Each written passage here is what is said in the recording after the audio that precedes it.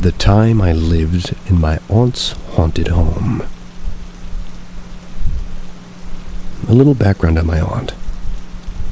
My aunt is more than just a sensitive.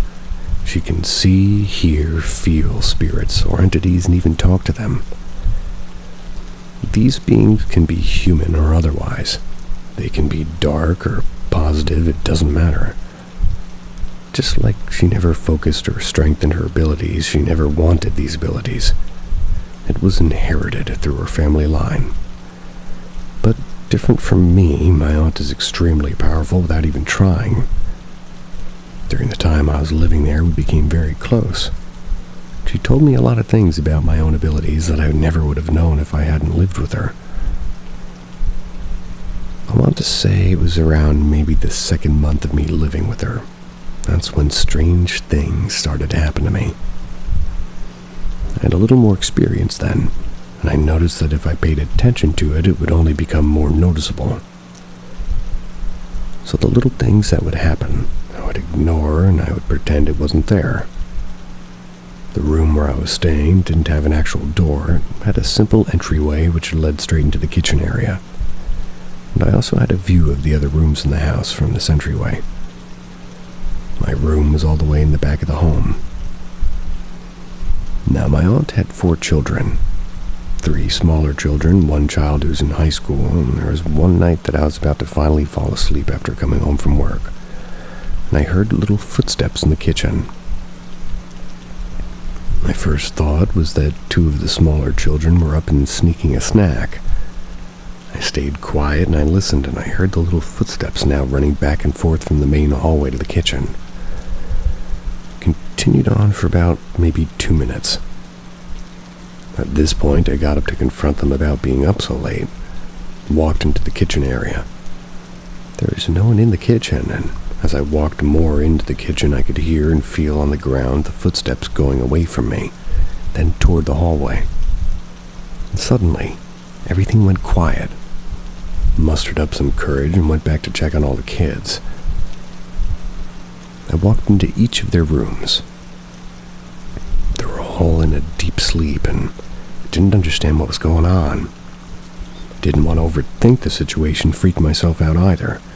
Went back into my room, and due to everything I've experienced thus far, I fell asleep with my headphones in my ears. The sounds of the little footsteps continued for the next few weeks after this. And in that time, I knew there was something inside my aunt's home. And so far, it had not been too serious, and had never personally bothered me or the kids, so I didn't talk to anyone about it. But then, one night I stayed up watching TV in my room, and once again I heard the little footsteps.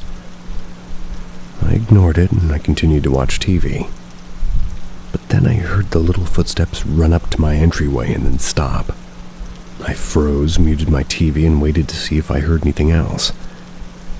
I was lying flat on my stomach in my bed, and I had my feet and hands hanging off from the sides. The next thing I knew, my bracelet on my arm started to move very slightly up and down my forearm. I freaked out, and I took it off and threw it across the room. After that, my ankle bracelet on my leg did the same thing. I freaked out and jumped up on my bed and told it to please stop. Up until then, nothing inside that home had ever personally touched me. Heard the little footsteps run back through the kitchen, and this time I heard giggling. I could definitely feel whatever this was, and that it was playing with me, much like my little cousins would. Really unnerved me. But still then I decided not to say anything. After the experience, I had the feeling with hearing some sort of ghost children in my aunt's home. I decided to have my uncle install an actual door to my room, and every night I started sleeping with the door to my room closed. I didn't have another encounter with what I thought was ghost children. My aunt's home was always very lively and very busy. With 4 kids, 3 dogs, it was never quiet inside the house. There was one day that I was actually left home alone for a change. Came home from work and I decided I was going to take a shower. Don't really know why, but I needed to go into one of the kids' rooms to get something. Left the lights turned off and I walked in. I looked to my left toward one of the boys' beds. I saw a transparent figure of a man sitting on his bed. Couldn't see his entire body, but the upper torso, and I could vividly see all the features of his face. He had sunken dark eyes and long black straight hair. He had no expression, but his eyes were full of sadness. As soon as I saw him, I did a double take, turned on the lights, and the figure was gone. For some reason, I wasn't really scared of this apparition, and I honestly doubted myself about what it was I was seeing. The room was dark. I only saw him for a few seconds, but all the vividness of his features made me wonder if I really did see something. A few days after seeing the ghost of the man, the house was again filled with people. It was the middle of the day, and everybody was off in different parts of the house. I had volunteered to take the dogs out in the backyard to play, and walked into the kitchen and felt like something was off. The dogs didn't react to how I was feeling, so I tried to ignore it. Thought to myself I was being silly. In the middle of the day, after all, I walked over to the door that leads into the back porch. And as I reached for the handle of the doorknob, it turned by itself, and the door opened. I backed up and watched the door fully open and then out of nowhere completely close again by itself. My heart was racing fast. My aunt's boxer dog was standing in front of me with his attention on the door. He was tensed up, growling, and ready to pounce at whatever was in front of me. I waited to see what would happen, and all of a sudden there was a loud boom sound on the side of the porch door. It was so loud, everybody just ran over to see what happened, and I couldn't explain any of it. This was my last straw. I decided to tell my aunt that night everything I had experienced in her house. With all the experiences I've had so far while living with my aunt and her family in her home, I decided to sit down with her and let her know everything that happened to me. I'd tell her about the ghost children, the apparition of the man that I saw, and the door that opened and closed by itself during the middle of the day. My aunt then began to explain to me my family's connection to being able to feel, hear, and talk with the other side. Apparently, it was mostly just the women on our side of the family. There were a few men, including one of her young boys, that had this ability. She explained to me that I was a little bit different. That's because not only my father's side had this ability, but also women in my mother's side as well. She told me I was strong with my ability, but since I was afraid and wouldn't open myself to it, I couldn't do the things that she or her mother could do. And that was because I was so afraid that, there's all these different entities and they're attracted to my energy. Unfortunately, it would be something that I could not turn off on my own without practice and meditation. Then she revealed to me something that, until this day, I'm not really sure if I believe yet. She told me that I was extremely highly protected by quote-unquote something. She couldn't really clearly see what was protecting me, but she couldn't tell if it was an ancestral spirit or just my guardian angel. But she told me if I were to ever have a psychic or fortune teller, if the person truly had these abilities, the entity protecting me would not allow for them to read me. Apparently told her that because she's my family, didn't have to protect me from her, so I was completely shocked by this. I have an extremely high respect for the other side, whether it's ghosts or otherwise. I don't try to provoke or draw these beings to me, and I've never pursued finding out what it is that's actually protecting me. I have accepted that, unfortunately. I do have this connection, and, well, maybe one day I'll not be so afraid to open myself to what I can really do. After everything my aunt shared with me, I was a little bit unnerved about everything. Everything I knew that was now inside her house. She told me the ghost children were connected to the land, but they were no threat to us. They were here mostly because of the energy of her own children being in the house. And she did also tell me that she couldn't see or feel the apparition of the man that I saw. She knew something was inside of their son's room, but it was always hiding from her.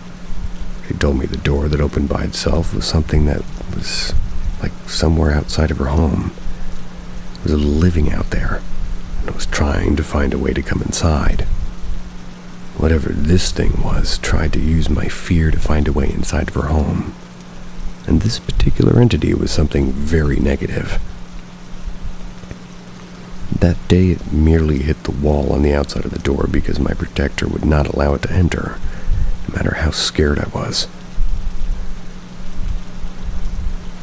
The last thing that happened to me at this house was one night I'm watching TV after everyone was asleep. Started to hear and feel somebody tapping on the window that was above my bed. I had the curtain closed, and for some reason I was a little afraid to look outside. Then the tapping noise started to move, and it tapped my window, moved up and down the wall of my room and up to the ceiling. My heart started to race at this point. Then it stopped at the ceiling, and I actually started to hear footsteps on the ceiling. I was freaking out now. Backed up toward my door, and I was ready to go and get my aunt. Then I heard something fall and hit the ground outside of my window. I'm not too sure what I heard after that, but I think it was something like growling. At the same exact moment, my aunt's boxer dog was outside my front door, scratching at my door and barking. Went over and let him in, and he ran and jumped up on my bed and started barking at whatever was outside. Everyone woke up, and my aunt was able to calm down her dog. She knew the thing was out there. She said that it was going to seal my window and sage my room to cleanse. This thing was very attracted to my energy, and it was very angry that I was too protected to get to me. That's probably one of the scariest experiences I had in that house. Literally, about a week later, I got super lucky and finally found my own place to live and moved out. My aunt ended up giving me her boxer. That's because she said the dog and my protector were now attached, and I had even more protection. All of these events happened about 5 years or more ago now, and I've accepted my abilities for what they are. I don't allow for these beings to infest my life or my loved ones. I keep myself always surrounded by positive energy, and thankfully, I'm living a peaceful enough life.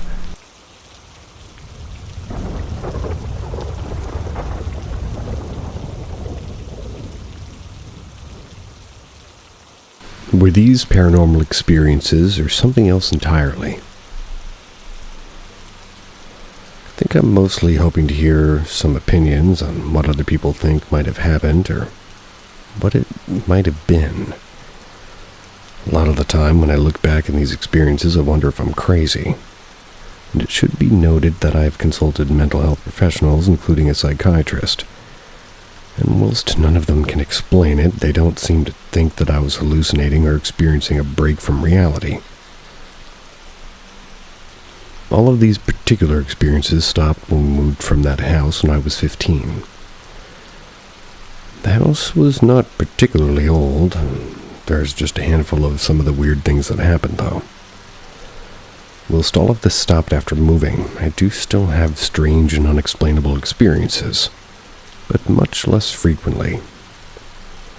One of my earliest memories, I would have been 3 years old. It's of me waking up during the night. And like most kids that age, I was afraid and wanted to climb into my parents' bed. There was a baby gate at the door of my room, but I was able to climb over it. Directly to the left of my room were the stairs. There were regular steps going down, and then a large square step followed by a triangular-shaped step as the stairs pivoted around the corner. There was a large window directly above those steps that would let some moonlight in. That was the only source of light. As my feet hit the ground on the other side of the gate, I heard a very deep, gravelly voice snap at me. It told me that I was going to get in trouble, and that I needed to go back into my room. Underneath the little moonlight that was coming in, I could see a silhouette standing on a square step facing me directly.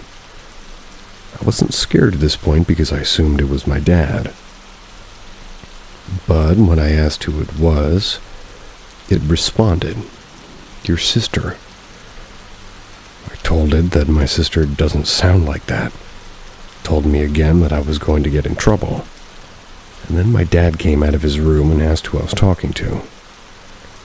This is when I felt uneasy because I figured it wasn't my sister, it must be my dad. And unsure of what to say, I told him I was talking to my sister and pointed to the stairs. He immediately turns the light on and no one's there. He checks my sister's room and she's sleeping. Then he picks me up, puts me into bed with him. He fell asleep pretty much immediately. But I remember laying there, just unable to understand what had just happened. But I knew it was there and something was off about it. I felt so uneasy and the naivety that had shielded me from the fear initially had fallen away. I knew in my gut something really weird had just happened. Fast forward 10 years. I was 13. It was a school night, and I was just laying in the phone, might as well have been. I was lay in bed on my phone. It was just after 1 a.m. when a call came through. It said unknown number, but I was curious and I answered it. I immediately said hi and asked who was calling. The voice on the other end of the phone asked, "Who do you think it is?" I noticed the voice was deep and kind of rough. I had a friend who had a pretty deep voice, and he called often. So I assumed it was him, and his voice sounded a little bit different because it's late and he's tired. Whilst it was common for us to call, a call this late was quite odd. When I asked him if it's who I thought it was, the voice said yes. We continued to talk for hours. I was convinced I was talking to my friend, and sometime around 4:30 a.m., the call suddenly drops. Thinking I had accidentally ended a call, I just tried to call my friend back. When he answered, he was startled from being just awakened so abruptly at such an odd hour and asking me what was wrong and if something had happened. I told him I was just calling back because our call dropped.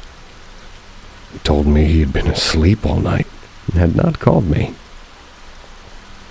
I told him he must have been sleepwalking or something because we definitely spoke on the phone. He checked his call history and said there was nothing there. I was confused, but given the time, I said bye and hung up so he could go back to sleep. After hanging up, I checked my own call logs. I saw there was no history of that phone call at all. The whole thing shook me and I couldn't find an explanation for it. Even if the answer was something as simple as I was talking to somebody else, why did I have no history of a 3 or 4 hour call on my phone? The voice was also eerily reminiscent of the experience I'd had when I was 3. Wasn't sure what to think, but I knew I felt completely off and I took the day off school. These are just 2 of the many strange occurrences I experienced growing up. I'll list some more of them here, in less detail than the former accounts. One day, I'm relaxing in my mom's room. She's at work. Her bed's directly to a window and the blinds were open. It's a sunny morning and I was watching TV in her bed. And all of a sudden, I hear something thud against the window. Birds would fairly often fly into the windows of my mom's room, so the noise didn't startle me too much. At least until I looked over. I saw a man's hand pressed up against the window, and it was slowly sliding down. My mother's room was upstairs, so you'd need a ladder to reach the window. My brain rationalized, and I thought it was the window cleaners coming early. I got up, walked over to the window just to find absolutely no one is there. After that, I ran downstairs and didn't go upstairs for the rest of the day. The next one, once again in my mom's room. I'm sat at the edge of her bed looking in front of me, and all of a sudden this face forms out of what looks like TV static. It lingers for a few moments looking right at me and then dissipates. The next one, almost every night for years, I'd be woken up by the sounds of scratching. It'd start along my wardrobe from one end to the next until it reached my drawers. Then the scratching would continue on my drawers, slowly moving until it got to the window ledge, which my bed was pressed up against. It would would scratch along it until the scratching was directly above my head, and then it would stay there. It wouldn't move, it wouldn't stop moving my head, and just kind of continue scratching. And we had no rats or pests or rodents, or people living in our attic. The next one is one time I was sat in my room. My mom was with my brother at football practice. I was doing homework on my bed when the scratching started, which was strange because it usually only happened at night, and this time it seemed as though the scratching was coming from the inside of the wardrobe, not the outside. It got louder and louder and louder until it slammed open. I jumped out of my bed, ran downstairs, called my mom, and begged her to come back. Another time, when the scratching started at night, I couldn't handle it. So I decided to go to sleep in my brother's room. He always slept in my mom's bed, but she wouldn't let him in because she's had it out with me. Crawled into my brother's bed and immediately felt better, and now there's no scratching. Right as I closed my eyes, a frozen snow globe that we got my brother as a joke started playing. We had to wind it for a good 30 seconds for it to play the full song. Nobody had touched it. Yet here it was playing Let It Go in its entirety, whilst me borderline shitting myself in bed. I never thought Let It Go would be used in paranormal warfare. I couldn't fall asleep as a kid because weird pixel figures like this TV static face in my mom's room, it would form and stand around me. At night, I would often wake up to what felt like something climbing up the bed toward me. I'd often feel what felt like hands lightly grabbing at me through the duvet. On a couple of occasions, the duvet was pulled off of me. It freaked me the fuck out, but I put it down to perhaps being tired and not entirely lucid or sleep paralysis. There's no history of sleep paralysis in my family, and I was able to move freely throughout these experiences. I hugged my mom goodnight once, and as I did, there was a rather tall man leaning in the doorway. Startled me, I jumped back from my mom explaining what I had just seen. She thought it might have been her deceased dad, but he wasn't tall, so she had her doubts. One day after school, my dogs were acting weird. They were in the yard with me, barking at the bathroom window. Thought they were just being weird, but after bringing them in, I went upstairs to take my uniform off. Directly at the top of the stairs was the bathroom. The moment I got within earshot of it, or eye shot, the door slammed shut and the lock turned. I ran downstairs, took my dogs outside with me, and then called my friend. And if I called the police and it turned out to be nothing, my mom would have killed me. Turned up with his mom and the baseball bat. And this would have also been around 13. When we got upstairs again, bathroom door was wide open and everything was untouched. They couldn't have climbed out of the window because it was too small, and trust me, about a year later I got stuck in the same window and my aunt had to break the hinges to get me out. They would have needed a ladder or something to get out of the other windows unnoticed. When we first moved into the house, I used to walk into my parents' room and point to one corner in particular and ask them who the lady in the white dress is. I was too young and I don't remember that.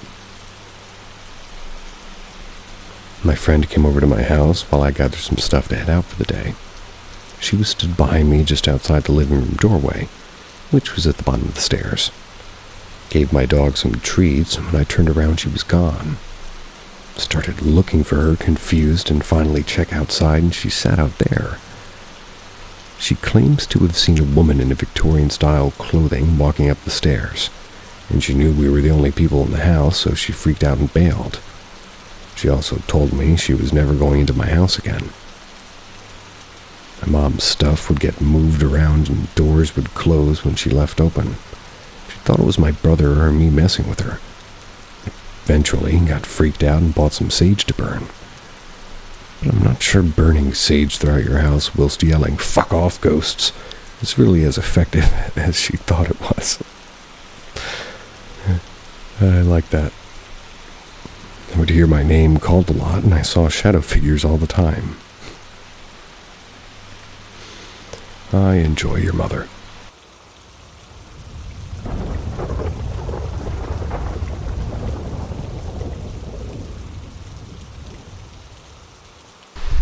I lived in a haunted apartment, and I'm still recovering.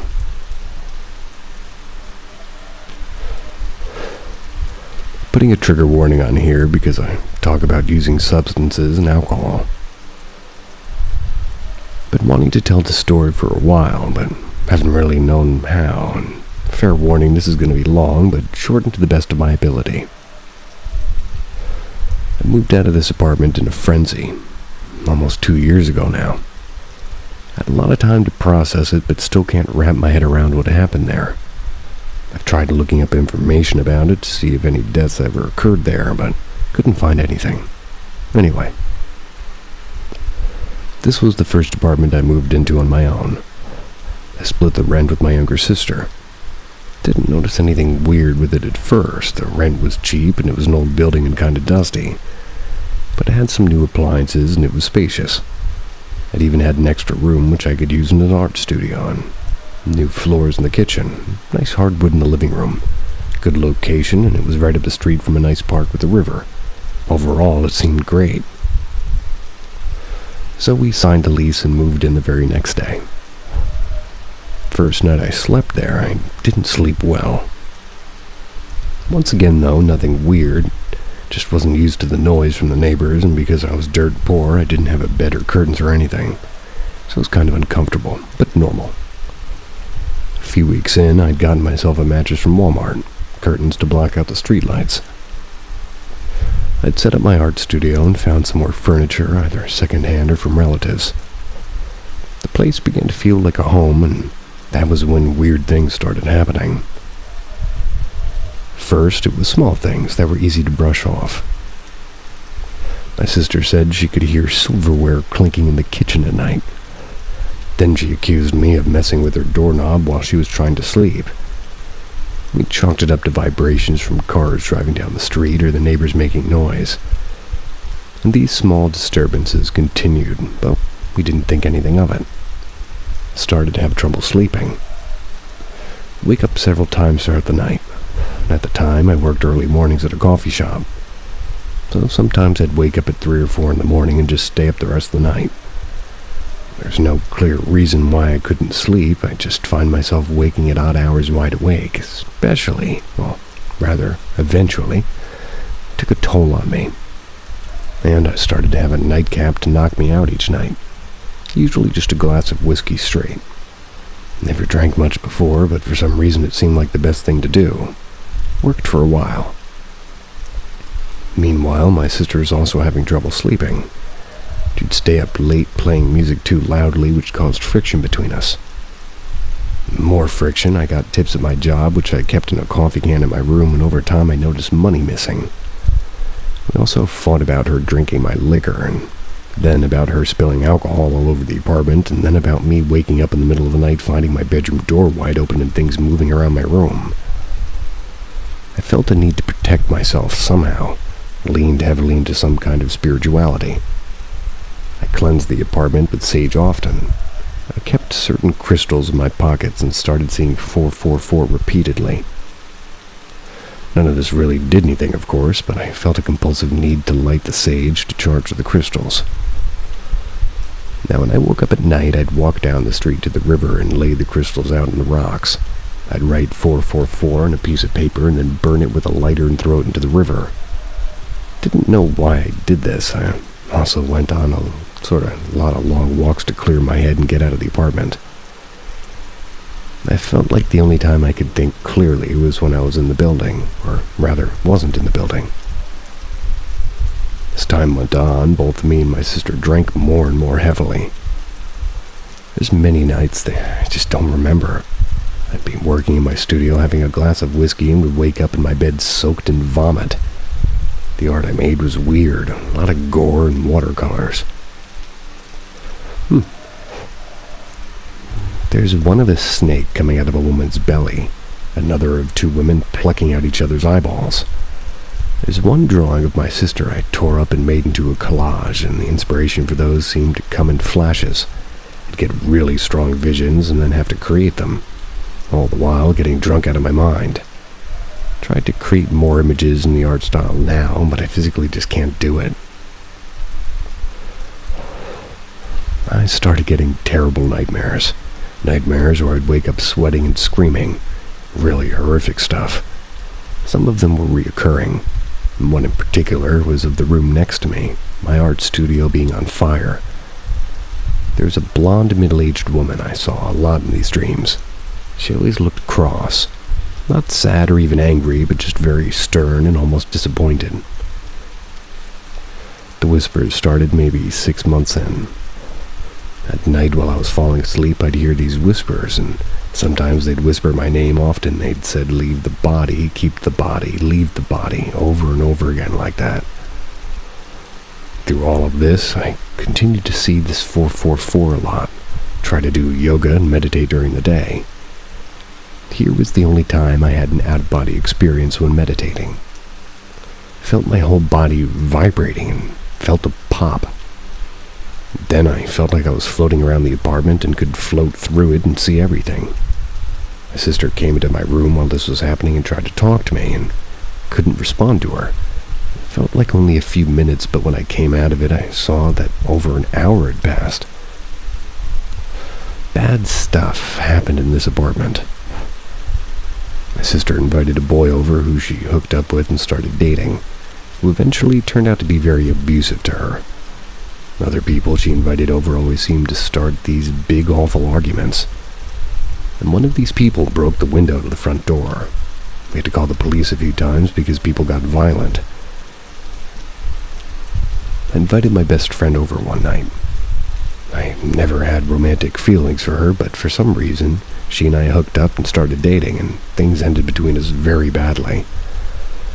But before we broke up, I spent days at a time at her place, and whenever I returned to the apartment, I felt terrible.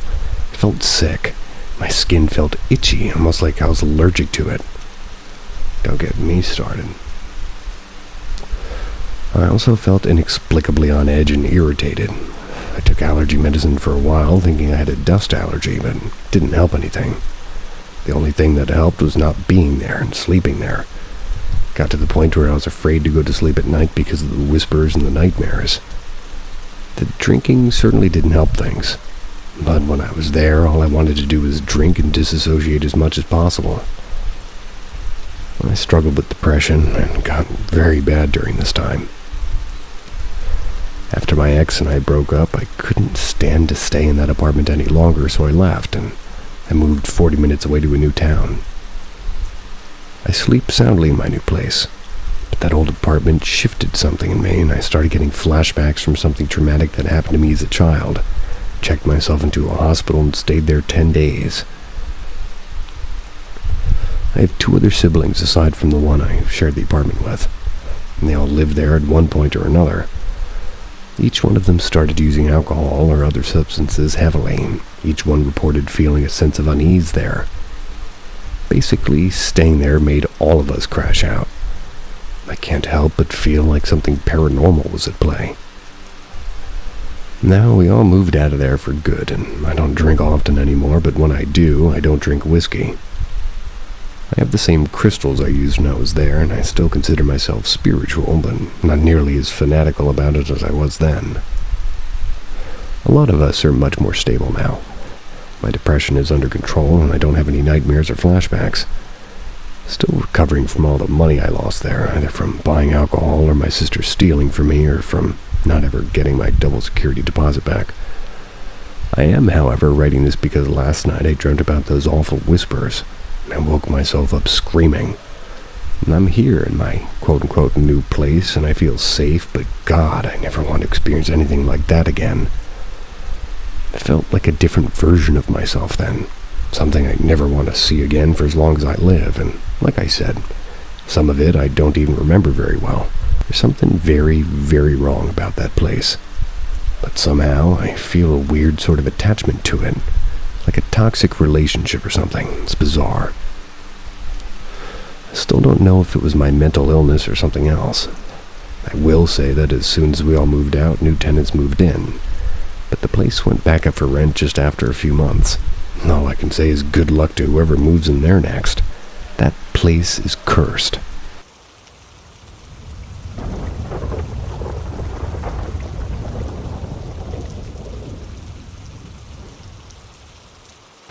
I predicted future with my dreams. So many weird things going on with my life. I don't know where to start. But since nobody would really believe me, I only told these to my close friends and they witnessed it themselves. I sometimes see very vivid dreams about future. It always happens. What I see is a chart of planets, a straight line that has many rounds and many small planets that are orbiting around those rounds. There's little ticks on the line, and that represents the time. The color and brightness of the stars represent the event and probability. When I see these dreams, I usually know when something will happen. Below are some examples. Asterisks. I used to breed fish when I was in high school. One day I saw the fishes fly in the room and the space chart showed around 1 week. I saw black and red stars and 7 ticks. Exactly after 7 days, all of them died because of chlorine. My father changed their water without checking. Saw the same dream some months later, but this time I didn't let anybody change anything. Then again, after 7 days, the fish jumped out of the fish tank and died. This happened so many times, whatever I did, I couldn't save the fish.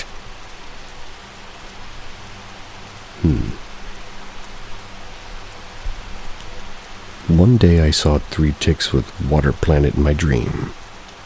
At that time, my village had a drought problem.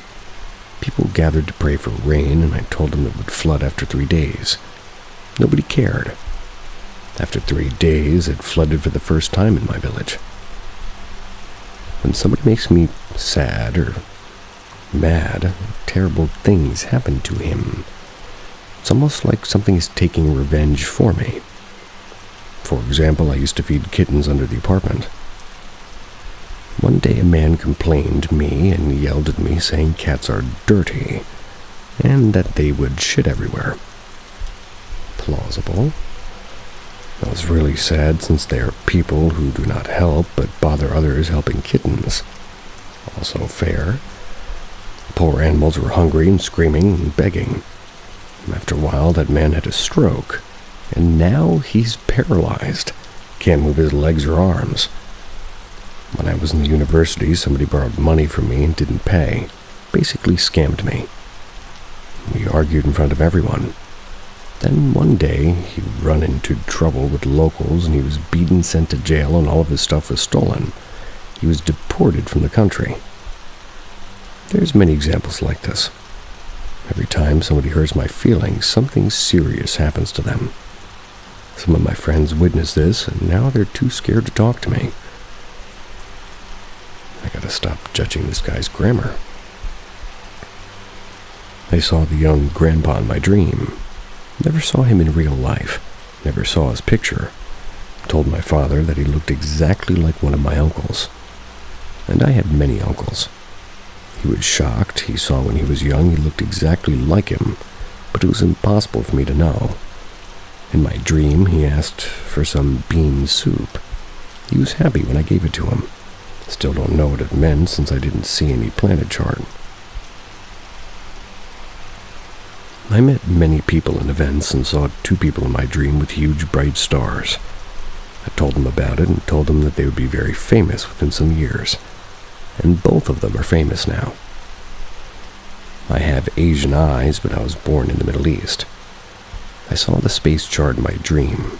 It showed 3 bright stars with red and black, 1 bright white star at the background, while star was much bigger. The chart showed around 14 planets, which meant 14 years. I was 4 years old when I saw this dream. And in my dream, I was in China. I was missing my country. I remember my future face, body, and hair very clearly. Exactly when I was 18 years old, I ended up in China studying Chinese. And at that point, I didn't remember the dream at all. After I arrived in China, I remembered the dream. Didn't understand those 3 bad stars. Then, 3 years after I arrived, China, horrible things happened, proving the stars. In my dream, I was running away from monsters with long hair and muscular body. When I was 4 years old, this made me very scared. I looked very strong, but I was still running away.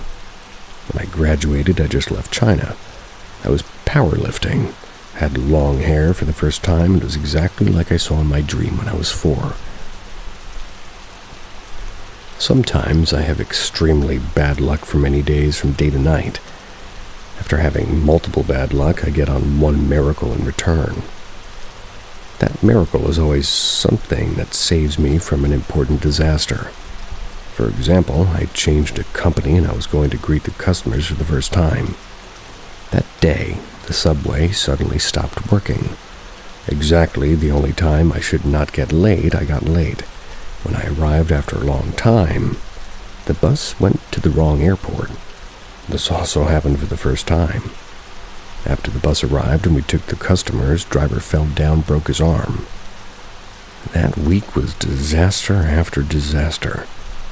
Then the next job I had required me to take some tickets from a friend. Supposed to meet in another city, but her plane time and check-in door was the same that morning. Later we realized the message was wrong. Gave me the tickets, and if our plane was not the same time and place, I would not get the tickets and it would be a disaster for me. Same day, same hour, 2 doors next to each other. These super coincidences almost always happen after multiple bad luck days. So when I have some bad luck days, I know it's charging energy to save me from a disaster again. My luck always tries to stop me from whatever I want. For example, my dream was to win a taekwondo competition. My teacher told me I would be a world champion. I was exceptionally talented and managed to beat black belts with only 3 months of training. Then as soon as I prepared for a competition, I had to have a surgery. I had surgeries such as appendicitis, kidney, stomach, nose, and tonsil. I had 6 surgeries in total, and all of them when I prepared for a competition. After 6 surgery, I was too scared to join a competition. I didn't want to go to the hospital again. It was totally unrelated, and I did not go to gym for some years. One day, I decided to try again. Thought it was just a coincidence, and then as soon as I prepared to join a competition, I got hospitalized again. I was told to take a surgery. I'm over 30 years old now, and I'm still scared to join competitions. That's because whenever I try, I either have an accident, an illness, or an urgent thing happens. Whenever I study or work for a dream, this also happens. Also, whenever I try to meet a girl, always embarrassing accidents happen or I receive urgent work. Life does not want me to achieve anything and get close to anyone. I must feel like my life is a game and a jealous person is controlling it. I saw a dream about a friend. She had no job or purpose that time. I told her she would find a job and have friends if she went to a certain country. He went there, and as soon as she returned, she found a job and had new friends. She witnessed many things, so she believes me. I can know if a good or bad thing will happen after a while, and how serious it'll be. Before COVID, I also saw a dream that I would quit my job for a long time. Within a month, after about a month, Corona happened. The size, color, shape of the planets, and number of the ticks gave me time, and I see a brief dream about the details. Then it happens. There's only 2 dreams I remember now from past. I would marry when I'm 35 and die at 90. It's been a long time since I saw this kind of dream.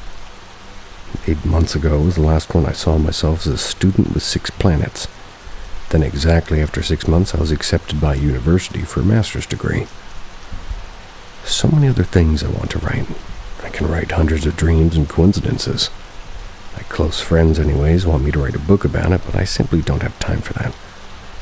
I just wonder if there's a way to break this luck curse on me. I trend Asian temples, churches, and mosques.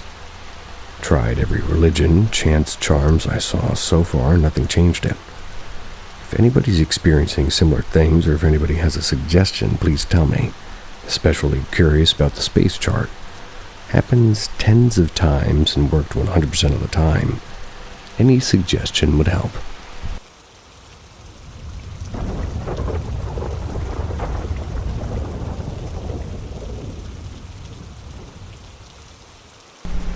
This is my ghost story.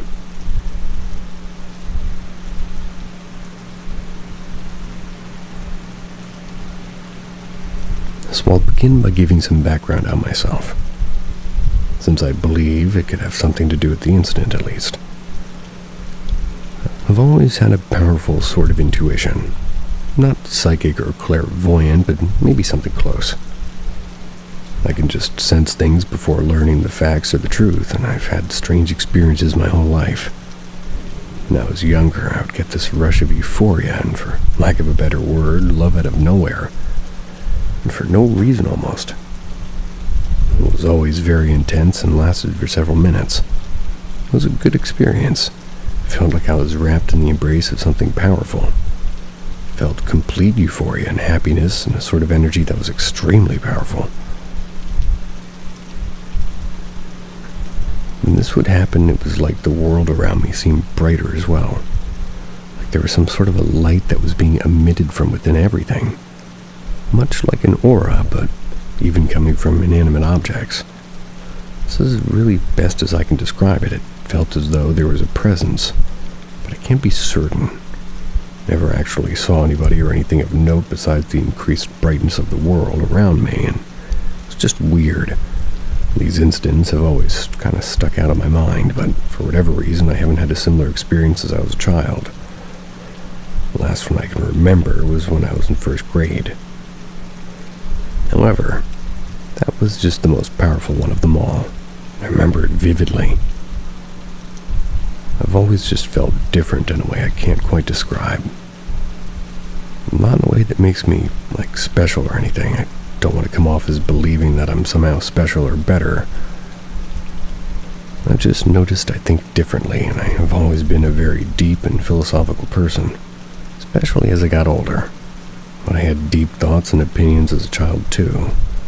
They remained with me my entire life and still feel this way now as an adult. I've always been a searcher, one who's constantly searching for the meanings behind life and how everything functions.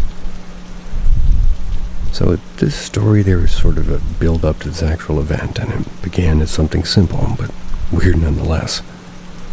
I noticed that when I was lying in bed, it felt like my bed was slightly shaking. At first, I'm just dismissing it as being in my head, but as time went on, I became more and more certain that it was actually happening. I started paying more attention to it as a result, and after a while, I began to feel something pressing on my back from within the mattress. I know it sounds crazy, but that's what it felt like. I tried my damnedest to ignore it and tell myself I was imagining it. But it continued. Night after night, I felt what seemed like arms and hands lightly pushing up on almost inside the mattress. I tried lying completely still, focusing on something in my room, and I could see whether or not if I was actually being pushed upwards. And to my surprise, I think I was. I could actually see my view of the item changing as I was pushed slightly upward. I was baffled. Never been a believer or been a religious person. I always found a logical explanation or dismissed things as being my own imagination. But this was different. Couldn't dismiss this as just my imagination, and I was certain I could feel and see myself move. It was real. I chose to ignore it and hope it ended, and I even began to wonder if I was losing my mind. During this time, I started having nightmares of being chased and shot, which were extremely vivid. I felt the emotions and fear like I was actually there, and when shot, I felt the pain and burning of a bullet ripping through my back. I even felt the heat of the bullet. I can remember the setting just as well as if it had actually had me spending time there. The place seemed familiar, and I can't place it. I can only feel that I know this place somehow. I also experienced several events where I would wake up in a sheer panic. I'd be consumed by fear, trapped in my room, which is usually dark, but by dark I mean completely pitch black to where literally I couldn't see my way around my room. During these events, I would jump up out of bed, frantically struggle to find my way to the door using just my hands. And I'm beginning to feel very uncomfortable just talking about this part. I'm reminded of the fear and panic I felt, and it turns my stomach into a knot. It was one of the worst experiences of my life, and I hope I never experience it ever again. I can remember finding the door and collapsing to my knees once I was out of the door into the hallway. It took me days to get rid of the feeling and get right again, and to get it out of my head enough to sleep. But I dreaded the nights for a long time. Still have to have a light in my room to this day, and I'm over 40 years old. Not something I'm proud to say, and it does make me feel weak. Now is the main event. So I remembered that I had been experiencing the same shaking of my bed and pushing before falling asleep that night. I had fallen asleep for some time, but I'm not really sure how long now. I have a tendency to wake up multiple times a night, and this night was no different. This is going to sound cliche, but I awoke at around maybe 3 a.m. and was laying in bed thinking. Not really sure at the time there's any bearing on the story, though. But I've wondered if I did, maybe. Perhaps the veil in between our world and the world beyond is truly thinner at this time. I remember I was wide awake and I was considering turning the TV on, and that's when this pushing on my back started up. Only this time it was stronger than usual. I thought I could feel individual fingers. At this point, I'm kind of over the whole thing, and I'm beginning to get angry and frustrated, and as a result, I started kind of pushing back by shifting my weight and using my arms. And due to this, it seemed to stop for a time. So I turned on the TV, started watching Adult Swim. But suddenly I felt something else. I felt like something had risen out of my mattress because it was brushing past my arm as it came out. I was confused, but I wasn't really concerned, because I just assumed in the moment it was my blanket or something. Nothing was visible, just the sensation. So suddenly it became clear that what it was, because I just felt a hand grab my left forearm tightly. I knew it was a hand because I could feel each finger as it clasped into my left arm. It wasn't cold or hot, it was just neutral, and all I felt was the pressure. Immediately freaked out, rolled off the bed and to the left with my closet doors on, and I remember my shock as my arm stayed firmly on the bed, but was able to rotate in the grip of the hand as I rolled, just like if somebody grabbed your arm and sort of hung on you as you struggled and turned to free yourself. I can remember thinking, this is all in your head, for about a moment. That's just before trying to pull my arm away, and when I did try to pull my arm back, it remained stuck to the bed. I could feel the grip tighten when I pulled it. That's when my fight or flight response really kicked in, and I chose fight. I began to punch as hard as I could where I thought my hand or arm to be, and in the dark of the room only lit by my television, it felt as though I was hitting something. The sensation I felt in my fist was strange, like punching squishy air. After a few solid hits, I felt its hold release and my arms were finally free. Immediately turned on my bedside lamp and looked at my bed to find nothing. Nothing at all. Just empty sheets. I still struggle to understand this event, and I'm still trying to find ways to explain it to myself logically. I want to just brush it off as being something I imagined, but that's a lie. I know it wasn't just my imagination, it wasn't a dream either, and I know that deep down I've always been a believer in science and the tangible. Laughed in people's faces who told me they have faith. I've struggled with that my whole life, really, and my motto's always been, if you can't prove it, it's not real. Carl Sagan said it best when he said, extraordinary claims require extraordinary evidence.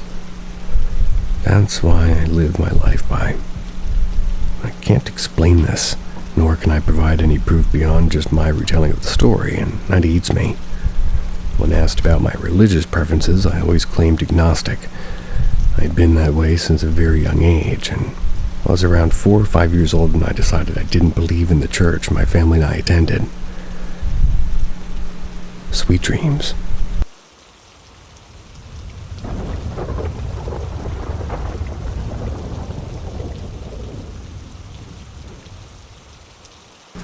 Haunted house in London.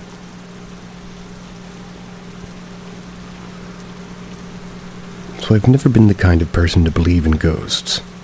I'm a non-religious guy, but I've seen some odd things in my 26 years, but nothing to convince me 100% that the paranormal is legit. However, I have one interesting experience that tends to get interest and honestly has made me question my stance on the paranormal ever since. About 6 years ago, I was 20 years old and I was a student living in London. My latest flat contract had run out and I needed a place to live as soon as possible. I had very little money. I felt guilty needing my parents to be a guarantor.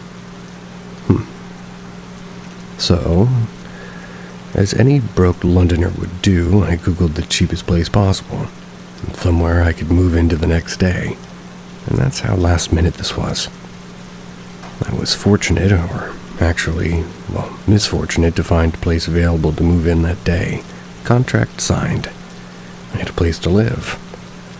Moved into this detached house with all my stuff the following day, and it was a dirty house, but the flat occupants were all 20 or 30-year-olds, 4 of them, and very friendly. The area was quiet, and I felt reasonably comfortable.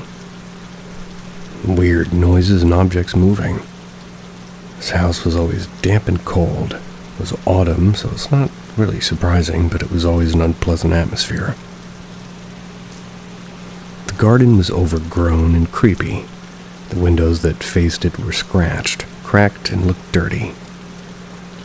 The hallway light didn't work, so the entire interior of the living room and hallway connecting the 2 rooms were pitch black at night. The bathroom was just something else. On my first night after speaking to one of my new flatmates, I was told that they've all experienced weird noises, especially scratching on the blackened window in the bathroom. I laughed this off as nonsense. Probably a tree brushing it when it gets windy outside. So, after a couple of weeks, I finally started noticing weird occurrences in the building. My room's window faced the driveway. I like to keep my curtains closed just because it was west-facing as far as the room goes, and I didn't like the sunlight pouring in and blinding me every day. So I would close the curtains in the morning, head to class, come home, find the curtains opened more than halfway. This happened every day, and in fact, I could come home from class, close them again, go out to work or see friends, come home to open curtains. Yet, when I was in the room for hours on end, they never moved when closed. A bit weird. My windows were closed and locked, and so was the bedroom door when I wasn't there. I was the only one with a key, I hope, and also above me was just an attic. No one lived up there, it was just a locked storage room, I'm guessing. But at night, I could hear what sounded like foot stomping, like 2 people walking around and kids running and sometimes whispers. Bit freaky. I thought maybe somebody in the house had access to this room and was using it at night, for who knows what. But no one was up there. The room was locked, and I would sometimes at night go up the stairs to the door and try and get to see who the hell was in there. Never any luck. Never saw anything, but could always hear those footsteps. This part is pretty relevant later on. One of my flatmates was a very religious man. I could hear him praying 5 times a day, and always very friendly and open to talk about his faith, and to listen to me stress about the awful state of the house, but he himself didn't hear or notice anything weird other than the unhygienic state of the place. He decided at one point to head home to Algeria for a few months with his room locked. New flatmate. After 6 or 7 weeks of living there, one of the other occupants moved out, and a room was available there. I told a friend of mine that he was kind of desperate as I was weeks prior. He moved in within a few days and things were great. We worked and went to the same uni, so it was cool hanging out with a friend. Told him the stories, but due to his religious beliefs, he really wasn't a believer in ghosts, and like me, wasn't fazed by the stories. But he began to notice things too. The same stomping noises upstairs, and the scratching windows, and my curtains opening on their own. He felt like he was being watched all the time. He noticed the shed in the garden had a broken panel and could easily imagine somebody being inside sometimes watching us in the kitchen when we made food. Routine pest control opened the shed during a visit one day. Found half a dozen dead rats and a pile of hollowed-out bees in there. Creepy, but no monsters. My friend and I were eating dinner after work in the kitchen one night. I was facing him in the door to the hallway, and while he was facing myself in the sliding glass door that gave access to the overgrown jungle garden behind, I remember seeing him turn pale and jump to his feet and ask me in a very frightened tone, "Can you come to my room?" And I laughed. I asked why. He said, "Seriously, can you please come to my room, please? No joke." He then bolted to his room like he was running away. So I finished my sandwich. With the last bite, didn't even think to turn around to see what he was so spooked about. Got to his room, he locked the door, sat in his bed, and turned on his PlayStation. And after a few minutes, he calmed down, and as he started playing, he told me he saw something in the garden. A woman in a white dress, and she walked across the garden half a meter from the glass. She almost floated past, and then she vanished. He kept saying, "We have to leave, we have to leave." And that noise was one thing. But when you see something, everything changes. My room scarred him, and, well, everyone else in the most. Another flatmate told us they'd seen me in my room, just peering at them in the driveway through a 20-centimeter gap in my curtains one night.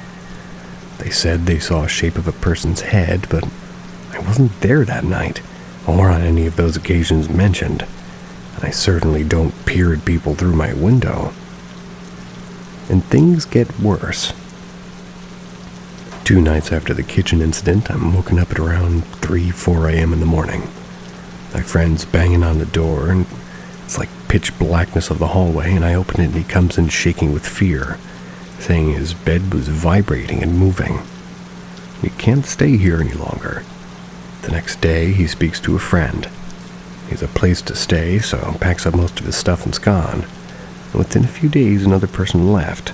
A little creeped out, but mostly annoyed with the poor state of the house.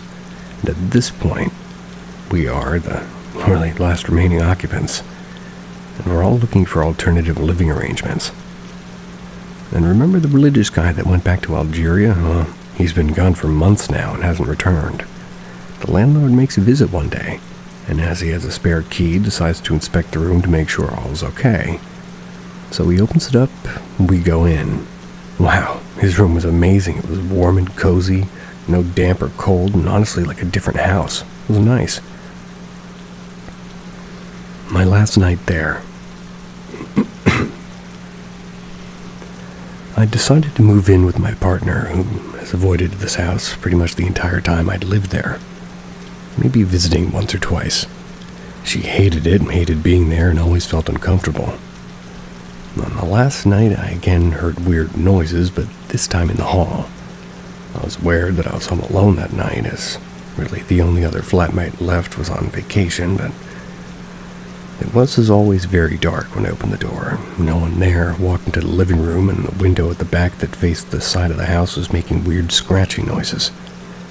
Needed to use the bathroom, and as a necessity, I had to carry a torch to do the job during these hours. Walked into the bathroom, do my business, and as I'm zipping my shorts, my torch briefly shines over the window. I, for some odd reason, looked, as if expecting to see something. I didn't. I walk out of the room, and I don't know why, but I decided to look at that window again without the torchlight. I saw the shape of a large man. Went back to my room, locked my door, and all night I heard just feet stomping upstairs in the attic. Couldn't sleep, so I moved all my things into a pile in the middle of the room, sat in the bed, and waited for sunrise. Got a taxi in the morning. Finally got the hell out of there. Couldn't pay me to go back.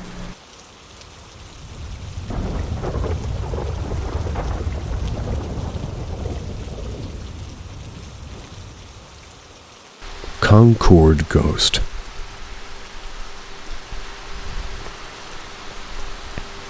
Three years ago, I'm working as an information technology field service technician. I'd be sent across the states every other month in order to spend a week with different company clients to help with projects or cover for techs who would be on leave of absence. This time around, I was sent to Concord, Massachusetts. This was for a company I'm sure you all well know, the Welch's Juice Company. They have a very beautiful office building in Concord with houses and an actual laboratory and testing center. They were working on transitioning from a hosted Exchange mail server to Office 365. I was there to help with the transition, along with assisting the team with hardware and software issues. They have a gorgeous dedicated inn just across the parking lot from the office. It's called the Residence Inn Concord Marriott. It's located at 320 Baker Avenue, if anybody wanted to know. The inn was great, and they had a dedicated bar at the entrance, a swimming pool, a fitness center, breakfast, the whole 9 yards. Their room for me was amazing. Could have fit 3 or 4 people. I rather enjoyed my first 3 days there without any incidents. However, this is where the actual experience begins. I was on my 4th day of working. I finished up my shift a little bit early. Spent the rest of the day going to the Boston Aquarium, just traveling around the city. I returned late in the evening around 9:30. I headed to my room for the night, and I wanted to explain the layout of the bedroom in the inn for you to better understand the visuals. The bedroom was quite large, the actual bed set being a king positioned dead center. I'll give you a perspective view from laying on the bed.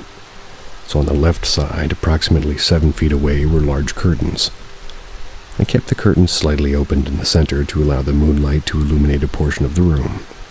The right side also consisted of a few feet of space, followed by a door to the bathroom. Directly in front of me, another 6 feet down, was the door leading to the kitchen and living room section. I, of course, kept the main entrance double locked and went as far as to locking the bedroom door. I'm a very cautious individual, as you can tell. My wife and girlfriend at the time was talking to me on the phone while I was in bed. We talked for roughly an hour or so before I accidentally fell asleep while on the phone. She's the type not to wake you up in these situations, instead of preferring to sleep with me while still on the line. Didn't like the blankets, so I slept on top of them. Don't remember having any dreams prior to what occurred. I was suddenly woken up with an intense feeling of being watched. I did not feel dread, but just a sense of unease and a primal feeling of eyes being on me. I had full control over my body as well. I was facing to the right, which I was able to make out a door to the bathroom, which was closed. I then made the mistake of turning all the way over to the left-hand side of the bed. I'll explain to the best of my memory what it is that I saw. When I turned to the side, I immediately looked up and locked eyes with what I can only describe as a male revolutionary soldier. He must have stood at least 6 feet tall and was of a normal body type. He was staring down directly into my eyes while standing at attention, roughly 2 feet away from me. He didn't talk or make any sounds. He just stared directly at me in a military position of attention. The moonlight from the curtains was just enough to bathe his body from the back. This in turn made his body shape and outlined features easy to comprehend. He was no way see-through. Solid body, just looking like any normal human in general. He wore a tricorn hat and a full long coat which looked like a military uniform, complete with a bandolier. I couldn't make out colors as he was mostly dark from the front view. However, even in that darkness, I was able to make out the whites of his eyes, his pale skin, and his dark pupils. The rest was just too dark to make out distinctively. The main thing that caught me were those damn eyes. They were sternly fixed on me for what can only be depicted as daggers gazing through me. Now, I'm 6 foot and 205 pounds, and I don't scare very easily, especially now as an adult. However, when I turned and saw him, I kid you not, I bellowed out a very loud ah. I began shooting my body up, then proceeded to thrust my arms down at an angle. This in turn threw my body off the right side of the bed while crashing about 3 feet into the ground. I rolled my body backwards from my back until I was right side up. My arms outstretched on both sides, grounding my body upright. My back now laying on the closed bathroom door, I then immediately looked up to the curtains. There's nothing there anymore, and he was just gone. The feeling of being watched lost with him. And if you read my prior experience, I mentioned that I've had heart palpitations since I was a child from a murmur. If I'm surprised or excited, I get a fit of palpitations. I clutched my chest as a series of palpitations occurred. I was coughing and trying to catch my breath when I heard a voice come from the bed. My eyes were wide open and unmoving from the curtains. I heard my girlfriend's voice. She was still connected on the same call from before. Julian, you okay? What happened?" I could hear her shaky pitch of concern from the speaker mode on the iPhone. Took me a few more seconds to collect myself before I was able to pull myself from the floor and scan the rest of the room. There's no way anybody could have gotten in from anywhere in the room, as I was on a high floor with the windows closed and was locked in the bedroom. I was completely dumbfounded and terrified at the same time. "Hello?" I once again was brought back to the attention of my phone. I cautiously returned to the bed, then reached out and grabbed it. Shaken, I was able to explain to her what just happened. She was very skeptical as an individual, chalked it up to just being a hallucination or a remnant of a sleep paralysis episode. I don't think that was the case, since I had full control over my body and was completely coherent when I woke up. And what's strange still is no one other than my girlfriend heard me scream. Either that or they just chose not to call the reception desk. Never got a call from the lobby, nor did anybody mention my room number when checking out, and in any case, that night I somehow managed to lay in bed and just talking to Rachel until I fell asleep. I would have perhaps concluded it just being REM sleep transitioning, but the next morning proved otherwise.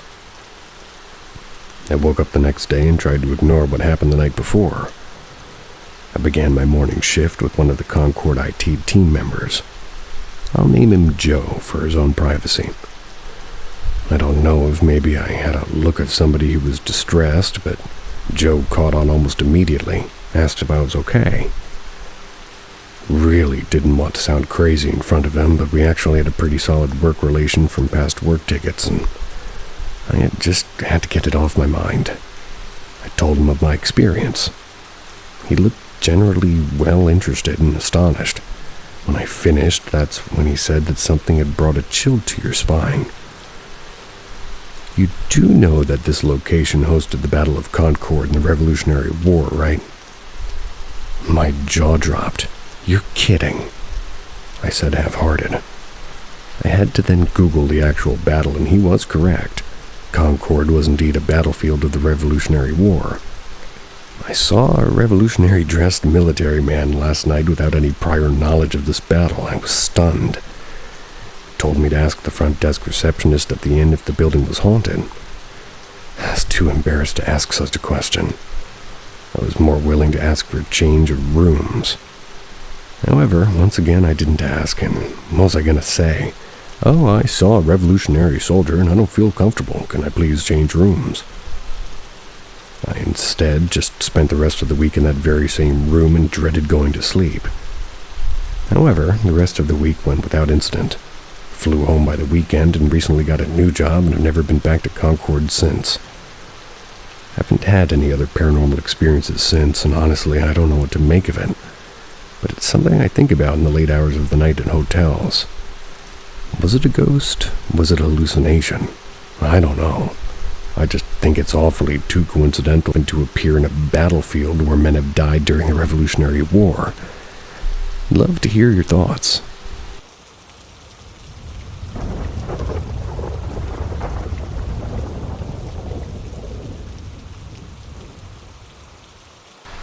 The House in the Mountains. Was it a ghost?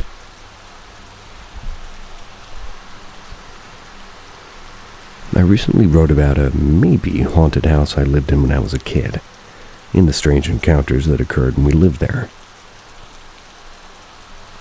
Recent events and recovery of some repressed memories of things that occurred in that house sort of got me thinking about a few things I may have overlooked before now. Some of the memories that have resurfaced recently aren't ones that happened in the house that was supposedly haunted, but in an old farmhouse a few hours' drive that my dad purchased for visitation purposes after my parents' separation. Some of the memories I've gotten back are like tiny sections added to the memories I already had, completing the memory but altering the scene entirely. Thus, the reason for my retelling of these events. Me and my siblings moved around a lot with our mom growing up, due to my parents separating and the bitter non-divorce and custody dispute of me and my two siblings. They almost got married, but didn't happen, so Dad dodged a big bullet there. When I was 2, Mom was still pregnant with my sister, and we moved to a small town with a population of about 800.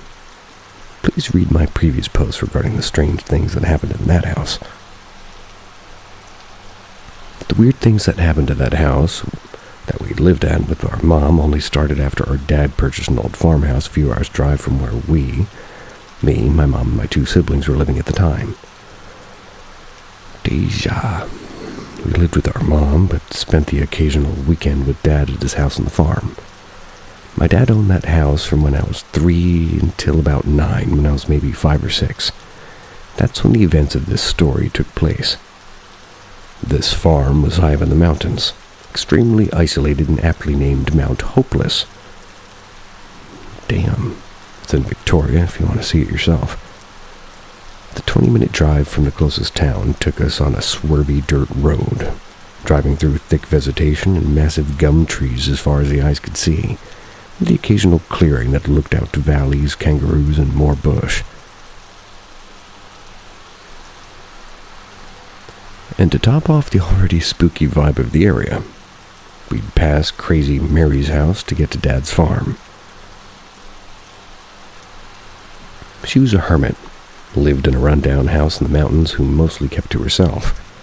Although the locals at the time knew to stay away from her, picture Eleanor Abernathy throwing cats at you. That's what she looked like. Ratty black hair that hadn't met a comb in years. Clothes that looked like they were close to calcification and dirt adorning her face. She had some feral cats that she fed and lived on her own. I might have seen somebody else near her house a few times, but I was a kid, so I can't be sure. But we didn't have much to do with her, except for the time when our cats stalled outside her house on the bend in the road. Gotta add some oil. But we got out before she had a chance to throw cats at us. The farm was near the end of the road, with a gate at the end of the road that belonged to the neighbor in the next property. It was a long dirt road and a clearing, with a fence running the length of the clearing on the left and the view of Dad's house as we entered the clearing. I remember there was a really old and run-down house on the right. It was complete with a water tank rusted to shreds by age and abandonment. There's no fence visible from what I can recall, but I do remember how unsettled it made me feel. Spooky cabin in the woods vibe. Whole area did, if I'm being completely honest. At the end of the road was the gate that led to the house. Oh, when I say it was an old house, I mean it was old. Look up old Australian farmhouses to get an idea what it looked like. It was on 100 acres of farmland, very discluded from the rest of the world. It had the front veranda that spanned the length of the house with 2 large windows on either side of the front door and a big brick chimney sprouting out of the side of the house. At the back of the house were stairs. They led up to the back veranda and the outside of the house, or rather the outside on the left as you reached the top, which I hated going into. Picture sitting on a frozen wood slab at the top of a poo pit with spiders everywhere. No, thank you. As you go inside the house, you see a large wood table in the kitchen to your right, an open sunroom with sorts on your left with bunk beds that we slept in when we visited, and along the far right was the biggest wood stove fireplace I've ever seen, and a chimney big enough for Santa's yearly visits. Well, that's good. Down the short hall between the kitchen and the sunroom were 2 rooms. My dad's room on the right and the spare room on the left. I can't recall why, but I didn't sleep in that spare room.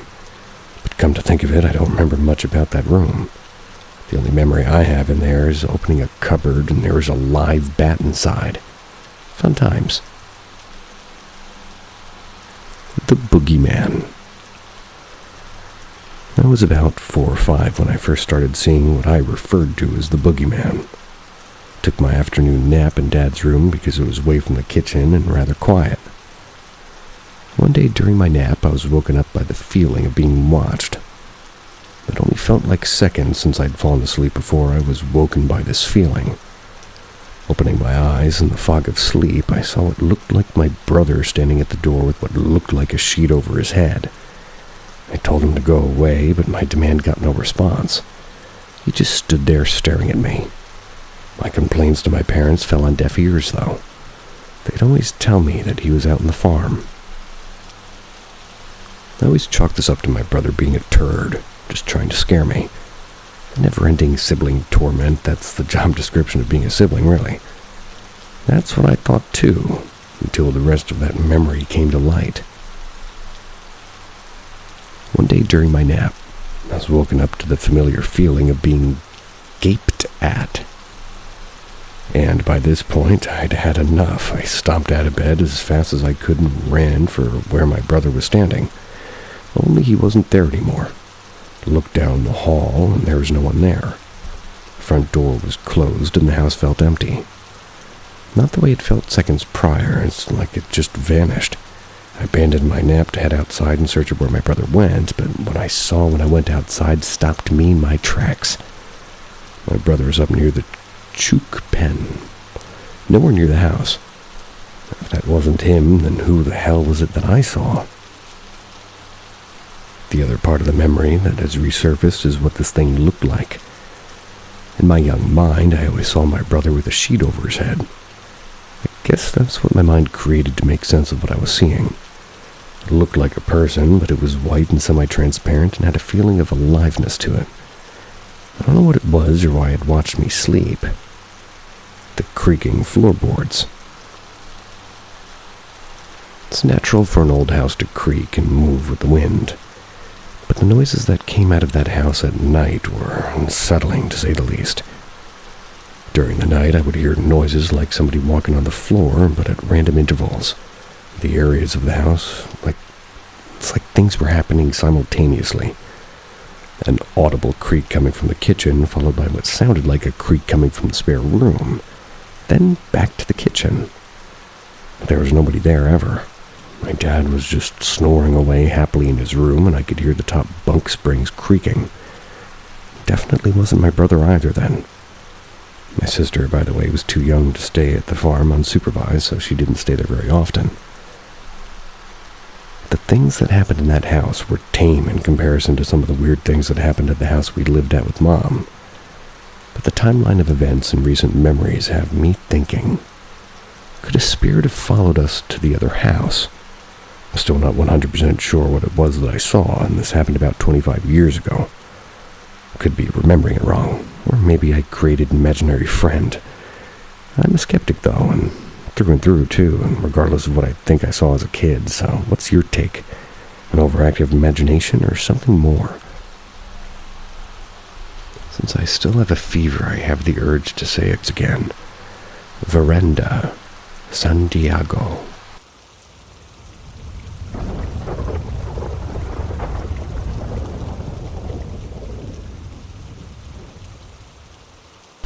I'm so tired of it.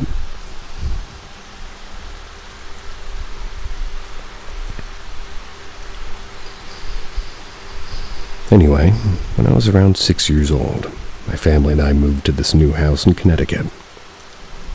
It's actually only a mile or so away from the house where the movie The Haunting in Connecticut takes place, which is also based on a true story.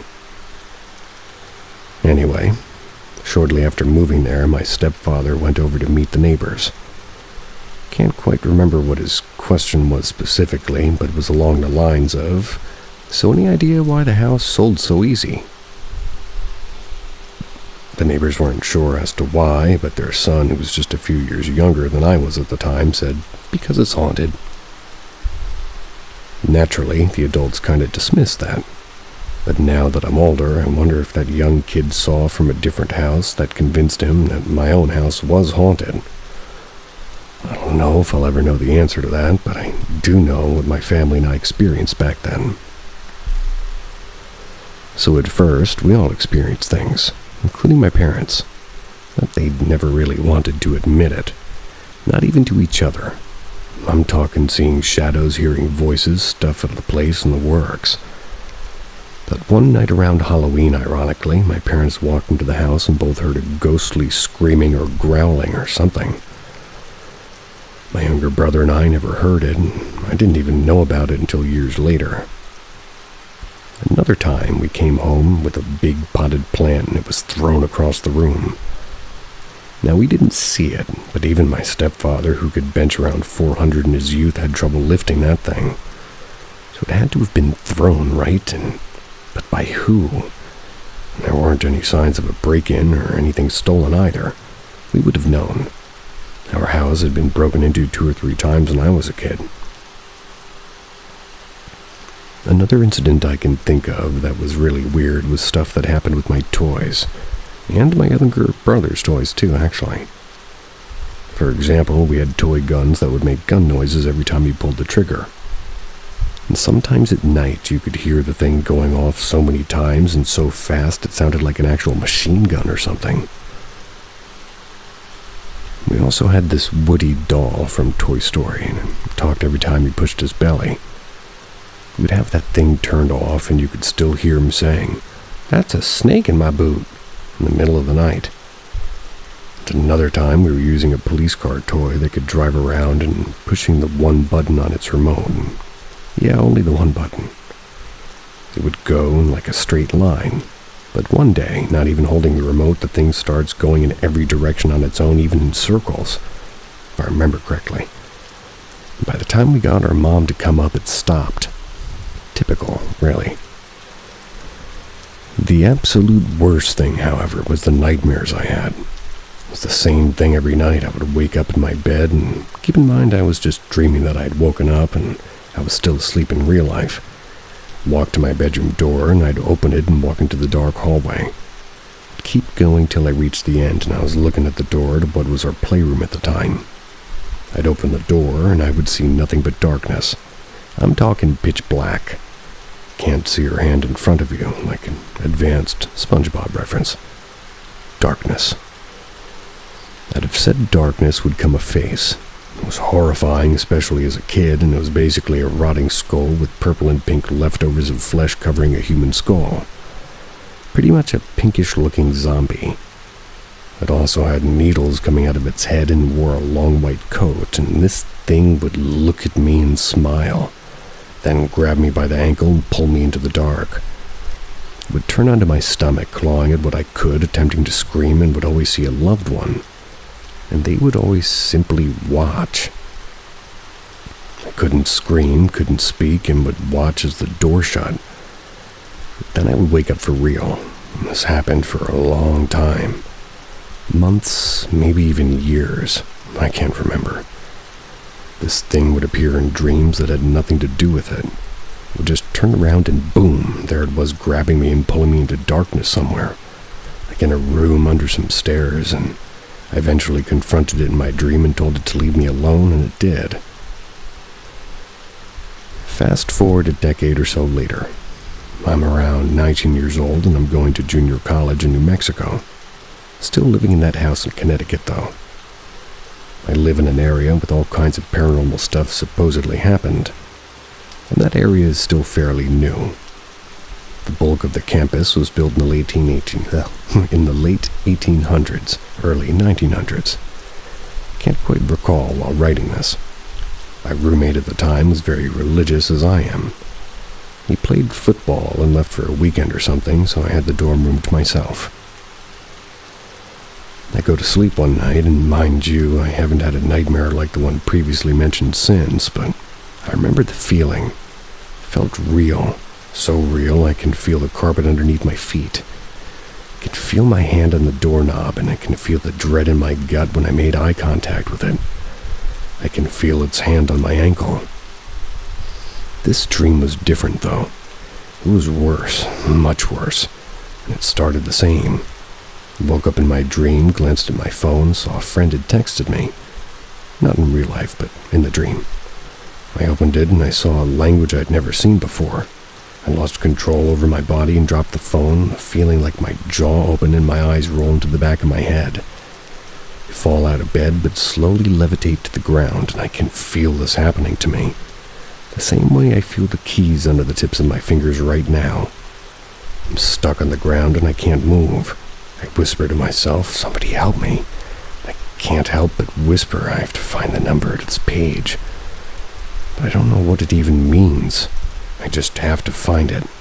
I keep repeating these two phrases until I scream, "Somebody can help me." I manage to force myself to sit up, still very rigid, and just then the door opens. I see a dark figure. It's shaped like a man with white light shining behind it. It's standing in my doorway. It says, "Do you really want help?" I can physically hear it say this, and I say, "Yes, of course," and blink. I'm back in my bed, but the lights are on now. Oh, I have to find the number to the page. I jump out of bed and look through a small black journal I kept with jokes and funny stories. And at the time, I flip to the middle and see a pentagram, complete with the goat head depiction of Satan sitting above it.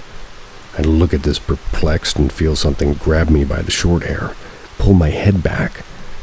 I come face to face with the same entity from my childhood nightmares, though it looks slightly different and pale, but still with that sickening grin. I wake up in real life, can't go back to sleep. It's around 3 a.m. And I've had creepy dreams since then that were peculiar, like I see something in a dream and then I see it somewhere in real life or on the internet or something. But nothing like these. Not quite, anyway.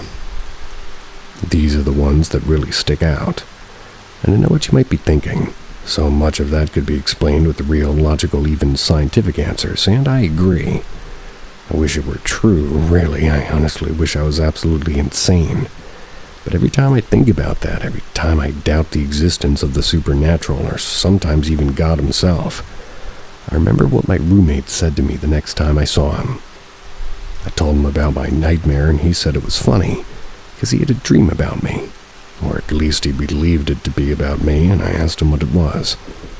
He told me while uneasily staring at his desk, he found himself in an empty room. He saw me sitting in a chair, muttering to myself. He approached me, but couldn't get my attention. I just kept saying, "I'm so tired of it, I'm so tired of it, I'm so tired of it."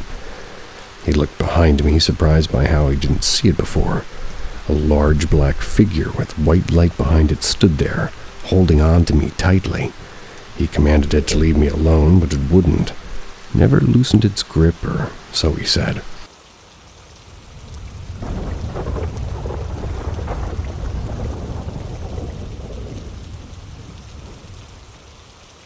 Welcome to Paranormal M, where stories aren't just told, they're summoned from the depths of the unseen. Every tale unravels another chilling mystery, each more haunting than the last. Don't forget to subscribe and tap the bell. You never know what might be hiding in the next episode. Big Boots Upstairs.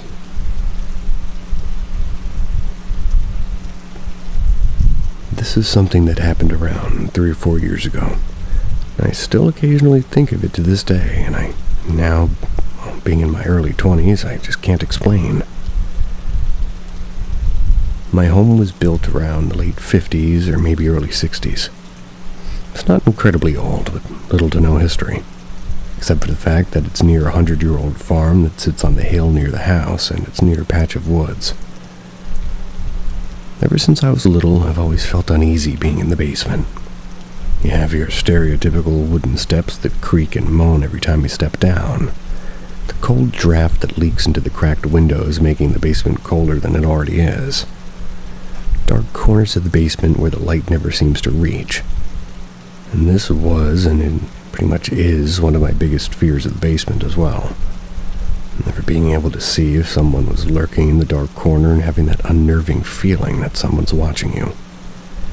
The door leading down to the basement is located in the back of the house. so you'd have to do some walking to get there. This comes into play later in the story. There's no room upstairs to have the washer and dryer, so I have to resort to doing laundry in the basement.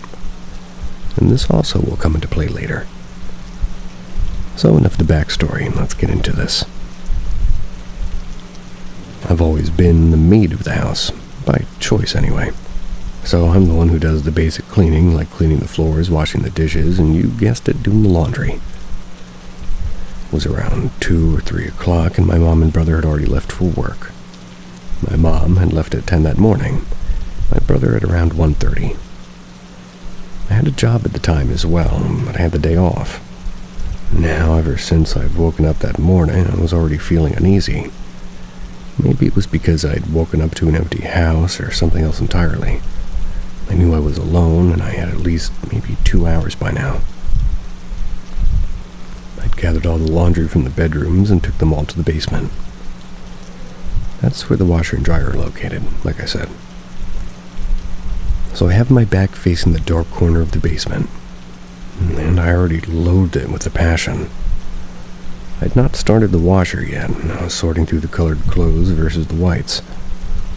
The house was dead silent at this point until I heard a thump upstairs right above my head. Now keep in mind that I have 2 cats, but at the time they were both downstairs in the basement with me. And since they like to follow me around while I do chores around the house, and this thump had startled me so badly, it stopped me right in my tracks from what I was doing. I waited for another noise to see if it would happen again, and it didn't.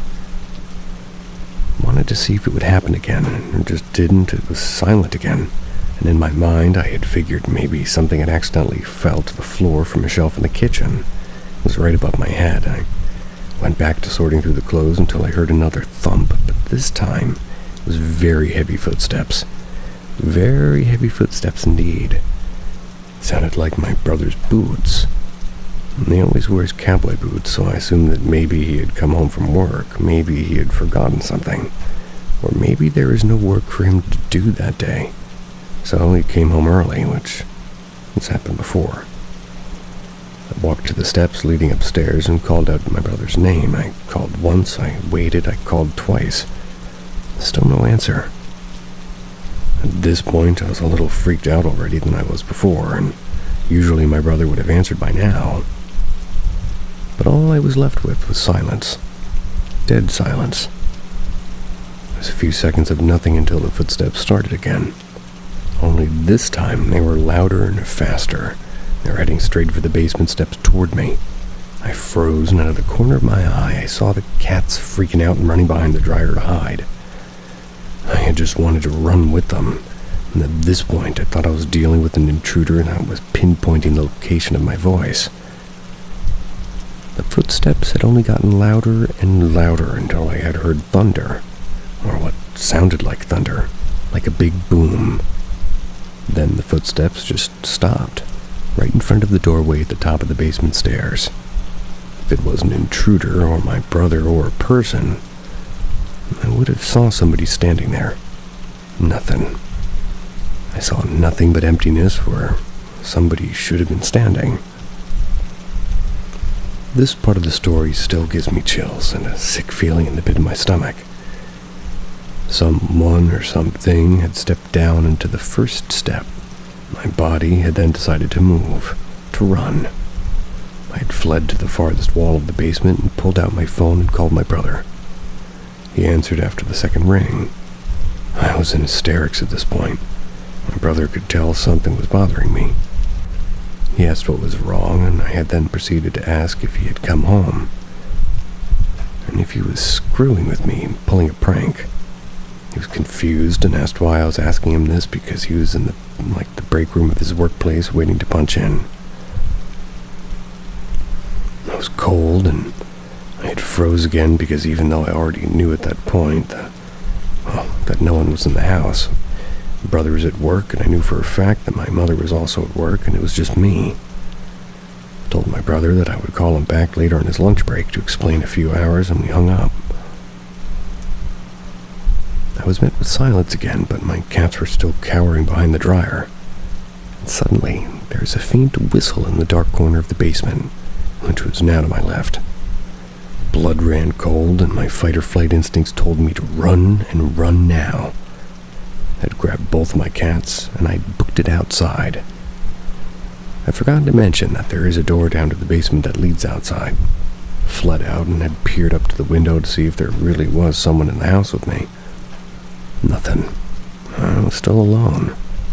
Got into my car that was sitting in the driveway and sat my cats down in the back seat. I had noticed that it was a clear sunny day, so the apparent thunder I had heard from earlier was unexplainable. Hesitantly, after about 30 minutes, I mustered up the courage to go back into the house.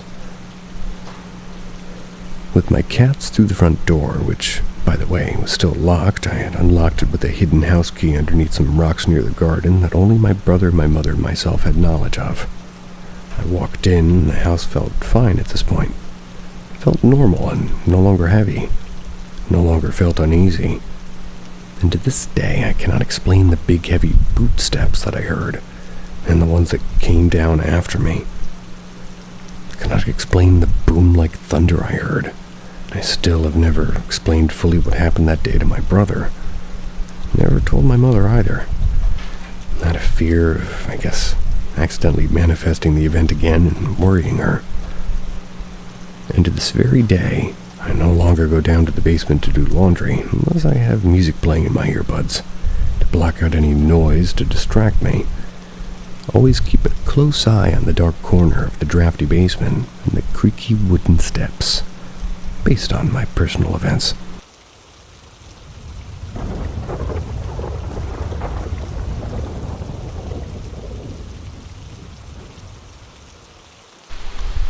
Grandma's voice.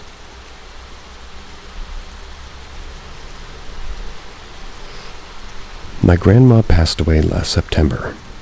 The creepy thing happened when my family and I went back for Thanksgiving. The Saturday after Thanksgiving, my dad asked to go over to my grandma's house with him to help look for some papers that are needed for the farm. He's digging through the closet in the basement, and I'm upstairs looking in the closet up there. But all of a sudden, we both hear my grandma yelling for help from her bedroom. We both drop what we're doing and run to the main floor of the house. We look at each other and we both nod to signal to the other that we both heard my grandma. We both then looked at the closed bedroom door and start stepping toward it. As my dad reaches out for the doorknob, we hear my grandma again, but much quieter, almost a whisper from the room. We look at each other again, gave a fuck this look, and sprinted out of that house. Turned away in the driveway, and I swear I could see my grandma sitting at the kitchen table just staring at us. My dad and I get back to his house after quickly leaving my grandma's house. I told him that we have to go back over there because I left some lights on upstairs and didn't shut the door on the top of the stairs. He agreed and said he didn't shut anything off in the basement. We pull up and park in front of the garage, and I come around the truck and I can see something moving in one of the windows. Before I can ask him, my dad says, "I saw that too, but I'm pretending I didn't." We go upstairs to turn off the lights because we don't want to go alone. But we notice all the lights are off and the door was shut and latched. I could accept the lights being off, but there's no way I could have forgotten. I shut and locked the door. It takes a good amount of effort to shut the door, not to mention the lock is a barrel lock. Requires you to spin and slide it to lock it. We ran to the basement and all the lights were off down there as well. And all the lights have the pull chain, and my dad swears he left all of them on. We get to the front door and hear my grandma again, but don't understand the words. My dad and I quickly walk to the truck and we notice a light on upstairs. I suggest we just leave the light on and just leave. He was already putting it to reverse as I said it. My dad and I never went back over to my grandma's house before I had to make my 7-hour drive home. My dad called me about a week and a half after Thanksgiving to tell what happened the following weekend after I had left. He and my brother went over there, still looking for those papers, and as they pulled up, all the lights were on in the house. They debated on even walking up to the door, let alone going inside. My dad really needed those papers to transfer the ownership of the property to himself, and he just wanted to get it done. My dad made my brother open the door, and when he opened it, they both could hear the old TV in the kitchen. They both walked into the kitchen and could smell a cigarette burning, but they couldn't see anyone. My dad turns the TV off, brother turns off a couple of lights, and they both decide the paper can wait, and they leave. My brother looks at the house as they pull away and sees all the lights off at the same time. And that's all they told me. I'll be going for a visit in a month or so. Might be a part 4 if anything else interesting happens while I'm there. I know you've been eagerly waiting to find out if anything has happened at my grandma's house. Well, here you go. I'm up visiting my family this weekend, and this happened at about 11 last night. I was watching a movie at my parents' house, and my phone started ringing. It was an aunt, and she asked if I would go over to Grandma's house with her. Guess they installed some motion detectors in the house, and she was getting notifications. I told her I'll be there, and I drove over. I pull up and see all the lights on upstairs, but no other lights in the house. My aunt pulls up a couple of minutes later. Grabbed the bat I brought along that we had to head inside, and we take one step in and we hear banging going upstairs. We hesitate, but know that we have to go check it out. She pushes me to go in first. We can now hear footsteps going back and forth. We make our way up the stairs, and the banging's getting louder with each step. I fling open the door, and the banging stops.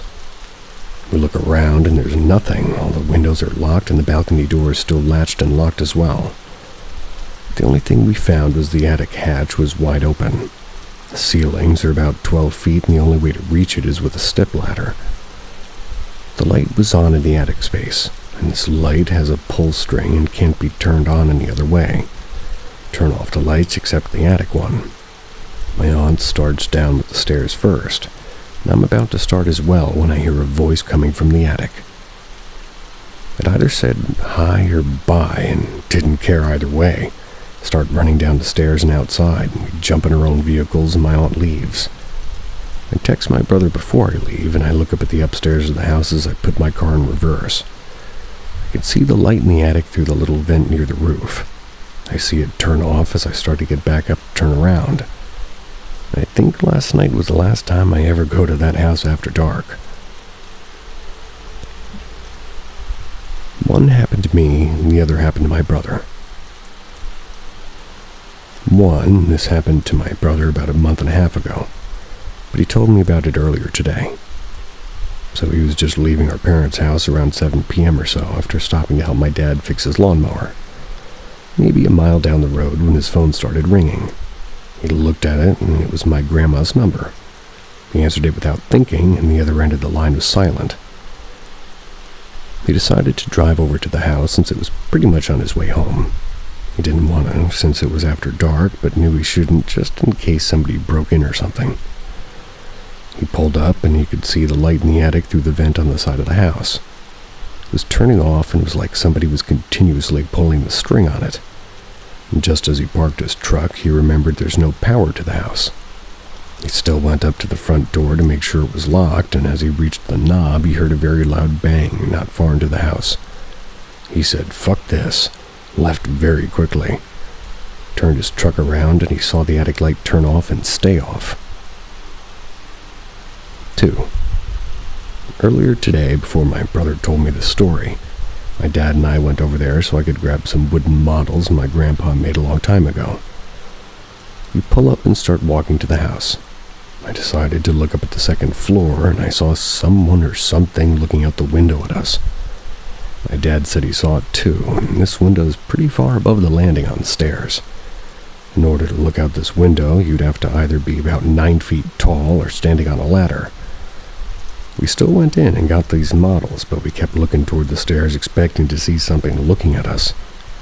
I ended up taking more models than I intended and had to take multiple trips back into the house. I make sure not to look up at that window every time, just in case I'm still being watched by something.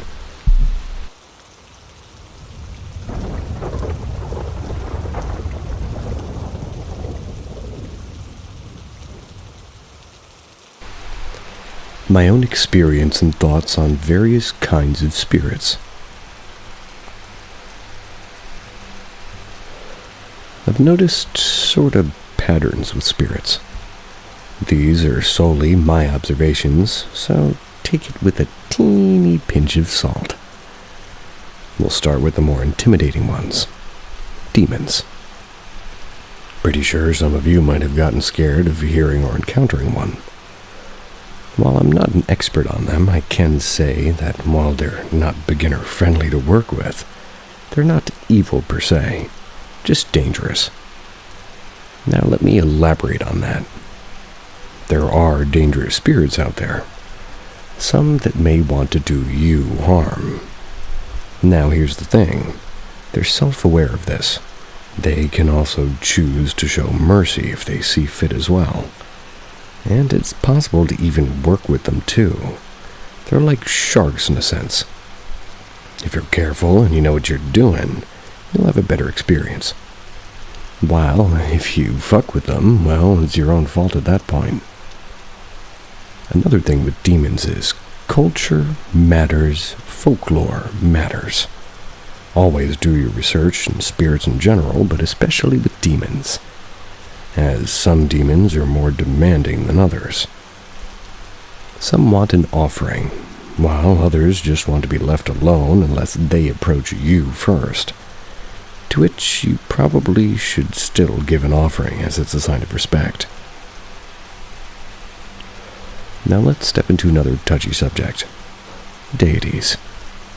Now, I don't hear any of my deity is the true deity, or that deity is evil, lol. Stop, don't do that.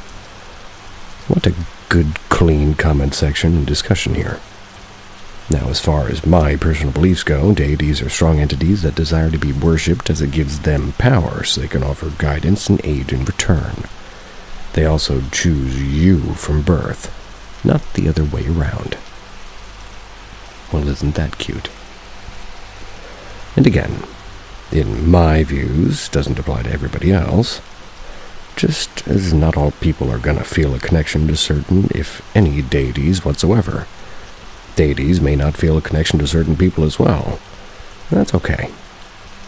However, they still should be respected as, hey, maybe you might run into them. Maybe they might have something to offer in passing. Maybe it's just a pretty nifty thing to do. I've gotten good vibes as a result from going this route as well, even with deities that I just don't feel any connection towards.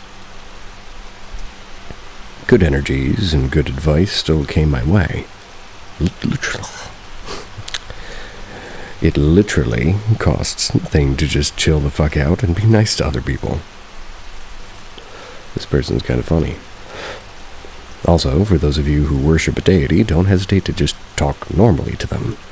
You'd be surprised how receptive they actually are, and for me, I worship Ra, and I was talking to him, and I had a panic attack in front of him. He tried to calm me down from crying, and then he told a dad joke. A fucking dad joke. Yes, it was adorable. I loved it and him, and it was a nice bonding experience, and just shows that it doesn't have to be 100% all the fucking time. It can be chill and wholesome too. Now, as far for angels, there's Enochian, and then there's the then there's the Shemhamporesh angels. I can't speak on behalf of the Enochians, as I need to do more research, and I'll update accordingly if anybody's interested after I look more into them. As for the Shemhamforash, they are the angels that most people have probably heard of. Some, such as archangels. There's 72 Shemhamforash that each have some form of aid to offer. From my experience, they're pretty much the least judgmental of entities. Very chill, but can be firm if need be. Like a parent or teacher or therapist, basically. Well, how chill are they? One time, I played a game of telephone with them. I asked for consent first, and in the words of Joe Fiel, it was a big mess, and I shouldn't be a witch, to be honest. Also, fun fact, Auroreo is an angel that not only helps aid fishermen, but is also called upon to cure stupidity. I can't fucking make this shit up. It's funny as hell. Just Google it and you'll get a kick. Now let's tackle one of my favorites. Fairies. These guys are not all like fucking Tinkerbell. It's also more like an umbrella term, as many spirits fall under the category of fairies, such as elves, ogres, mermaids, sprites, pixies, goblins, dwarves, and more. Many are also quite dangerous, some more so than others, but I've noticed some things here as well. There's two courts, Seelie and Unseelie, but there's also regions that aren't really aligned with either one. I just call them the Seelie area and the Unseelie area, just to make it easier, basically. Seelie fairies are more playful, and kind of air of unreal beauty to them. They also prefer warmer climates, as spring and summer are their seasons. They are also very approachable for the most part, beginner-friendly. However, even the most beautiful of things can hold a great deal of danger, or at least mischief. At the very least, they might steal from you, and at the most, they can be rather frisky, or try to use you or fuck with you. If you want to work with them, leave an offering in a place of nature. Then there's Unseelie fairies. These fair folk are much more beastly-like in both air and image. And I'm gonna warn you here, they don't normally like humans. And why? Well, for some it's more personal, and for others it's just because we fucking exist. But that said, it's not impossible to work with them. You just gotta be patient, respectful, and leave a gift. If you're lucky enough to befriend them, they're fiercely loyal and protective. They'll be more than ready to fuck up a besh if anybody fucks with you. A besh. I'm learning. Needless to say, I had to tell my companions no a lot, and these days they know me well enough to ask me first, make sure I'm okay, and go from there, so it's pretty nice. Well, that was an experience. And sorry if I'm loopy, still have a fever. That excuse is gonna get old, but it is what it is.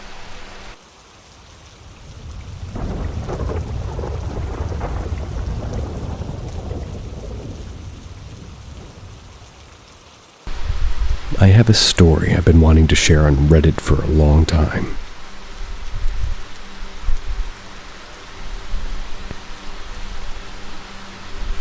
I wanted to share a haunting which I experienced for almost 10 years between the ages of 11 and 19 or 20. I remember sharing this story on r/no sleep when I first discovered Reddit, thinking posts were real in there. And now that I discovered this subreddit, I'd love to share my story. The hauntings don't happen often, it's few and far in between, and some are intense, but nothing bad happens except for one time. So let's start off with the layout, because it plays into the story a bit. When you walked in the house, there was the living room with the basement door and a very small hallway and the bathroom door next to it. Now, between the two doors were steps that led to the second floor. Walking up, you were in the kitchen, and immediately to the right was another living room and another set of steps leading to the top floor. At the top of these steps, my bedroom was directly in front of the steps, and my sister was to the left, and to the right was my mom and her ex-boyfriend's room. There was like another bathroom there. Now, with this bathroom light on, it was like a night light for my sister and I. Now, my first experience. My mom had just gotten into Michael Jackson back in 2003 when she got me his #1 hits record. I had a 6-CD stereo with a remote in my room. Fell asleep listening to music. One night I was listening and Thriller was on, and this had the Vincent Price ending. And at the end of the song, a door squeaks when it's closing. My closet was almost an entire wall, and it was 2 sliding doors. Well, the song ended, and I saw one of my closet doors push out and close, making a similar sound. I ran downstairs, told my mom and her ex, and they assured me it was just my mind playing tricks on me. walked up to my room with me, checked the closet, and put me back to bed. A couple of months later, I'm laying in my bed trying to get sleep, and I used to keep my bedroom door open for the light from the bathroom. But my mom and her ex got me a lava lamp since they were trying to lower the light bill, I guess, or at least I assume that. Lava lamps use a lot, but anyway. It's around 12:30 and it's a school night. My lava lamp is on and my stereo is playing a local radio station at a low volume.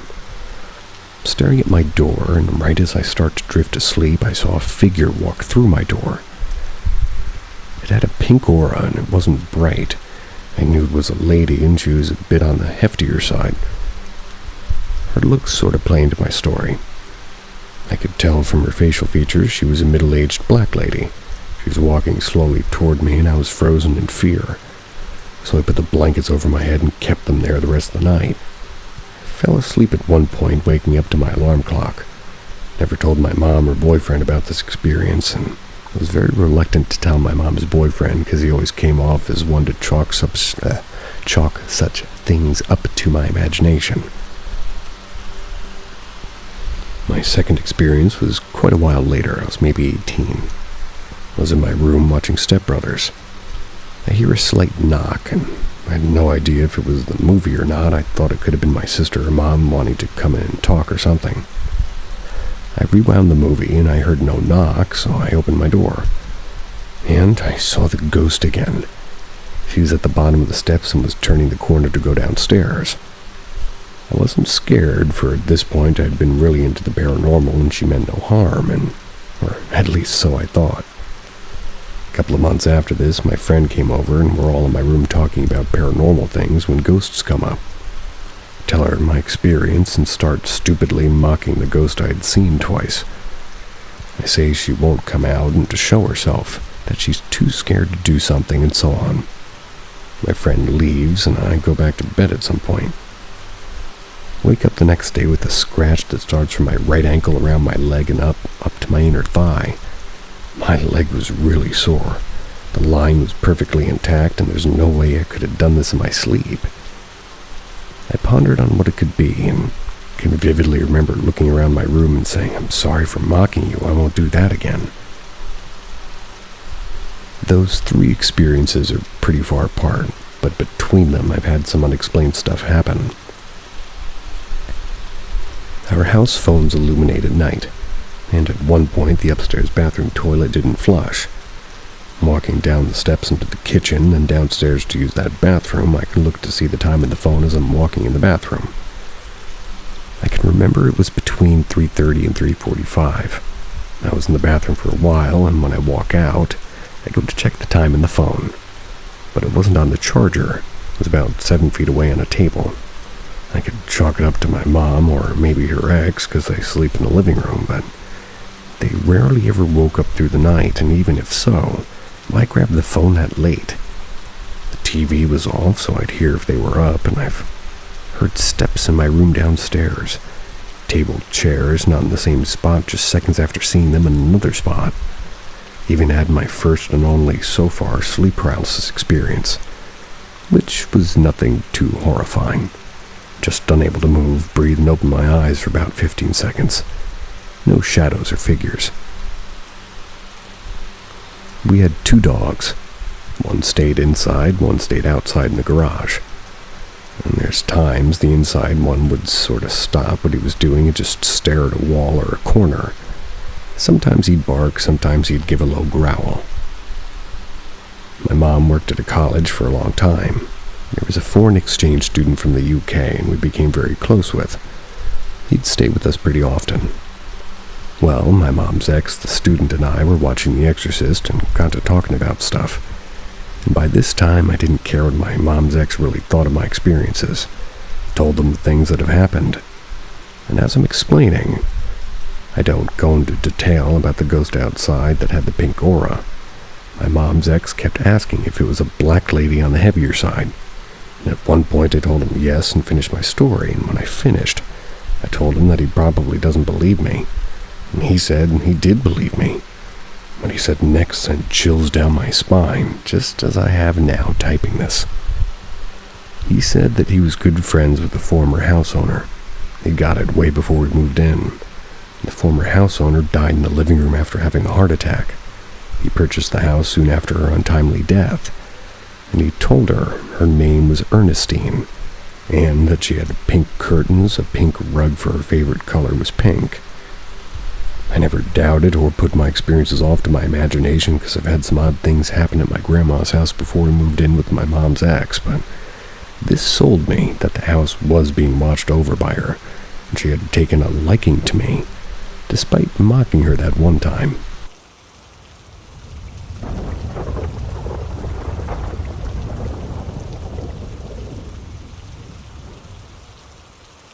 Something wrong at the Golden Arches. An autumn afternoon 40-plus years ago found the two of us driving from Chicago to Racine. I don't know how to pronounce that. Racine, Wisconsin, to visit some friends of friends. Growing hungry on our journey, we decided to grab something to eat. But since we craved burgers and ham and cheese franchises were the only option along the highway in those days, it took some searching to locate a McDonald's. There's a beetle attacking my foot. We finally found one, identified only by a tiny sign, in the Victorian brownstone on the outskirts of the small town. Despite its atypical exterior, Jolie and I expected the interior to resemble most Mickey D's of the time, brightly lit with a signboard displaying options and a counter attended by a uniformed employee. Instead, the decor, replete with the black and white tile floors, cafe tables with bentwood chairs, and a working gaslight fixture, was like no Golden Arches we'd ever seen. Note, this wasn't a quote-unquote themed franchise attempting to recreate an 1890s atmosphere with reproduction furnishings. That concept didn't exist yet in 1979. Yeah, it did. And even if it had, it didn't seem like a small-town franchise would have spent money making its restaurant match its location. Anyway, what we were presented with was more of a fast food establishment as imagined by somebody from the 19th century. Somebody who'd never actually seen one. Nothing in the place was standard issue, from the tiny wooden half-hexagonal counter, tended by two glassy-eyed, robotic-looking workers, to the written-out chalkboard menu listing only hamburgers and Coca-Cola. None of the other usual menu items, not even fries, were available. While taking this in, a feeling came over me that this McDonald's wasn't what it was pretending to be. By that, I don't mean it was a fake franchise conscripting the Burger Giant's logo, but rather some sort of an illusion designed to cover something distinctly unpleasant. Not only was there an eeriness to the place that contradicted the cheery atmosphere of your average fast food outlet, but the creepy factor was ratcheted by the fact that there were no other customers at all. It was just me, Jolie, and the spooky counter girls. Still, we were hungry, so one of the girls asked, "How many burgers?" It was in a kind of mechanical voice. I turned to ask my friend how many she wanted, thinking if we placed our orders together, we could get out of the spooky place sooner and go eat in the car. But when I did, I saw Jolie and I barely recognized one with bugged-out eyes set in a face so pale I swear its freckles stood out in 3D. What's going on with her? I worried. Is she ill? For in the years we'd known each other, I'd never seen my friend look quite like that before. Granted, she was fair-skinned, but at that moment her face was completely drained of color, whiter than snow. I tried to figure out what was wrong, and I leaned closer and I heard her hiss. "We need to get the hell out of here now, come on," before she bolted for the door. Instantly convinced she was seeing something far worse than the dead-eyed counter attendants and not wanting to look for myself, I unquestioningly ran after her. We ended up squeezing through the door together and running for the car side by side. Once safely inside, we compared notes on what we'd seen in that strange McDonald's, and every physical detail from the inexplicably active gaslights to the wood counter matched up. But Jolie wouldn't comment on what caused her sudden exit other than to say, "There's something really wrong in that place." I said I'd gotten a bad vibe too, but had seen nothing beside the decor and the employees out of the ordinary. We sat for a while, quietly considering that, before suddenly looking at each other in the eye and asking simultaneously, "Do you think we should go back in there and take another look?" Wanting to return to the place we just fled sounds crazy, but in a way it wasn't, for Jolie and I not only shared an interest in the paranormal, but seemed to have arrived separately at the conclusion we'd just experienced. In addition, a couple of years earlier, we'd received a reading from a psychic friend of her mom's who'd said that we were both gifted, but that Jolie's gift was a bit stronger. So I think, by going back to the scene of the scare with somebody in a similar talent backing her up, Jolie felt she might confirm whatever it was she'd seen. For my part, I hoped that by being with her, her stronger power might let me see rather than just sense what had set off her alarms. At first, our intent was strong, but as we sat, hands fidgeting on door handles, Jolie seemed to waver, looking across the parking lot of Victorian edifice, now absorbing the remaining afternoon sunlight. Finally, she shook her head. "We shouldn't go back. What's in there is too wrong, and maybe we were lucky to get out this time." Translating, I felt she meant whatever was in the restaurant was possibly harmful or dangerous, and that caving to curiosity could be risky. To be honest, it made me want to go back even more. So what did we end up doing? Well, we got back on the highway and headed for Racine. Despite the incident, we mostly had a good time over the weekend, hitting the bars with our friends, playing touch football, and cooking out. The only thing that spoiled it was occasionally seeing a look across Jolie's face, reminiscent of the one that she'd worn standing behind me in the line. It was a reminder that despite the fun distractions, what we'd seen was still very much bothering her. What did my friend see that I didn't, that long ago afternoon? I honestly don't know. But the topic of the weird McDonald's came up again once or twice over the years. She refused to describe what had suddenly brought her on the abject fear. After a while, it occurred to me that she didn't want to paint a word picture or something that might become a permanent exhibit in the gallery of her mind. I therefore quit questioning her about it. Unfortunately, like many high school BFFs, Jolie and I eventually drifted apart, finding new confidants as we traveled the road of life. We both eventually got married, and she had a family. But whether she ever shared the full story of what happened in that McDonald's with her husband and kids, I don't know. As for me, I'll always chalk up the incident as two ordinary girls from Chicago taking an unexpected detour into Wisconsin's Twilight Zone. Hold on a tick. We both got married, she had a family, but whether she ever shared the full story of what happened in that McDonald's with her husband and kids... I thought you just said that it was just you two, so I don't even know what's happening anymore. Other than that sounds like it was written by AI, because it was way too smooth.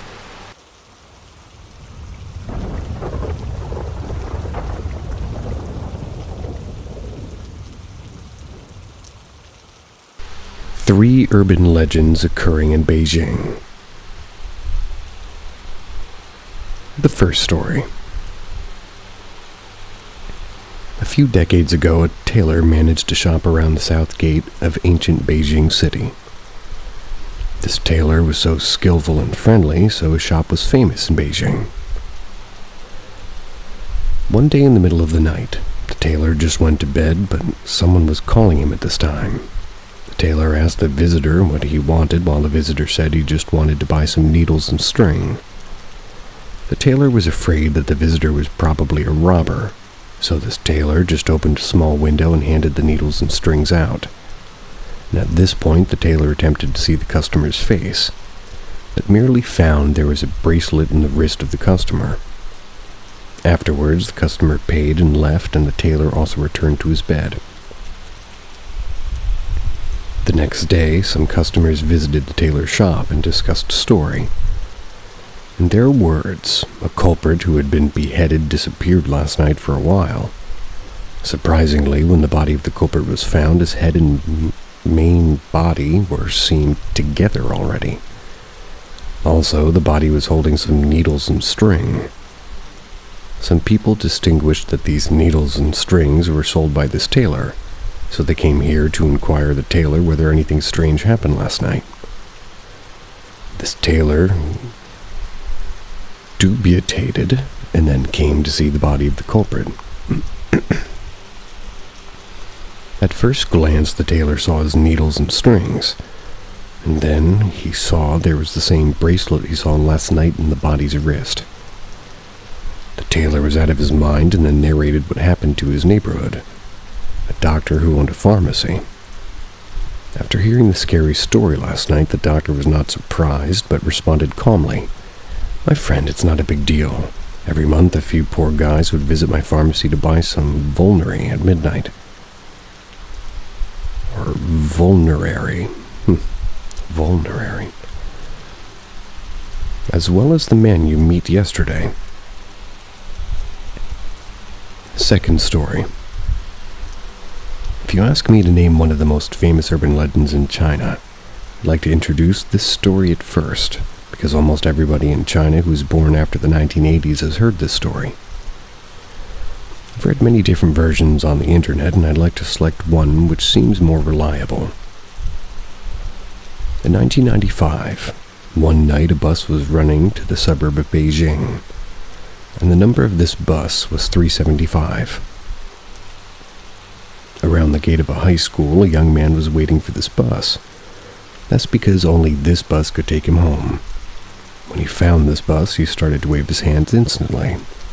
And after boarding this bus, the young man sat behind an old lady and found that there were 6 people on the bus, including himself, the driver, and the conductor. Quickly, the young man attempted to have a break because he was exhausted already.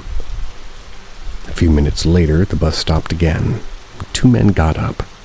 The young man glanced at the 2 men and found both of them were poker-faced. The 2 men did not talk, just sat down and kept silent. However, at this point, the old lady in front of the young man stood up suddenly and grabbed the young man tightly. "Nasty guy, how dare you try to steal my wallet?" This young man was confused, but responded, "I was sleeping just now and I never touched your wallet. Why are you trying to wrong me?" The old lady did not buy this, but asked the driver to stop the bus immediately. That's because there was a police station not far away from there.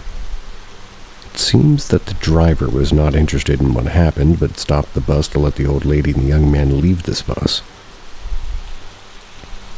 After stepping out of this bus, this young man asked innocently, "Dear lady, I never touched your pocket. Why are you wronging me? I'm just a student." However, the response of this lady was so surprising. "Handsome boy, I've saved your life just now." The young man didn't understand, so the old lady continued to explain what happened and why she asked the driver to stop the bus. "Boy, have you noticed the 2 men who boarded the bus at last?" The young man nodded, and the old lady then continued. "When 2 went through me, I found something strange. Neither of them have feet. Do you understand? In other words, instead of stepping onto the bus, the 2 were floating just now. Therefore, I'm afraid they were not human beings. You know what I mean?" The young man was scared and was determined to report this to the police. Because there was a police station around there, the young man told the police what the old lady told him. But you can imagine the police couldn't believe the young man's words. However, at this time, the radio in the police station reported the news that a 375 bus went down a cliff not far away from there a few minutes ago, and there were 4 bodies on the bus, including the driver and the conductor. The third story. If you know something about China, I bet you must know a place named Babao Mountain. This mountain is famous because the graveyard of the top Chinese politicians is located in this place. And this story is about Babao Mountain Station. One day, a man worked so late then came off work at around 11:30 p.m. That's while the subway had stopped at this moment. This man's home was so remote that he wanted to have a try to get on the tube because calling a taxi was so expensive. To his surprise, there was a train that would drive in the direction of his house, and the man got on happily. After After sitting down, this man felt something slightly strange. Generally, now it was around 12 a.m. while this train was full of people. And furthermore, these people seemed very tired and their clothes were worn out. Even so, this man was exhausted, and so he didn't think more. Because there would be an audio notification every station, he then closed his eyes and took a nap. A few minutes later, he heard an audio notification that this train had arrived at Babao Mountain Station, and he heard that many people got off. This man was so astonished why so many people got off here because this was not a significant station. But this man still closed his eyes and the train started to run. However, after a few minutes he heard an audio notification which reported this train had arrived at Babao Mountain Station. This man was shocked now because he remembered that he had heard the same message just before. In addition, he found nobody on this train now. He couldn't understand why he heard the report twice, and why so many people disappeared so soon.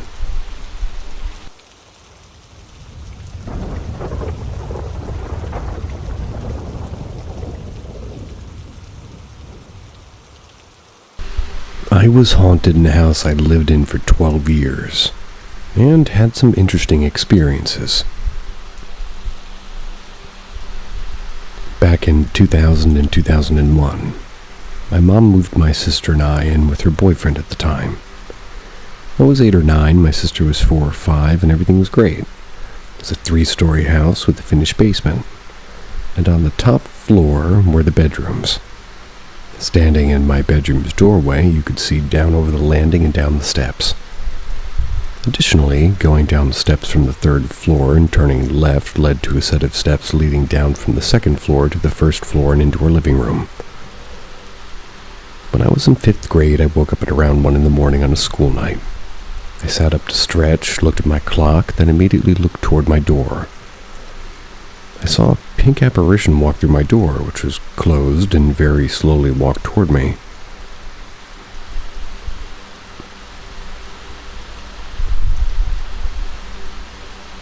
Having deja vu.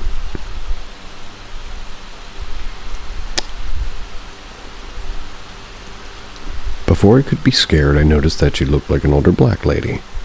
And this is very important. I really read this already. Well, they're going to yell at me if I don't read it, so oh well. Second time's the charm. Let me just really double check here. 1, 2, 3, 4, 5, 6, 7, 8, 9, 10. Yeah, okay. Whatever.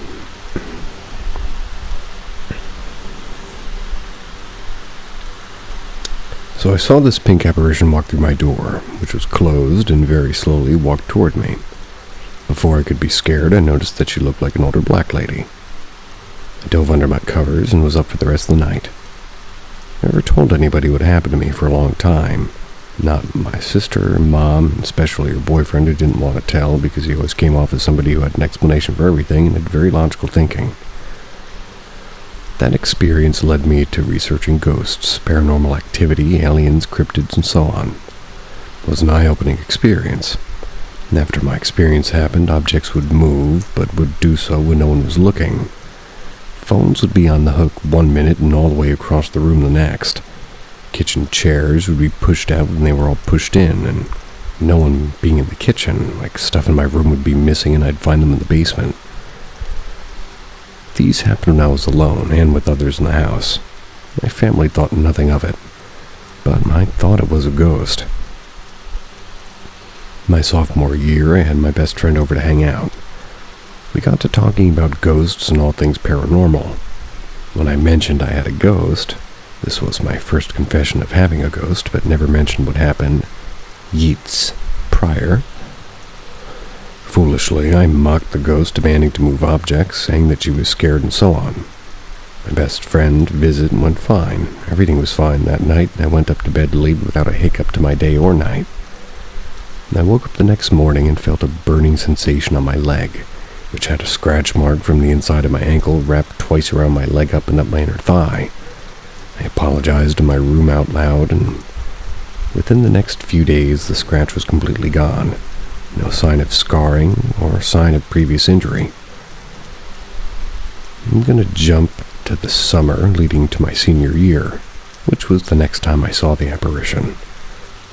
I was in my bedroom watching Step Brothers very late at night. That's when I heard a knock at my door.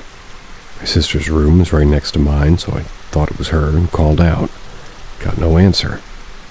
So I rewound the movie to see if the knock was in the movie, and it wasn't. Unlocked my door, opened it up, and my eyes fell upon the same pink apparition who looked exactly like she did when I was in 5th grade. But she was walking down the steps. Turned the corner to go to the living room. I went to go follow her, but instead just closed my door and smiled and went to bed. At this point, I was fine with having her around, and I'd just kind of talk out loud to her when alone, but not mock her. We'd get cold spots in the house when the rest of the room was room temperature.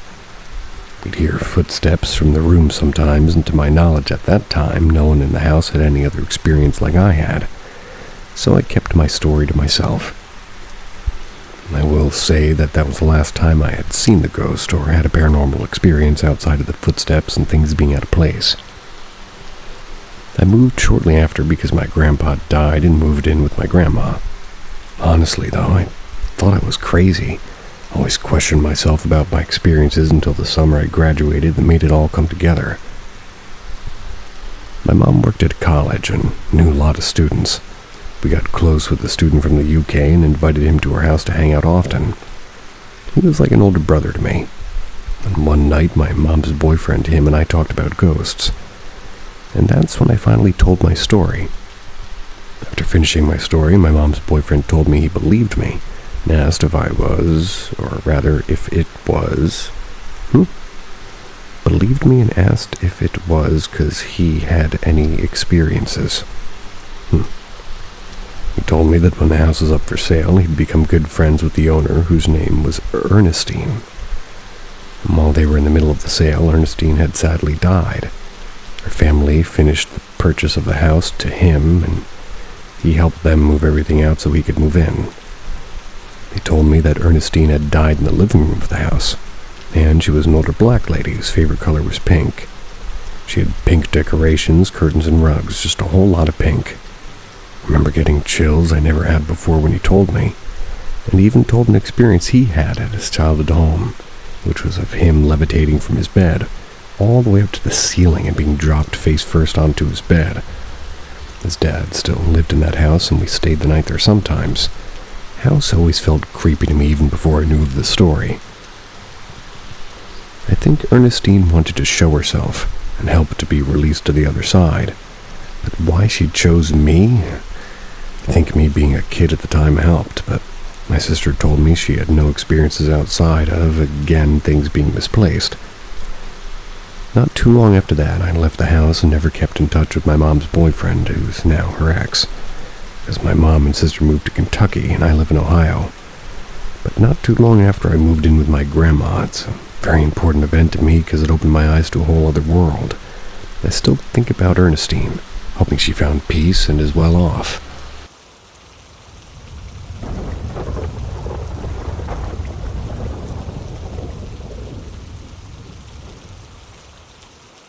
Two real stories happened to me or involved me. This story happened around 10 years ago. It's when I was a student in high school. A few years ago, two friends told me that they had found something exciting. We three studied at the same school, but I was in another class. I was so curious and I asked them what it was. The two guys told me that they usually got up around 3 a.m. in recent several weeks, and after getting up we drifted to the city, as well as Flaneur, and in their words, they could perceive something hidden in the daytime. Frankly speaking, I was shocked by the two guys, and I attempted to be in, and I am afraid that I could not get up so early, and the two guys told me that I'd better not get too close to the window tonight to guarantee that I could hear their voice. And at that time, I didn't hold a cell phone. Around 3 a.m., the two guys came to my apartment and called my name. went out to meet them. Then we strolled on the road happily. Even today, I couldn't recall that intriguing feeling. But what happened next was so horrible. We continued this action after this, and the trigger was a short conversation between the two guys. To present it clearly, I quote them by my memory below. "Do you know the girl who joined in our class this week?" "Yeah, of course, I knew her, and her name is HPY, right?" "Exactly, I've heard something about her. Her father passed away several days ago, and it's so terrible." "Oh, I see. It is terrible." After hearing this conversation, I replied unconsciously, "Wow, that's terrible. This girl's so poor, she lost her father." However, my voice faded and the two guys kind of stared at me in surprise. They said, "Boy, you sound strange. Who lost her father?" I replied in surprise too. "Of course, HPY. You two guys discussed this just now." The two guys looked at each other and said, "No, we never said such words, definitely." "Why, you said that the girl lost her father. Your words are so offensive." I felt something alarming, but I convinced them. "If you two never talked about the girl, I could not know her name, and as you said before, she was a new student in your class, so it seems impossible that I could throw her name so quickly. Also, I heard her name HPY from your conversation, and this is the first time I heard about the name." After my words, we three fell silent for a while. The two guys stated firmly that they've never talked about the girl, while I continued to defend my statement. All of us felt something horrible and strange, and afterwards, we discontinued this outdoor action. A malicious male prostitute and a fortune teller. Technically, this story happened to my friend, not me, but I have involved in this story at the final stage. About 2015. My friend, just call her Miss G, attempted to do some business in clothing.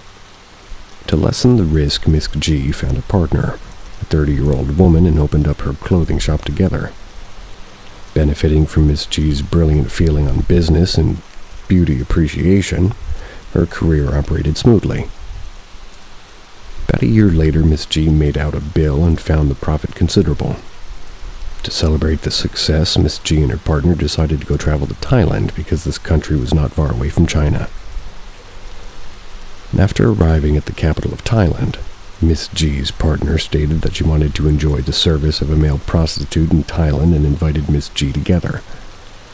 Miss G was not interested in this, so she did not go out that night. The next day, the partner returned and described her great experience with a young and lanky guy last night. Miss G didn't care about that and returned to China a few days later. After returning to China, Miss G found something strange. For one thing, in a month the visitors became less. She hardly found many regular customers. And for another, the sales in her shop dropped sharply.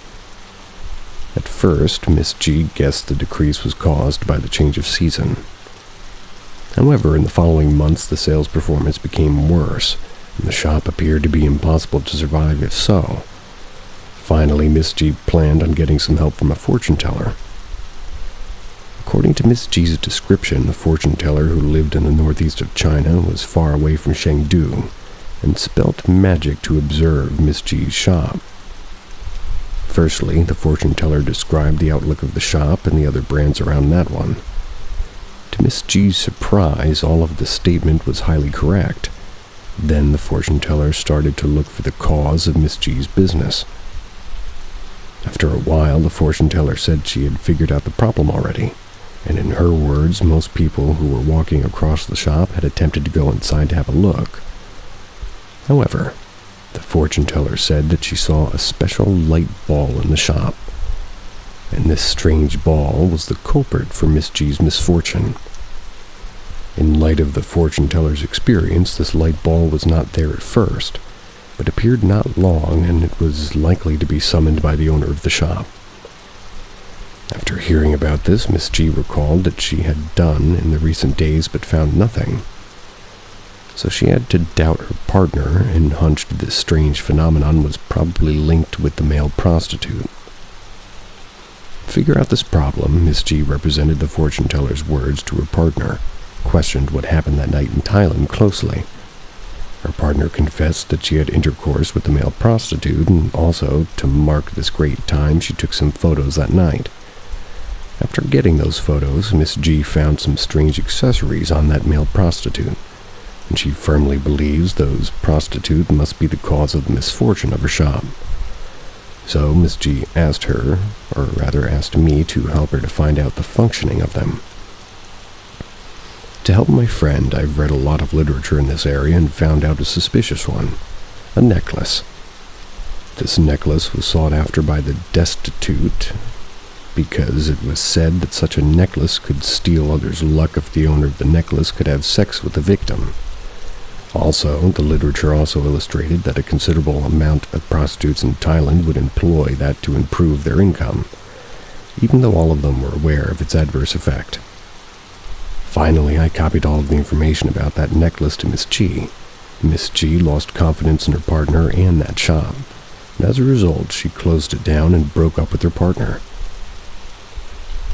Brutal.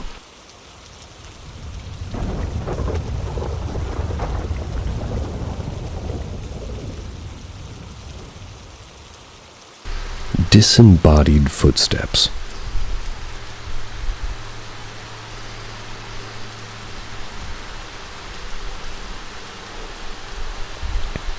Being able to see things since I was 6 years old. It sucks when you don't understand what it is you're seeing, hearing, or even comprehending what's going on before you. This happened maybe around 2005, 2006. And I'm in my mid-20s at this point, been through a lot of experiences in almost every apartment that we've been in. My mother works overnight at the post office distribution center, sort of a cafe for workers. So there's times she works from 11 p.m. to 6 a.m. or 6 p.m. to 6 a.m. Sometimes she takes another shift, so it'll be literally almost 24 hours she'll be working. I'm alone in the house, so around this time of my life I was already addicted to the internet because whenever I'm alone, they tend to mess with me. They in all caps. At least if I'm not distracted with something else to keep me from seeing them or their antics. I stay up till daylight appears, and that gives me a safe haven to go to sleep, but sadly, sometimes daylight doesn't always save me. I fell asleep for a while, and not sure how long I fell out for, but something woke me up. I heard somebody walking around the house. I felt my mother had come home, and from the way it sounded, it was rather frantic, as if she was looking for something. Now, I didn't realize at first that there was something that felt different in the air. I just was waking up, so I wasn't paying attention to the surroundings. I just knew I wasn't alone in the house anymore, and it relieved me highly thinking she was home. I'm in bed, and the only thing awake at that moment is my eyes and ears. Body just laid there, having been up all night. I called out to my mother, and nothing responded. But you can hear heavy footsteps walking in circles, like a patient in a waiting room, very impatiently. Sounded like a woman's flat-heeled shoes were walking around the apartment, and in this apartment everything is opened up.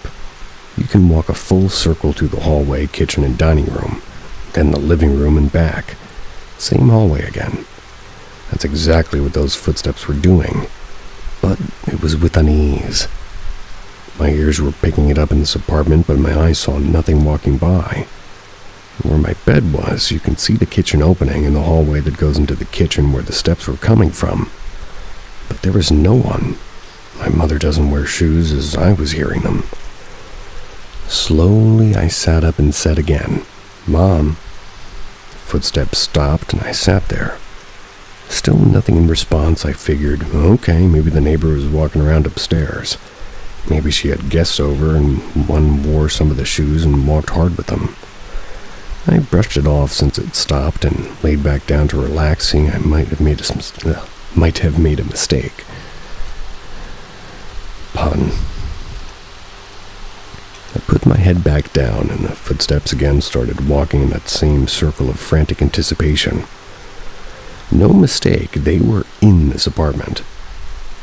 I sat there on my bed and stared at the hallway, just saying to myself, please don't show yourself, please don't show yourself. I was fully sitting up, completely alert, and wondering what or who could possibly be that's walking around, and why did it sound so urgent? I couldn't sleep anymore, but I didn't move at all. I just stared at the hallway. The steps didn't come closer, but they did just walk from the hallway to the kitchen, to the dining room, to the living room, and back to the hallway again, repeatedly. It was definitely a woman. For some reason, I just felt it. I got up and slowly walked over to the door, thinking if I walked outside, maybe I could just relax myself, or go to the neighbor's house just to ease. I've dealt with entities, mostly tricksters or shadows, so this wasn't very uncomforting for me. I just kept staring at the closet door, too, to make sure it wasn't opened. A lot of things happened to me when that closet door opened even a little bit. Mostly nightmares, but some physical experiences as well. Hello? The step suddenly stopped and scratched on the floor, and was faintly heard as if whoever it was turned around to look at me, or turned to where my voice came from, since I'm not sure where it stopped when I said anything.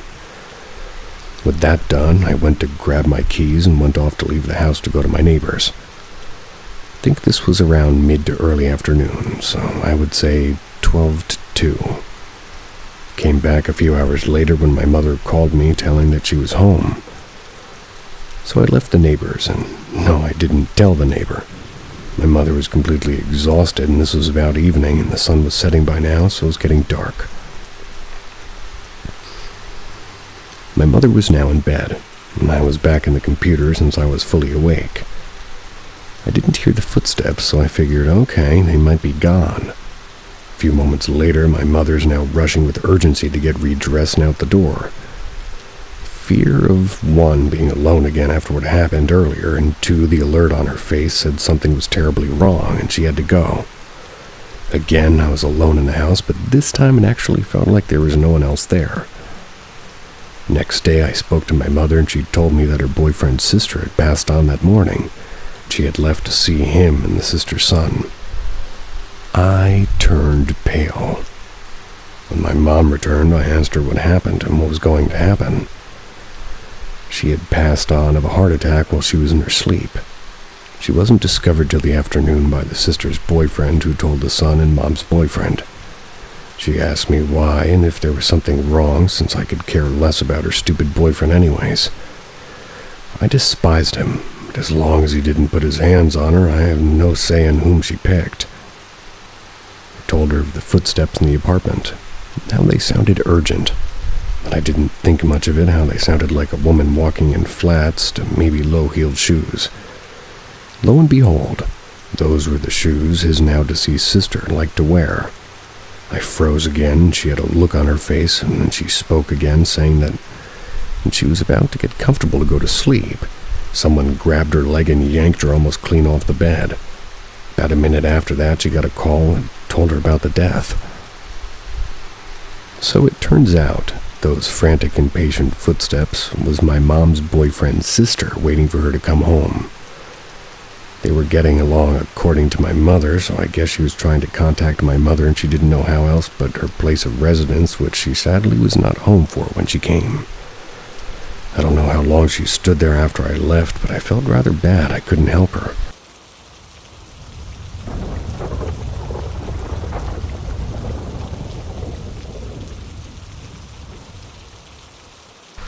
Banging for our attention.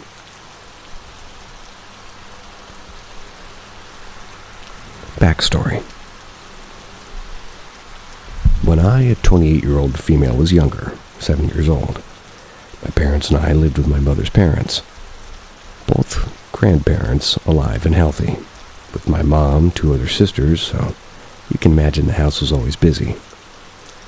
We've always lived as a multi-generational family. It's a custom in our culture. When I was much younger, we lived in a very lively 4-bedroom, 2-story home.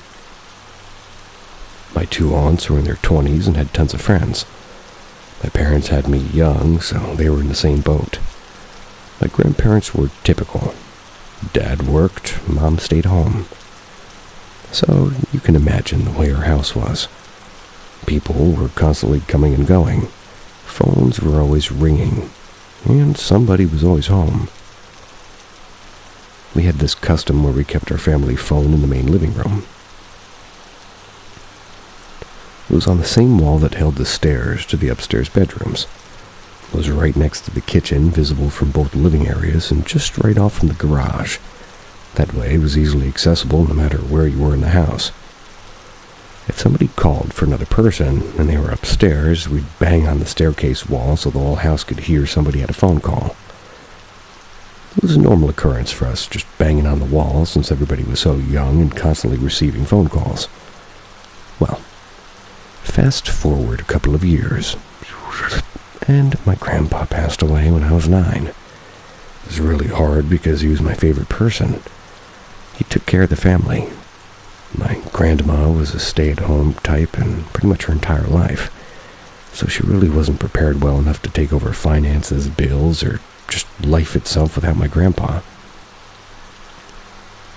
Unfortunately, she ended up losing the home due to some bad financial decisions and had to move in with my aunt across town. It was unfortunate, but at least my grandma had a place to go. She packed up her sentimental belongings and sold the rest and moved in with my aunt, who was thankful for this. She had just had a baby and needed some help. My grandma stayed with this aunt in San Diego, California for years and helped her raise her second baby before my aunt's husband got orders from the military that he was being stationed in Japan. For a while, it was difficult trying to find a place for my grandma to stay as extended family. It's not really allowed on base in Japan. They only really allowed immediate family, especially because my grandmother was now in her mid-70s. My other aunt didn't have the space, and another aunt unfortunately had drug issues and couldn't hold down a permanent residence longer than about a month. We all agreed that her only option was to move to Las Vegas. Whoa. That's where my mom had the space and the income to take care of my grandma. My grandma wasn't too happy as she never lived anywhere except San Diego, but she really didn't have a choice. A few months go by and we're now ready to move to my grandma, or rather, move my grandma. That way my aunt can pack up her place and sell it and get out of town. My family and I made a trip down to San Diego to get my grandma, move her and say her goodbyes to my auntie. At this point, my grandma's fully moved into my mom's home, and that's where she's sleeping upstairs in one of my brothers, which were twins, 12 years old, room, at least for the time being. She was waiting for my bedroom, which was downstairs with a private bathroom, to become available. My husband and I just started dating back then, and we decided to move in together for fun since this kind of gave me an excuse to be nice and spend more time with him. My grandma had been in Las Vegas for about 4 days now.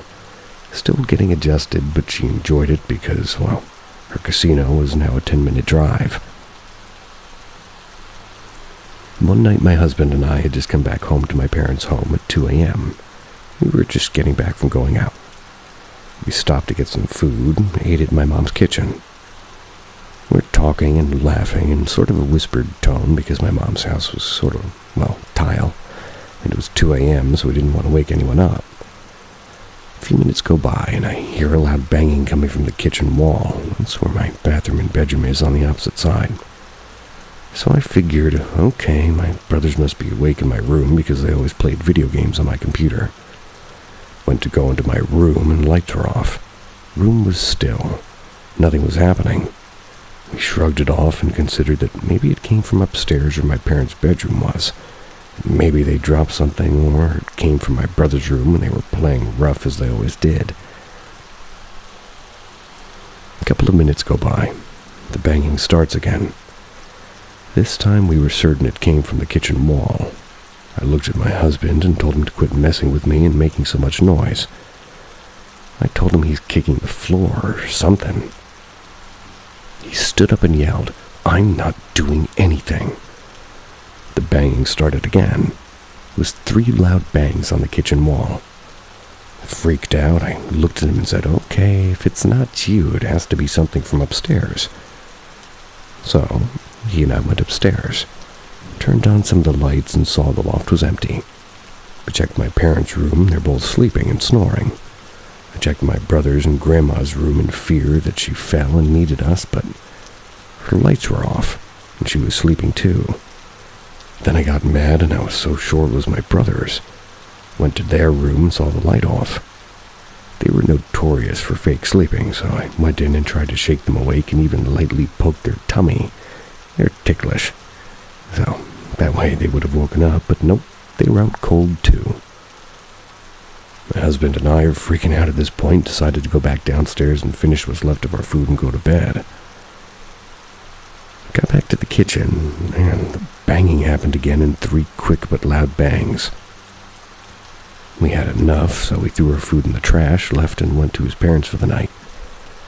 On the way there, I openly joked about how my grandma must have just followed, or rather, grandpa must have followed my grandma here and told us to go to bed. But now, several years later, I'm certain he was there and checking out my grandma to make sure she's comfortable, and saw us up way too late at night. It must have been his only way to get her attention, just like how he did when he was alive.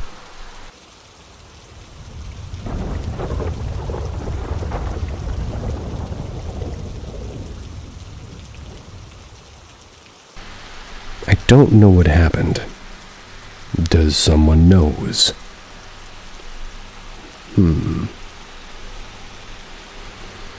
Well, what happened is that last night I was alone with my mother, and I live with my father, my brother, and my sister. In my house, I'm the youngest, so nobody would believe me if I told them about this. But I know what is going on. Like I said, I was alone with my mother, and it was something like 10:30 p.m. But we were still awake. I was in her room, and she said to me, "Natalia, did you put your clothes in the washing machine?" I answered, and she said, "Did you put them out to dry?" Then I remembered that I didn't, so I said to her, "Oh God, I forgot."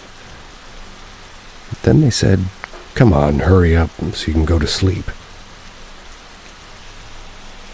To give you an idea, my mom's room is next to the stairs. My room faces my brother's, and it's worth noting that every time my brother goes out at night, his room is off, but he always leaves it open. I guess to air it out or something. But every time it's nighttime, I feel like something is watching me from there. He has a lot of things hanging on his walls that are easy to see, like vinyl records or guitars, and he's a musician, but every time it's day, you can tell who he is, and I don't mind being there. I've even slept there. But I never really sleep well. I feel like someone's watching me. I'm 14 years old, and I was never a girl who believed in monsters under the bed or in the closet, but when I'm there, I feel like those monsters are real. I've never dared to check since I'm really afraid of finding something, but especially when he goes out at night, which is kind of rare. Kind of an antisocial person. I'm scared of leaving my room, and I feel like something could happen. Returning to the story, when my mother told me about my clothes, I barely opened the door and set a foot outside. That's when I heard a noise in his room. "Hell nah, I'm not going to see what happened," I told my mother, and she replied, "Don't be silly, let's see." We went closer. One of the vinyls fell, as well as the trash can. And let's keep in mind that the vinyl and the trash can were too far away for the vinyl to have knocked over the trash can. My mother told me, "See, Natalia, nothing happened." I calmed down a little, went downstairs, checked my clothes, returned to my room.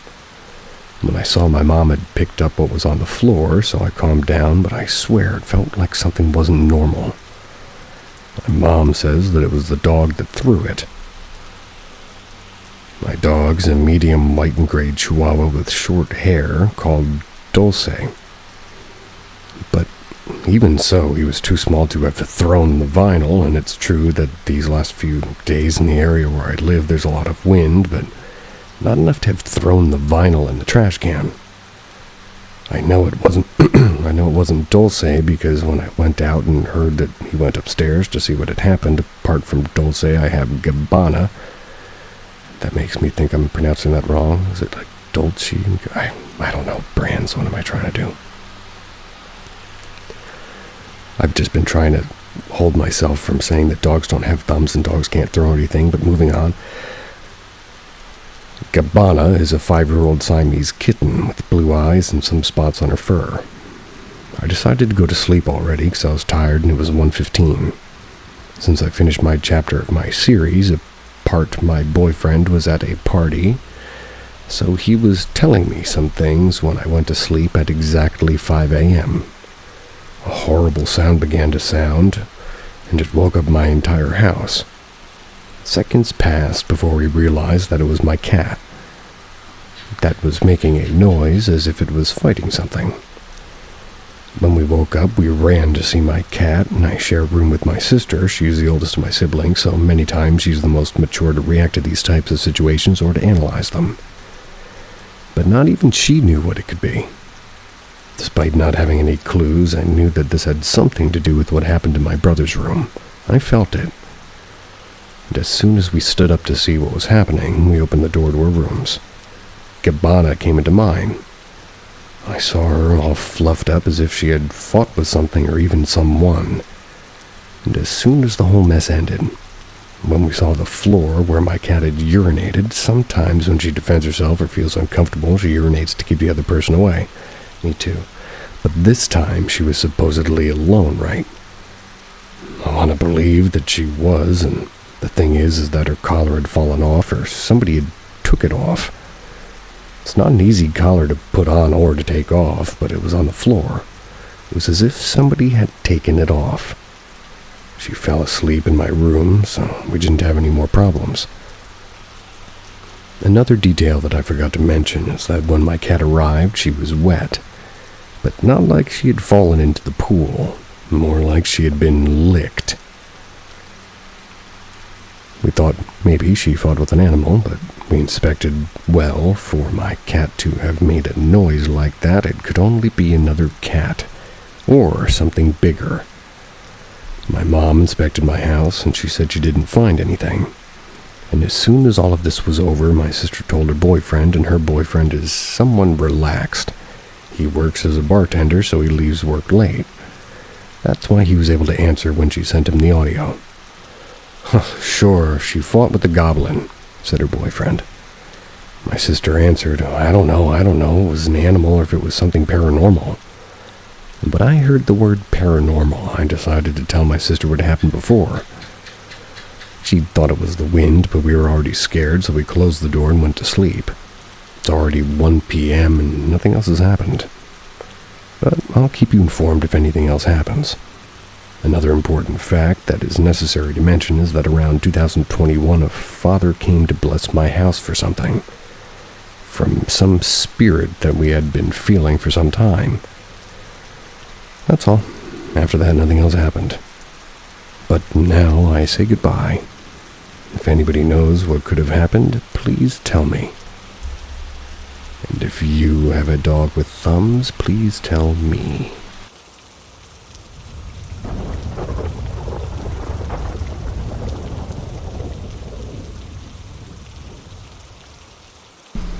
Never play the dark cards game.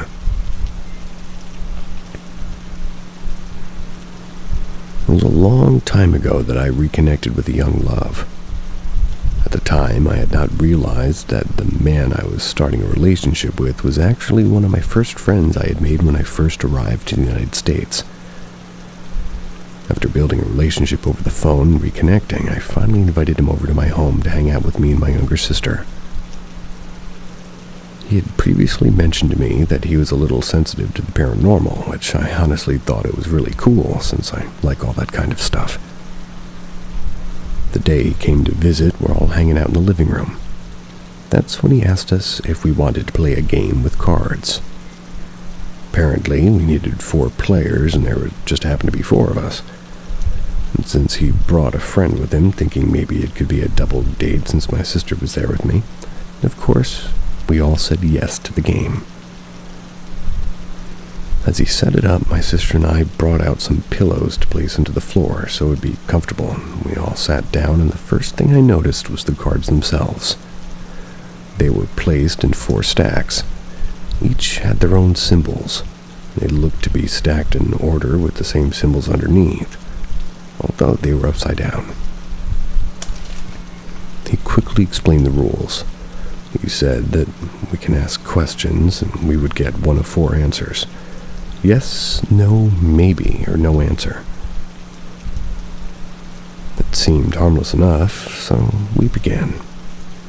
We all held hands and we sat there quietly waiting for him to communicate. It felt like forever, especially as he began to move in a weird circular motion, and then out of nowhere he fell backwards. Tears filled his eyes and we all let go of each other's hands and jumped in surprise. He got up and laughed, and we're all so confused because of his reaction. He calmly said that his spirit had left his body, and he was floating around the room looking at us. Me and my sister looked at each other, and I could tell we were both feeling a little uncomfortable, but didn't know if we should believe him or not. He then started asking questions without speaking any further about his experience. It seemed okay, so we all began to ask questions. We asked silly questions like, "Is anyone there? And are you a boy or a girl?" The questions were nothing too compromising or harmful. A little bit later, we decided to stop playing since there wasn't much happening, and he and his friend decided to leave. It must have been about 5 minutes after they left. That's when my sister and I decided to play again, but just the 2 of us. Right after we started playing, my sister started hearing things around the house as I. We both freaked out and ended the game. She was crying by the front door, begging for us to leave the house. I was facing the front door with my back toward the living room. My mom had a picture frame by the door, and as I'm trying to calm my sister down, I see a shadow in the reflection of the picture I'm facing. Runs behind me, all while we're still hearing noises and feeling really uncomfortable. We both left the house running, quickly got into the phone with my friend. He came back and said a few prayers and walked over to the house trying to get rid of whatever could have stayed there. We of course felt better after that, and so he left. He made sure we understood not to play the game without him. A few weeks later, I started to have some weird dreams and difficulty sleeping. Started sleeping with my radio on, but sometimes the volume would change and other times the voice on the song would get deeper and faded. I then started sleeping with my television on, and the radio left off. And as I was having all these different experiences, everything started to become darker for me. First thing that happened was I woke up from a horrible nightmare due to the feeling of sudden movement. I realized I was halfway down my bed, and it's as if I'd been pulled. A few days after that, I woke up around 6 in the morning, and as I'm laying on my stomach, I felt this weight on my back, and I tried to get up. I couldn't. I got desperate, and I was starting to lose air. And as I tried to scream, no words would come out. I tried to get up, but it only became stronger and heavier, and I was yelling and screaming, or so I thought. I kept repeating in my head, "Get off me, let me go." It felt like an eternity. I suddenly heard a firm, strong, and demanding voice say, "Let her go." I felt the relief off my back, and I heard footsteps run off my bed. Tiny footsteps. After that, I could finally get up and scream. I sat up, but for some reason I wasn't scared. I felt peaceful and calm. My room was just alleviated, and all the eerie feelings were gone. Meanwhile, in my sister's room, she had her own episodes. Later found out that she too had suffered from bad dreams. She said that she was in a lifelike nightmare no matter what she would do. She was unable to wake up. She mentioned to me as well that during her dream she felt a cold, tiny hand placed into her forehead. She heard a sweet, firm voice say, "Wake up." She was finally free from that horrible nightmare. We come from a very religious family. We grew up going to church, and if you ask me, I know that those were our guardian angels looking out for us and our safety. And after that, I never encountered anything else. We never played that game again. nor did we invite those people over to our home again. We never spoke about those incidents, and it's something that we decided to leave in the past. Of course, we never told anyone in our family about what happened to us. But we will never ever do anything like that again. We have enough respect to leave all that alone, and enough faith to know that we walk in the light along our guardian angels.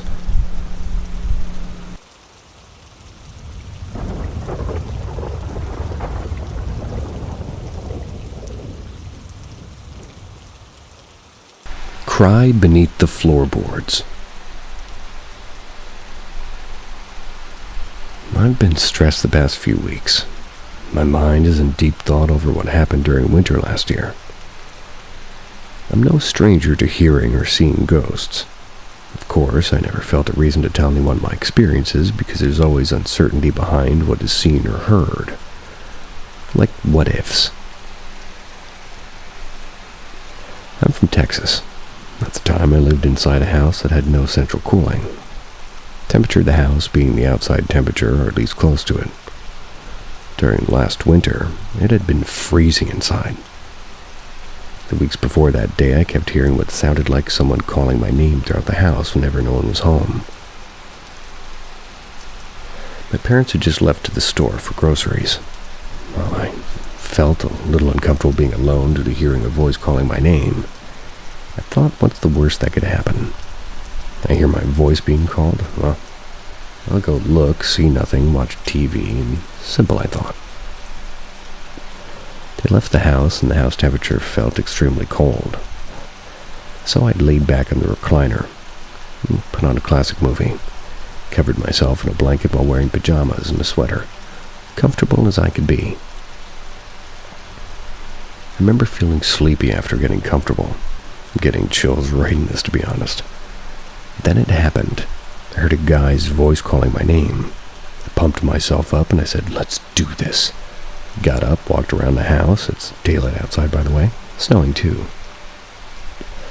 I saw something like, well, nothing like I'd even expected. However, how could I get comfortable again knowing, like, once I relax, I would hear something? We've all seen the movies where the person relaxes and thinks, I can let my guard down. And then everything goes downhill. I made a deal with myself. I'll record myself sleeping. Either nothing will happen, or I'll fall asleep, or I'll finally record it to show my parents I'm not crazy. It's a win-win deal. Sadly, the outcome was what I hoped wouldn't happen. Put my phone to a table that's used for drinks near the recliner. Set it to record myself on the couch. Slowly drifted off into sleep thinking nothing will happen while it's recording. I woke up what seemed to be a half an hour later to a loud crying from a woman's voice. Me, being drowsy, looked around to find the source of the noise. There was a hole beside the recliner. Sounds weird, but the owner didn't, lay the floorboard down correctly, so it eventually broke. We put a temporary board over the broke part, but it left a little hole because it didn't fit exactly. The crying was coming from beside me. Oh my gosh. And in the exact direction of the hole. I looked directly at it, realizing what's happening. Jumped straight up and backed away in shock. The sound faded, and I questioned if what I had just heard could have been me waking from a lingering dream. The only way to confirm it is to check the recording still going. Collected my phone from the table and paused the recording. Thoughts ran through my mind while getting my headphones to listen closely. 1, I'm going to hear nothing and realize it was a lingering dream. Sit back down and laugh off my paranoia. 2, I'll hear and confirm a dreading truth. Went outside and didn't exactly feel comfortable inside anymore. Temperature was around 20 degrees Fahrenheit. Yeah, I know it's probably not that cold to some, but in Texas it's normally 100 and 110. Even the power went out a few times during winter for a good part of Texas. They're not really prepared for snowy weather. I sat in the porch, headphones on, fast-forwarding the video until I saw myself wake up and rewound it a few more minutes before I see the truth. My heart was racing with anxiety, and in the video I slept like normal. Then a noise came into the audio. Sounded like an eerie whine that became louder until the audio started cutting in and out like distortion. In the video, I woke up to the noise and looked around with sleepy eyes before looking at the floor and jumped up. I got chills, and writing this now, and it's 4 a.m., I have goosebumps everywhere. Waited outside in the freezing cold, waiting for my parents to come home. Didn't want to go back inside, and what I did next, I'll have to explain my reasoning. I've been through a lot. Near-death experiences plenty. Poverty, an abusive father, and terminally ill mother. Yes, the parent I have is my stepfather. Calmed down, went back inside. Went to the living room where it happened and closed my eyes.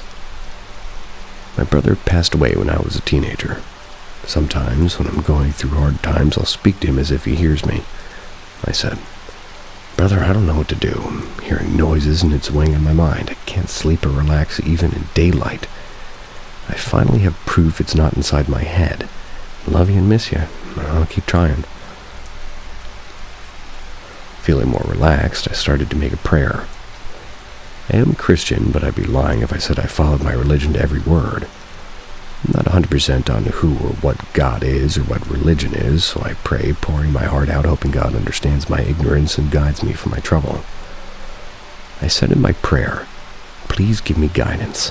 I understand people die, and I'm not sure how death works." The crying I heard sounded like a woman in sorrow. It scared me at first, and all I could do is pray. Not for my own fear, but to show whatever it is guidance and love. Lead it from darkness into light so it ceases to suffer any longer. I took a deep breath, opened my eyes. No longer felt worried. My heart felt at peace, and I realized sometimes fear is from ignorance of not knowing how it works. I hear a scary crying, and I think instantly of fear and ghost videos and scary movies and death. Never think how it must feel to be stuck to a house or feel alone in some dark place. Family member or friend, neighbor to somebody at one point. Writing this now, I don't feel stressed anymore.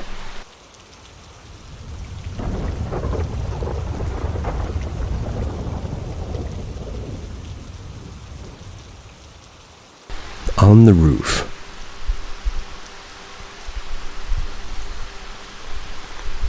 So this happened about 9 years ago.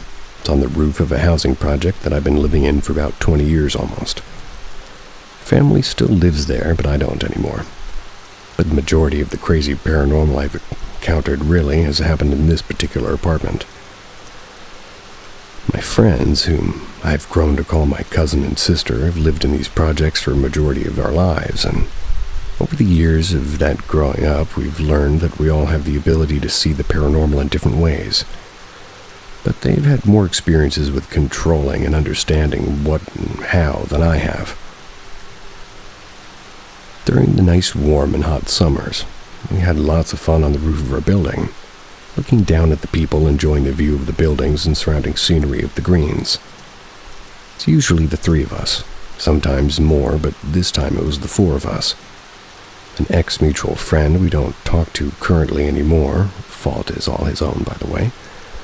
We were talking about things, days, experiences, and what was needed to help us improve our abilities as well as protect ourselves in case we let the wrong ones in.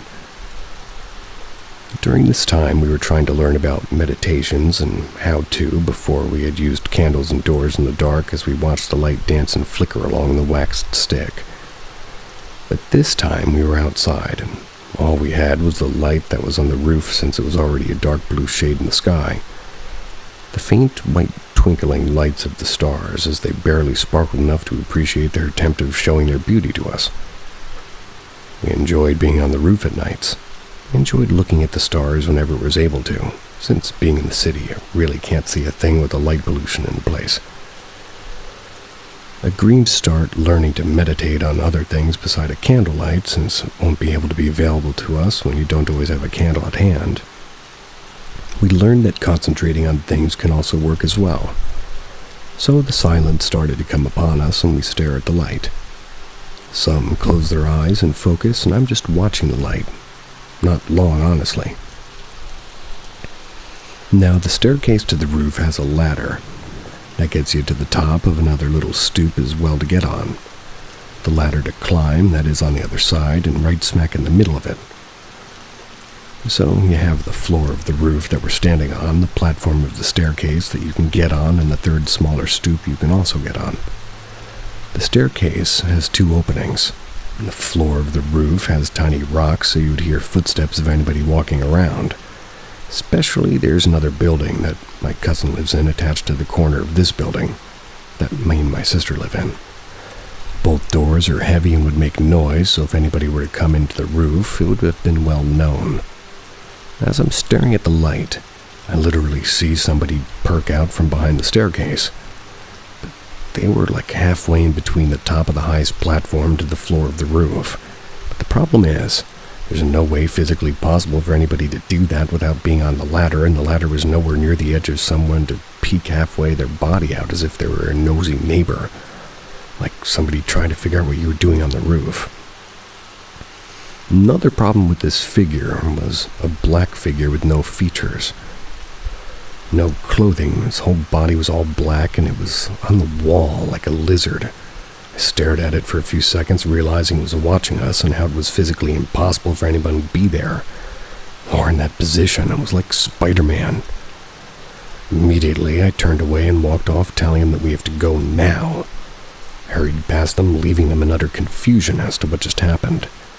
As they were about halfway following me to find out what had just happened, my cousin stopped in his tracks and took a deep breath. And with that same breath, he told us that we're being watched and something was following us. As I said, my cousin is more tuned than I am with this. With all that said, we all walked a lot faster into the staircase and down the stairs. My sister lived on the 7th floor of the building, which was the last floor. So we only went down 1 flight and jetted into her apartment, sitting immediately into the sofa with wide eyes wondering what just happened. My sister looked up to me since I was the first to be alert and asked me immediately what had happened. And I asked her, "Did you hear anyone on the roof at all?" She said, "No, there was no one on the roof except for us. We would have heard the rocks upon contact with being stepped on." I stared to her and I told her I saw a shadow person on the roof and he was watching us. He stuck half his body out to peek at what we were doing, and that's when I reacted silently, walking away with hope I didn't know, really, or it wouldn't know that I saw it. And with that, she turned to our cousin and asked him what he saw. She said something was moving behind us, and he suddenly saw us 4 in his vision as it was moving fast like an animal following its prey.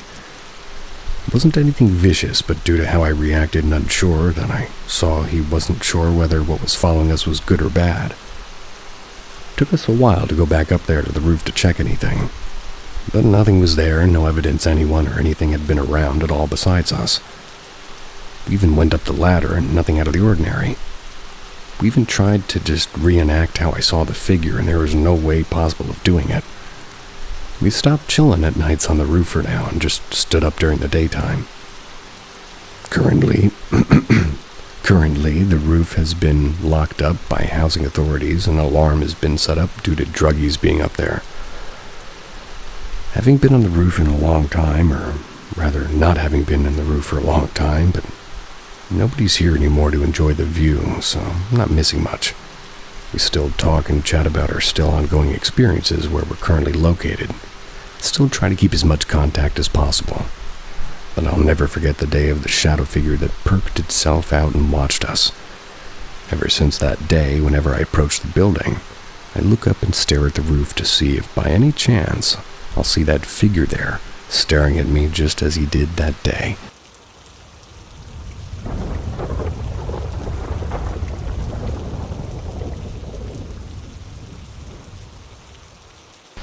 I have an insane paranormal story. I've held on to it for 30 years, and it has many, many witnesses.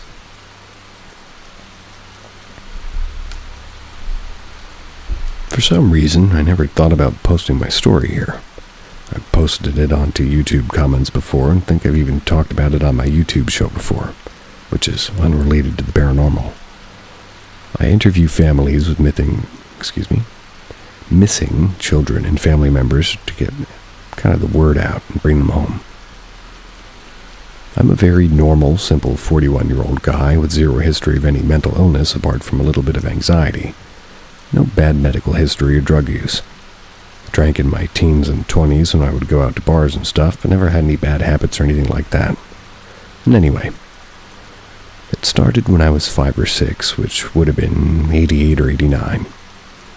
I would see what I called the bloody man walking up and down the stairs in my house. Can't remember his face, and not sure if it really there, because never looked at it, and don't know if he had one or not. Just remember that it would never really be in the middle of the night, but more like bedtime.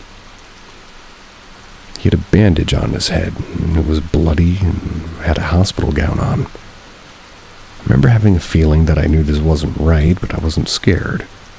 Not sure if the lack of fear was due to being told not to be scared somehow, or if it was me being so young that I didn't know, really, how to be scared. Anyway, this person I would come to learn later in life was my uncle. He'd been beaten in the head with a baseball bat, came home, brain swelled in his sleep, and was taken to the hospital by the family in the morning, where he died several days later. This was August of 1982. I was born December of 83. There's much more to the story, both his life and that night itself, but I'll hold off that for now. I saw the bloody man somewhere in the range of 15 to maybe 30 times. Then my mom and I moved out of there to get our own place. This was my grandfather's house, and I was gone for about 5 years. Around 12 or 13 years old, I moved back to that house. While I never saw the bloody man again, it was far from the last paranormal encounter I would have in that house. After being back for around 5 or 6 months or so, one day I was showing my little sister how to play Sonic the Hedgehog, and as I'm explaining to her, it's clear as day, a female voice says her name. My sister instantly got up, went to the door, and said, "Yeah, Ma?" And I was frozen solid in fear. This was for 2 reasons.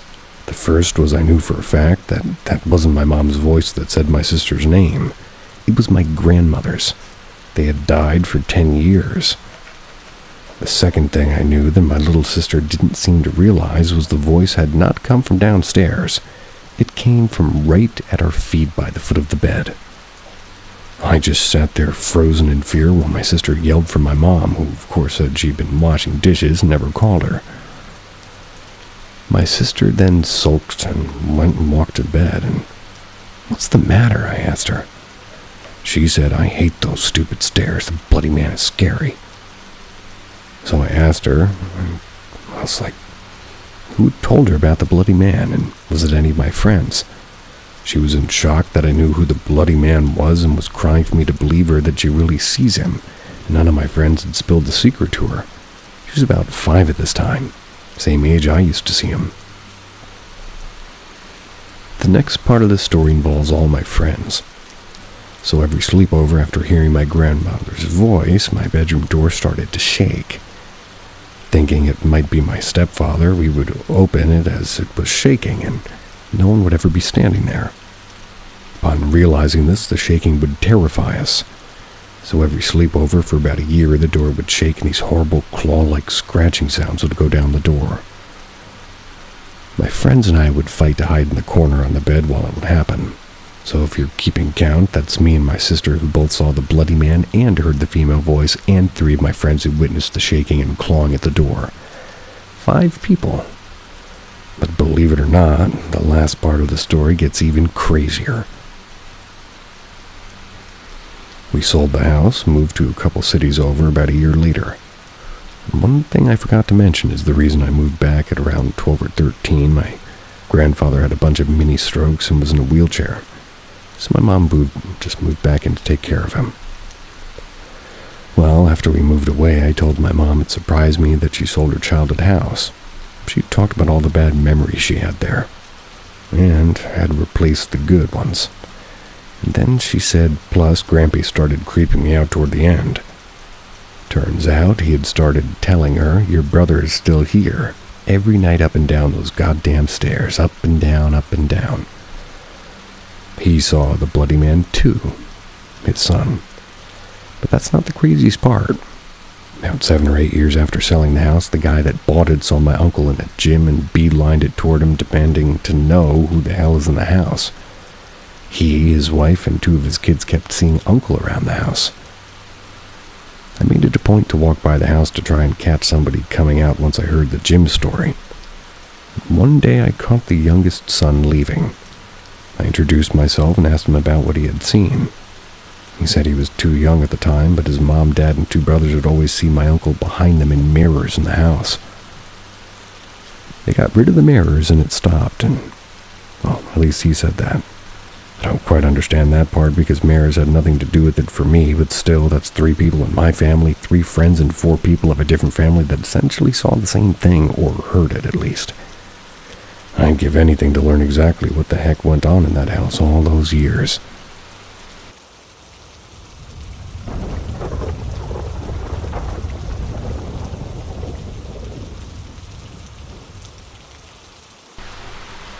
Paranormal or not, I'm afraid.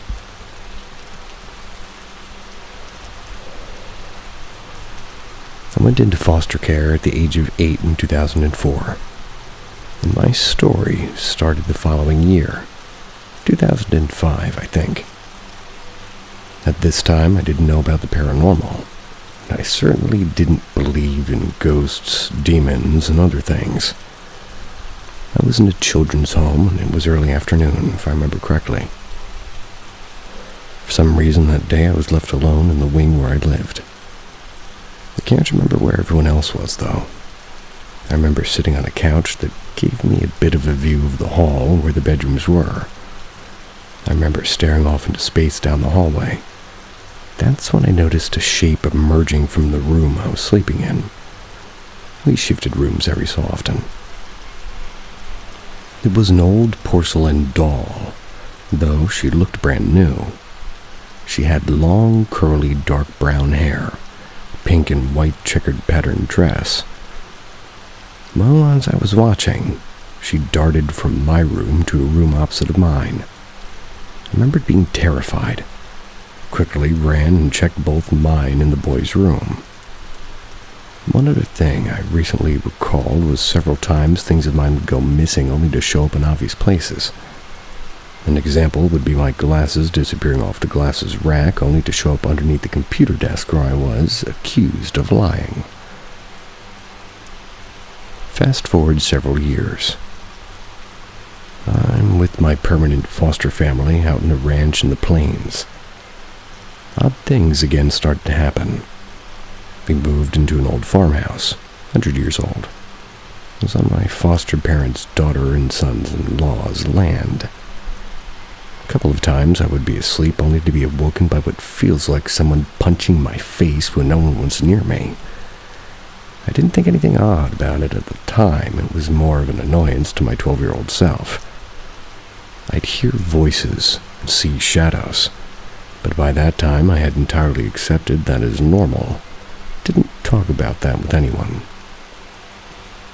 I had begun getting into scary movies and such while my foster parents were in town overnights or late nights. I think that fed into the problem more. Fast forward to 2014. I just graduated from high school, highly depressed and highly hating my life. I'd gotten my first apartment and my first job while my friends and classmates all went to college. I began to fear the shadows and voices. At least a bit. I thought again. I told no one, not even my therapist, just accepting it as normal. I began meeting new people online, and I mentioned that I saw things to one woman who became convinced I was psychic, though I didn't and still don't really believe that. By 2016, I was becoming worried about schizophrenia. Clamped my mouth shut to anyone about my seeing and hearing things, afraid I would be labeled crazy and locked up. I met my now ex-boyfriend. I'd moved in with him in another state after the death of my foster dad. But a new development happened a few weeks after moving in. We were both asleep when I woke up. Unusual for me, as I'm a deep sleeper. I had a mini heart attack when I saw the shadow of a man standing above me, watching me. For whatever reason, I got details about him. I shouldn't know these. That's because he was blacker than the dark room. He was in his 30s or 40s, dirty brown curly hair, green eyes, and a red and white pinstripe hat, and his name was Charles. I quickly rolled over and woke my ex up whispering somebody had broken in. When I turned around, the guy was gone.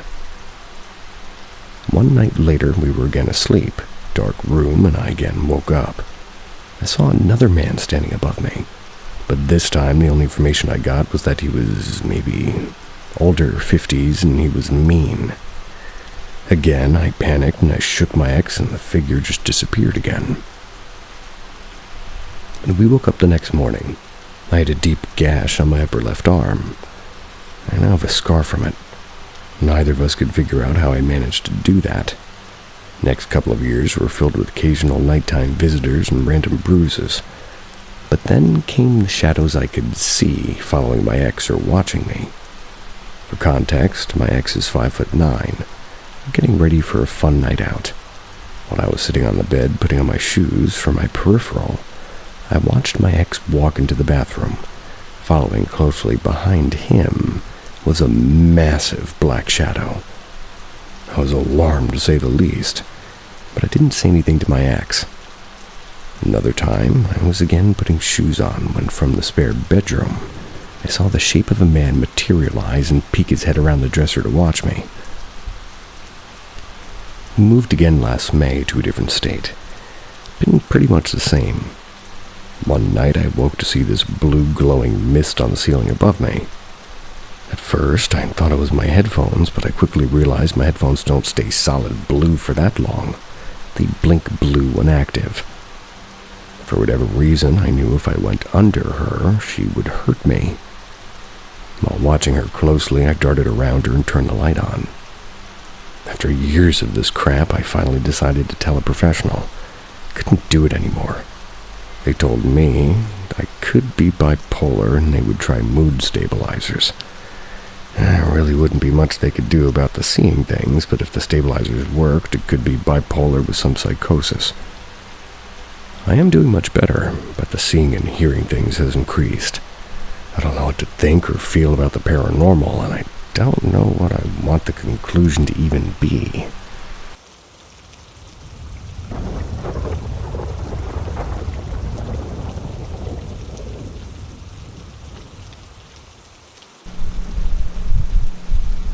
Extremely sinister experience as a young teenager in 2009. Extremely tall, skinny, grayish-white entity with no features like a face. This was about 15 years ago. Still get goosebumps and chills every time I talk about or think about this thing. It's traumatized me for the past 15 or 16 years. Best description is a human-shaped Slenderman type entity with no clothes. Imagine a featureless human shape made out of like a gray modeling clay that resembles a naked Slenderman type looking thing. At least 10-12 feet tall. Has the ability to induce an adrenaline rush followed by paralyzing fear, even though you have no idea if it was around or anything to make you that scared. Anyways, here is how it all went down. I'm 30 now, and I was maybe 14 or 15 at the time. Still live in the same house to this day. So, I was playing my Xbox in my room at night, had my window open, and suddenly I got this cold ice feeling in my veins from my head to my toes and an intense rush. I was rendered completely paralyzed from fear. Literally out of nowhere, this just hits me in the body. Knew something was behind me outside my wide-open window. Never have I ever been that scared in my life since then or ever before that point. So, I just knew deep down that I was being watched by something. It felt evil, and I felt the danger beyond words to even describe. Finally, somehow got enough nerve to turn around and broke free of this paralyzing fear that was gripping my whole body. Spin around, purposely avoiding looking out my window, dive on my bed, being it was right below that same window. Then I hid underneath my blankets. I was listening for anything that could tell me if there was something out there. I I was confused and I was scared about what I was feeling and what was going on. After a few minutes of not hearing anything, I grabbed the windowsill and slowly peeked over and out my window to see if I could see anything. At the time, I owned a PT Cruiser that was parked outside about 15 feet away directly adjacent from my window. And to my astonishment, this tall, gray thing, it looked like it had a fuzzy-like static that clung to its entire body.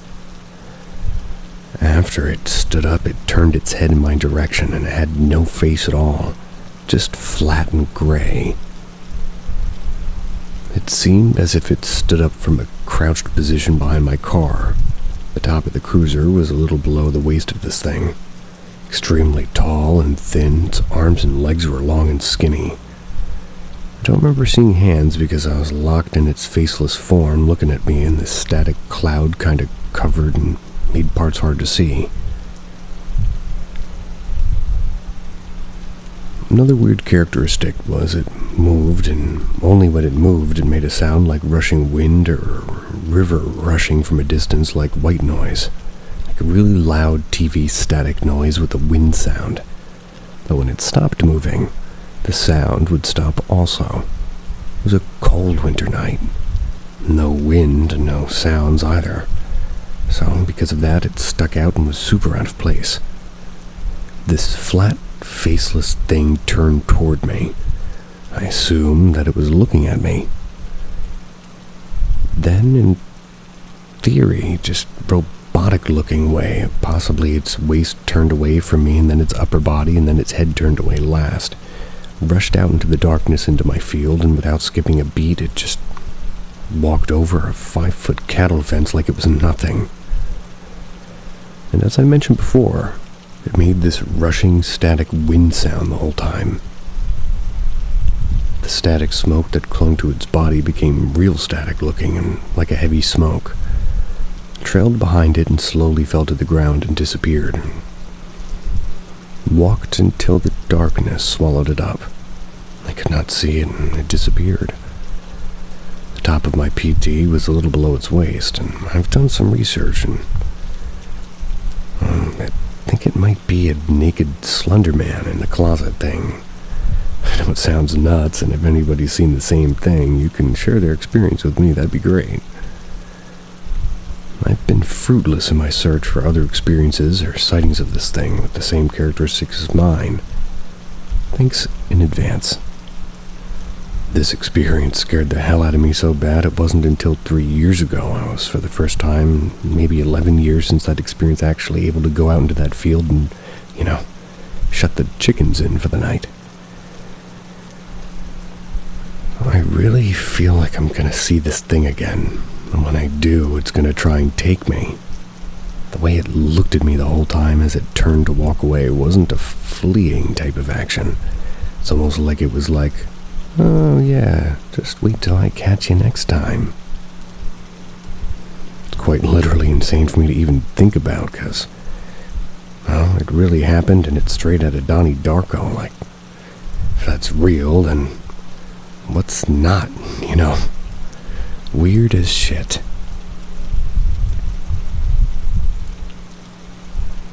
Two things. One, I miss my horribly ugly PT Cruiser that somebody put a turbo in and welded the back door shut without me noticing. Very stupid me. And two, Donnie Darko is an amazing movie.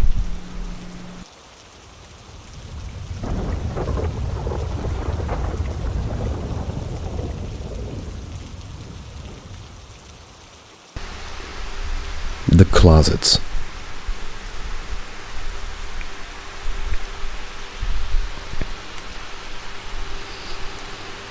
Throughout my whole 36 years of living on this planet, I've only lived in 4 places. The first one was a 3-family private house. The other 2 were in the projects. Both buildings were literally in the corner of the same block. One we lived in the 9th floor. Lovely view of the city from a distance. The other we lived in the 1st floor, so I had more freedom to go out and chill in front of the building like the other kids, where the mothers could see me. I lived in that one for about 16 years before I finally moved out onto my own. I don't experience much paranormal in my apartment, just orbs that I can faintly see, but mostly catch on my phone.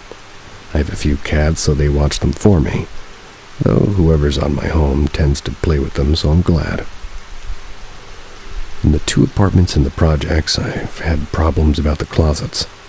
In the 9th floor apartment, I saw it slightly open with the red eyes staring at me. I've even seen some stuffed animals move on their own when my parents lay in the bed and go to the living room to do whatever adults do while children sleep, but I couldn't sleep. But it was the apartment on the 1st floor I had the most experiences. I guess because I was more grown and more aware of things that actually bothered me.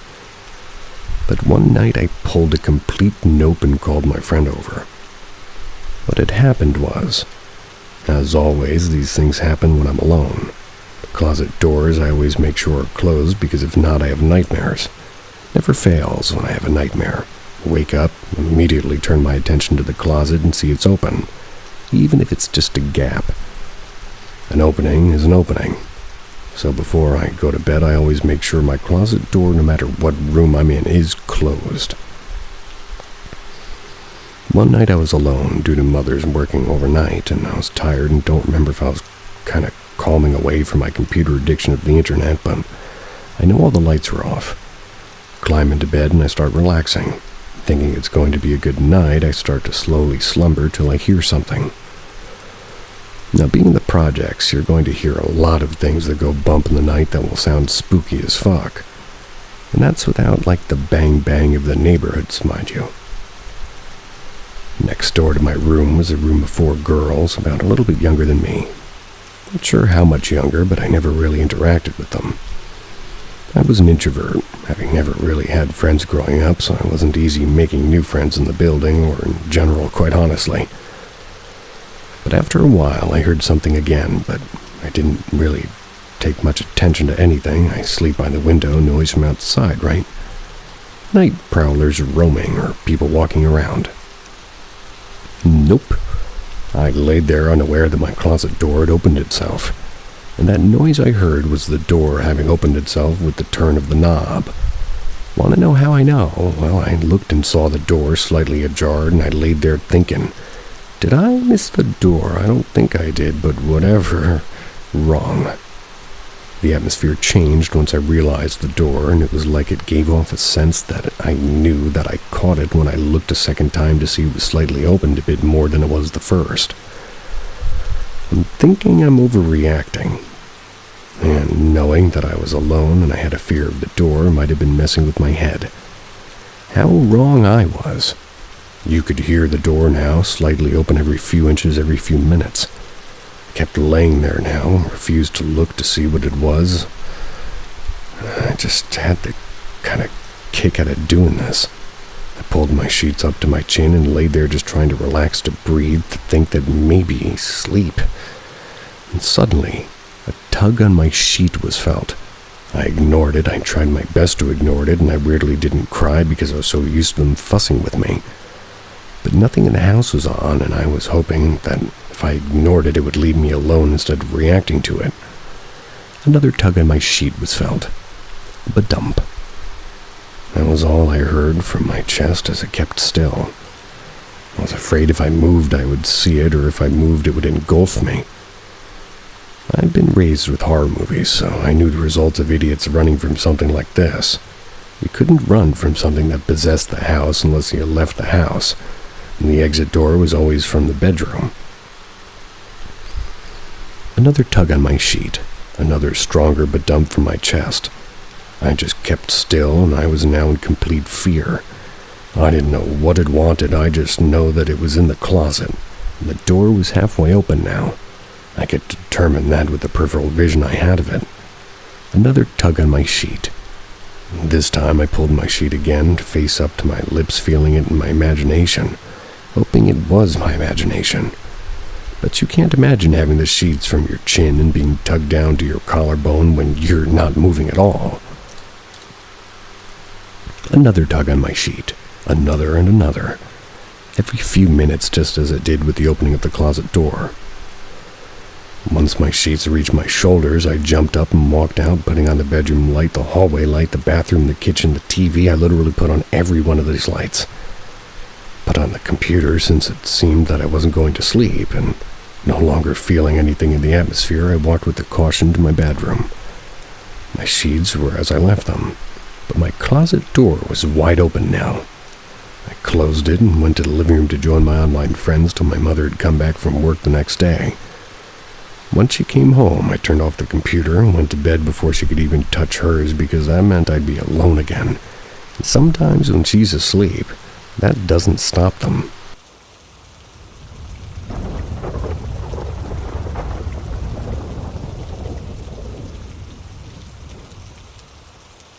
Something in the graveyard.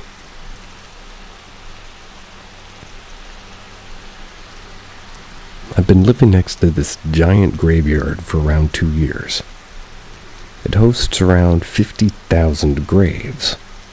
Oh boy. It's beautiful and often a place I've visited just to walk around. 50,000. So, I had this awful day at work. And this was about 12 years ago now, but I remember it so vividly. Horrible day. One of those days where I didn't want to go straight home and deal with all the home jobs, socializing and cleaning and dinner, so instead I planned on driving up to a mountaintop lookout, which is a cool ice cream venue, grabbing a cone and watching the world drift by while I decompressed. Took a wrong turn, ended up in the neighborhood surrounding the cemetery. I figured, fuck it, it's quiet and a cemetery walk would be the peace I needed, so it was just dusk outside, but plenty light enough that I could clearly see trees and houses and names on the gravestones, and if anyone else was around. I knew in about 45 minutes to an hour that it would be dark outside, but for now I felt comfortable. I parked my car, walked over to the berm into the graveyard. And this graveyard is massive, by the way. Without signs and streets, it would be impossible to find your way through this maze, and there was no way in hell I was planning on walking that far in anyway. I just kept to the sidewalk where the berm and the houses were, while the massive graves were on the left of me. I called my then-boyfriend, crying to him about how awful my day had been, and he was trying to calm me down and talk me through my day. In my peripheral to the left of me, I thought I saw a big black shadow, maybe 50 meters in. It was only brief that I saw it, or at least I think I saw it. I wasn't sure if I saw what I saw and had just sort of left just then. I probably would have shrugged it off, but my fight or flight instincts kicked in and I was kind of still on the phone. I became extremely wary of what it was that I think I saw, if I saw anything at all. So I'm walking and I'm looking in that direction while I'm still on the phone. My eyes peeled just in case something happened, but I definitely began to start feeling uneasy, and I'm now absolutely focused on anything that might be there with me. And I'm a woman walking alone in a graveyard. I'm more concerned with a creepy guy skulking around than I am anything paranormal. But I still feel, just very uncomfortable and very on edge. As I'm walking and talking, but I'm still looking in the direction that I first spotted this shadow, it appeared again. This time I'm staring at it, literally watching it manifest. It was as if it collected this energy of particles and formed a giant black mass, just opaque enough for me to see the gravestones it moved through, but much, much darker than the surrounding area. It was quite tall, much taller than the average human with no arms or legs. Just a moving black mass. Drifted through several gravestones for about 4 seconds, which is long enough for me to question whether or not I'm seeing things, and then confirming, nope, I'm definitely looking straight at this thing, and this is not a person.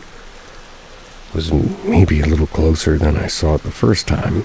Not by much, maybe 40 meters now. 4 seconds is a really long time to see something and watch it move. I just stared at it, and I think I stopped talking on the phone completely. I don't remember what I thought at the time, other than the confirmation of myself that I'm seeing something real. Then as quickly as it appeared, it had vanished, like a fog dissipating again. Instantly, I got this image in my head that the next time I saw it, it would be right in my face. Quickly told my boyfriend I would see him at home. Turned, hurriedly walked to the car and left. I just feel like maybe something was looking out for me and sending me a warning that whatever that thing was, it did not have good intentions and I needed to leave. Or you just needed to leave. I don't remember being very scared when I was driving. I don't feel like anything followed me or was in the car with me. Definitely snapped me out of whatever mood I was in that day, though. When I got home, I told my boyfriend what happened immediately. Shrugged it off, saying it must have been me hallucinating since I was super emotional. I was really irritated at that response, and I know what I saw. I'm usually really calm and rational, so there's no way that I just got so carried away with my emotions that I started seeing things. That felt so unreasonable of a response to me and kind of invalidating. I lived with my uncle at the time and told him what happened and how I was really disappointed with my boyfriend's response. And that's when he suggested that maybe I saw something because I was emotional and vulnerable. Maybe my walls were down and it was drawn to me. The more I think about the incident, the more it just feels right. I think whatever it was seemed curious about me. Maybe I did have my walls down, I don't know, but I don't think that whatever it was had good intentions. I'm just glad to not have any lingering experiences with whatever that was. It's been so many years, and I remember it so vividly, and I'm pretty much racking my brain wondering what the hell that thing was. I've even considered talking with psychics about it just to hear what their opinions are. Not that I'm particularly schooled on psychics, but I think you're barking up the wrong tree there.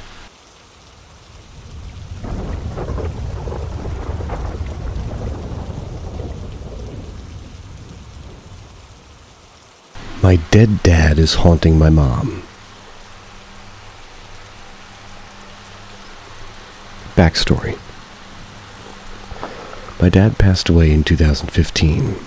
He was 64, so not super young, but it was a shock to us all because all four of my grandparents are still alive and well.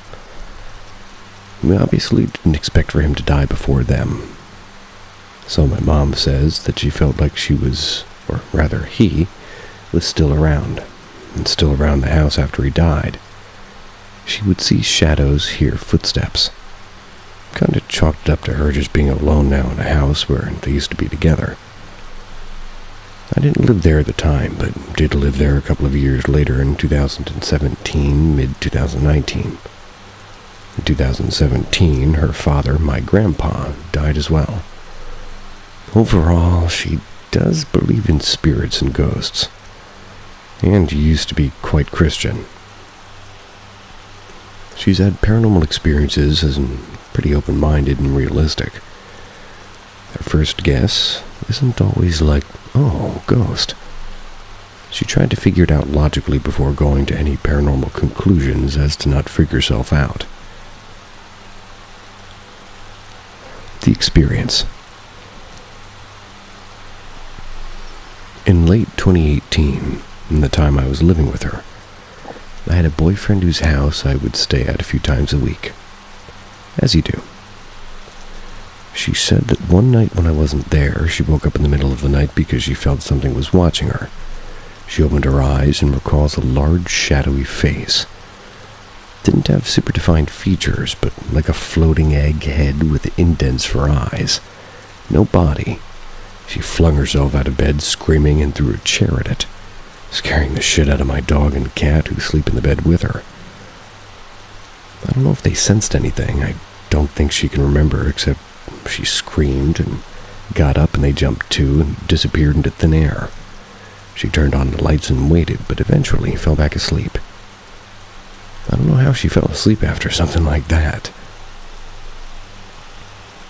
The next night she woke up again in the middle of the night, but this time to a glowing white orb above her in bed. She says it was the size of a pomelo. She again got scared and started screaming and kind of flailing her arms. The orb floated slowly out of the room. unlike the face that just sort of dissipated. When I came home a couple of days later, she told me what happened. I immediately was freaked out and also confused. What are these two things doing? Battling dark versus light? And so we went to a Bruges shop and got crystals. Yep, we like crystals and we believe in energy and all that. She said things subsided for a while, but one night, again as I was away for the night, she was getting ready for bed. She said she felt a need to turn around while brushing her teeth, so that way she was facing the bedroom. When she turned, she saw a blurry gray man run and jump into the bed, like diving into a pool, disappeared into it. She said it didn't feel very malicious, and she was spooked, but still went to bed. The next day, she told me about the third experience, and I freaked. I'm telling her to get a shaman in this house quick, especially as I'm set to be moving out of her house and kind of far away. So now she's going to be alone? No, not on my watch. She's done some work with this particular shaman before, so the shaman knows us and our family quite a bit. She does some Reiki work as well over my mom, gives her instructions on how to proceed and get the spirits out of her house. I do this ritual with her, and so far she hasn't had any more spirits around her room at night. Sometimes, the shaman said to her, though, has stuck with me ever since. My first guess, when thinking about the entities coming to my mom at night, is that it was my dad. First black shadowy face.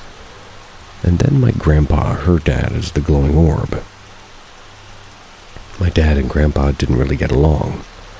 My grandpa was very protective of my mom and never thought my dad was the best man for her. But then I'm thinking, why would my dad be a dark, shadowy face? That unfortunately makes sense, even though I wouldn't like it to. He was a difficult man, and his opinion was going to finish life too soon. He wasn't ready to go. But let's go back to the shaman. She practices some past life guided meditations, and in her Reiki work with my mom told her that my dad was essentially stuck to her. Why? Because they had many past lives together. Cute, right? No, fuck no. Apparently, in every past life before this one, he had outlived her. The shaman said he had basically done anything to remain the survivor. So, killed her, let her die. The shaman said that she saw it all there, and that he couldn't let go of my mom in this life because he was pissed that he went first. Yikes. I honestly wish I could be like, no, that's crazy. Dad wouldn't kill Mom or hurt her or haunt her, but the fucked part is that I can totally see it. Makes sense to me.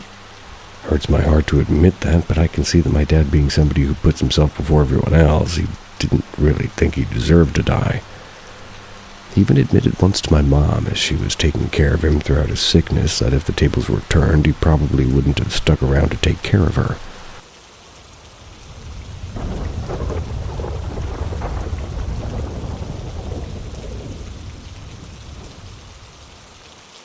Okay, I surrender. Is this a haunting, and if so, what do I do? I'll just say I live in the South.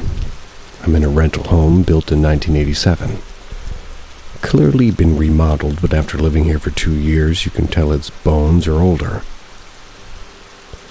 I have an older teenage daughter that loves horror movies and typical drama fan. And as well as a roommate, and as of last year, a partner who's basically moved in. All three of them have discussed seeing weird things happen in her house. My daughter has since moved into this house, complained that she's never felt alone anywhere in the house. She only recently has become with being here by herself. Now I have to admit, this particular situation isn't the first unexplained situation regarding my kid. In a previous rental about 10 years ago, I was in the living room. I heard her call for me from the bathroom. She was taking a shower, I think. Thinking she forgot a towel or something, I knocked on the door and entered. She asked me, "Dad, were you just in here?" To which I replied, "No, kid, I clearly wasn't in here." I thought, what a ridiculous question. as my eyes looked to the floor and saw two wet footprints, perfectly side by side, facing toward the sink and mirror. Typical direction when you exit the shower. I asked the kid, "Yo, why'd you get out of the shower?" To which she said, "Dad, I haven't gotten out of the shower since I got in." That's when I looked again and realized that these footprints, while clearly a woman's, were not the size of my child's feet. I got chills all over my body and without causing alarm, got my kid out of the shower. Pretty much wrote that one off as a one-off experience. Could I have been seeing things, and who knows, unexplainable. I left it alone. The kid eventually heard me tell that story to a friend and is convinced it was a ghost. Moving on, as of late, so the kid is saying she's feeling things. The roommate has come down to my room at random hours asking if I was knocking on his door. Tiek swears somebody was, but who knows? It could be his dog doing something on the floor causing a knocking sound and wrote it off. My partner's been staying over for a few months, and now he's convinced there's paranormal activity going on. And for him, it started off as hearing footsteps upstairs when nobody's up there, as well as hearing other weird noises. But then he started mentioning seeing a shadow-type figure out of the corner of his eye. That's when I started paying more attention. Why? Because I admittedly have been seeing a crazy shadow figure out of the corner of my eye pretty much the entire time I've lived here. I've just written it off as shadows. Even when it's super dark out and the rooms are only lit by a consistent source of light, like a floor lamp. I work from home and I have the dog and cat here with me while everyone else is at work. I have pictures and videos of the dog and cat staring into my empty bathroom as if something's interesting in there.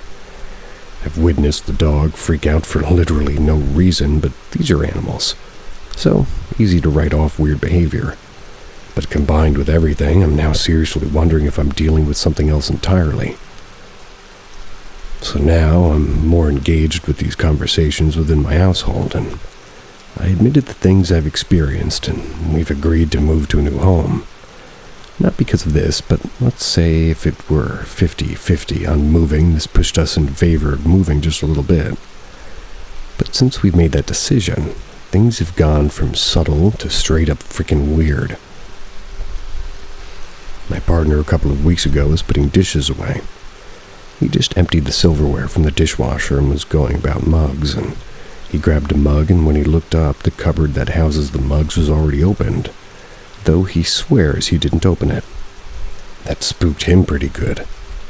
Then a few days ago, he got into his car to go to work, and as he put his car in reverse, he looked in his rearview mirror and saw a smallish shadow figure in his back seat. Said it scared the poo out of him. He described it, but it doesn't look anything like the shadow I've seen. Mine looks more like a shadow of like Maui from Moana. Ridiculous, I know, but that's the best description I got. Then last night, we're in the kitchen making spaghetti. He goes in the fridge to put the sour cream in the door and shuts the door. I go in right behind him for some ketchup and also in the door, and when I open it, I'm not exaggerating even a little. I mean, I'm here on Reddit laying it out, but a small case of blueberries was literally thrown out of the refrigerator at me. And this package has already been eaten from, so it wasn't full, but it were left open and on a springboard. I'm not kidding, just wild. A couple of hours later, my partner goes into the kitchen to refill his water container, and the cat goes out to get his drink before bed. My cat just lifted his head from taking a drink when his head is pushed 6 or 8 inches toward him. He freaked out and jumped like 4 feet in the air, hair puffed all out like he took a bolt from Zeus himself. I know this was long, and thanks in advance for any advice. Somebody tell me what the fuck am I dealing with in this house? And maybe more importantly, how the hell do I prevent it from coming with me to a new house? I know the many battles from the Civil War happened all around these parts, but dang, not really trying to deal with some paranormal crap from that era. There's a church in every corner in this state, but the whole partner thing, yeah, they don't much like my kind anyways.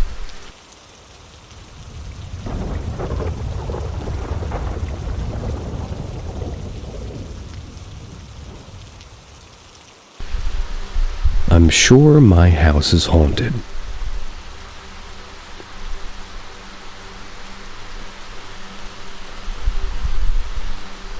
For a bit of context, I've always been a very sensitive person to all kinds of sensations and situations. With this, I mean I perceive many things that others can't. Whether it's sounds, colors, smells, physical contact, and no matter how light it is, etc. And I also have very good peripheral vision, so when something out of the ordinary happens to me, I notice it very quickly, and I don't let it go easily. A few years ago, I moved with my parents and my younger siblings to a bigger house, since we're a large family and we needed the space, but we don't have much money. So my parents decided to buy an old house to slowly renovate it. In our previous house, it is true that I always noticed strange and paranormal things, like things moving on their own, waking up to human shadows watching me sleep, and even the sensation of cold, bony hands caressing my hair during the night. But for some reason, I never felt unsafe in that house. On the contrary, whenever something like that happened to me, I would just relax. This, as the scaredy cat kid I was, and even a friend of my parents who was a medium once told me that I was very lucky to be so well taken care of. And although she didn't say it directly, I know perfectly she wasn't talking about my parents. But when we moved in, everything changed for the bad. From day one, I never felt 100% comfortable in the house. There were Christian symbols everywhere, and although this may have been just my paranoia, I always felt like the eyes in Jesus' photo were following me until we got rid of them. There's one part of the house, specifically a downstairs closet, that has always terrified me. There's no specific reason, it's just that the vibes have always seemed really off to me in that specific spot. The first truly paranormal experience that happened to me in that house wasn't directly to me, but to my little sisters. I was in my room upstairs with my headphones on. That's when suddenly I heard my sisters scream like never before. As soon as I heard it, I ran out of my room and ran down the stairs in 2 strides to reach them. They were locked inside the room next to that same closet I hated. They were completely terrified, hugging each other on the floor in the corner furthest from the door. When they saw me, they ran to me crying and told me that they were planning when suddenly they heard a voice shouting something to them. The door slammed shut. There was no window open at that time, so it couldn't be the wind. I had heard that slam and it had shaken the whole house. But since my father was working on renovations those days, I thought it would be him working. Since that day, I've been much more aware of the things around in this house. And I've been able to notice many things that until then I hadn't noticed or had blamed on my family or the next door neighbors. Since our houses are wall to wall with a lot of these things in the time, I can kind of hear what they're doing. But I started to realize that the footsteps I often heard and the times the hairdryer turned on in the bathroom when I was home alone were coming from inside my house, not from my neighbors. I was also able to confirm that the times I heard people calling my name when I was alone weren't my imagination either. And I have a pretty unusual name, so every time I hear it, I can be sure it's meant for me. And while in the other house I felt comfortable and safe, and here I only feel great discomfort and often fear. The most recent thing that happened to me was a few days ago. I was alone at home with my cat. I was upstairs with my cat looking for her. It was 11 a.m. and it was a sunny day. When I finally found my cat, I started walking to my room knowing that she would follow me. Pretty much like always, to spend time together. But I went in and she didn't come in too, so I went back out to the hallway to see what happened to her. And when I saw her, she was tense, staring at something at the bottom of the stairs, starting to hiss. When I looked in the same direction, what I saw was a human shadow, about 6 feet tall, just standing there. It was sunny, so I could see it clearly. It wasn't a person, it was clearly a human figure, faceless black shadow. Can't describe it in words, the feeling that ran through my body at that moment. Immediately picked up my cat in my arms and locked myself in my room with her, just pretending I hadn't seen anything, hoping that whatever it was wouldn't notice that I saw it. Then I started to hear footsteps coming up the stairs slowly. I blocked the door as best as I could and remained completely silent, not leaving until my family returned. The night before, I had already woken up in the middle of the night because I heard knocking and footsteps in the kitchen downstairs. The footsteps sounded exactly like a horse's hooves. It went on for about 15 minutes since I woke up. So when this happened to me in the morning, it was the last straw. I've tried to talk to my parents and explain to them everything that's happening, but even though they don't have logical answers to all of this, they refuse to believe me. But I know they're scared too, at the way they always dismiss it nervously every time something else happens. I'm still living with my parents because I want to focus on my studies, but if things get worse, I'll move out because I'm feeling worse and worse. It's not just the creepiness of the situation. I've never been so sick since I moved here. I'm talking about almost never getting sick to being sick almost all the time for some reason. Can't seem to find why. Not just me. My little siblings and parents too.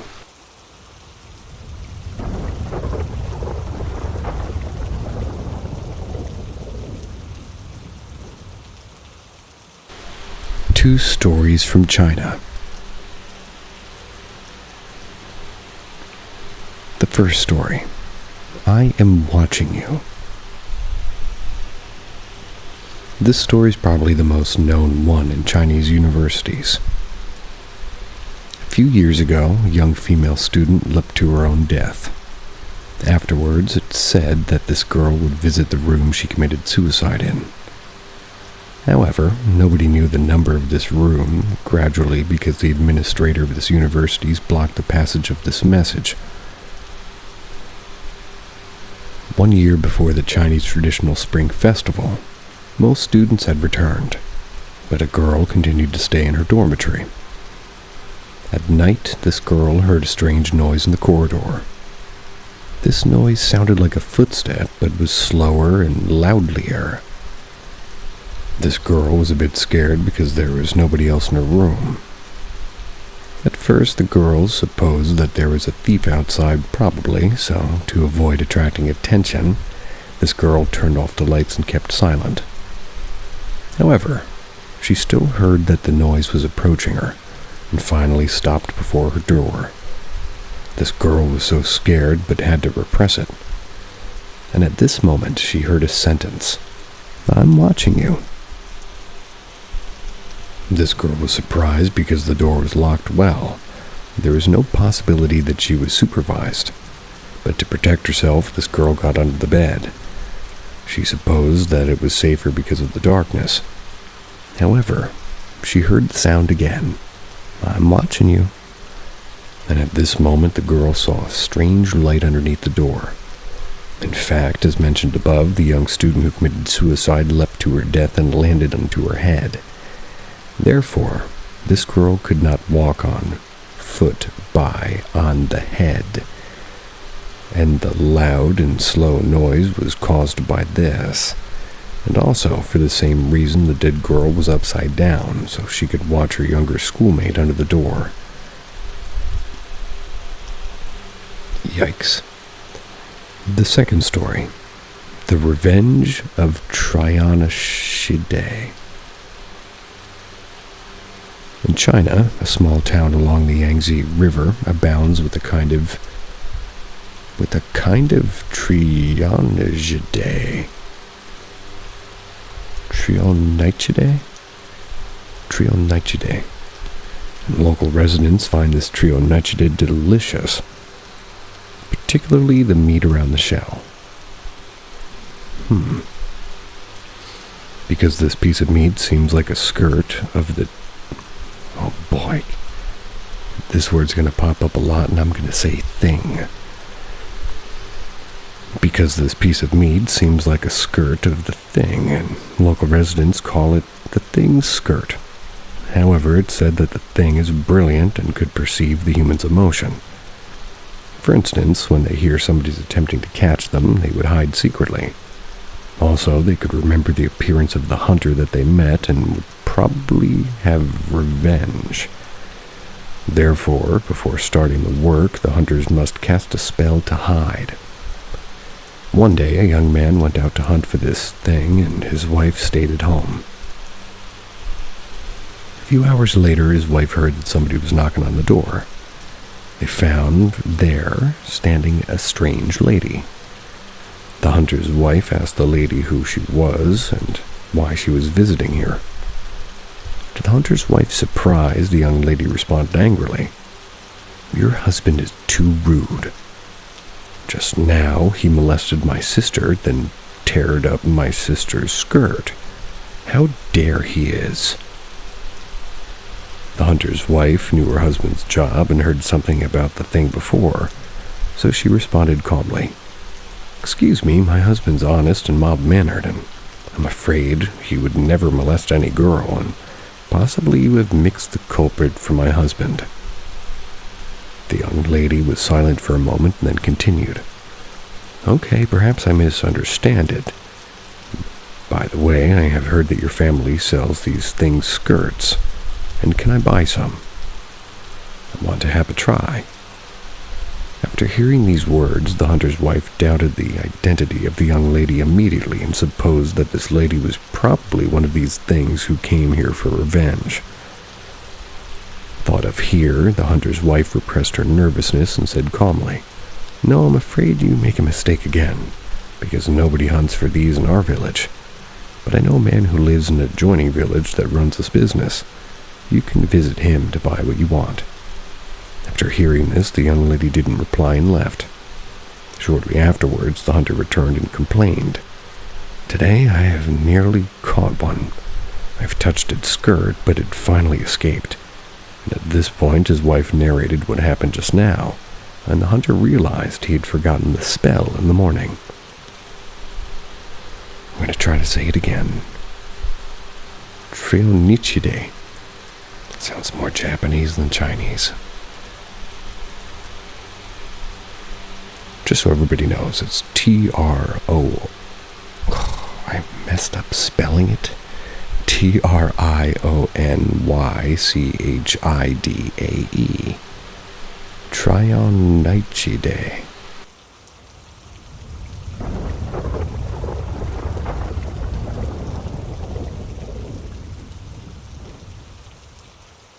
A ghost warden. I have a friend who is proficient in divination. That's when I was in college. One day, I had asked the girl about her skill and how she knew so much. And I was shocked because the girl told me that a senior member of her family was a ghost warden. The girl then told me several stories about the senior.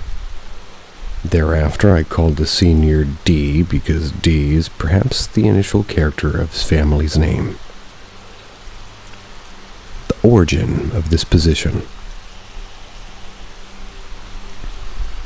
According to the girl's description, D has nothing to do with any religion or magic until he was 50 years old roughly. One day, D fainted suddenly when he was doing farm work outside. Fortunately, D was discovered by his family and took home that day. However, after waking up, D told his family that he's traveled and visited the hell just now. At first, his family members thought that D was in a confused state of mind, so nobody believed his words. Since then, they found that D started to discuss something related to religions and divination. This was so abnormal because the jargon in the two fields is quite challenging to understand, and too remote for D shortly afterwards. D started to predict some trivial matters, such as the weather and the recipe of the neighborhood, and his prediction was quite precise. Since then, D's relatives started to believe what D had described before. Over time, D fainted frequently, but he would recover by himself. One day, he told his family that he had been employed by the head of hell and would be a junior officer there. Henceforth, D's divination became more powerful, started to present some mysterious power. The change of fates of two young men. One day, D went to some sort of a fair to buy some daily necessities. met a friend unexpectedly. This friend was so happy that Dee was so curious about it, and later his friend told Dee that his son had found an excellent job, would start the career the next day. At this moment, Dee's friend demanded Dee to foresee the young man's future, and Dee employed 4 pillars to make this. By the way, 4 pillars is traditional divination, which arranges the birth year, month, date, and hour to be 4 criteria respectively. However, Dee became so nervous soon and told his friend that his son would die soon, according to the information presented by the 4 pillars. His friend was shocked and begged him to do a favor. Dee refused to help at first and stated that this result was inevitable. But Dee's friend did not accept it, but begged piteously. Finally, Dee told his friend that there was a possible solution, but it was too vicious. If carried out, Dee and his friend would be punished by heaven. To persuade Dee to do this trick, Dee's friend gave Dee a lot of money and agreed at last. Dee told his friend that the only chance to save his son was to find a young man who was born at the same hour as well as his son firstly. Then Dee's friend spared no effort to do this, found a young man successfully at last. After doing this, Dee told his friend that his friend should take this young man to a place in particular, at a particular hour one day. And if this poor young man did this, he would replace Dee's son's friend and die immediately. Even though Dee's friend felt this method was too evil, he still did it to save his son. According to Dee's suggestion, Dee's friend visited the poor young man and stated that he wished to introduce a decent job to him. This poor young man was so happy and followed Dee's friend to that destination. Once they arrived at that place, this young man fell suddenly and died instantly. Shortly afterwards, the police came to investigate but found no wound in the young man's body, so they deemed it an accident. The magic named to compel ghosts to carry sedan chair. One day, Dee took his kids and wife to visit a relative who lived in the rural area. Because the road was so uneven, his kids and wife couldn't continue to walk. They would arrive at the destination earlier. Dee determined to use his mysterious power. At first, he commanded his kids and wife to close their eyes until they permitted them to open. Besides, no matter what happened throughout this process, they must not open their eyes nor speak. His kids and wife agreed. He started to spell this. After a while, Dee told his kids and wife that they could reopen eyes now. They were surprised that they could see the house of their relative already. Dee's wife saw the watch and found that they'd closed their eyes no more than half an hour. That was while this journey usually took more than several hours. Also, Dee's wife recalled that she never felt anything uneven. So even though Dee's wife knew that her husband was proficient in such magic, she was so curious and asked what had happened just now. Dee told his wife that he had summoned a couple of ghosts to carry them by sedan chairs.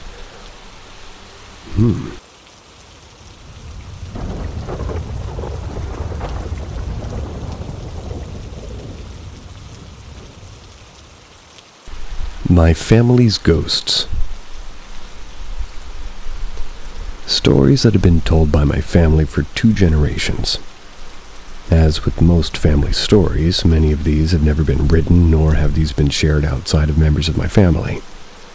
To the best of my knowledge, these are true stories. For context, these occurred in Chicago during the late 20s and 30s. They were told by my grandmother.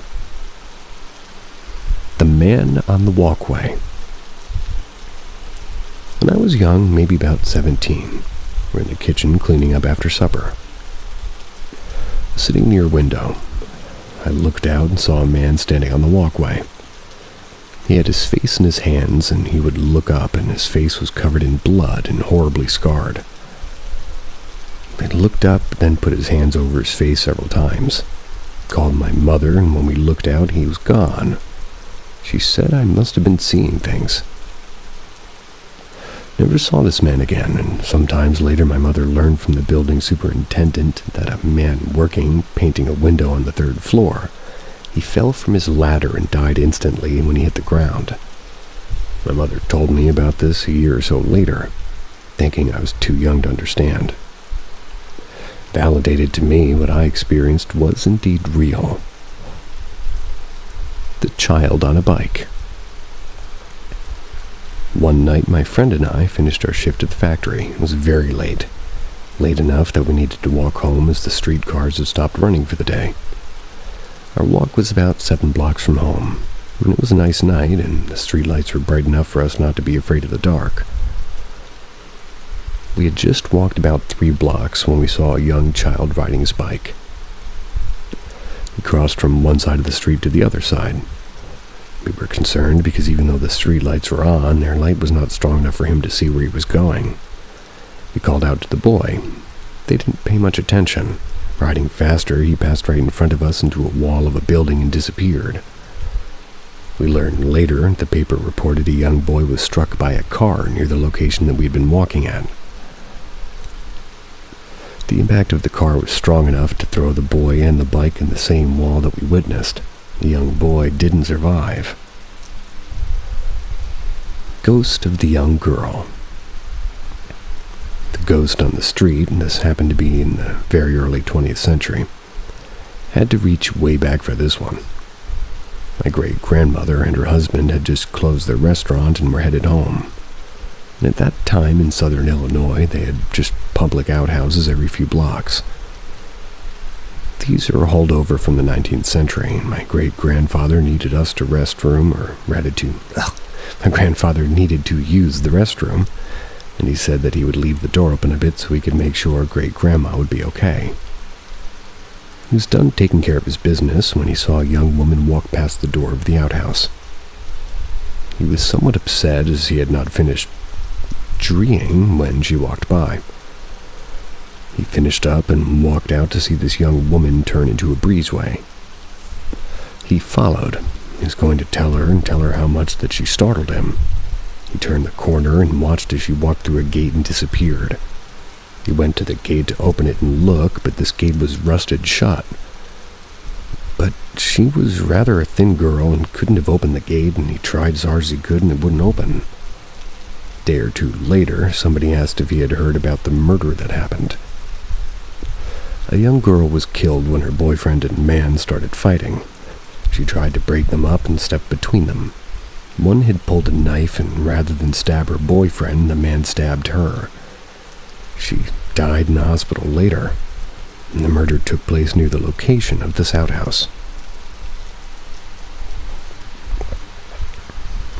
The old lady on the stairs. My grandmother was about 10 or 11 when she experienced this. She lived on the second floor of a 3 flat with her family.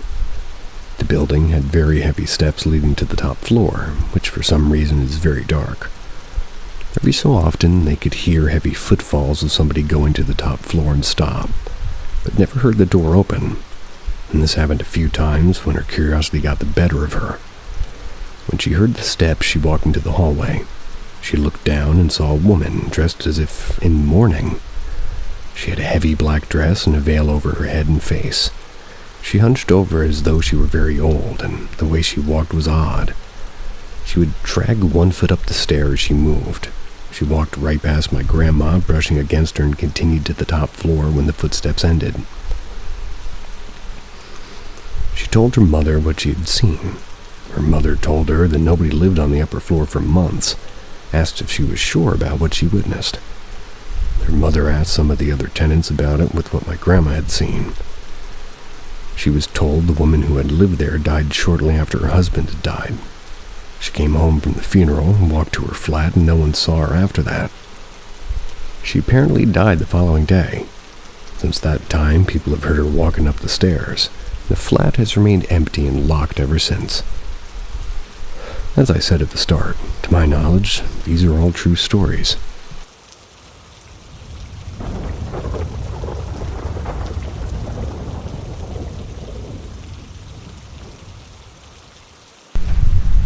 Mini ghost stories.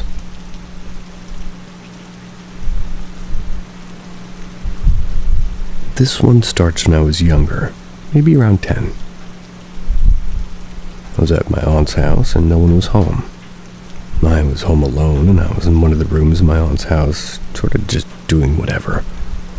I suddenly heard a deep voice in my ear, and it said, "Jenna," my actual name. Another time in this house, I'm down in the basement and I'm coming up the stairs, and once I reached the basement door that was opened, the door slapped shut in my face. The second story starts with, being in the house I'm currently living in. There's a bunch of experiences here. I was down in the basement doing laundry, and as I was coming up the basement steps, I could hear the steps I already passed creak behind me like somebody was walking behind me. Once I got fully upstairs into the living room that's above the basement, it sounded like down in the basement somebody was throwing things around and making a bunch of random loud-ass noises. Another instance in this house I experienced was I was in the living room with my toddler and older brother. My toddler was playing, and my brother and I were sitting on the couch talking. Out of nowhere, the front door handle started twisting and rattling fast. It was like somebody was trying to come into the house. I opened the front door, nobody there. I actually had the same thing happen with my bedroom doorknob at night. I would ask people in my house if they were trying to come in my room, and they would all deny it and kind of act confused. Another time would be in the middle of the night. My son would be sleeping in our room, and I would be laying in bed, and all this light-up music toys would go off randomly, multiples at once. The most recent thing that happened in this house was I'm really not sure what the hell it was. In my room with my bedroom door open, and I could see out of my bedroom into the hall. And out of the corner of my eye, I can see a silhouette of a man walk out of my brother's bedroom that was next to mine. Obviously, I think it's my brother, so I walk out of my bedroom to go ask a question. When I get to the kitchen, that I seen what I assumed was my brother walking towards, he's not there. And might I add, my son and I were the only ones home. Go to my brother's room confused and ask if he left his room, and he said no.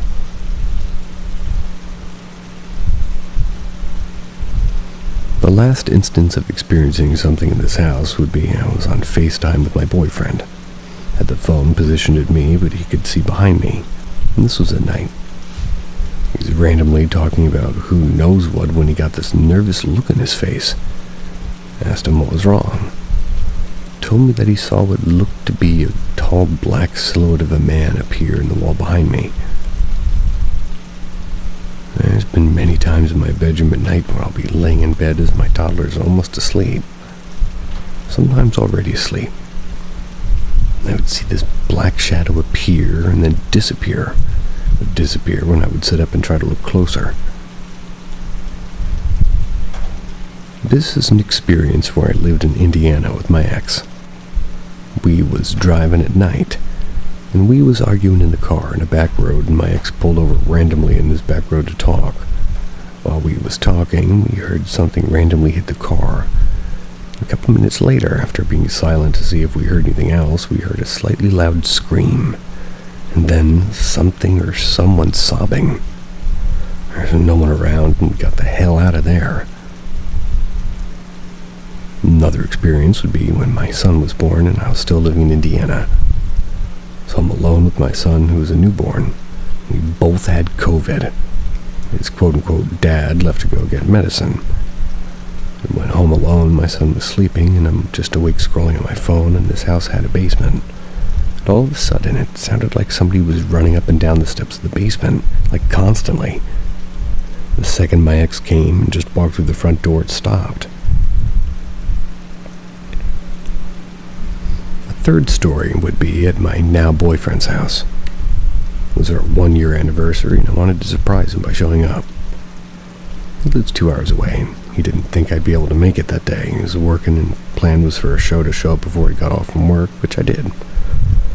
I want to mention that he's told me he believes his house is haunted by a man that he calls Toby. He's had his own experiences with Toby. Anyways, I was there by myself waiting for him to get off work, and I was cleaning around his house. I was keeping myself busy, and suddenly I kept getting this overwhelming feeling of something else was being there. random noises started happening. I swore I saw these things from the corner of my eye, and when I would fully look, it would just vanish. The one that really got me was when I was walking out of his front door to go to my car for something.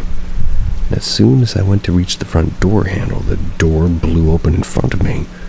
His neighbors had to think I'm nuts because I kept running out of his house multiple times from being scared, and then eventually going back in. When my boyfriend got home, I told him what happened, and he laughed and said, "It was probably Toby messing with you."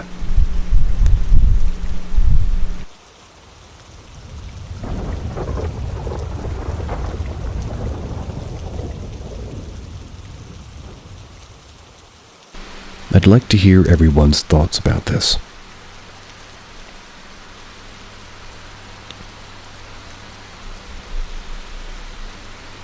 In the winter of 2004, my family moved us up from Florida to a place in Winterport, Maine. I was only 11 at the time that these events took place over a span of almost 12 years. To summarize, the house they bought had been bought and sold like 4 times in the span of like 5 years. It was the marsh stream, so running water. This house was weird. It was boxy and not terribly attractive on the outside or inside. It had a basement and upstairs, and in particular, the basement was not a friendly place. It always felt so cold and often like I was being watched by something cold and predatory. Things escalated over time as we renovated. Things would start happening.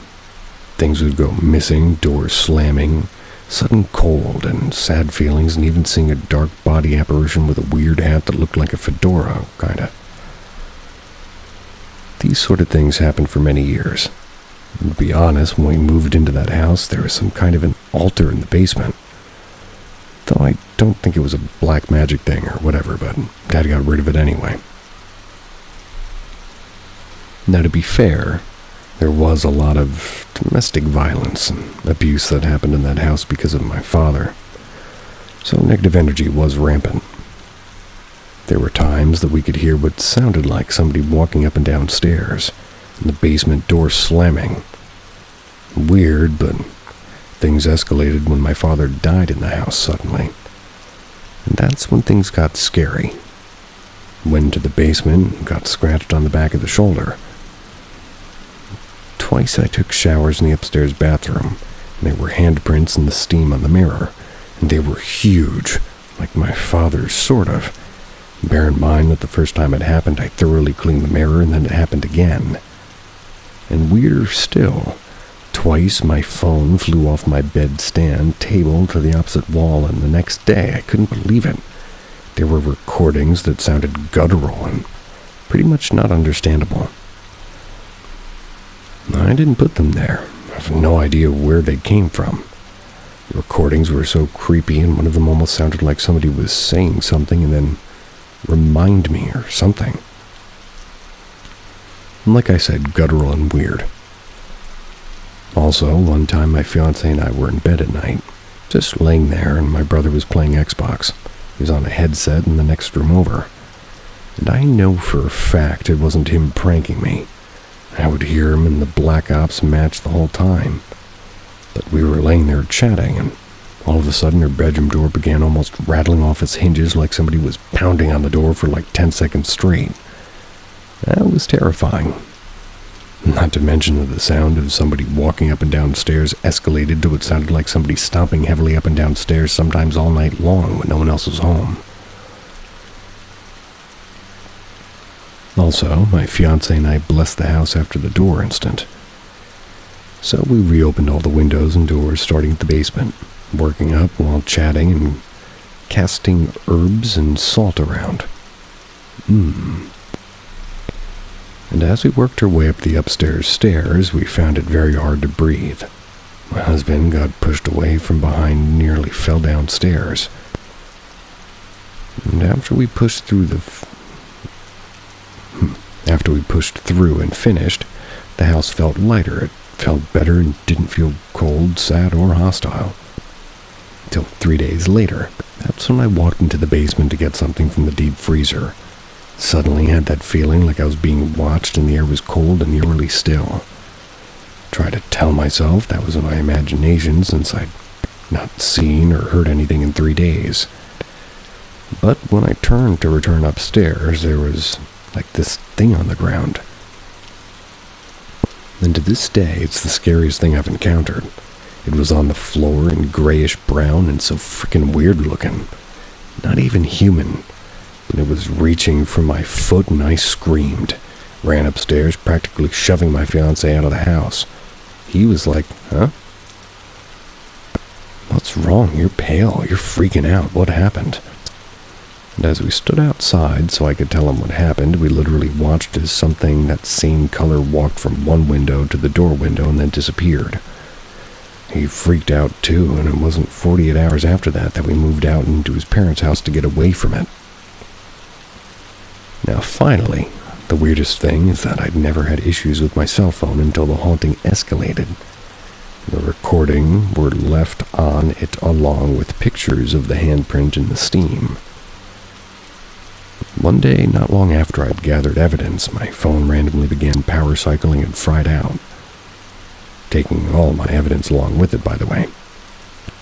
Now, I know this sounds insane, but I swear to you that this is the scariest place on God's green earth, and I've never been back more than a few minutes at a time until the house sold in 2023.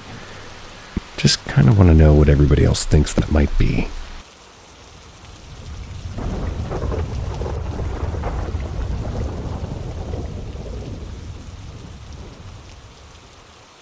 Shadow figures.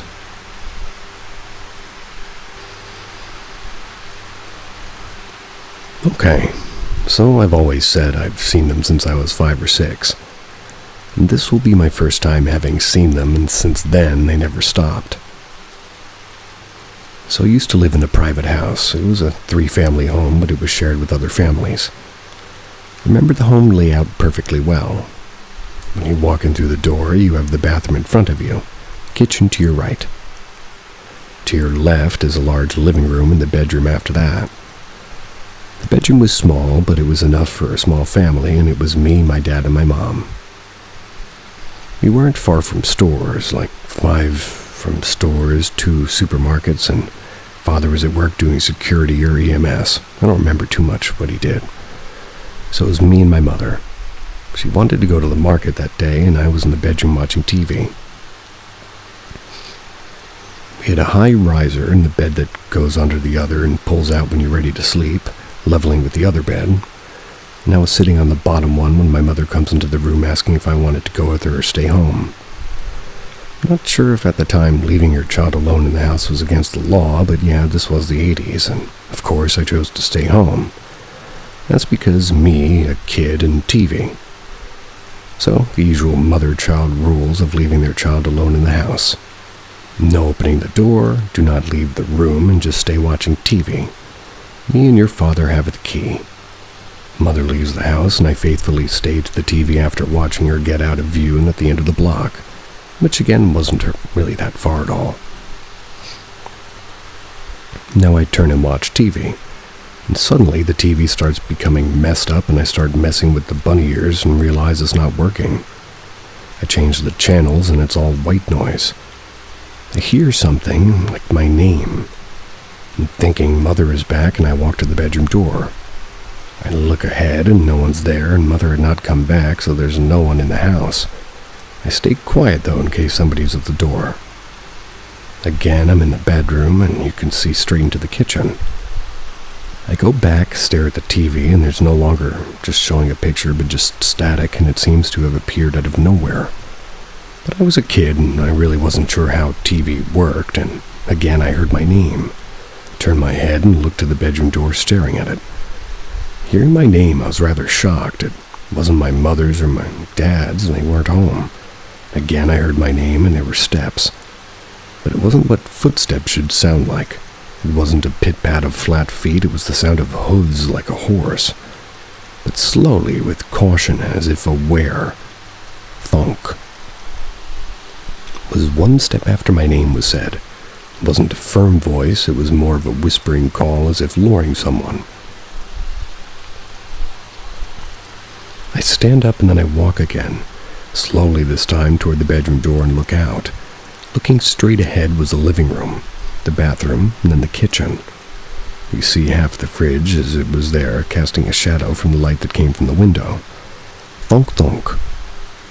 The hoove noises happened again, and slowly the shadow of the fridge moves. I'm thinking somebody's in the driveway moving around until I saw the shadow form.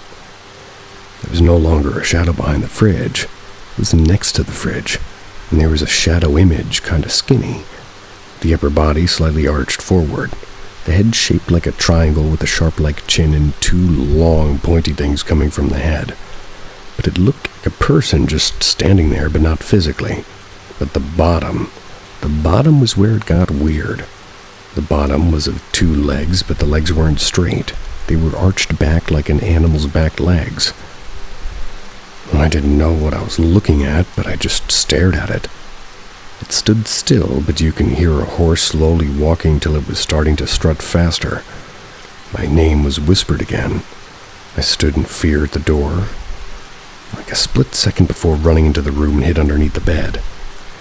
I kept there, hearing the hooves getting closer as it was sounding like it was passing the bathroom, and just going through the living room. My name was being whispered along the house. I started crying, not sure what was going on, and suddenly, just like that, you heard the keys to the door unlocking it. The hooves stopped and the whispering died. The TV was back to shouting whatever show was on for that channel. When the door opened, I ran so fast and hugged the hell out of my mother. I cried so hard, and my mother thought something had happened to me. But I didn't know how to explain it. I told her I was scared, and she said, "Well, I told you I was going to the supermarket, and you wanted to stay." That's all I could say to her when I didn't understand crap. This was my first memory of what started all of my seeing and hearing of the paranormal. Years later, I had seen the depictions of how religions had seen the devil, and I saw it looked exactly like the image of the shadow that had first appeared itself to me. But by then, I had already seen so much, and admitting that you might have seen the devil at 6 years old wasn't really on my mind to tell anyone. But yes, my first paranormal experience was the shadow of the devil himself.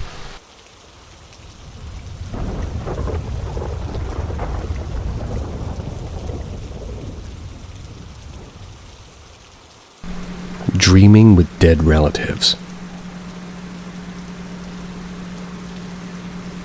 When I was 20, my aunt got cancer. She'd treated it and was sent home healthy. But I dreamed of her getting uterine cancer not too long after she fell ill again. And when taken to the hospital, she got diagnosed with uterine cancer and had already propagated to her blood and bones, so not much to do about it. I dreamed of her again after 4 months of her getting palliative treatment, and this time I heard a doctor talk to my mother telling her state's worsened quite quickly this last week. Don't think she'll make it the next month. Didn't talk to my mother about this dream, only to my sister, and she was maybe 2 weeks and 4 days later informing me that my aunt passed away that morning. Years ago, I dreamed of me being in my grandmother's house, standing next to her empty, neatly made bed. I saw how her room started to fill with a thick fog, and all of a sudden her bed was no longer empty. 2 children were now sitting on it looking at me. One of them was a boy with an old-fashioned clothing and his face just smudged with dirt. He was looking at me with a very sad expression. Next to him was a little girl, but younger than him. She also had old-fashioned clothes, but she was completely damp, dress soaked in water. And her face, I couldn't see if it was covered by a black cloud maybe. I looked at them with curiosity and they started talking to me. But just not with their mouths. Their mouths weren't moving at all, and yet I could hear them cry and call for their mother. They were saying, "Mom, Mom, Mom, where's Mom? We want our mommy, and why is she not here? And where is she? Why'd she leave us? And where's our mommy?" And I remember this because of how heartbreaking their cries were. I was looking at them, and in the back of my dreaming mind, I could feel the words relatives and grandma's loss, like strongly. The very next time I saw my grandmother, I asked her if she knew of anybody in the family who'd had a miscarriage, and she said that she herself had 2. The first had been a boy, and the second a girl. The boy was completely formed, and yet still a fetus, so She buried him in a small box of matches. The girl, on the other hand, was nothing more than a blob, but they had been about the same amount of weeks when she lost them, so her doctor said it was a girl. She couldn't bear to keep the little ball of meat, so she threw her to a river nearby. Oof. Last year, I dreamed with my great-grandmother and her sister.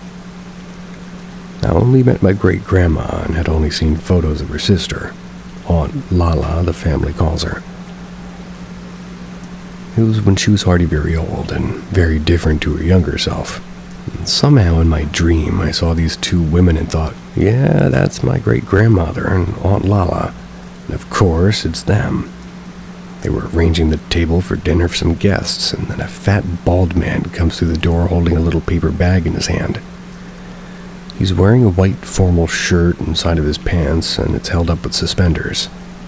He had a very particular purple stain on his head. When I woke up, I immediately called my mother to ask about these people. I described the three of them best I could, and she looked at me with a concerned look in her face. She asked me how I knew that these people existed, and if I'd only met my great-grandmother a few months before she died when I was a baby, and Lala had died long before I was even born. Also, don't own a single photo of them at the ages where I saw them in my dreams, so I couldn't have recognized them. I shrugged. I guess it just turns out not only were they my grandma's mom and aunt, but the man who had died 8 years before I was born was my grandma's uncle who used to bring them candy, which was quite a luxury at the time in the zone that we lived in. Every time he visited them, too, he would transport the candies in a small paper bag. 4. A few weeks ago, I dreamed with Aunt Lala. She became a sort of guide in my dreams up to this point. We were both sitting on chairs. We were resting in silence, when out of nowhere, she says, "We have a murderer in the family, you know. A son of mine, yes. One day, he decided he was going to kill his wife and daughter, and so he did. I woke up after that. Asked my sister. She also has a thing with dreams, but she dreams with the living and always about the future. She knew about this new information her dead relative had decided to suddenly drop on me. I wanted to confirm if it was real or fact, or if it was just a weird dream. To my surprise, when my sister heard the news, she was just as shocked as I was when I woke up. She said she had no idea, and maybe it was just a dream that happened to have Lala in it. Decided to drop the subject and stay with the answer my sister gave me. But this last Monday, I overheard my mom talking with her brother and say, yeah, very weird how the mind of a killer works. You remember Uncle something? Yeah, I do. He made Grandma Mary suffer. To what my mother replied, not just her, the entire family. Just imagine how terrible it must be to know that your own brother killed his daughter and wife in cold blood.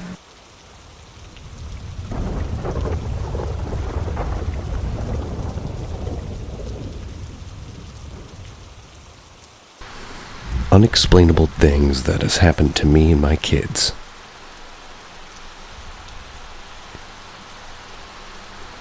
So a little background information before I get into this. I had a stepdad that really liked to make me scared.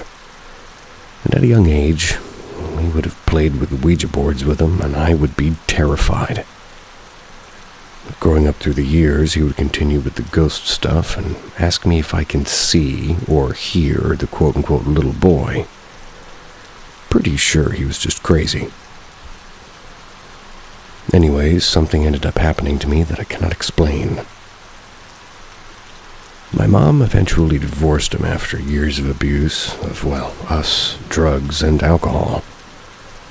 I was 18 years old, and we moved out on our own with my mom after 15 years of being with this person. The house was pretty old, and it was in a rough neighborhood and with a lot of crime. There was places in the house with electricals being all messed up and doors being messed up and rooms where if something was fixed, it would soon break down again. But that was all we could really do at the time. My mom was single, working 2 jobs, and my brother and I were still in high school trying to get through it. Life definitely got a little crazy. But anyways, things are written on the walls, even like, "This house is haunted," and literally a pentagram on the wall in the bedroom I was sleeping in. Sheesh. But like I said, it was the best we could do at the time.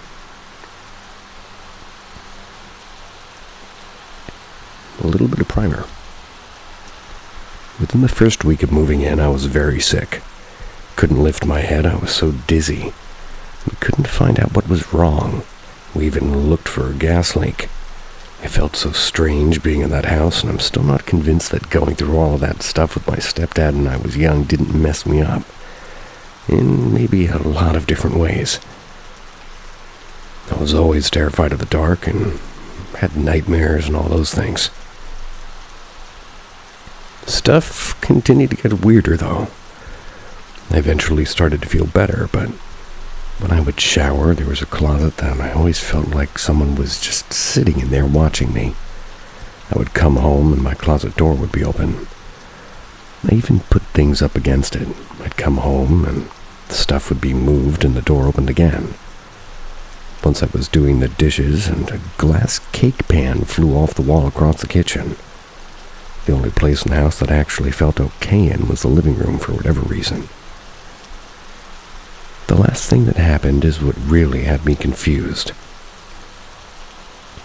One night my boyfriend at the time was dropping me off at home. The driveway was on the side of the house and the side my bedroom was on. My curtains in my room were see-through. I decided for whatever reason that night to look up. When I looked up, I saw a perfectly round circle, like a black mass in my window. I asked my boyfriend at the time if he saw it too. You could tell he didn't want to freak me out about it and was kind of like, "Yeah, I do." I had him walk me up to my room, and I was so scared it wasn't there anymore, and I never saw it again. There were some nights that I would feel like my feet were being pulled almost. We also had 2 cats and a dog. One of my cats disappeared and we never saw him again. I'm sure he got out, but it was still just a weird occurrence. But my dog didn't really like it there either. He would hide at my feet. We didn't live there much longer after that happened. But that is the scariest thing that's happened to me, at least so far to this day. I do have kids now, and they see things and tell me about it, and it is crazy. One of the things my son used to see is what he called the skeleton man. He would look at him through the windows outside my mom's house when we moved in with him after my divorce. He also saw an old man in our bedroom. My mom explained to me that the bedroom we were staying in was the same room that an old man had passed in. After we moved out of my mom's, he only saw the old man one more time in my bedroom in my apartment. He said, "Mommy, why is there an old man right there?" That was the last I heard of the old man. He also pointed to the sky and repeated, he's coming," when he was 2 years old. Now, we live in a house that's 150 years old with my long-term boyfriend. My daughter claims to see a person outside her room every night tapping their foot. She said it's a green foot. She also saw a man peeking his head out of their bathroom a few weeks ago. She most recently told me that she doesn't look out of her window because when she does, there's a person with a hoodie with no arms that runs out to her back door. It is hard to believe her, though. She's a good storyteller. But she's scared of the foot that she sees. Hey, a hallmark of a good storyteller is having real stories. Well, to me.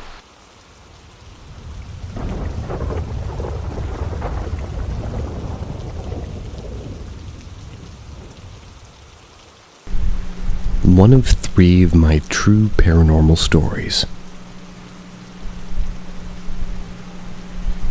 So I'm like 10, maybe 11. Either way, my family had recently moved into this house right at the bottom of the Appalachian Mountains. We bought this house from a widow whose husband passed away in what had been the TV room. But we converted it into a library and a stereo room for a custom setup my dad had built about 4 years ago and I was extremely proud of. My brother, 14 or 15 at the time, and we were military brats. My dad had just retired from Coast Guard, hence why we were living as far away from the ocean as we could. Given that we were under the impression this kind of place is crime-free, and we were used to my brother looking after me, our parents are okay with leaving us home alone. It's a Saturday or something. We're home alone, and I'm kind of at risk of being bored out of my skull. So my brother decides to put on some music. He puts on the Cranberries, his favorite band, starts teaching me to loosen up and just dance. So we're in the music room, dancing to the Cranberries' greatest hits, truly a hit down at the club. And that's when it gets to, I think, Linger or Free to Decide. And I honestly can't remember which. It was about 2000, 2001, so it wasn't the '08 version of their greatest hits. I know it wasn't Zombie. Anyway, my brother and I are dancing when we hear an old man we'd never heard. And it was in the grouchiest voice ever, and he shouted, "Would you turn that crap off?" And we froze, staring at each other. We'd both heard it. Absolutely clear as day. It's as if we'd had this voice in the room with us.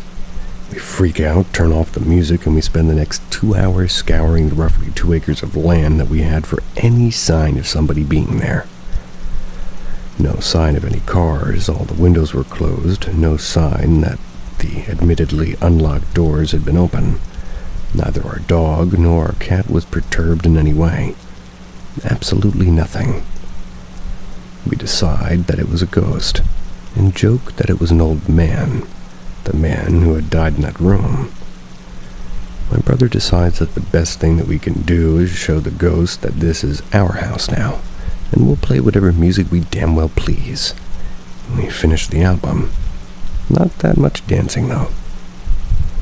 Anyway, we talk about it a couple of times over the next decade or so, and once in a while. We got a cool ghost story to tell. Fast forward 12 years. My brother had graduated from college, and I'm in college, having gone through the ringer a couple of times, so I didn't graduate until I was 24. So, 2014, going to college in the upper part of the U.S. It was a dark, snowy night.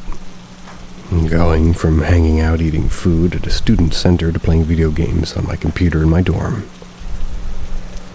Now, what you have to understand is that I'm very cautious about adopting new tech fads. I don't get a smartphone until after I graduated. That's because it seemed like the technology was moving too fast to be worth the abnormal sums they cost at the time. But an MP3 player, that had been around since I was a teenager. They still made them. So that was one of the few non-essential to my studies pieces of technology that I decided to buy. There's not much storage on it, so I loaded up with some reliable tunes I know I'll love. The Arithmetics, Dr. Steele, Long Live the Toy Soldiers, Aerosmith, before I realized I didn't actually like Aerosmith, and about one audiobook at a time. Big into the Dresden Files at that time. And, of course, the Cranberries' greatest hits.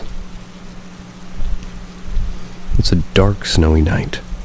It's a gentle snowfall. Street lights are just bright enough to navigate. A little spooky, but kind of a romantic kind of way. All in all, I'd had a pretty good day. All things considered, it was a good time in my life. I'm listening to the same song in my little MP3 player. I'm putting my key into the door of my dorm house. That's when I hear as if he's standing and talking directly into my ear without there being an earbud in the way. And it was that same voice. "Are you still listening to that crap?" I'm alone, like alone. Probably isn't another person out in the snow at about 10 p.m. or at least half a mile around me, even if I'm on campus. There's nobody who could have had said that, much less anybody standing next to me. And this isn't even the first time I'd listened to that song that day, so it wasn't my MP3 player either. Can't help but laugh and say, "Piss off, it's my tunes." And I go to my room. And now I have 2 ghost stories to tell. I don't know if it's a ghost, but I have a similar voice in my head at all times in regards to music.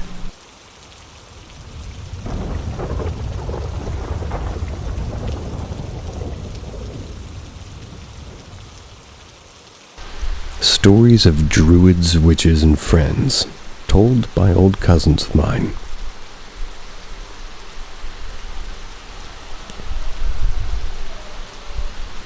These are stories I heard as a child, but they were not told to me. These are not children's stories, is all I mean.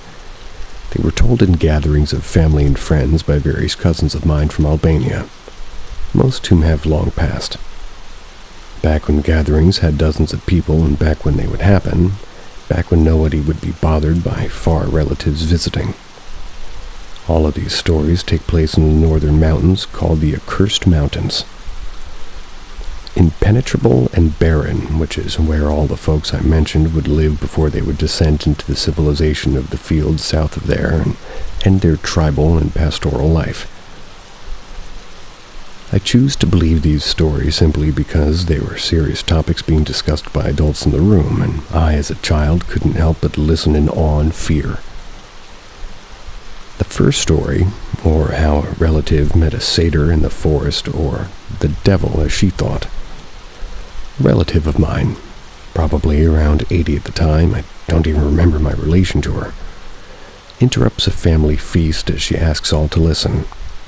Us kids would sit at another table and play with her food. She speaks of how she met the cursed devil when she was a girl which had wandered far away from home, by playing and fooling around. It was late when she had learned of the fact that she was far away, and she had found herself in the exact place her mother would urge her not to be. A forest so thick it was called the Black Log. It said the light of the sun could barely be seen from within. It was all fine, though. She would return home. However, before that would happen, she decides to drink from a stream that would run quite a bit into the forest to quench a thirst. As she approaches, a thin man was crouched toward the stream, drinking. As she comes closer, she sees that his legs were crooked, hairy, and backwards, like that of a goat, and that he was wearing traditional folk clothes. All would be sort of like that back there. They're terrified, but with the strong spirit of a Highlander, she gathers heart and asks, "What are you?" The creature, greatly surprised that he's been spotted, says, "The cursed devil is what I am." And he carelessly jumps away, hitting trees and bushes like a dog which flees from rocks thrown at him. The second speaks of a fairy, but not the western kind.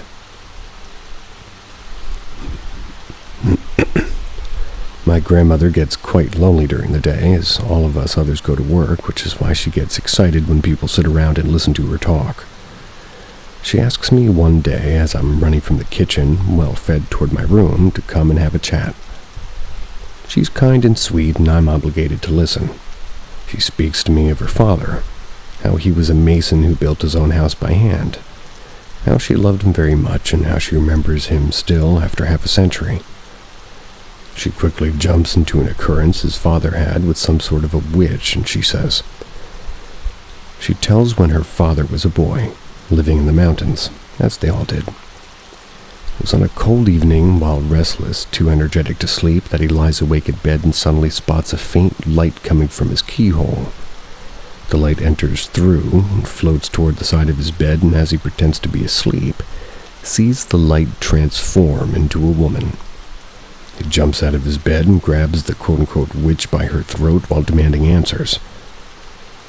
The witch explains that she's been sent there by her lodge, and as her rite of passage, she would have to draw blood. The boy makes a deal, asks that his life be exchanged for that of his loyal dog, which is then butchered, drained of its blood, and buried the next day. The third, a real Western witch this time. This one comes from my great-grandfather, who spoke of this during a gathering. This was 2 decades ago when he was still living and 90. When he was a young boy, he says, while gathering timber in the mountains, on a dark early morning, before the sun would come up, he would spot the most terrifying thing of his life. He said that above him, higher up in the mountain, there was a woman dressed in black, were carrying a baby tied to her back. He, being surprised by this, raised his voice and yells, "And who art thee at this hour?" The woman, staring from behind her back, simply says, "No business of yours on who I am." And suddenly, the blink of an eye, the lad finds himself 50 meters away as if teleportation was a thing. The next morning, he went to the wise man of the village who said that he was lucky not to have encountered a group of these people, but only one, as he would shortly have been dead otherwise. A lot of other stories I've heard, like how late night strangers would gather around trees and dance by the fire, or how shadows would play around the graves of loved ones, how snakes would defend a family's home, how wolves would never attack on Christmas, and much, much, much more.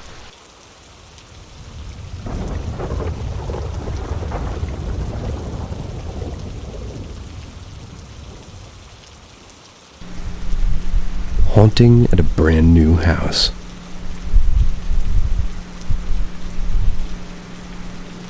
One family member is still in denial. The other 4 refuse to talk about it. I'm just wondering how it's possible for a brand new house to be haunted. They were the first house on the lot and had moved a couple states away. My dad went up first and then he picked me up. The first night I was there, my dad had heart attack symptoms and went to the ER and they found nothing. Then the rest of my family moved up. Don't have a specific order of events, but I'll try to sum it up by experiences I heard or witnessed personally. My mom and dad, they would hear sounds of rubbing against the inside of the walls. Not only that, they would also hear voices whisper as they slept. My dad heard several voices, and when he started to open his eyes, the voices said shh, and then ended. My mother one time fell down a flight of stairs. It was as if her feet got kicked out from under her.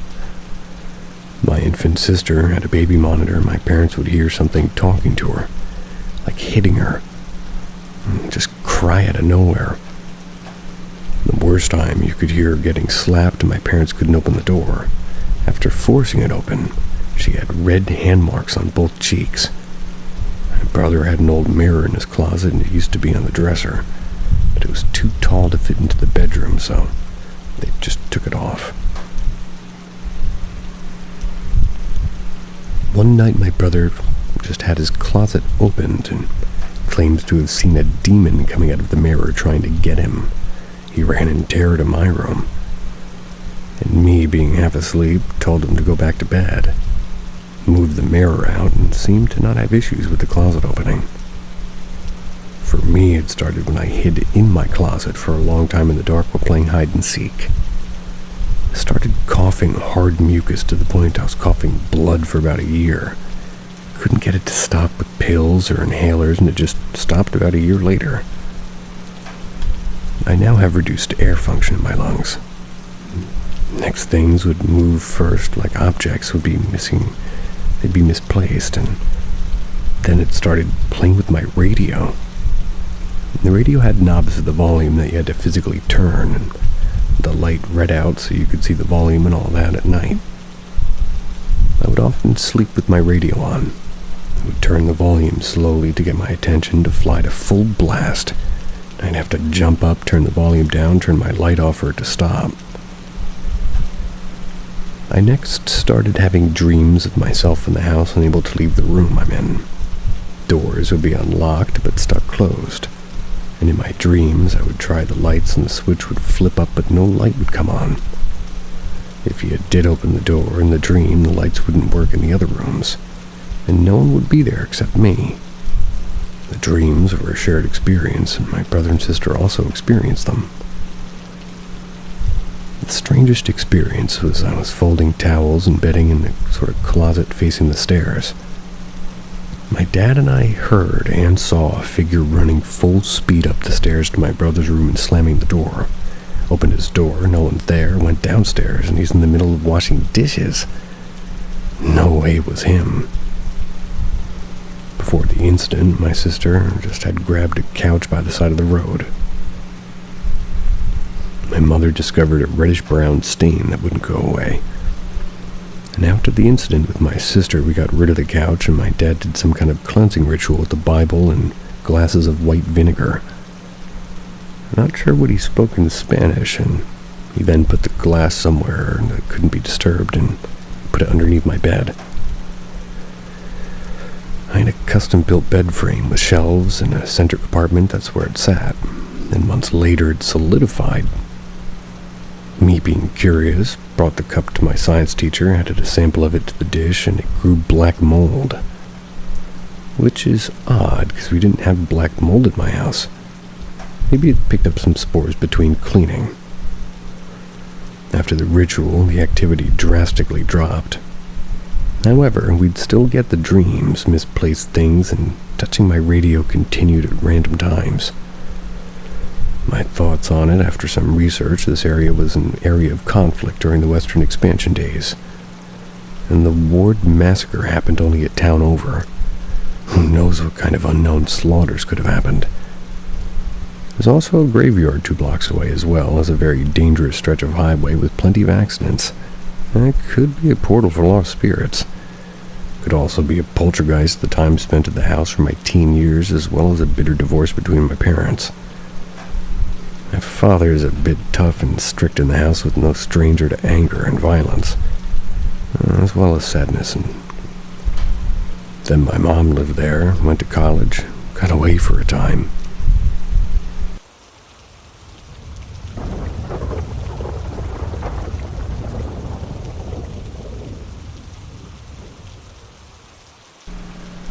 Message from the boy in the blue striped shirt.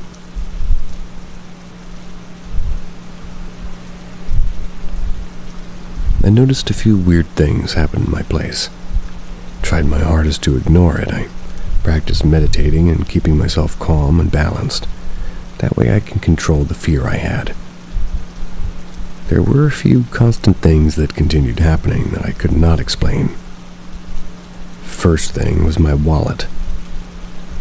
I always put my wallet inside my purse hanging from the doorknob of my closet door. There were numerous times I'd find my wallet in really random places. I'd wake up and find it on the floor at the foot of my bed. I'd find it laying on the windowsill inside my bedroom. My wallet at the time was a zipper wallet with a loop for your wrist attached to it.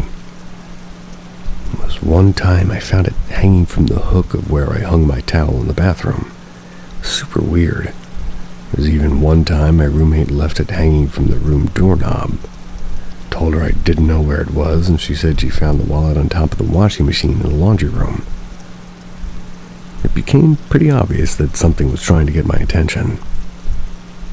Then I started seeing really weird shadows from the corners of my eyes. Started right after my roommate's boyfriend had moved in with us. They would be strange, fast-moving, blurry shadows. As soon as I would try to look at whatever was moving, it would just dash out of my viewpoint. Really didn't get it. One night, I stayed up in the living room after my roommates had gone to sleep, and I saw a very dark, slow-moving shadow going across the doorway to the kitchen, going through the wall that leads to outside of the apartment. I was really scared because this thing was completely black and solid. Even though I didn't feel anything negative about it, I was not sure really what to do. I actually got up and opened the front door just to see if I could see where it went, and saw nothing. I ended up asking my roommate if she saw anything, and she told me that she had never seen anything like that before. Didn't want to frighten her, so I didn't mention anything else about her. About maybe 2 weeks or so after that experience, I started to see the boy in the blue striped shirt. He wasn't really a small child, he was more of a teenager. I want to say maybe 15 or 16. The first time I saw him, he was sitting on the stairs behind the stairway that led to my apartment. Saw him through the cracks on the steps on the other side of the stairway. Never seen him before, and since he had his back to me, I didn't really say anything to him and continued walking to my apartment. As I reached my apartment, I had a view into the sort of back forested area of the apartment complex, and I saw this kid running into the forested area. I froze because there's no way he could have run that fast from the second floor stairs to the bottom and run across the parking lot into the forest. Didn't even hear any footsteps or anything, and I knew immediately then that there was something else. After After this, I would see him on and off near the apartment building, or sometimes near my actual apartment door. He'd never look at me or recognize that I was staring at him, but it happened so much I got used to it. I was able to keep myself being afraid and ignored him. One night I got home from work pretty late. Went to sleep rather quickly after taking a shower. Around maybe 1 a.m., my dog started barking into my room. I got up angry because I just didn't want him to wake up anyone else. As I just sit up in my bed, just getting ready to yell at my dog, this kid is standing by the door to my room, staring off into space. Didn't notice I was staring at him. And at this point, I'm completely frozen. My dog stops barking and is just tensed up next to my bed with his attention completely on this kid. Then out of nowhere, this apparition slowly moves himself in my direction and starts to walk toward my bed. He stops halfway and then he started speaking.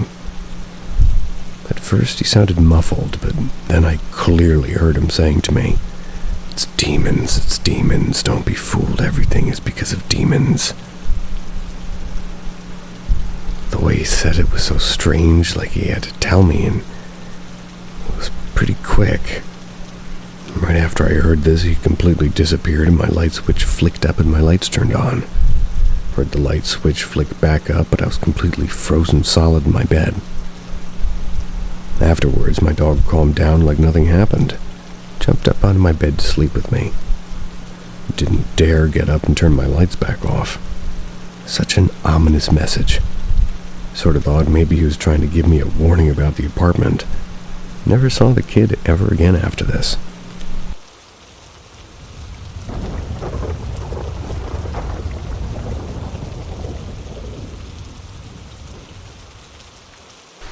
Mysterious hiker. I'm 22 now, and this happened when I was around 13 or 14. Me and my mother were on a hike through Panther Creek Trail in northern Georgia. Hiked around 4 or 5 miles into the trail. And keep in mind, we've never hiked on an actual trail, nor had we ever been to this trail, or were even familiar with this stretch of wilderness. We lived in metro Atlanta.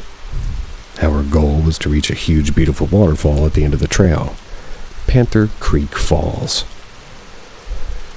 There was a couple in front of us pretty much the entire hike, around 2 or 3 hours. Once we reached around the 2 or 3 hour mark, the couple in front of us were talking with each other and said that it was getting late. They should probably turn back before it got dark. One thing I should note is that there's parts of the trail that are very sort of tight trails on the sides of hills which have no guardrails or fences. The trail had a 50 to 100 foot drop. It was into a creek at the bottom lined with huge boulders. Notably, there's a part of the trail that you actually had to shimmy across as it was only maybe 8 or 9 inches wide and a rocky surface. Back to when the couples were talking about turning back, my mom heard them talking about it and told me the same, that we best turn back. Being a teen who thought he was an invincible person, I convinced her that I could make my way to the falls quickly, turn back to meet them on the hike back in the parking lot. She argued, but eventually let me go. After another hour or so of hiking, I made it to the falls. Took some pictures as the light was fading. Nobody else was there at the base of the falls with me. I noticed it really started to get dark quickly. I started to get a little bit worried since I knew it was going to be a good couple of hours to get through the trail on the way back.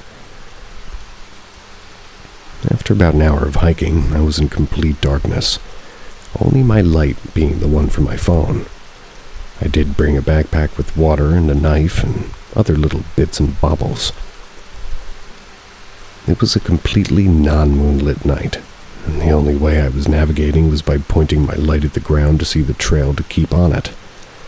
And at one point, I started to get really scared by the noises of animals and forest sounds. So I decided to pull my knife out of my backpack.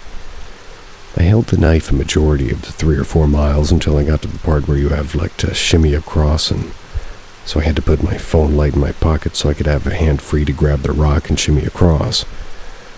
As I did so, my knife fell out of my hand and it made no noise for over 10 seconds, then hitting a rock with a metallic sound way down. I knew if I fell, I would be done for. Luckily, I made it across and managed to get back into the trail.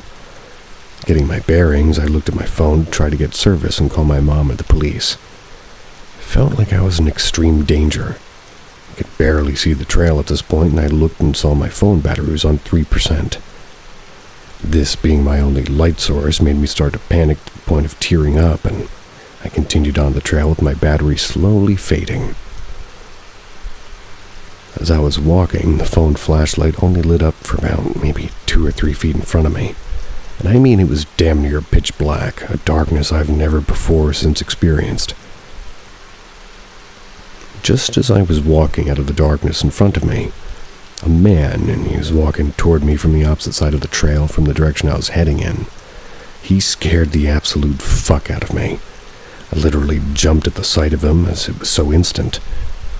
That's when I noticed he had no flashlight. A small sport backpack and an absolutely emotionless face and dead eyes staring completely past me. When I saw him and he scared me, I immediately said, "Hey, what's up, man? I'm trying to get out of here." He never said anything as he passed me. I looked back, expecting him to turn and talk to me, but he never did, and in the moment, I thought it was so strange. Then I thought about it and realized how the hell is anybody supposed to navigate this trail and its many challenges at night, in pitch black darkness with no flashlight. To this day, I still think there was no way anybody could navigate the trail at night with no flashlight or source, or familiar or not. I immediately got a terrible gut feeling about him. I started sprinting off the trail through the trees toward lights and the sounds of cars in the distance. After a couple of minutes, I found myself on the side of a highway where I then used the last little bit of my battery to call my mom. She was crying and asking me where I was, and she ended up picking me up at a gas station 2 miles away from the trail entrance. Running over my foot on accident in the moment of panic to get into the car, I later told her the whole story. We haven't hiked since. We're not very good at it, and I have no experience, and quite honestly, this whole experience scared both of us. I don't know if the guy was a ghost or a person trying to catch people on the trail and do things to them, or a figment of my imagination, but I didn't care to stick around long enough to find out.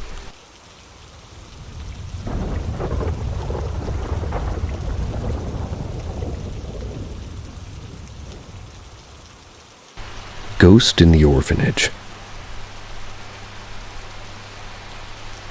My mom was psychic, a gift likely inherited from her mother. But as they didn't have much of a relationship, my grandmother abandoned the family when my mother was just 7. Nothing about it was ever really explained to her.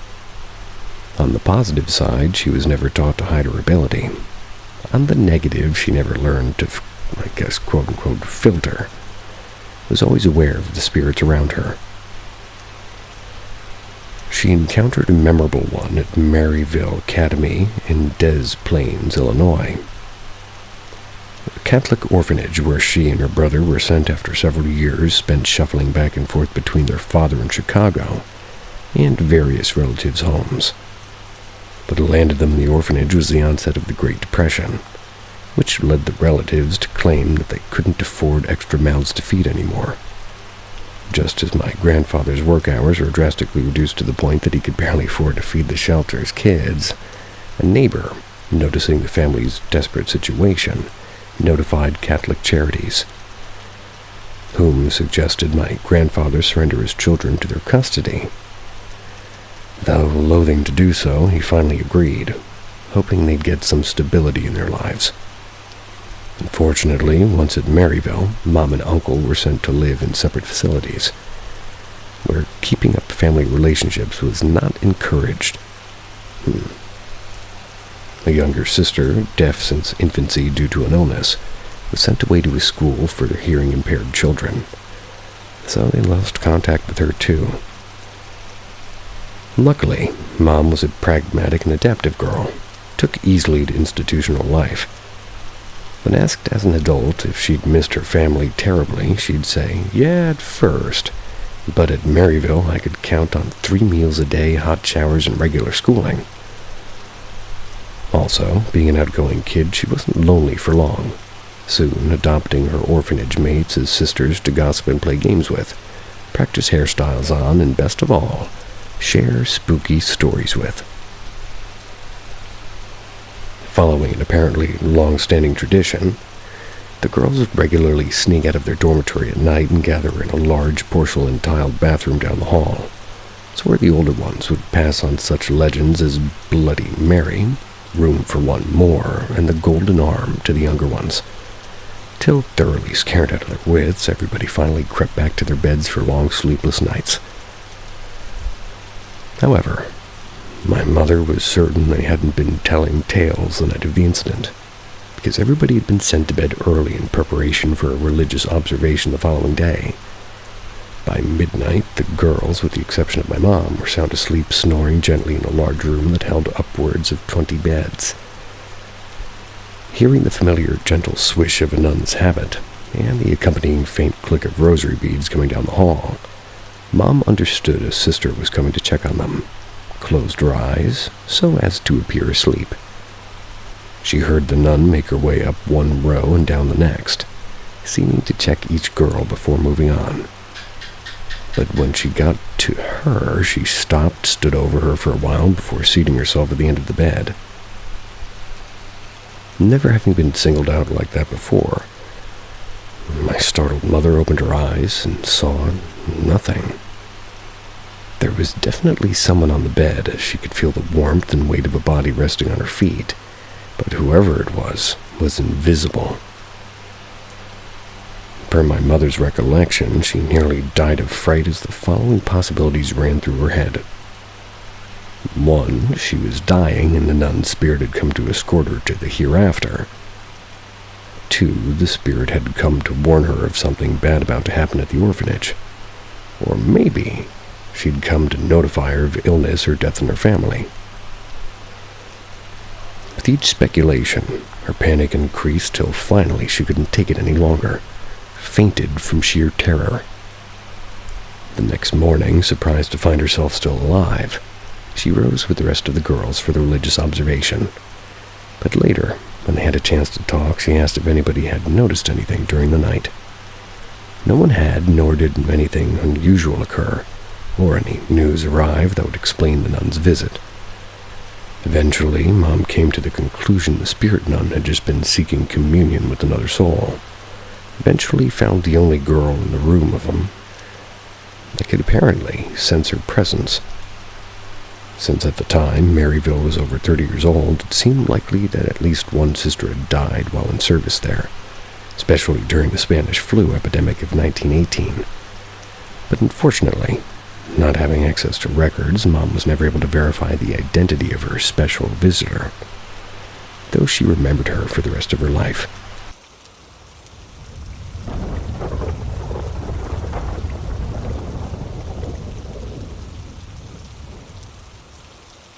I think I may have met one of my ancestors.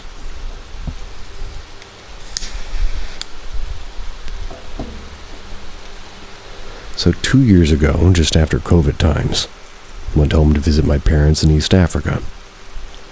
My dad had a small pickup, a 1989 Datsun 120Y. It was under a tree that hadn't been running for decades. Out of boredom, my husband and I decided to try to fix it and use it maybe as a farm truck.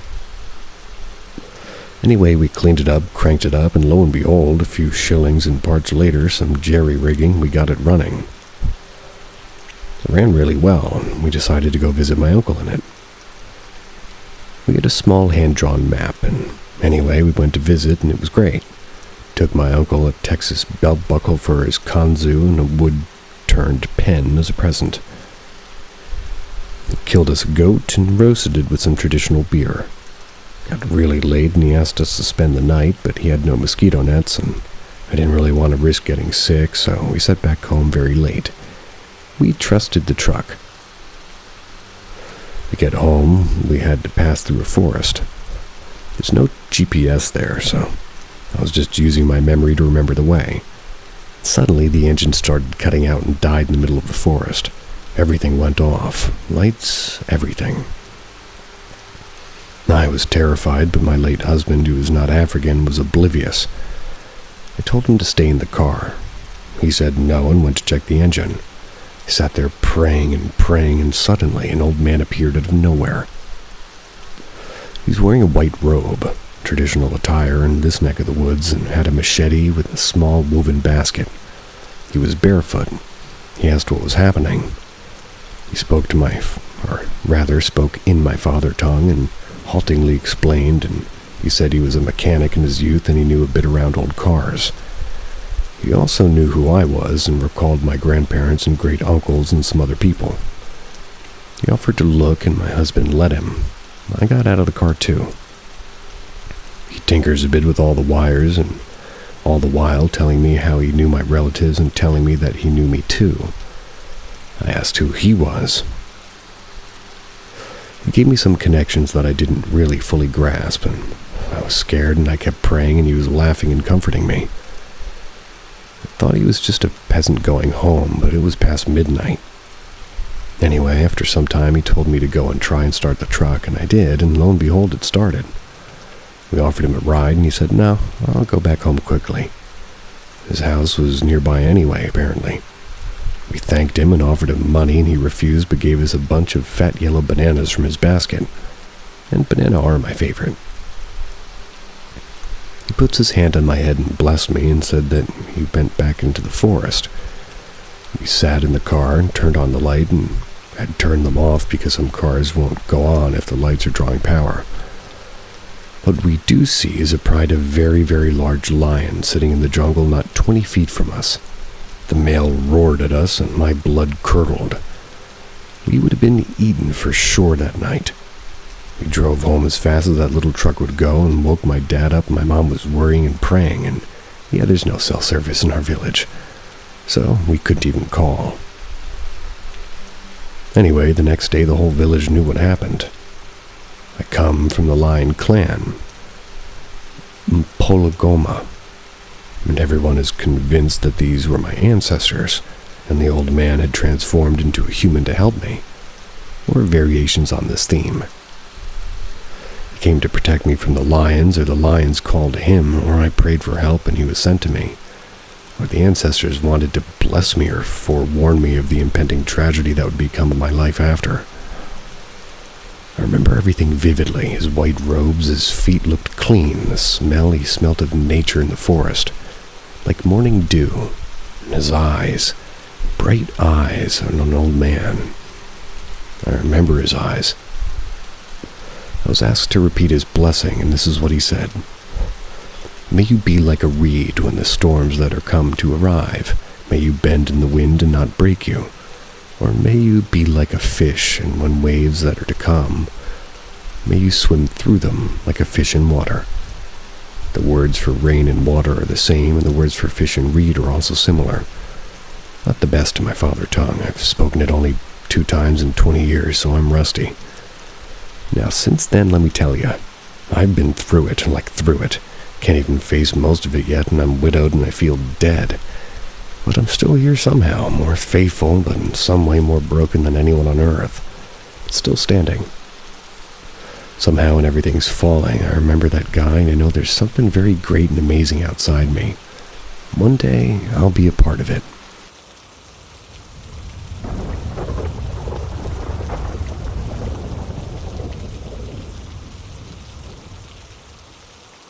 The things in the woods.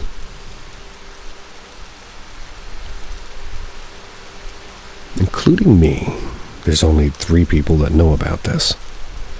There are 3 separate incidents, and I'm not certain the first one is related, but I feel like it is. I'm seriously on edge thinking back on it. This happened in 2009 to 2011 in northern New England. Each time it was spring. The first time I didn't see it, I heard it. This was April 2009. My cousin and I had recently finished building a teepee deep in the woods behind our house. I made the trek to it by myself one day. I don't remember why exactly, but I would imagine it was to work on it. While I was inside it, I heard grunting and stomping. I was too scared to look or try to leave, and it kept happening, and it escalated to rocks being thrown at me. They all landed right outside the teepee. It was covered in tarp, so I couldn't see out, and I genuinely thought it was a moose until somewhat recently, because I didn't really think of how moose don't throw rocks. It wasn't until I told my spouse the story a year or so ago, and she said, "Moose don't throw rocks," that I realized I never fully processed it. We don't know that. When it was happening, I was paralyzed in fear. Ended up calling my dad and telling him a moose was after me and I couldn't make myself leave. After a while, he gave me the courage to book it down the mountain, and when we met near the yard, we hugged and cried. He didn't even know where I was. We've never been close, so that memory's been vivid too, making the whole memory a lot longer. Fast forward to April of 2010. I had my rabbit outside in his outdoor pen thing, and it was probably near midnight. My backyard was small, with a steep woodsy hill bordering it along with all the neighbors. The woods is about 150 acres, borders a huge apple orchard and a big pond before reaching another back road. It's a small mountain. I was outside very late. I was with my rabbit for some reason when I had a strong sensation of something watching me. I was facing the woods and my rabbit was right in front of me. His pen was into the wood line a little bit. The yard was pitch black beside the garage light on, which was behind me, facing the other side. I looked up and noticed two green lights about 30 yards away on top of the hill. But the more I focused, the quicker I realized they were a pair of eyes. Genuinely getting a ton of anxiety typing this out now. This thing was watching me, creeping low in the ground with its head, and it was studying me. It moved very slightly and methodically and blinked slower than normal. Seemed a bit dumb, if that makes sense. Why do I think that? Well, I know for certain it was crouched down and studying me. This was 2010, so keep in mind what kind of phone I had. I flipped it open and recorded it and took so many zoomed-in photos. I did get a decent photo of two green eyes, and I still have that phone. There's nothing on it anymore. I don't know what happened in the media on it, and I was just able to charge it and look at it a few years ago, and I was terrified and waited for it to leave. Never did. I grabbed my rabbit after a really long time and booked it inside. Fast forward again to April of 2011. This is the most unbelievable, ridiculous, stupid-sounding encounter, but I've mentioned this to everybody but my wife. Or never mentioned it to anybody but my wife. My friend and I were walking up to his girlfriend's house very late at night, and this is a very woodsy rural area with dark back roads. Her and her friend, my wife now and girlfriend at the time, were having a sleepover. His house was only a few miles away, maybe. He went there to play a prank, but ended up losing interest and just wandered back. On one of the roads, there's a small clearing around the woods and a field across the street. There's no street lights and a few houses in the area. As we're walking down the road, we see dozens of creatures with glowing small green eyes standing in this clearing, moving around very oddly and watching us. They were all standing about 7 feet tall, moving around uncomfortably and watching us. They didn't make any noise, and neither of us said anything as we kept walking past. While watching them watch us, there were dozens of them. They all swayed left and right and ducked up and down, but didn't leave their place. All of them with their glowing green eyes watching us walk past. We didn't even mention it until later because it was so weird. I remember each of these incidents as vividly as looking at a video at my phone, and I can pinpoint exactly where each one took place. I do not know what happened there, but I haven't been back to any of those places.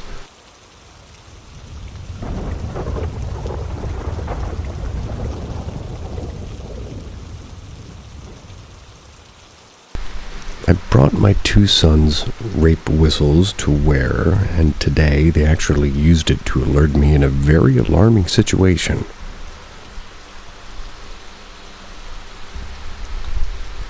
So my stepsons are 7 and 10. They play with 5 other boys in our area which are similar age. They all go to the same school in our neighborhood. Now there's a police station in our neighborhood, and we live in a city that is large, but we feel very safe here and have almost zero crime around us, so when they want to go to the park to play with friends, husband and I agree it's okay. They'll be gone for hours, going from house to house, swimming, jumping on the trampoline, scootering, skateboarding. Sometimes they're all just at my house in the pool. It's a good system. I'm in texting with other parents, etc., so we have a pretty safe system. However, our state has been known for human trafficking because we're close enough to the border. It's just something I worry about. So I bought them bright orange rape whistles and tied them to their backpacks, and sometimes they all ride bikes to school together. At home, I'd taught them each to blow into the whistle as hard as they could so they knew how loud it was, and to only use it for emergencies, which we've discussed emergency situations before. Today on break from school, the kids wanted to do a lemonade stand.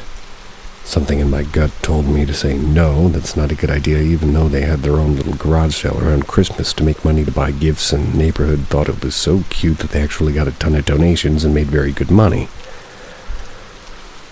I don't have any worries that time, and today was different for me, though. As my older stepson was making his signs, I reminded him about interacting with strangers, and he needs to watch his brother, so he asks me, should I bring my whistle? I said yes, great idea. I took it off his backpack and put it around his neck and told him I'm going to leave the window open. If you feel scared or if something happens, you blow that whistle like there's no tomorrow. I'll run outside. They were right in our street corner of our neighborhood, right where the main street through our neighborhood is, so it's a decent amount of cars going by. An hour or so goes by and I'm into a documentary, and that's when I hear that fucking whistle. My stomach drops and I dash outside to see a flashy red car. It's like a Charger, I believe, and I was looking and running toward the kids, and so I wasn't paying really close enough attention to the car, but I immediately see all the kids are accounted for. That's as the guy is getting back into his car, and my older son tells me our younger son, who really likes cars, as does his dad, he goes to the car shows and knows so much about cars. Husband has a GTR from Japan and another racing type car that they work on together, but the man in the car got out and was talking to them, asking them their ages, and invited my younger son to get into his car. I literally told my older son earlier, do not get into or near anyone's cars. So he said he didn't feel safe anymore and blew that whistle as hard as he could. My son said the car was what's known as a demon, which I believe is a Dodge Charger red. That's what my son told the police. Got a good look at the guy at least, but didn't get the plates. He was getting into his cars. I was making sure the kids were accounted for and pounded the fuck out of the hood, just asking him, why would you invite a child into your car? That was before he drove away. I wasn't really thinking clearly, and I was in a bit of a panic, so I didn't get the plates. I was right there. I'm so pissed at myself for that, but the kids were all talking and just went to the protective mode and called the police. The police said they searched our entire neighborhood for the car and put out a description of the guy and the car, and with the now possibly dented hood from me, and they put out an alert and are taking this very seriously, as they said. So at least there's that. I'm so thankful for that $10 whistle I ordered on Amazon. Sometimes you just know when shit's about to go down. Still so shaken up about it, and all the kids and parents are super concerned, and we have a community website, and we posted about our encounter on the website for other parents to be aware of as well. I don't know for certain that the guy was up to no good, but if he wasn't, why leave so suddenly, you know? I don't know, my view on safety has been wrecked, and it's going for quite a while for things to feel okay again, I think. Make sure your kids have a plan for emergencies. And they have intuitions also, and there's just something about that gut feeling you shouldn't ignore. It amazes me sometimes. That was not paranormal, Senor Producer.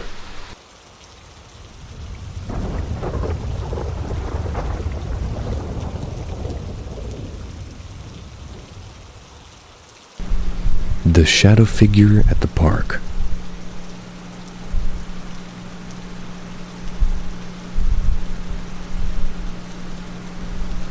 This experience I actually shared with an old friend of mine who was staying with me for a week.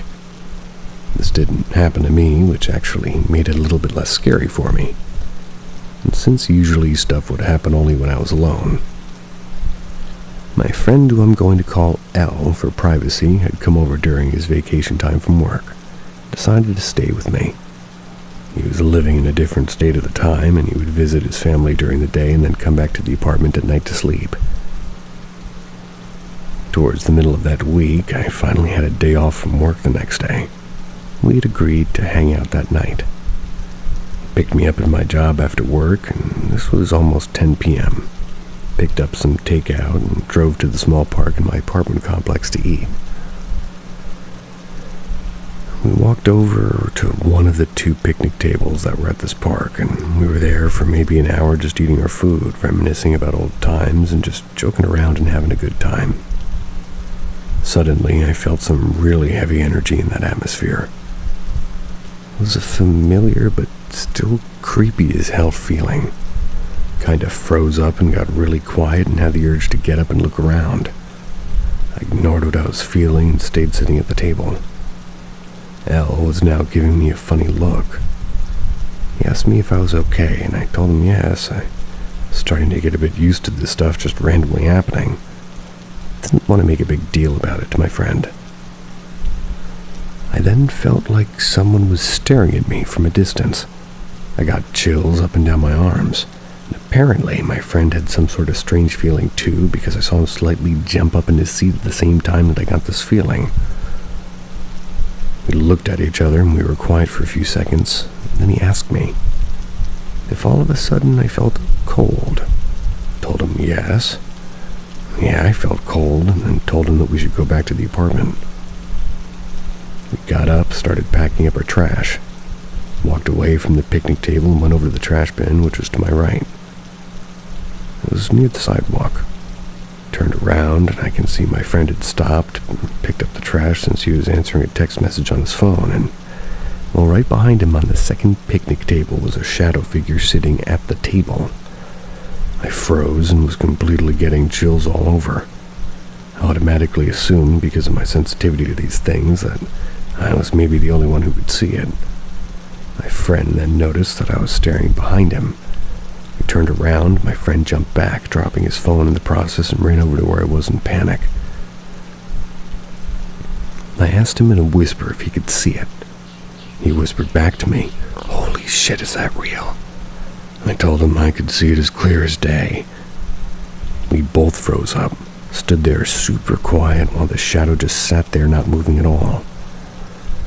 This figure had no discernible shape. It was not in the shape of a person or anything. It was just a round black shadow that only had shoulders and a head. And as I was staring at it, I started to get a sick feeling in my stomach. Started to pray silently in my head that this thing would go away. And suddenly it just randomly vanished. I swear it must have been sitting there for almost the longest 2 or 3 minutes of my life. And as soon as it vanished, we both ran straight to my friend's rental car, with him briefly stopping to grab his phone. Jumped into the car and locked the doors. L started the car, and as he was starting to back up out of the parking space, we both heard 2 bangs on the hood of his car. We screamed. He literally did almost a burnout as we drove away from the parking area. He drove fast as hell to where my apartment building was, parked the first guest parking he saw. We then both literally ran straight to my apartment. Eventually, after a long while, we both managed to calm down and talk about what happened. I explained to him the stuff that had happened to me since I moved to the apartment. He was completely freaked out. Told me to come stay with him in his family's house because he didn't feel safe. Didn't feel safe with me staying there alone, really. And I explained to him it didn't matter. This stuff happens to me all the time at random places. Doesn't matter where I go. After a while of him trying to convince me, I agreed, and we stayed at his family's house for the rest of that week. Obviously, I did have to come back to my apartment after he left. He felt really sympathetic toward me and was genuinely afraid for me. still lives in another state and calls every once in a while to check up on me. And I, of course, avoided that little park in the apartment complex like the plague after that.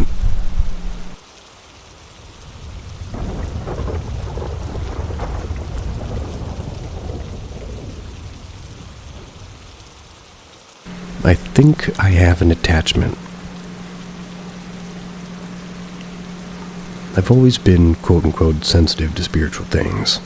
When I was little, my biological mother, I was adopted at 13, was a self-proclaimed black witch and used me in seances. And no, it was not fun. Yes, it terrified me at the time, so I genuinely believe in the paranormal. And from the time I was adopted, I've always had this spirit that I felt, and I would hear it imitate my family members, push things off the counters, and have troubling dreams. It's even slammed doors in front of me when I wanted to go into a different room. We thought it was an evil one because at one point I had a genuine breakdown. I was causing harm to myself and saying violent threats to people and ended up pretty much in the psychiatric hospital. I don't really remember any of this or the 2 weeks of being in the hospital, but my adopted family had a priest come bless the house and me. And for a little while, things were okay, but then we moved and I started to hear whispers and things started to move again. And while I'd be in my room with the door open, every single time it would close, and sometimes I would say, "I have to open for a reason, so leave it alone," and the door would just stop midway. I later moved in with my sister and her family, but still things happened. Never paid much attention to it because it wasn't harmful or overly scary. Until my nephews were starting to get scared to be in the room or my room or even alone with me because they would always see a really tall man around me. I lived in her attic, which had the kids' toys room down the hall, and every time I shut the door, a specific toy would go off without batteries. I'd open the door and apologize and it would stop. I nicknamed the spirit Toby. Last year, I moved in with my fiancé, and it seems Toby has followed. Started off with turning the lights on when we were gone or noises on the second floor at night. My fiancé told me to just ignore it because the more attention it gets, the more it wants to act out, so I believed him and I started to ignore it. Whenever we go into the basement, he gets scratches. The fridge was constantly being opened, and the lights would all be turned on as if I were gone for too long. We would even hear footsteps upstairs and things falling, but we'd still try to ignore it. And then I would hear somebody running down the stairs at night. And our room is connected to the stairs, and we've even been woken up to loud bangs on the second floor. We just let Toby do whatever he wanted since he was never really hostile unless he went into the basement. We put up Catholic blessed rosaries on the basement door and the doors to our house because his youngest son, being 5 years old, had been having nightmares. Nightmares and accidents at night. So for a few weeks everything calmed down, but now it seemed that Toby's upset with everything and everyone, and even me. While we were asleep one night last week, my fiancé gasped and jumped out of the bed. It scared me awake and I asked what happened. He said that something just tried to push him out of the bed, and he's always calm and collected but genuinely startled, which made me freak out. And one night our cat was running around upstairs. He hissed and we heard a commotion. Then when we looked at the stairs, the cat was thrown down. It looked as if it was kicked, and we watched as he flew down and missed every stair, hitting the wall at the end of the stairs. Got up, yelled at Toby for trying to hurt the cat, and the next day my dog was in the living room, and I'm in my bed, and I hear her growling and got up. I was about to enter the living room when she yelped and then ran past me. She was whining with her tail tucked. She was shivering when I picked her up, and once again I scolded Toby. And just a few days ago, we heard something fall upstairs. When I went a little bit while later, a small board with 2 screws was sitting right at the top of the steps, perfectly placed to where I would have stepped on the screws if I wasn't paying attention. Our front door that's connected to the second floor is opened in the middle of the night while it was shut and locked. We almost never use the upstairs door since the porch is unsafe right now. My fiancé had swept the house and every time found nothing. Seems like Toby has gotten angry again and is taking it out on my fiancé, his son, and her pets. Didn't like my nephews or the family. Could this be the same spirit that is just following me everywhere?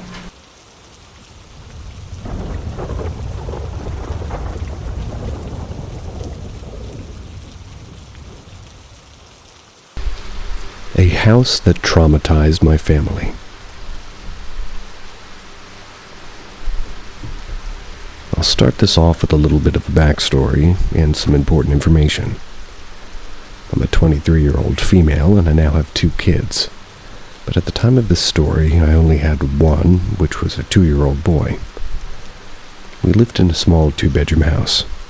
It was my son and I, my fiancée, and our 2 cats. Now, I grew up in a small town, my grandparents on their farm.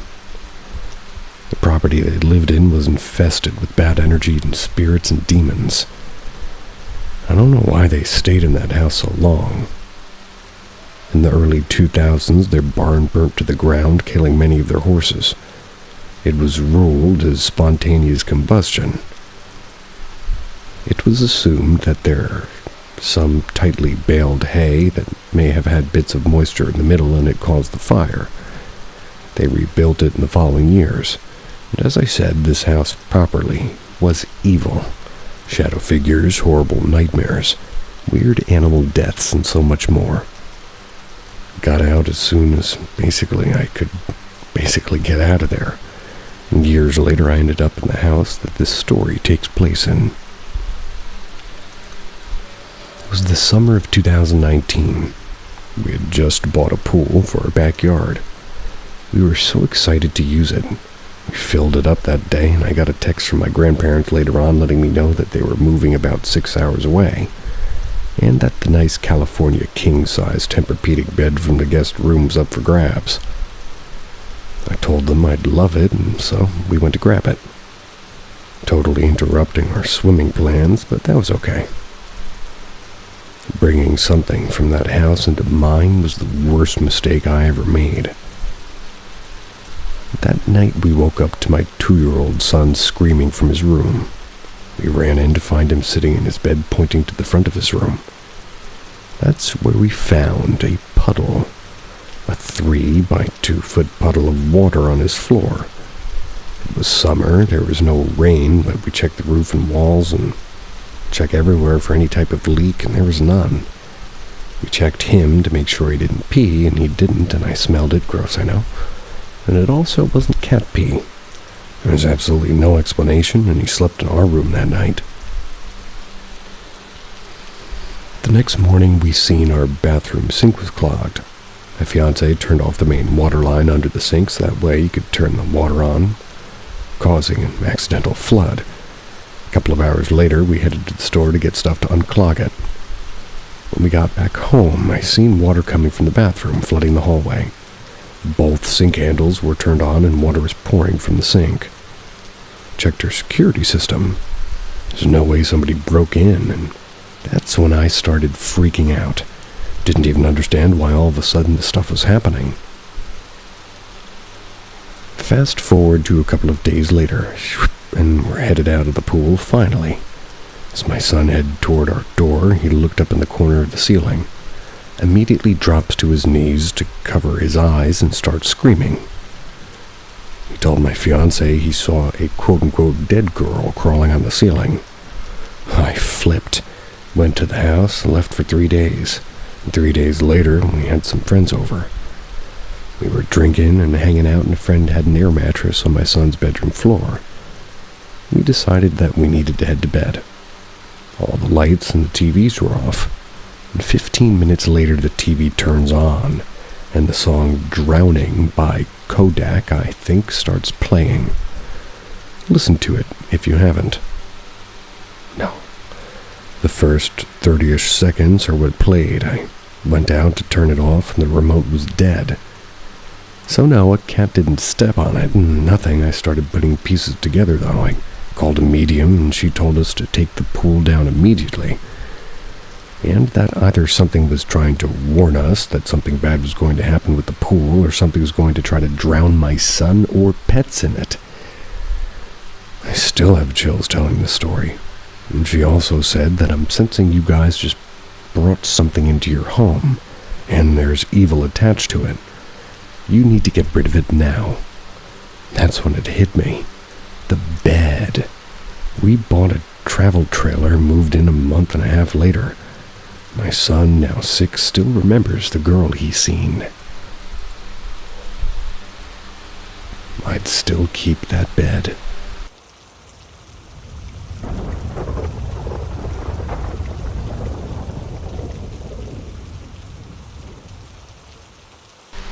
The ghost woman who follows me and brothers, my relationship partner. I was always aware about the ghosts here in our house, but I want to tell you guys about a specific ghost that has been following me. A little background on me. I am now 26 years old. I'm bisexual and a working individual. I live with my parents in a 1-floor townhouse. I do not have any siblings. I am a closeted bisexual, so my parents don't know about me being gay, so I would usually introduce my ex-girlfriends as my best friends.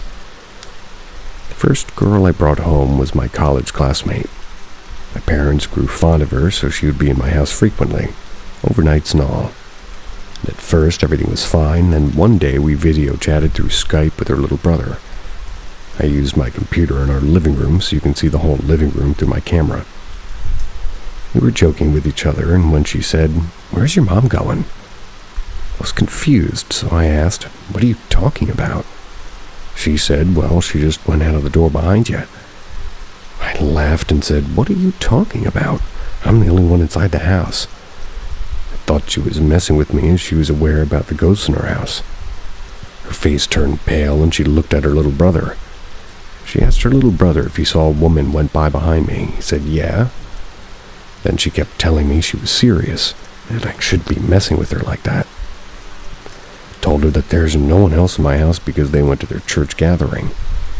She said it looked like my mom, and she swears she's not lying as her little brother saw it too. We ended the call shortly after because she was so freaked out apparently. I really wasn't though, because ever since I was a kid, they'd been making me feel their presence, and I shrugged it off thinking it must just be another doppelganger. Next few weeks, I think we had our physics class on the 4th floor. It was our last class for the day, and it was around 6:30 p.m. roughly, so it was dark outside. There was a lab with a huge glass wall overseeing the middle of our school campus. It reflects a little bit when you look at the glass since it was dark outside and we had lights inside the room on. It's hard to explain. Not really. Anyways, she was toying with my hair while waiting for our professor to get back from getting the lab materials for her lesson, so she stopped. I asked why. She said she saw a woman right behind me when she looked at our reflection on the glass. It was a split second though, so we didn't think much of it.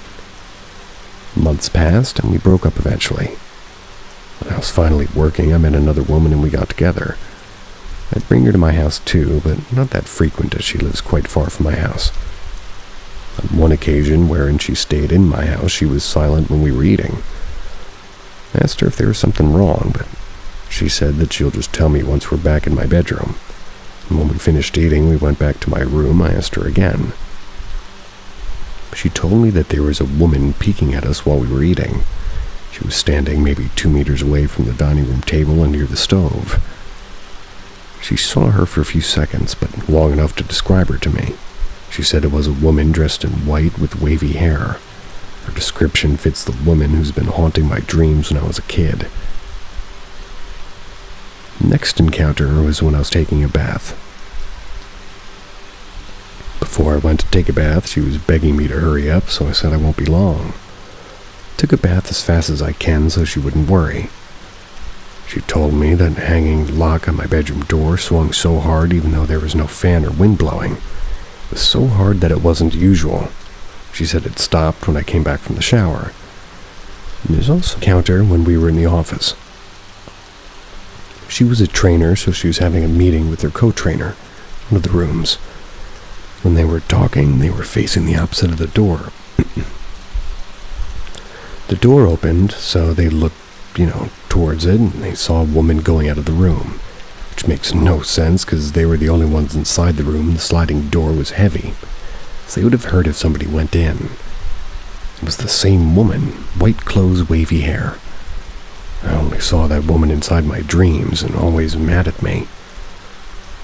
I had inception dreams, sort of dreams within a dream, a lot of them. It would take a lot of effort to get out. She would hold my arm so hard and pull me toward I don't know where, but I'd always resist inside my dream. I don't know who she is, really, and she's been bothering whoever my partner is. Not only inside my house, but in my previous school and in my office.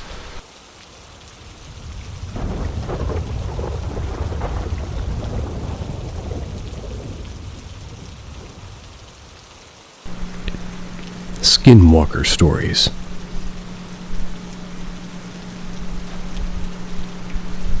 I'm trying to do some research for a project about skinwalkers, wendigos, and doppelgangers, and their origins, sources of information, and people's experiences. The crazier the better. The main goal is learning people in and around North America's folklore. To make it even more perhaps, I have a bit of an easy story of a skinwalker myself. Disclaimer. I have no idea what I saw. I just described it to a friend, and a skinwalker was the term he used, and showed me a picture that both me and his wife, who was there with me, jumped out of our seats. It's because it was nearly a perfect representation of what we saw. And again, this is a super simple story. Late August last year, my wife and I decided to take a trip to Fredericksburg in Texas to celebrate our engagement. We were there for wine tasting, beer house, and cute knick-knack shopping. Casual vanilla fun stuff that we die for. If you haven't been and can go, it's great. We had a cabin rented out in the quote-unquote wash, I think they call it. It was like dry land surrounded by hills, and just imagine your typical dry western environment. Brown hills and trees, random cacti everywhere, and signs saying no burning. It's all scattered around the property and next to a fire pit, which we thought was pretty hysterical. We were on our way back past 10 p.m. from downtown. And we had these things that we called cow roads to get back to the cabin because there were cattle scattered on both sides of the road and all the gates were open and you'd have to kind of wait for them to cross every now and then. We joked the cows own these roads and we're just tourists. This is all to say that we were driving slowly because God forbid a cow walked in front of us and basically totaled my Jeep, but worse, possibly hurt or kill someone's cow and left us open to what happened next. We were talking, laughing, making jokes, and trying not to focus on how it was sort of pitch black around us. My convertible top was down and we just felt vulnerable. And in front of us was this black figure on the left side of the road. Dirt road, mind you. Not very wide, maybe a car and a half. It was on all fours and had this short body, long legs and massive head, and was black. And as we got closer, there was a hue mixing of black and gray to its skin. And it was kind of hard to tell if it was fur or skin. I wasn't nervous, but I slowed down because I didn't want to hit this thing. Thought it was some sort of a wolf or coyote thing, and we were maybe over 500 feet away and getting closer. And by the time I could really look at it, it was in the middle of the road, and we were even closer, literally a stone's throw away, and it turned to face. But as it turned, it stood up and what we thought were back legs, but just human-like because this thing like flat up stood and looked at us and turned back the way it came. But went back to the all fours as it walked. When it faced us, its eyes, which glowed yellow, I remember wolves glowing red. I could still be wrong about that. But that added to my confusion in the moment. As this thing looked so off and we realized its short body was more like our torso and it moved so awkwardly. It's because it really was like a person walking on all fours, but its head was a thing of nightmares. That's all I know. It looked right at us. Had my brights on, so maybe it actually was blinded and just left, but I was scared enough to think it looked right at me. Started driving off, and my wife didn't say a word for a few minutes. That felt like forever. She started to say, "Did you?" And I just said, "Yep." That was before she could finish her sentence. If she wasn't there to confirm it, I would have thought it was just a trick of the night and I needed to go to bed. Like I said, easy story that leaves me wanting to learn more about these things and, well, not be where Bigfoot guy, or rather, not to be a where's Bigfoot guy, but kind of. Just genuinely interested to see what others have seen, to know, and correct me if I'm wrong, but I thought skinwalkers were, and Arizona, New Mexican culture. I think it's just Native American in general, sir.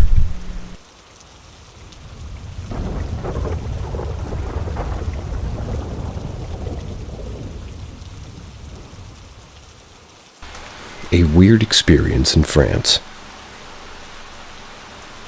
I believe this one already. I'm quite superstitious, but would always try to find any logical reasoning before going toward the paranormal explanation. This happened a couple of years ago when I was traveling in France. I checked into a hotel in Nice and shared a room with my mom. The room has 2 twin beds, so we each slept in one bed. Very well. We had a long day, so my mom passed out on her bed as soon as we walked into the room, basically. I stayed up a little to upload pictures onto Facebook, which I ended up staying up for a while because crappy internet speed. I had my laptop on the bed, and I sat on the edge of the bed with one leg hanging off the bed and the other sitting in Indian style on the bed. And about an hour in, I started feeling some pressure behind my back and around my abdominal area. It felt like I was being hugged from behind. Chalked it up to being tired, so I turned off my laptop and went to bed. I had a dream that I was standing in front of the hotel, feeling a bit confused. It was daytime, and a guy approached me and asked if I was from around that area. I told him I was a tourist, so he offered to take me around. Next thing I knew, I was visiting all these beautiful places with him, and we ate and shopped and visited a bunch of monuments. I had a really nice time in my dream. Hung out until the sun started setting. I remembered holding hands with him, laughing and walking toward the sunset, but for some reason I stopped walking and wandered, or probably wondered, who is this guy? I don't even know him. Where am I going? The moment I started questioning myself, everything just stopped like a film on pause. Then I abruptly woke up. First thing I saw was my mom sleeping back, and it was facing toward me. But I saw a cloud of black mist floating in front of my eyes, and the reason I could tell the shape was because it stood out against my mom's white blouse. Thought my eyes were playing tricks as they were still adjusting to the light in the room. So I turned my body and looked up at the ceiling. When I turned back, I stopped seeing the black mist. Side note, I grew up in a Buddhist household, so my parents were super religious. They also followed a lot of superstitions. My dad wasn't able to travel with us, so he gave me a necklace with a Buddha's head and told me to wear it at all times, and I guess it was a talisman, and it would protect me and keep me safe, so I wore it on me all the time, except when I took showers. So naturally, my hand started tracing up to my chest, hoping to feel some comfort holding the talisman my dad gave me. Felt around a bit and sat up right away because my talisman was gone. Looked over and it was on the nightstand. Placed it back around my neck. Went back to sleep. The next day, while having breakfast, I asked my mom if she took off my talisman. She said she was so tired she slept through the entire night, so there's no way she would even remove the necklace from my neck. I told her about my dream. She recalled stories of people never waking up after they sleep because they got taken away by spirits in their dreams. Good thing you stopped following that guy, or else who knows if you're going to even wake up today. She was laughing and joking while I felt goosebumps all over my body. I'm sorry, it's not a very scary story, but it was creepy to me because till today I still don't know who took off my necklace. Was that entity, if it was real, strong enough to remove my necklace before appearing in my dream? And, well, sometimes I suspected I could be sleepwalking and maybe took it off. But it was placed neatly on the nightstand and not on the floor, and I also remembered touching it before sleeping because I was praying to Buddha in my head, so for sure I didn't take it off before I slept. I'm also mentally healthy, if some of you are wondering if it's psychosis or me being psychotic. Either way, thanks for reading. Edit. Thanks, guys, for the comments. I want to add that my aunt also had a dream that's also a bit similar. She dreamed that she was going somewhere and asked people on the streets for directions. They pointed her towards a direction, but the further she walked, the place became more secluded and unfamiliar. It was scary for her because it was dusk when she started, so by the time she got lost, it was nighttime. She got so scared she tried to grab anyone she could find to ask for help. She found a kind-looking old guy and went to ask him for help, and she told her to follow him, which was in the opposite direction that she was going. Then she woke up, and guys, this is why my family kept telling the kids and even adults not to follow people. They also scared her with the good thing you woke up or good thing that guy helped you before you wandered into the underworld. OMG.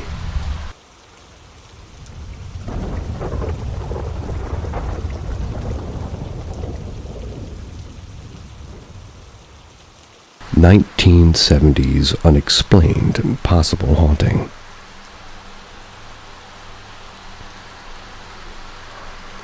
In the 1970s, I lived in what I believe to have been a haunted house.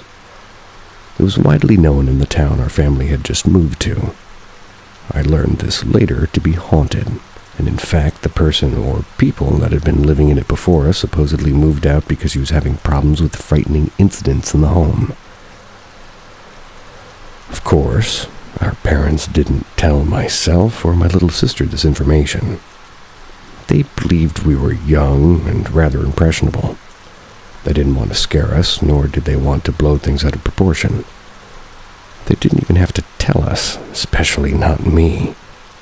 I figured it out rather quickly on my own. My first experience that I couldn't explain happened on a bright weekday in the afternoon. My sister and I were latchkey kids as our parents both worked. And at this time, my sister was 6 years old and I was 11. We rode the school bus home and went inside to have a snack and do our chores. Once done, my sister went to the neighborhood girls' house to play. I decided to take a shower. I was completely alone in the house. It was an old home built back in the early 1900s. I do believe maybe the very late 1800s, actually. I recently saw an image of the house that was taken in 1901, so I'm really not quite sure of the exact age. It was large and it was 3 stories high. Upstairs held the bathroom and 3 bedrooms. Above, through a door in the ceiling in the bathroom, an attic. I climbed into the shower and began washing off the dust and grime from a long day at school. I was lost in thought, as one often is in the shower.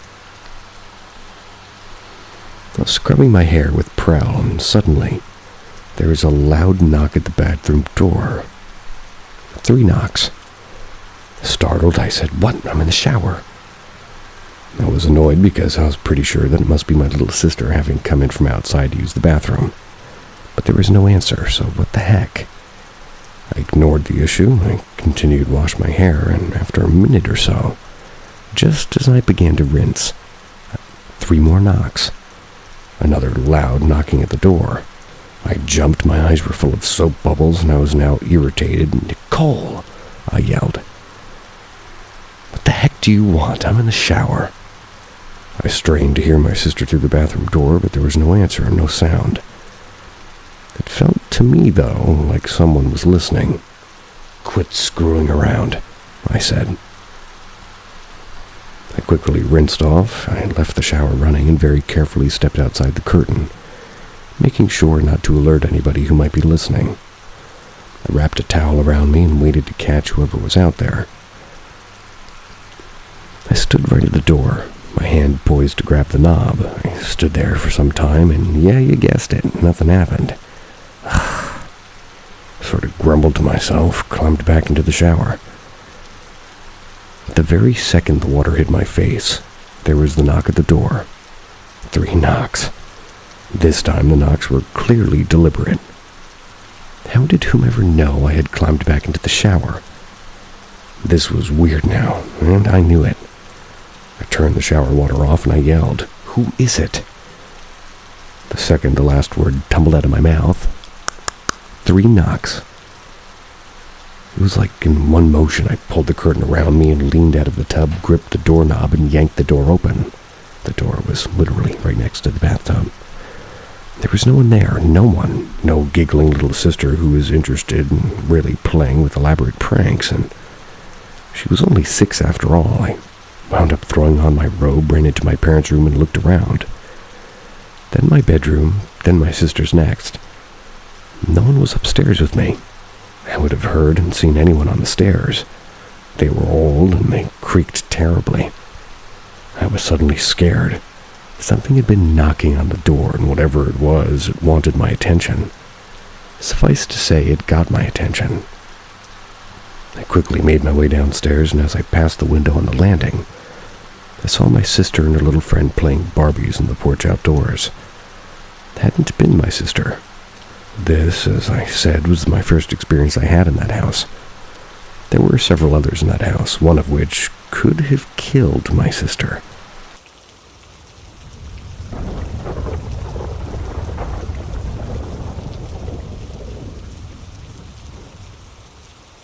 Explore the unknown with Paranormal and Grandpa's face tried to enter my room. Eerie stories.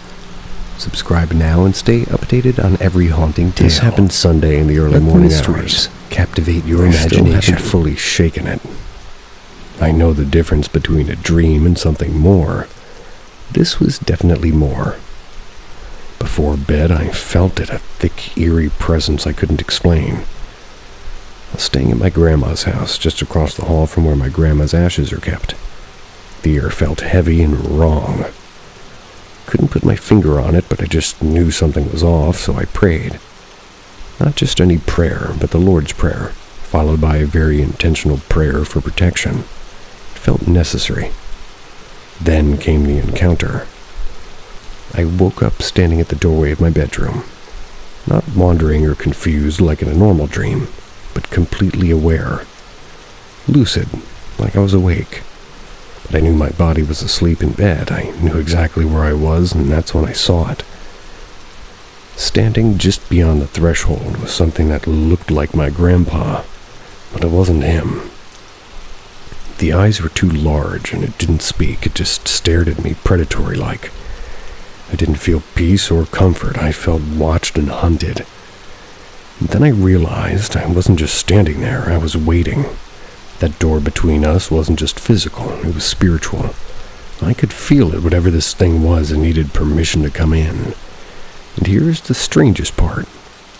I knew it wanted me to speak. Not just react, speak. And I knew deep in my spirit that anything I said, anything other than invoking the authority of Jesus, would have granted it access. That's how thin the line was. The Bible talks about doors a lot. Genesis 4:7 says, "Sin is crouching at the door. Its desire is for you, but you must rule over it." That's exactly how it felt. This wasn't a nightmare. This was a spiritual standoff. I believe it was a familiar spirit, a type of demonic entity that mimics loved ones who've passed. The Bible warns about this. Deuteronomy 18:11 condemns communicating with the dead, and 2 Corinthians 11:14 reminds us that even Satan disguises himself as an angel of light. This thing was trying to confuse me, to trick me, bait me into saying anything that would give it legal ground. But I knew it wasn't my grandpa, and I knew better than to answer it casually, so I spoke. "In Jesus' name I rebuke you." Once, twice, 3 times, each time louder, firmer, more sure of the authority I was standing in. And I couldn't move. It couldn't move. didn't cross a threshold. I just stood there, and it stood there. It was smirking, tilting its head almost annoyed, but still challenging me, like it was daring me to drop my guard and give it a foothold. Then everything turned white and blinding. I felt myself pulled backwards, snapped right back into bed, and I woke up instantly, heart racing, but somehow safe and protected. And number 3, that wasn't random. In Scripture, 3 is a symbol of completion and spiritual power. The Trinity, Jesus rising on the 3rd day, Peter's 3 denials, and later's 3 affirmations. I believe by rebuking it 3 times, it sealed whatever door was trying to come through. And this experience shook me, but it didn't break me. Now I can't help but wonder. My grandma once said she saw Grandpa after he passed, but what if she saw something that wasn't really him? The Bible says the dead don't come back to visit us. Luke 16:26 speaks of a great chasm filled between the living and the dead. Isaiah 8:19 warns, "Should not a people inquire of their God? Why consult the dead on behalf of the living?" Maybe what came to her wore a different mask, but had the same goal. Christian religion aside, as that's my personal faith, and I'm not forcing that belief onto anyone, I generally want to hear what others think, from all perspectives. What did I encounter? Has anybody else experienced something like this? Especially with spirits that imitate loved ones. This has opened my eyes in a way I never expected.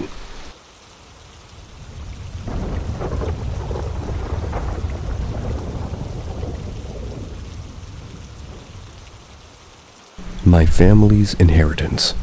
A ghost that follows the males in my family.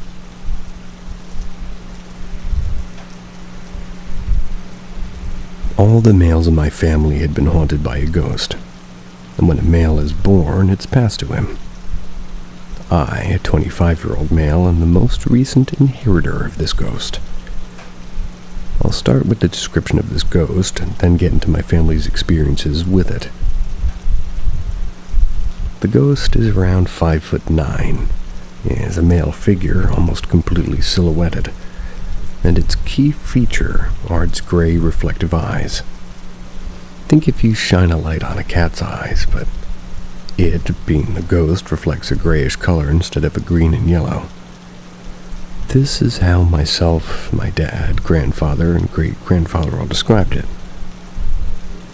I'll start with stories from my great-grandfather.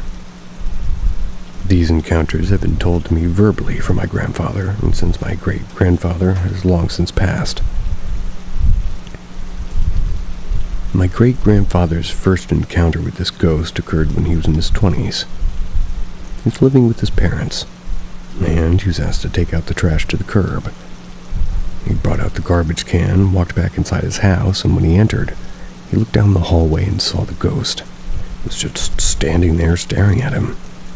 He froze, watched the ghost sidestep around a corner, and my great-grandfather went to investigate. Found nothing. The second encounter happened around a year before his son, my grandfather, was born. He was in his garage building a cabinet. When he was working, a figure appeared at his peripheral. As he looked toward the figure, who he thought was his wife, it vanished. He stopped working, walked inside, asked his wife if she had been in the garage, and she said no. My grandfather only had one experience, and for context, he's a very practical man. He says the ghost was in the attic.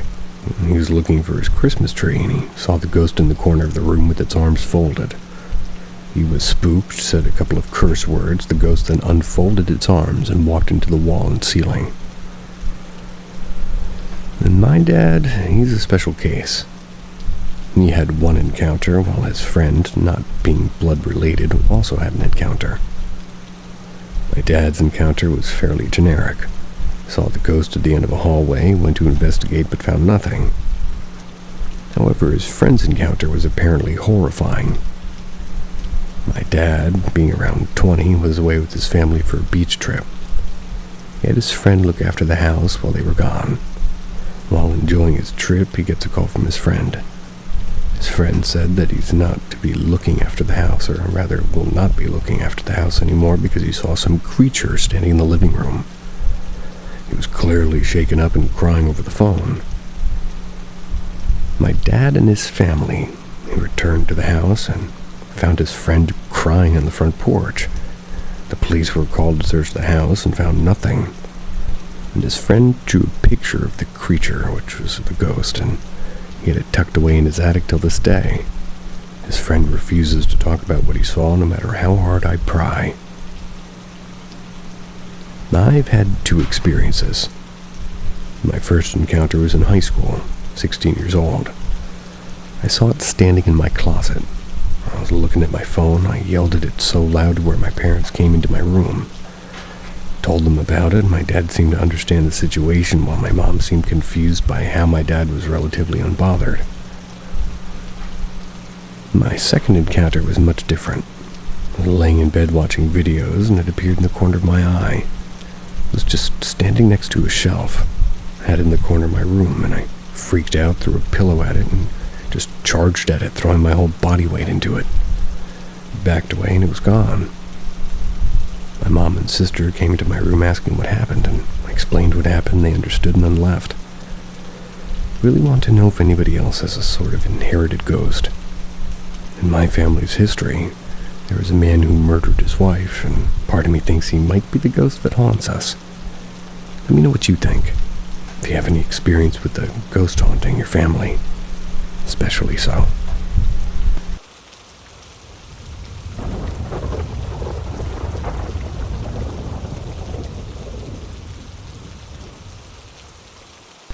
My dog came back to me. I worked as a veterinary technician. The pay isn't very good, so I rented a very small condo in a not-so-ideal part of town. One day, a man came in with a very sick pit bull puppy.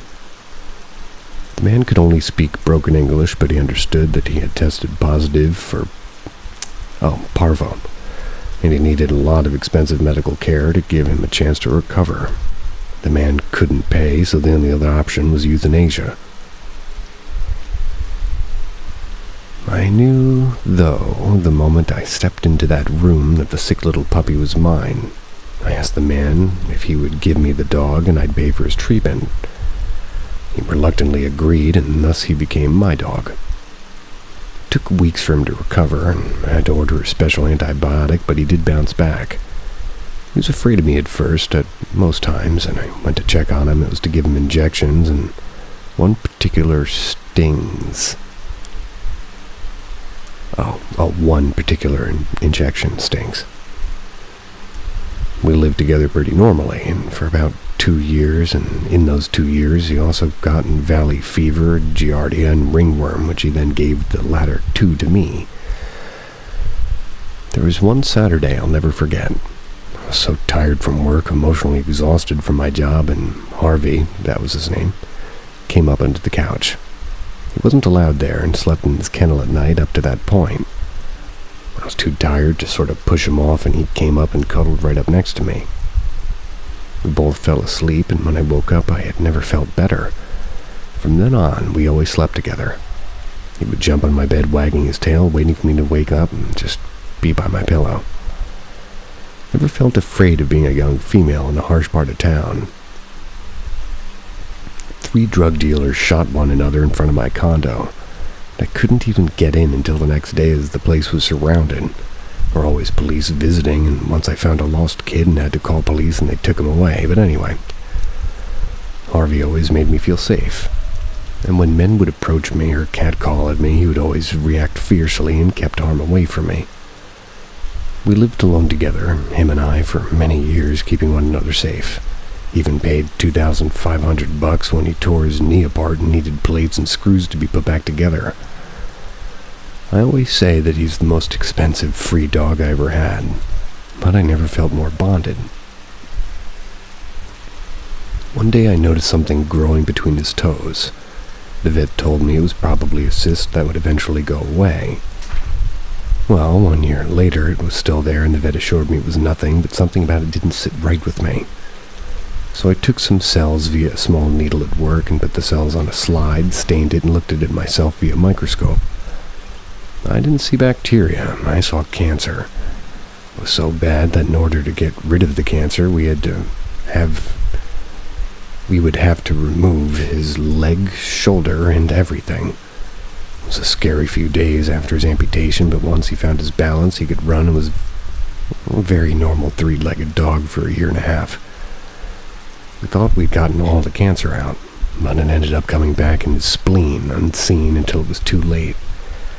Eventually, it went to his brain. Saying goodbye to him tore me apart, and I got so used to saving him, and just him always pulling through, I couldn't fathom the thought of letting him go. But it was merciful to put him down. Held on to him probably too long and told him how sorry I was and to please come back to me somehow. Then he died. It was 1 year later, and we talked about it, and still hurt my heart, but after one night after falling asleep, I woke up and my room was in total darkness, aside from the light illuminating my bed. I could hear something coming toward me, but I couldn't make out what it was, so I crawled to the edge of my bed to check it out. The light then shifted just a little bit, and there was Harvey. He leapt on the bed, and he was so happy to see me. He didn't have any gray hair, and he had all of his legs, and I held on to him with all my might. I just said, "Thank you, thank you, thank you." It didn't last long enough, though.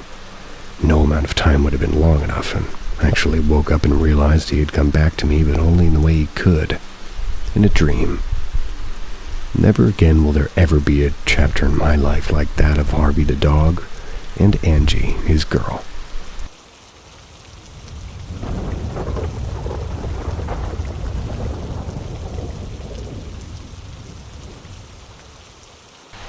Something listening to my friend and I in the middle of the woods at night.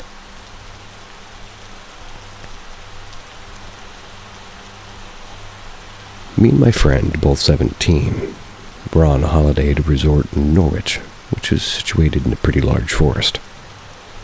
I'd been there once before, about 5 or so years ago, and on that trip I discovered a small dirt path that led to an uninhabited part of the woods. I was too scared to go very far down when I first discovered it and sort of forgot about it. Fast forward to about 3 days ago. Me and my friend are bored and have like an hour to kill. It's about 9 at this point.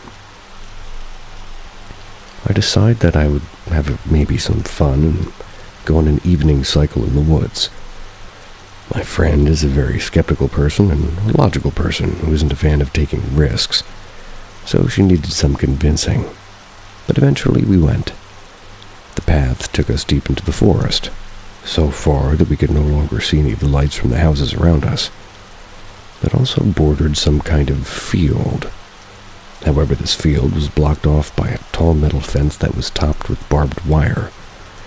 We decided to turn back after about 30 minutes of cycling. It was getting dark and we had no torches. When we returned, we were buzzing and decided that we had to do that again, but next time explore more of the path. 2 days later, we decided it's a good time to explore more of the path. The sun is beginning to set. It seems like the perfect time to set off. We begin cycling, however, this time things feel different.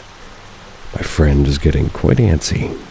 Further down the path we go, it gets even more so, and even I begin to get a bit freaked out. Something feels wrong, but we decide to carry on. Eventually, we come to this unexplored area, and by this point, night had fallen and it's pitch black. We come across some kind of wooden electricity box. We stare at it for a second, and I try to see what's inside, but decide it's futile. We carry on. As soon as we pass that box, the off feeling becomes much worse. I come to a stop. I ask my friend if we should play some music from a well-known TV show that we both like, as the soundtrack would match the vibe of biking through unknown woods at night. You can probably guess what TV show it is, but anyways. Nope. She says yes, so I begin trying to get the music up on my Spotify. I had no signal, but that shouldn't have been an issue since I had the album downloaded, but it just wouldn't load. I was very absorbed in trying to get it to work, but after a minute my friend says in a nervous voice, "Is that coming from your phone?"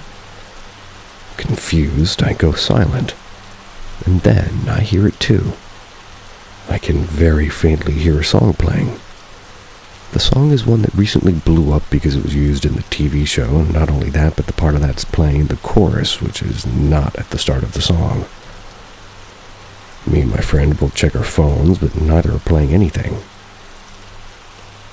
We both then book it back on our bikes. When we reach the edge of the woods, we both feel the vibes just kind of wash away instantly. When we got home, we both immediately checked any possible way the music came from our phones. We both asked our Siris to play that album, but they both say, "I need you to give me access to your Spotify," or something like that. We also checked multiple other things, but nothing was giving us any answers. We were both thoroughly freaked out, and especially my friend who's a skeptic and always disapproved of my stories and horror movies I'd tell her about. I'm a big horror fan. We went back to the path the next day. Even went back to the exact spot, and the vibes were completely gone. We could find no trace that any other person had been there. Also, some additional information. It was about 9:30ish when we heard the music. It was completely dark out, so if somebody was there, we wouldn't have been able to see them. However, we would have heard footsteps at least. The resort itself is close to an RAF base of some kind, and the music itself sounded quite reverby. Stopped pretty much as soon as we began booking it back, at least I think.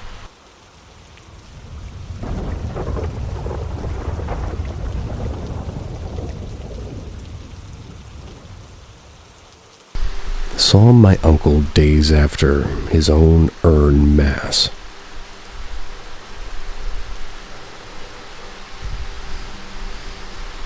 Although growing up, my parents made me think it was just me being a kid, right? Years later, it turns out that they were too able to see things, which got me upset, because they made me think it was me the whole time. Anyway, I don't see a lot of ghosts, but I do see other things. But when I do, it's very rare that I see them full apparition. Here is one of the very few. My mother's uncle passed on the hospital a few years ago, maybe between 2003 and 2008. I don't fully remember. I know I was in my early to mid-20s. A few days later, he was cremated and he had found a mass handing the urn to one of his sons. Now to the actual story. Me and my brother was alone in the apartment, just chilling in the living room. Mother, I think, was at work, and now that day felt like any other day, so I didn't think anything of it. Me and my brother were talking about something, and I decided to walk to the bedroom to get what we were talking about. Don't remember at all what it was, I just know I went to the room for a reason that was connected to the conversation. Now the apartment is in the projects, which we've been in since '95. I walked from the living room to the bedroom through the hallway. Now the way the apartment is when you walk from the living room through the hallway, to your left is the exit door.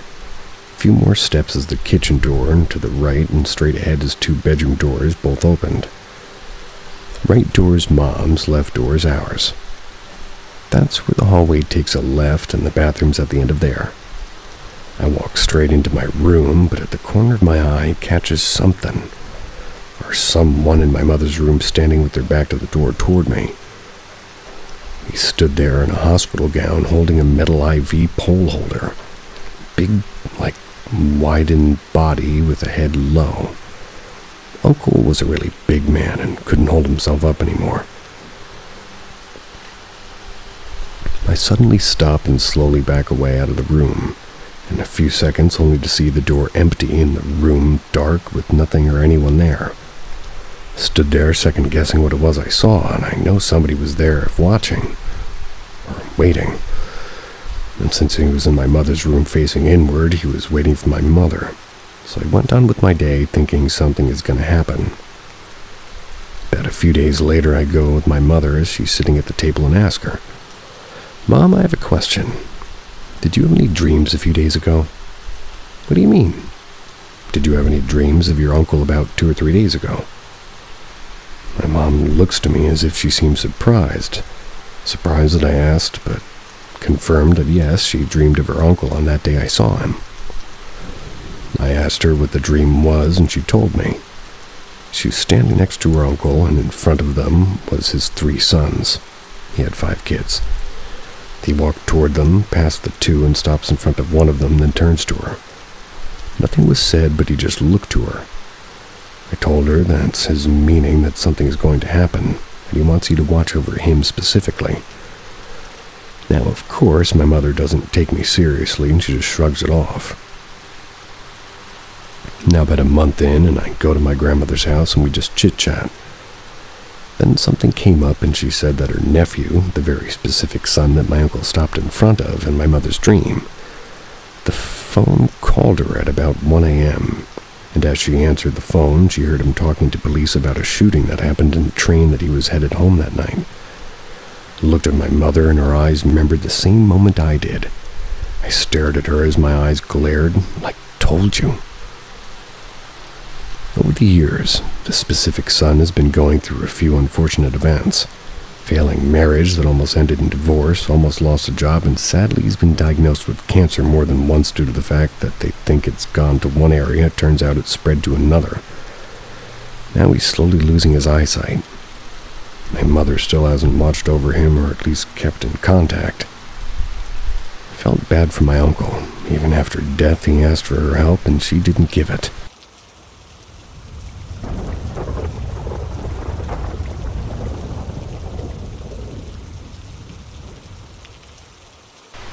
Help on a Rainy Road. Back in the late 1930s, my father and his brother built a little summer home, and it was for their mom, which was my grandma, on some land they owned in Beverly Shores, in Indiana. For some reason, the area at the time was very popular with Polish Americans, and for my grandma and others of her generation, these homes seemed to serve as their American equivalent of a dacha, a place to relax, read, and just enjoy the rural life for a few weeks every year.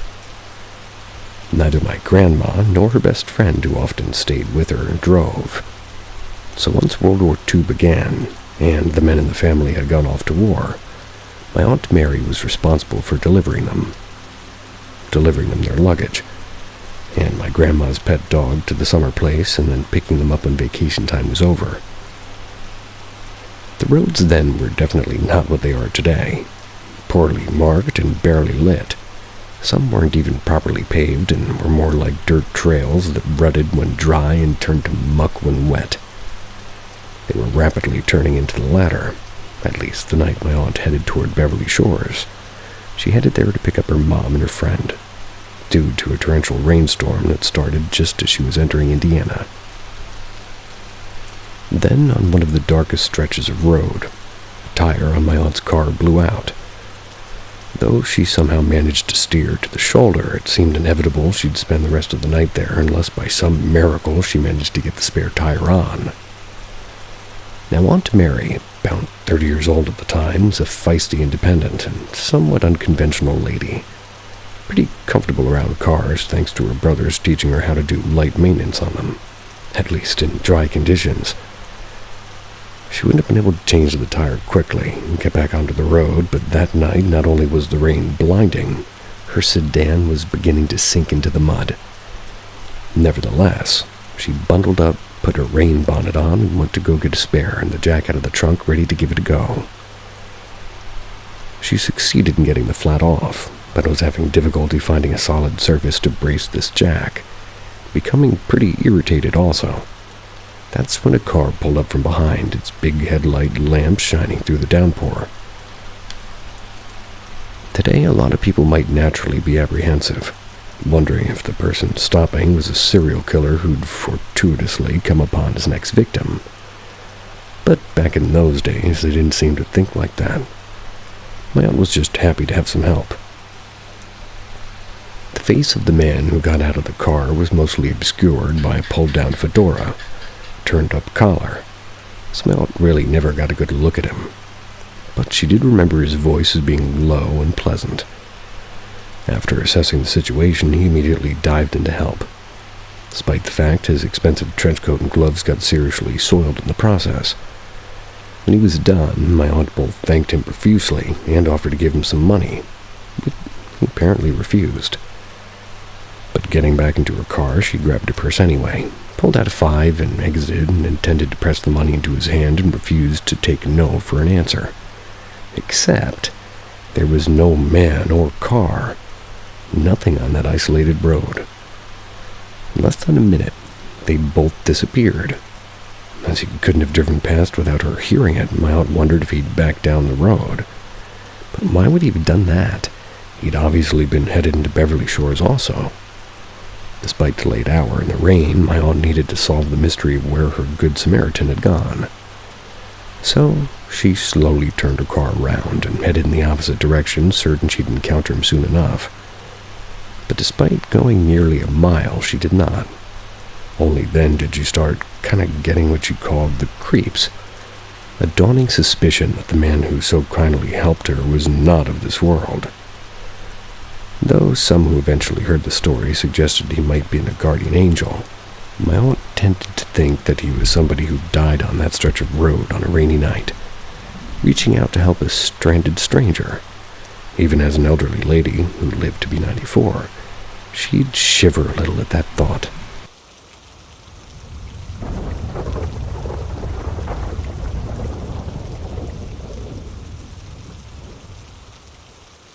Central Illinois.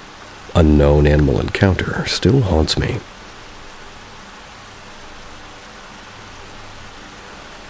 When I was around 16, I lived in a rural town in central Illinois near Starved Rock, and I had an experience with an unknown, mysterious animal.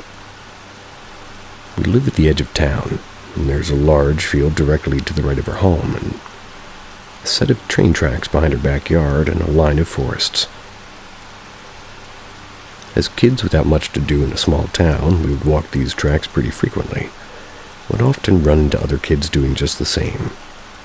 It was a pretty cool area, actually, with all the nature and trees, and till that day it was even a nice escape to go for a long walk when stressed.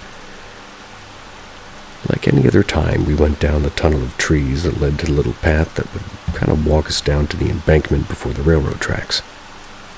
We had a normal walk for about 10 minutes from there, just talking and chatting about our boyfriends and what our current favorite memes were. Some really 2011 memes. Once we reached the bridge over the tracks, I was about 3 blocks down from my house. That's when things started to get strange.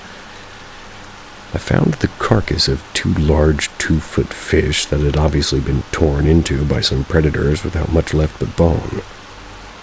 Keep in mind, this was a little ways inland, and the river was still a good trek by foot and would require a large animal to carry that size fish so far. A little further down the breadcrumb trail of white fluff scattered throughout the tall grass on the opposite side of the tracks. To me, it looked like an animal had been hurt, and being the animal lover but a stupid 16-year-old one, I thought it was a grand idea to keep investigating further. I followed the trail of fluff, which led me to a fresh deer leg and nothing else. Just past the deer leg, and then about 15 feet or so away, I walked directly up the opposite embankment from the original to see a large den-like tunnel. Immediately walking up to it, I felt like I shouldn't be there, and something else felt just the same. I retreated backwards, feeling that I should not return, or rather turn my back on the den. Scared out of our minds, at that point we decided it was probably best to get back. God knew what else we would find, or what would find us. It was about 30 minutes before dark anyway. On the way back, though, we were not alone. We heard grass moving on the embankment. It was the whole way beside us on the side that we would have to cross over to get back to my yard. We could hear that it was slow and deliberate moves in the grass, and every now and then a few rapid ones if we moved quicker. We felt hunted. With no weapons but the rocks on the tracks, we hurled a few, shouted to get whatever it was far enough away that we could go back up the embankment. This worked. We thought that was that once we reached my yard. This is the part where I would go back and slap myself. We were so stupid. We decided that we would hang out on the trampoline that had a clear view of the field next door to the next hour till my friend's mom came to pick her up. The sun had fallen to the point where only shapes and different levels of darkness were clear in the field. Suddenly, something large, dark, and low to the ground came out of the tree line and onto the field. Stopped and turned to us. I was frozen and immediately told my friend to stay still. I could only see the darkness of the creature's fur and its movements slightly cat-like and stalking. And to this point, I'd say, oh, cougar or something. However, I'm not sure if they'd been found in that area for a very, very long time. The thing that threw me was that the sound it made. It sounded angry, and that was for sure. The thing made low, huffing pants like a bull blowing air through its nose before a charge. Turned to my friend and said, run. Booked it to the house, and to this day I feel like something was helping me, was forcing my feet to pick up quicker than I'd ever run. I've seen plenty of deer, coyotes, foxes, and all that, but nothing this big or predatory. Nothing in the locale fauna really matched up, and I'm extremely confused about what animals would move like that, or sound like that, plus be in that area to begin with.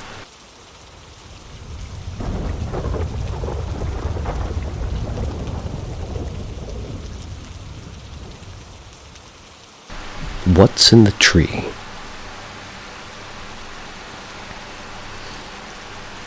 While living in an old neighborhood on the north side of Chicago, my husband and I often took walks on late summer evenings to admire the area's beautiful Victorian houses by moonlight. Frequently, their owners, sitting on the wraparound porches to catch a breeze, would call out, "Nice night," as we would pass, to which, of course, we responded, "Yes, it certainly is." It was a lovely social tradition, one we imagined had been practiced since those houses had been built. One night, ambling back to our apartment, we happened to pass a tree in the parkway, about which there was nothing unusual, except as we walked under its branches, a deep resonating moan emanated from within its darkened foliage. Not a cicada buzz, a bat squeak, a bird chirp, or a cat yowl, but a moan coming from right above our heads. There was something not right about the sound. The hair on my arm stood on end, yet we paused, trying to determine what it was that we had heard. "What do you think that was?" I asked my husband. "It has to be an animal," he said. "Maybe a squirrel protecting its nest." The sound again came from above our heads, more of a groan than a moan this time. "Squirrel," I scoffed. "I've never heard one make that noise." City squirrels do occasionally emit a distinctive cry when scared, but it could never be mistaken for a moan or a groan. There was a human or human-like element to what we were hearing, but the tree was in no big way sturdy enough to conceal an adult or a child. And who'd hide up in a tree and moan anyway? "It has to be a squirrel," my husband reiterated, sounding less convinced now, more like he was trying to make things right in his mind. But the sound was even more wrong. It was low and guttural. When it came a third time, "Whatever it is, we need to go now," he said suddenly, grabbing me by the arm and pulling me away from the tree. He's a fast walker naturally, but now he was race-walking, on the verge of running as he dragged me behind him. Barely able to keep up, I nevertheless asked, "Do you think it's some sort of a spirit?" "No," he shouted, automatically, and then in the most fearful tone I've ever heard him use, he continued, "Honestly, I don't really know, but I don't want to see whatever it is, and I'm afraid if we stay here, I might."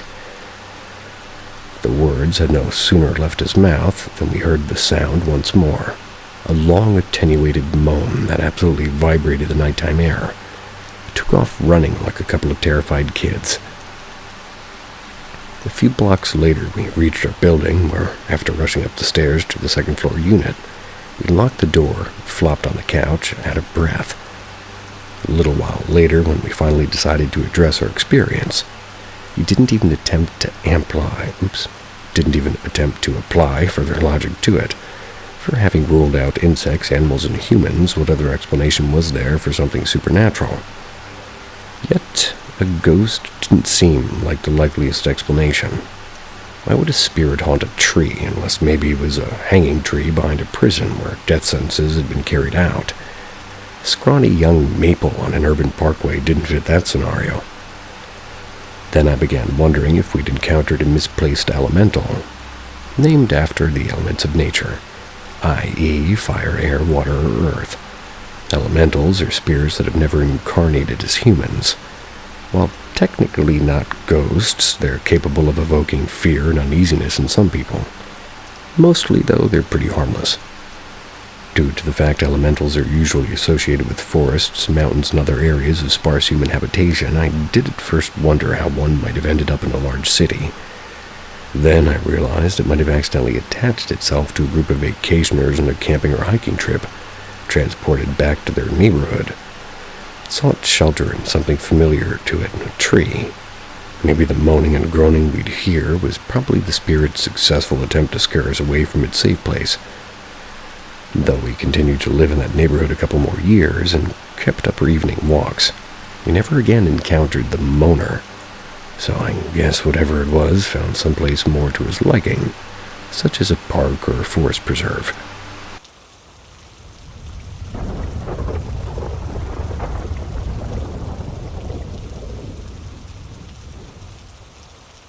Little humanoids fishing.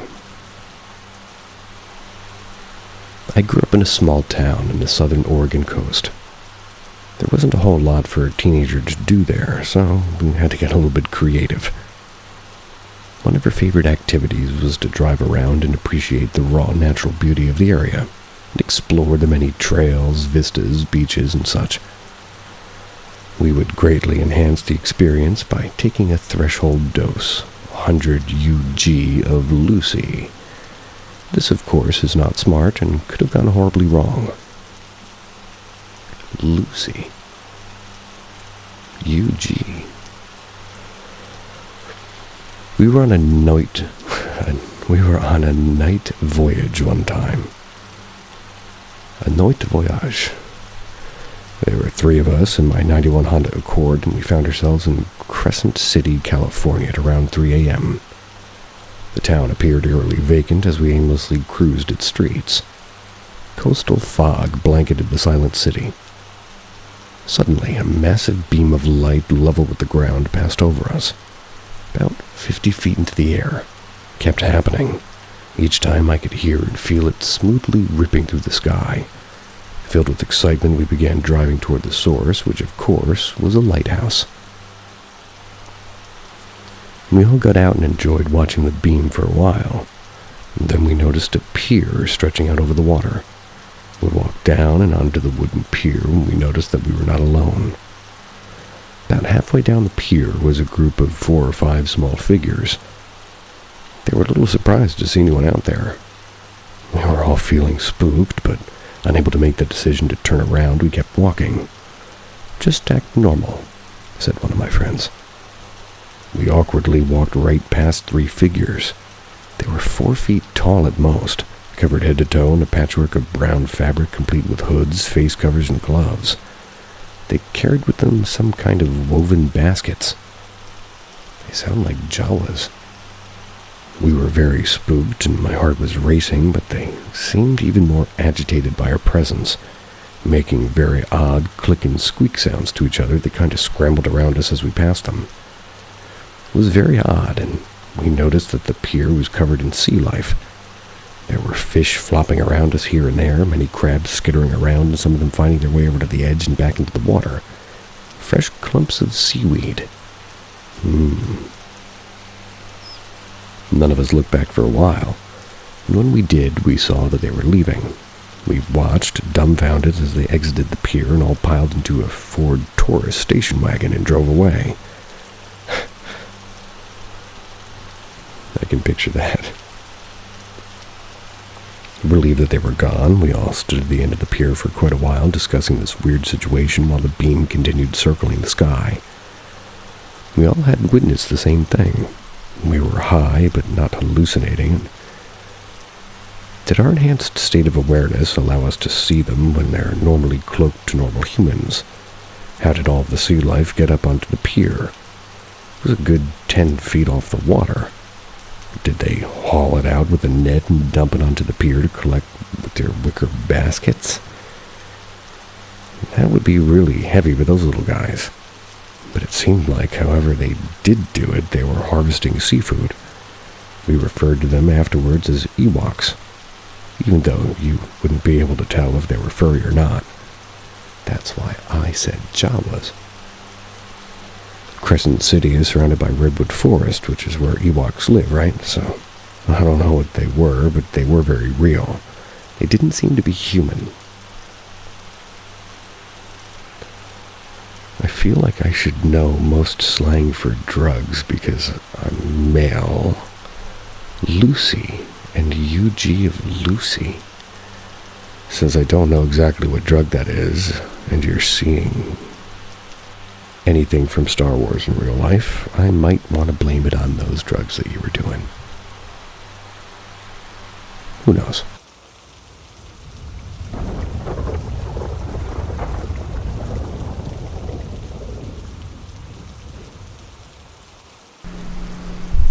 The Devil's Tramping Ground.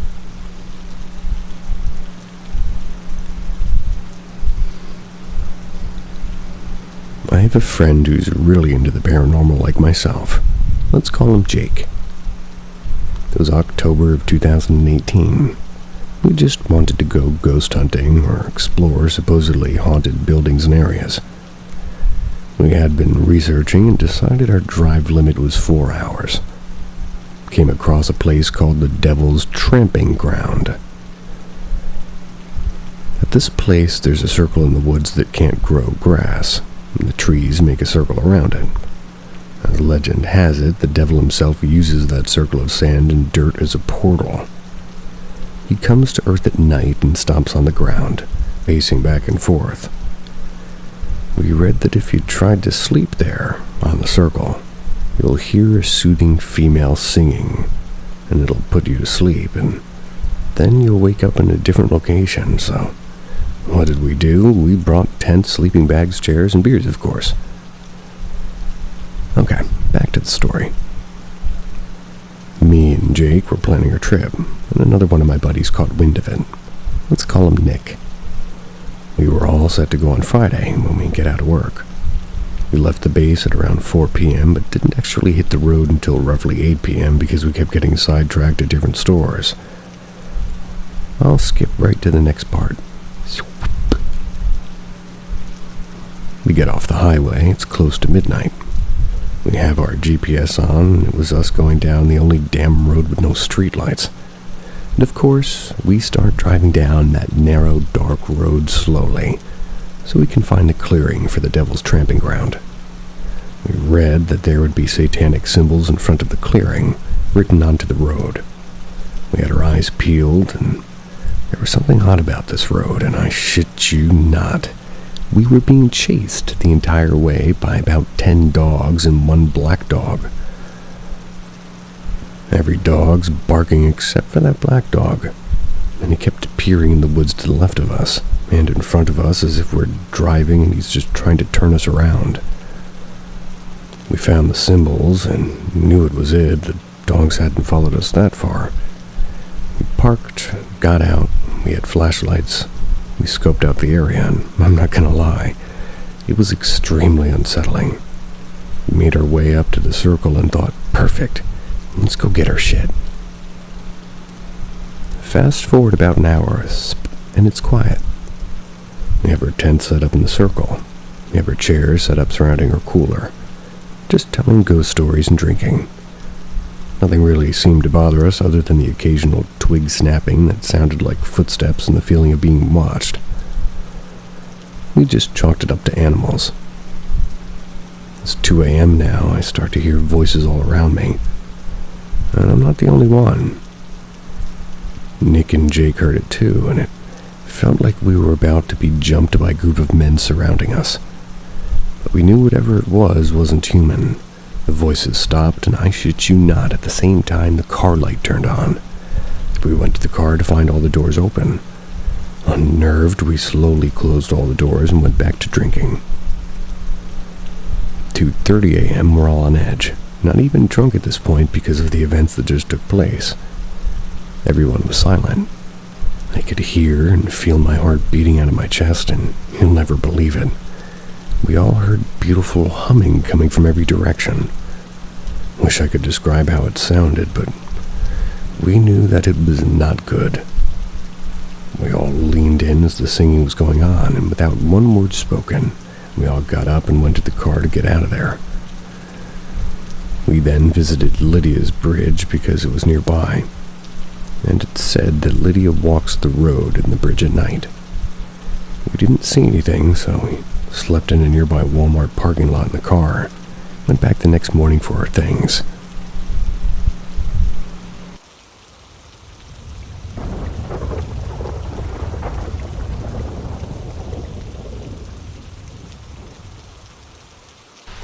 I think something followed us home.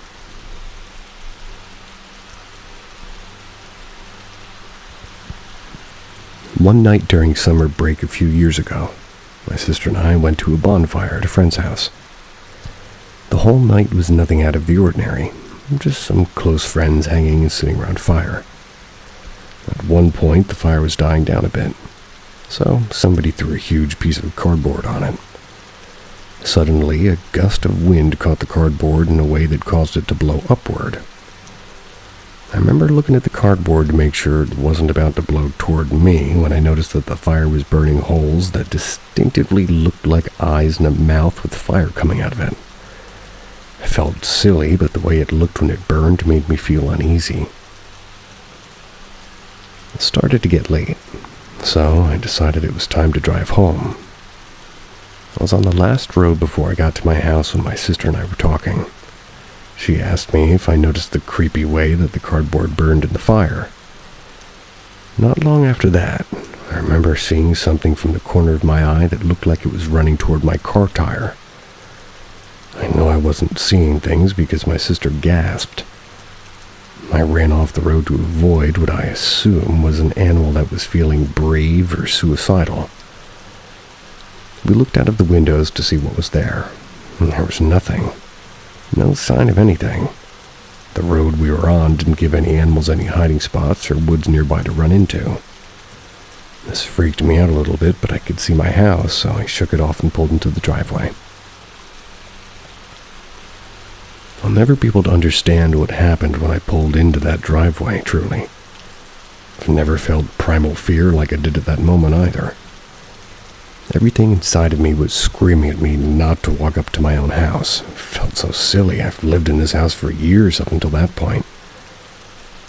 I realized I wasn't crazy when my sister asked me if I felt it too. I looked over and I could see the terror in her eyes. I couldn't see anything outside, but I could feel evil watching us. We sat in the car and tried to play it cool and tell her how crazy we were being and that we needed to go inside. Suddenly, the lights in my car turned on. I lied. I told my sister that I opened my car door a little bit. Caused the lights to turn on, but it was a lie. And at this point, I was panicking but trying to play it off to keep my sister calm. We finally get out of the car, and for the first time in our adult lives, we clung to each other like scared children and made our way toward the house. A little bit of backstory. The house in this story has a front porch light that had been out for over a year, but sometimes we would accidentally flip the switch that turns the light on and forget about it since the light didn't work anyway. And that night as we were walking up to the house, the light turned on and started flickering. It's never done that. Pushed through our fear and kept going. Made it to the front steps, and as soon as I hit the first step, my phone started playing music on full blast. Turned off my music before I got out of the car. It felt like whatever was in front of my house was tormenting us. It wanted to make itself known, and we felt all of it.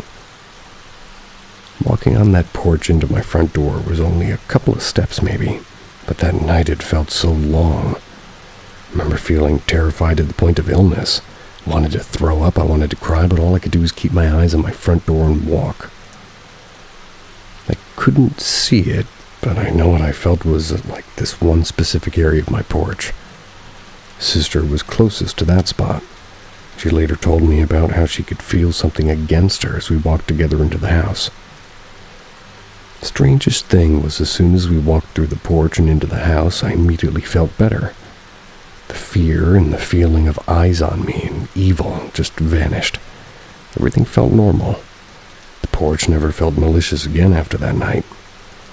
And the light never turned back on. I don't know what was on my porch that night, but I know it wasn't good.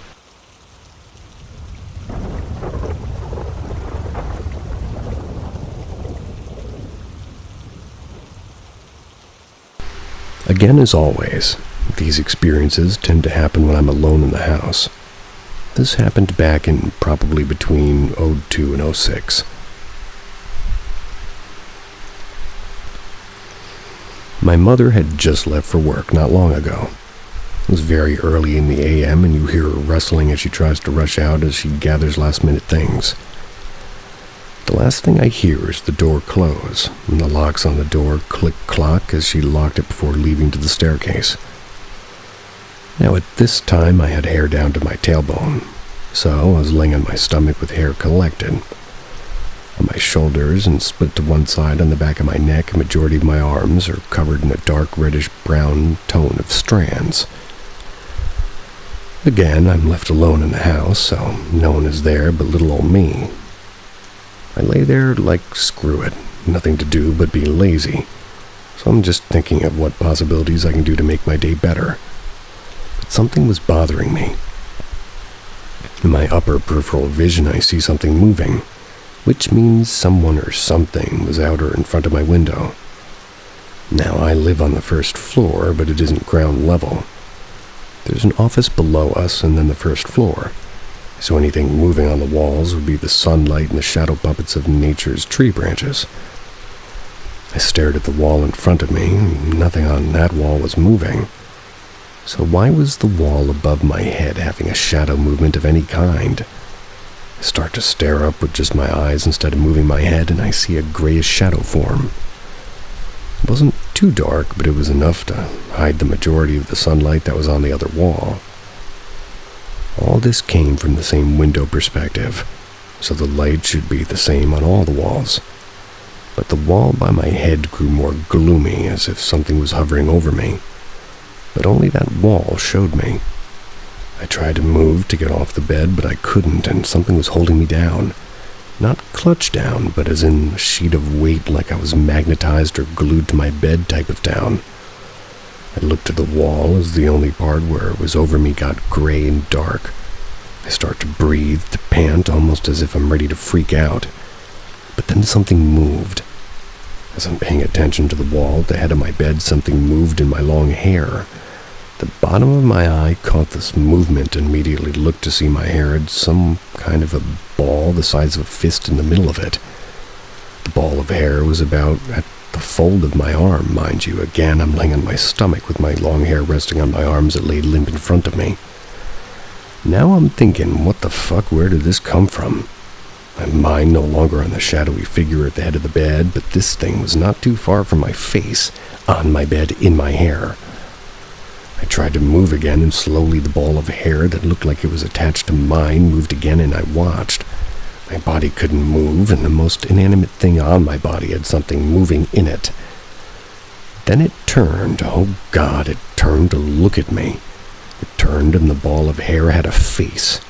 An uneven, twisted face of a baby.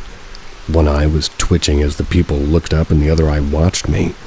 It was attached to nothing. It was a fucking head of a baby, and it just twitched and tried to move its mouth as if somebody was beyond thirsty, having not drinking for days or hours.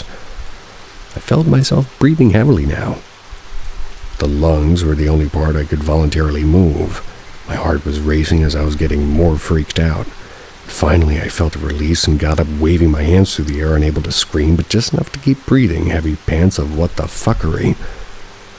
I looked to see the shadow-like presence just disappear off my wall like a translucent piece of cloth being pulled away. I looked down on my bed, and I saw no child's head, no ball of hair, nothing out of the ordinary. Got out of bed and just stared at it. If I had planned on going to sleep, yep, that wasn't going to happen. I don't remember what I did that day, but I do know that stuck in my head for a few days, and I started going to work with my mother and going to my friend's home for the day just to stay out of the house.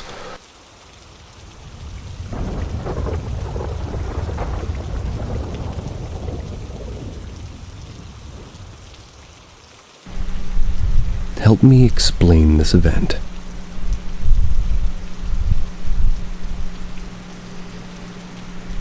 Around 2006, my family moved to southwest England, moved into a detached home in a medieval city.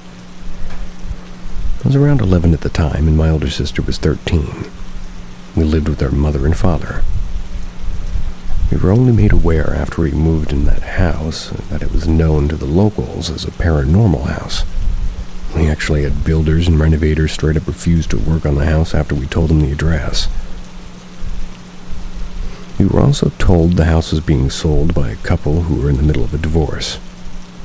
But it wasn't until years later that we discovered the house had been empty for years before we moved in. Not sure if that's important to know, but thought I'd mention it. Anyway, there's a lot of peculiar incidents that happened in the house whilst we were there. Doors jamming, random knocks and bangs. Our dog physically refused to walk up the steps to the house and seemed very uncomfortable when we first moved in. But we all put that down to it being a new home, and that there was always an explanation. So, throughout the years living there, a lot of people experienced weird and unexplainable things that happened. Although I witnessed some pretty weird stuff, there was one night that will always stay with me. Something that I just try as I might, I really can't explain. So I'm reaching out to Reddit in order to give me some clarity to that evening, if that's even possible.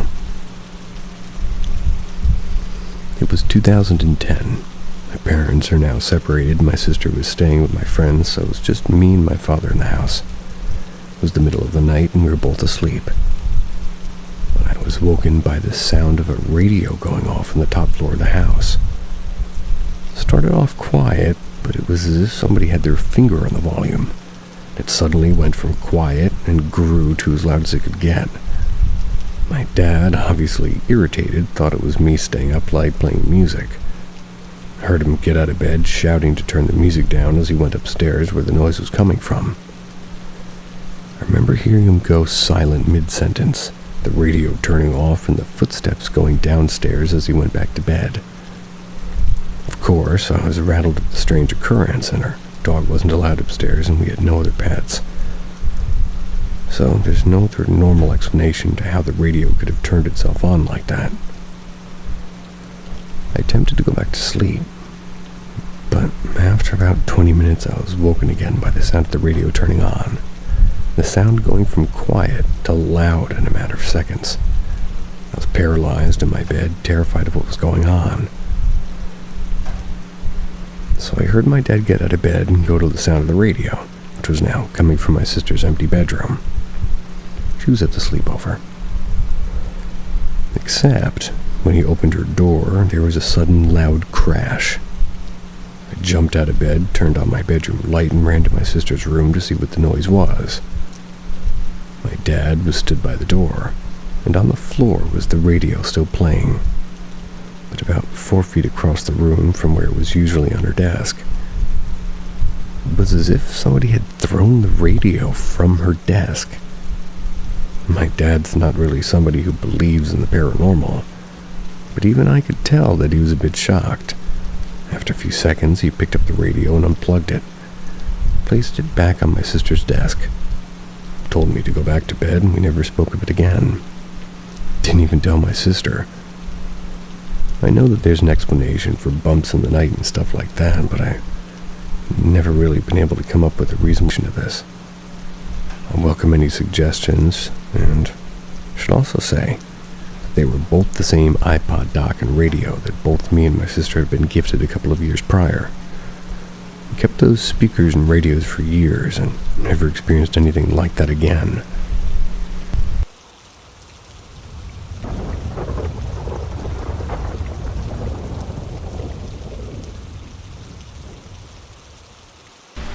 The scariest ghost experience I had in Bali Island.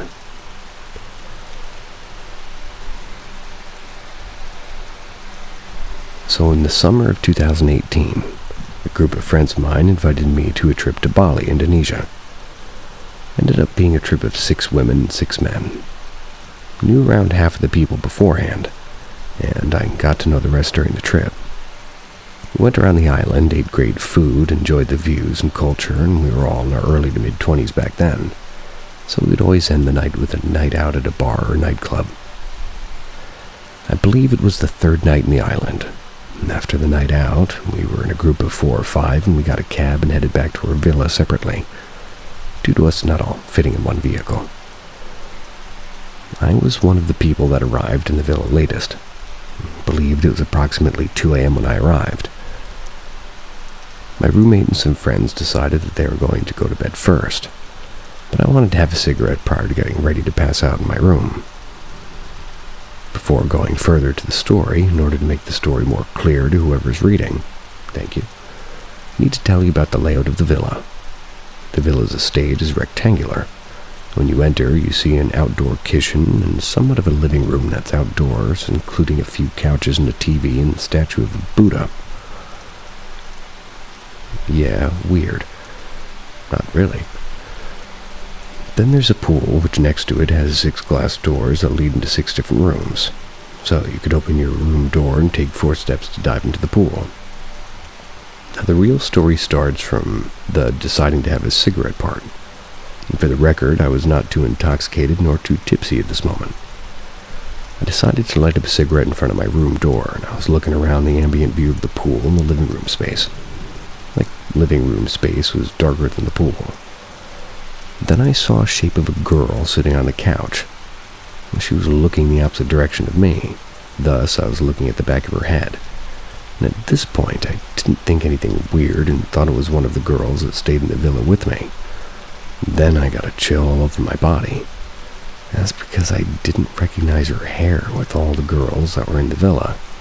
In this moment, for some stupid reason, I decided not to freak out and just felt like I wanted to show I wasn't scared of this random girl, ghost, or spirit. Wasn't sure if this was a ghost of a random girl that broke in, and I decided to finish smoking the rest of the cigarette, and I threw it in approximately 5-foot direction of her. That's when I was done, which was a bad decision. Then I opened my room door and saw my roommate already asleep, and for some reason I was able to fall asleep quite shortly. I don't usually get sleep paralysis, maybe once prior to this trip. Fell asleep in a position where my face was half on the pillow and half out, an angle that I could see my roommate. Then woke up and I couldn't move my body. The first sense was my sight. Then I realized I couldn't move. Then realized I felt something on my cheeks. It was a black, straight hair on my cheeks, and I could only move my eyeballs. This was the most chills and panic that I ever felt in my life as I tried to see what was by my side, bawling my eyes as much as I could. Then I saw a face that was also side-bawling to stare at me. I was dying inside, my heart was beating like crazy, and I think that was a girl ghost also knew that I was pissing my pants. Then the killer act was she almost screamed her laugh with her mouth directly in my ears like ha ha ha ha ha ha ha ha ha ha ha ha, rapidly with the highest pitched laugh I've ever heard. I didn't know what to do, but it was like my body was in fight or flight mode. I somehow managed to ball my fist, and then the rest of my body woke up. I was screaming like what the woke up to my roommate and some people in the villa, and there's nothing that was on top of me when I woke up. I'm assuming that's good.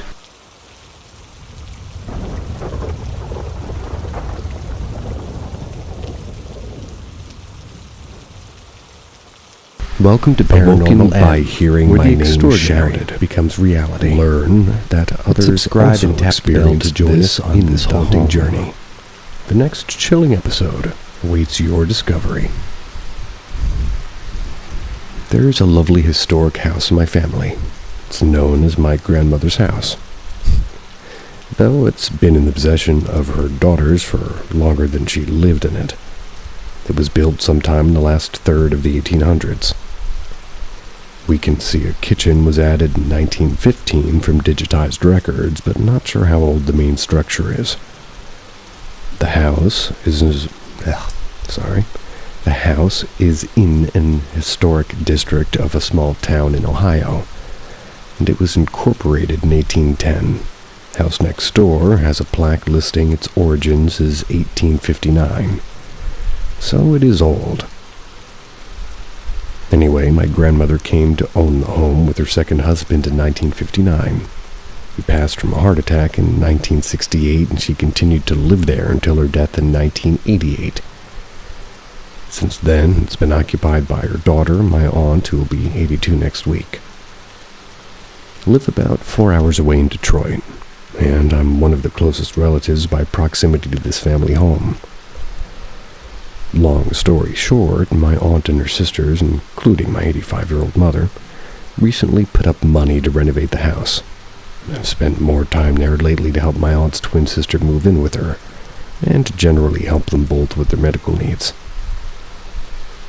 During one such visit, my mother also joined us from her home in Tennessee.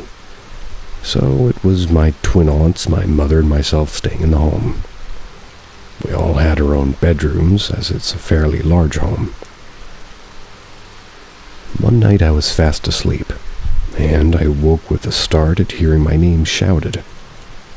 I assumed it was my mother because I heard both my first and middle name, and my mother's the person who used all that the most. I turned on the bedside light. No one was there. The room was closed, and it was around 3 a.m. I listened to the stillness of the house, calmed myself down, and went back to sleep with the light on. The next morning, I woke up before everyone else, went to a local coffee house to work for a couple of hours. When I returned, one of my aunts, the twin who had recently moved to this house in Ohio from her condo in Arizona, they were smoking at the picnic table in the backyard. I joined her for a chat.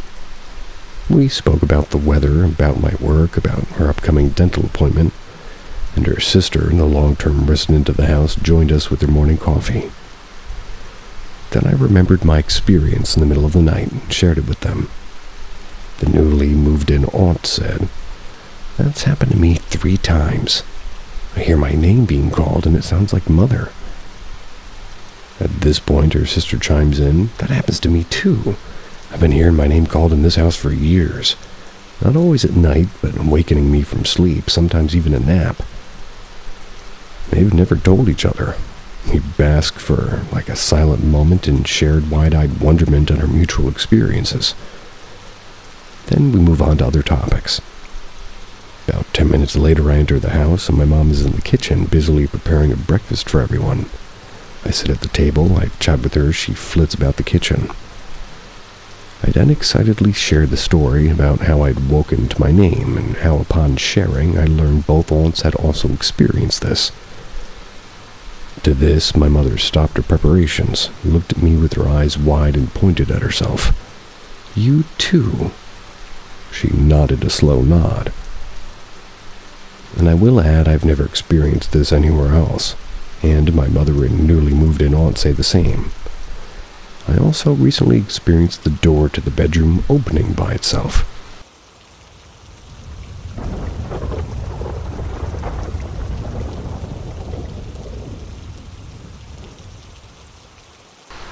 Who did I just see? The thing. A few months ago, I started seeing this thing in my lounge room. It was the shape of a really tall person, but lacked any distinguishing shape, so sort of like looking through clear contacts. I'd see it in the same few spots in my lounge room, but it's preferred to hang out in the front of the fridge or in this one spot near my front door. I have a fuse box on the wall right next to where I'd see it near my front door, and it liked being near the fridge, so maybe it has something to do with the electricity, just a thought. I stopped seeing whatever this thing was about a month ago, but that's not to say that things have been normal. The alarm. Last month I was woken at 12:52 a.m. by an alarm going off in my lounge room. Annoying as fuck considering I'm disabled, so I couldn't get out of bed to investigate. Thank flip I keep my ears plugs with me at night in case my cat wants to be a meowy little turd and wake me up. Highly recommend anybody with a vocal pet. The This alarm kept going off every night at 12:52 a.m. until the source of the beeping was discovered. My digital clock alarm had been set to that time, but it wasn't me that did it. I don't even know how to, and I hadn't touched it since daylight savings, which was months ago. But that's not the weird part. That afternoon, I got a message on Facebook regarding a friend I've known since high school. He died that night at 12:52 a.m. from cancer at the age of 33. A few people have pointed out the significance to the number 3.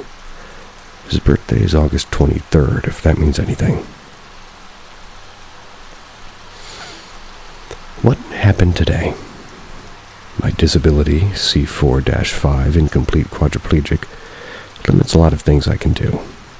I don't and can't drive, and I rely on a power wheelchair to get around town. I go downtown a few days a week to go get groceries or socialize or add to my ever-growing list of art supplies. I was about halfway down to downtown when a friend who I'm going to call Beck, they FaceTimed me. We hadn't chatted for a while, so her call was a nice surprise. Chatted for a bit, and I can hold my phone up and drive my power chair at the same time because I'm good at multitasking. That was before I saw this guy walking toward me. I should also mention that I have poor self-esteem and bad social anxiety, so what I did was mostly out of bravery and sort of showing off to my Beck. Sort of maybe even stirred on by having an audience to show off to, really, and I'm 31 and he looked to be in his mid-20s. This man was, no joke, the most attractive being I think I've ever laid eyes on. I'm talking I can't say these names, Ian Somerhalder. Ryan Reynolds, Zac Efron, and Taylor Lautner in one person. Sorry. He had what looked like a phone in his hand, and he was wearing jeans and a casual shirt. It's winter here, so what he was wearing was out of place, and he was walking in my direction tripping over myself now. And as our paths were about to cross, I blurted out, "What's cooking, good looking?" Original, I know. He looked up in what looked like genuine surprise and mumbled something I didn't even catch. Beck asked who I was talking to, so I held up my phone so she could see him as he went past. But there was no one there, and when we looked on the screen or anywhere else, turned my chair around in case he'd stopped, but the whole footpath was empty. There's nowhere for him to go. Just an empty footpath on the side of the building that has no doors. I thought that story was going to go very differently.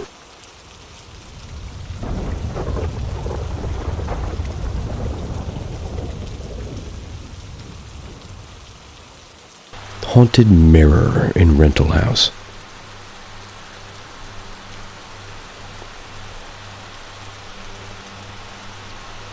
This happened 6 months ago in a house I moved into with a roommate. She had lived there for a year prior. Once I moved in, we started rearranging the living room. I need to note that there were old bedroom sets in the basement from the original owners of the house, bed frames and dressers and mirrors. Back to the living room, there was a mirror on the wall opposite the fireplace with a mirror above the mantel. The mirror opposite the fireplace came from the basement. It was hung up by the girl that lived there before I moved in. So I take the mirror off the wall, and as we're putting our TV in that spot and prop it up against the wall, perpendicular to the wall, it was hung until we can figure out where to put it. This is when we started to notice the weird things happening and hadn't quite realized the mirror could be the issue. There's a cot in the basement that was set up apparently by the owner of the house if he ever came to town. Weird in my opinion, but whatever. Well, the lights above the cot randomly stopped working, and that corner of the basement just started to have an eerie vibe. I tell my roommate this and we go down to investigate. What we found scared the shit out of us. Bare footprints on the cot seemingly pacing back and forth side to side. No one in their right mind would walk barefoot down there as it's dirty and there's been rats. We measured our feet next to the prints, and while roughly the same length, they were way too wide to be either of ours. A couple of days later, I'm down in the basement doing laundry. Make my dog come down here with me because it's so creepy. He wouldn't stop staring at that corner that was containing the cot. I felt I was being watched. A moment later, the lights above the washer and dryer started flickering, so I got the hell out of there. The same day later in the afternoon, I'm standing in the living room on the phone with my brother talking about work with my back to this mirror propped against the floor. My dog starts growling and aggressively barking. My initial thought was both mine and my roommate's dog were behind me fighting over a toy. So I snapped at them to stop, and I turned around and it was just my dog staring into the mirror. But he wasn't looking at his reflection. By the way, he's 5 years old and has seen his reflection thousands of times. It doesn't concern him. So that freaked me out. And that's when I started connecting dots. I had a betta fish in a tank on one side of the mirror. My roommate had a cool palm tree-like plant on the other side. My fish died suddenly, and the plant wasn't doing well no matter her efforts. I have to note I had been telling my roommate that the mirror seemed warped because I felt I looked horrible and fat when I saw myself and walking into that room, and she apparently had also noticed this. So I bring my mirror theory to her, and she immediately grabs the mirror and puts it in our detached garage in the backyard. We both felt better about that the next day. Went out back to smoke, and it was raining, so I opened the garage door for some shelter. A fluorescent bulb was on the floor in the middle of the garage as though it had fallen. But it was not in a place that would have seemingly landed and completely was unbroken. It's like someone laid it there. I'd look up, see the mirror facing me, and get the fuck out. Explain this to my roommate, and we immediately grabbed the mirror to walk it across the street to Goodwill. Super convenient in this moment. She was holding it by the wire it hung on for years. The moment it reached the edge of the property, the wire snaps. The mirror fell to the ground without breaking. This thing did not want to leave. We get it across the street and leave it. The next day, the light in the basement started working, and we had no other weird experiences. Score.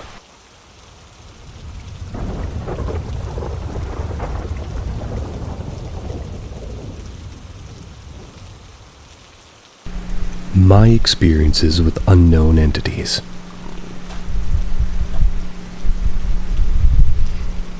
Well, I was about 23. I lived in a super old house that sat in the middle of a very big vacant lot, which was closed off by a big chain-linked fence. Growing up, I had some creepy experiences here and there, but the experiences I had in this house could never compare. There was always a dark cloud hanging over it. Anyone who came over immediately felt the gloom, and as soon as they stepped into the house, and anybody who stayed the night would wake up feeling someone staring at them. Not just staring, they'd feel harassed and frightened over it. Some people would see black shadows out of the corners of their eye, and a couple of times the bathroom faucet would turn on randomly while someone was in there relieving themselves. I've had friends run out screaming because they were in complete shock. Anyway, the person who lived with me was out pretty much every night partying, so I was home alone a lot when the sun would go down. Every now and again I'd hear knocks at the front door, my bedroom door, but when I opened them, no one would be there. I'd hear a whisper here, a whisper there, maybe creaks, maybe footsteps.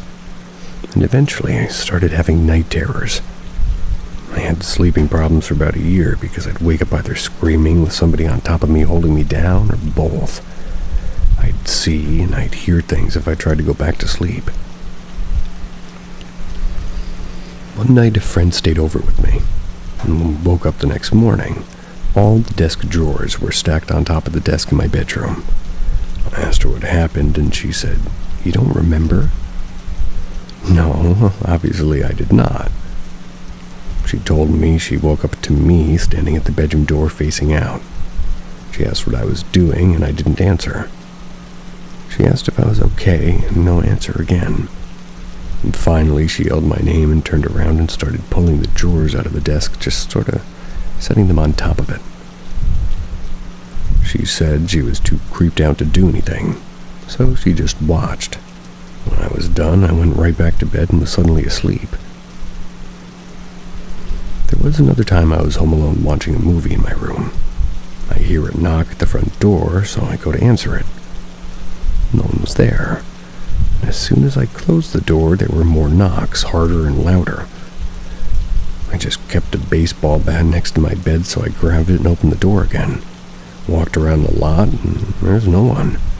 Fence still locked. I went back inside my bedroom, locked the door, and as soon as I did that, I heard a crash in the kitchen. At this point, I was like, why the fuck not? So I grabbed the bat and went to the kitchen. Every cabinet was wide open, and all my pans were scattered across the floor. Grabbed my car keys, drove to the 24-hour Walmart.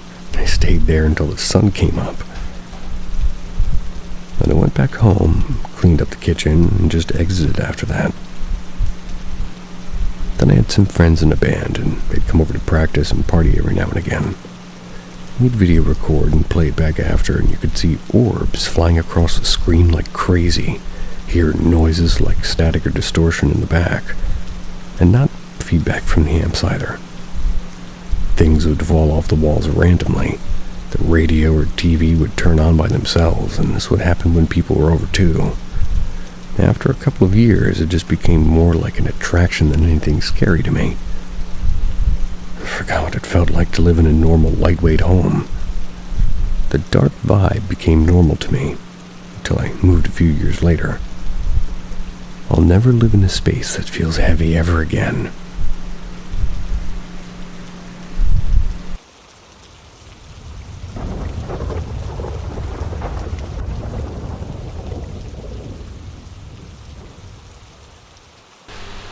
A scary case from official files.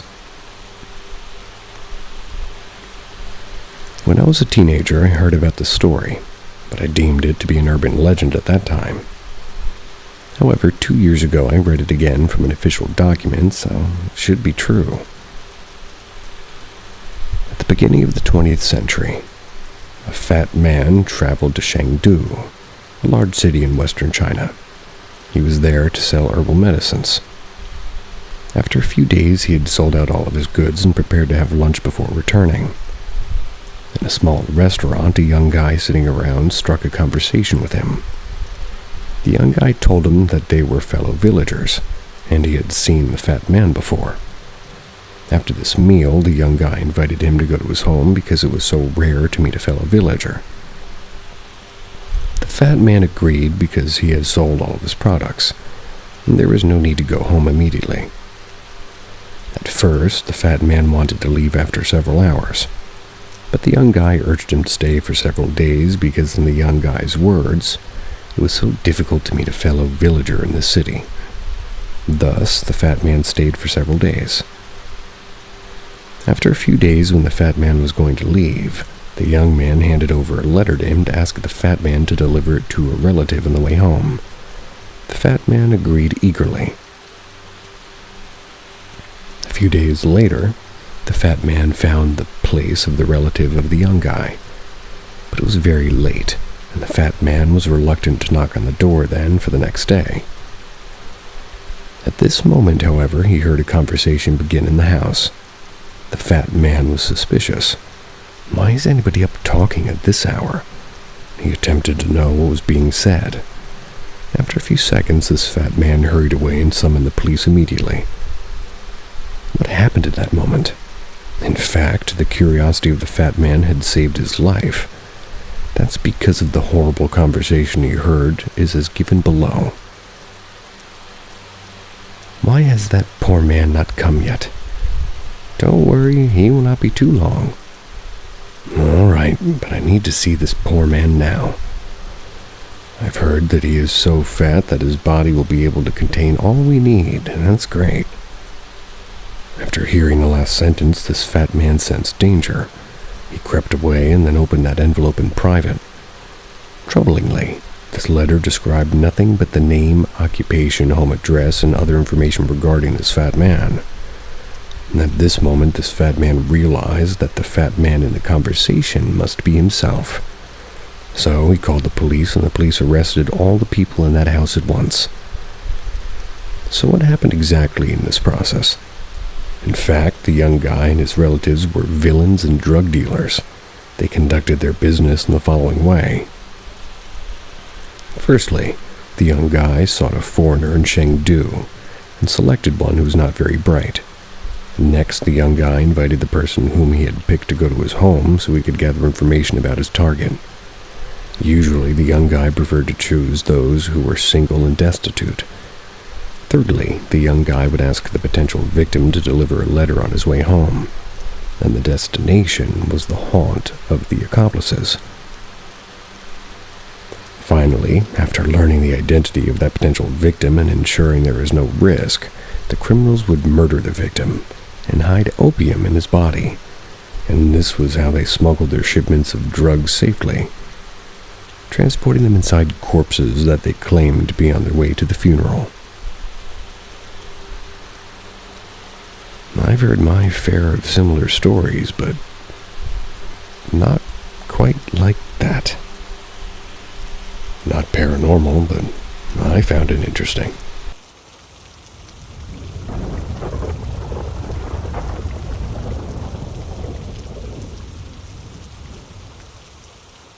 Whatever made that sound didn't belong here. Help.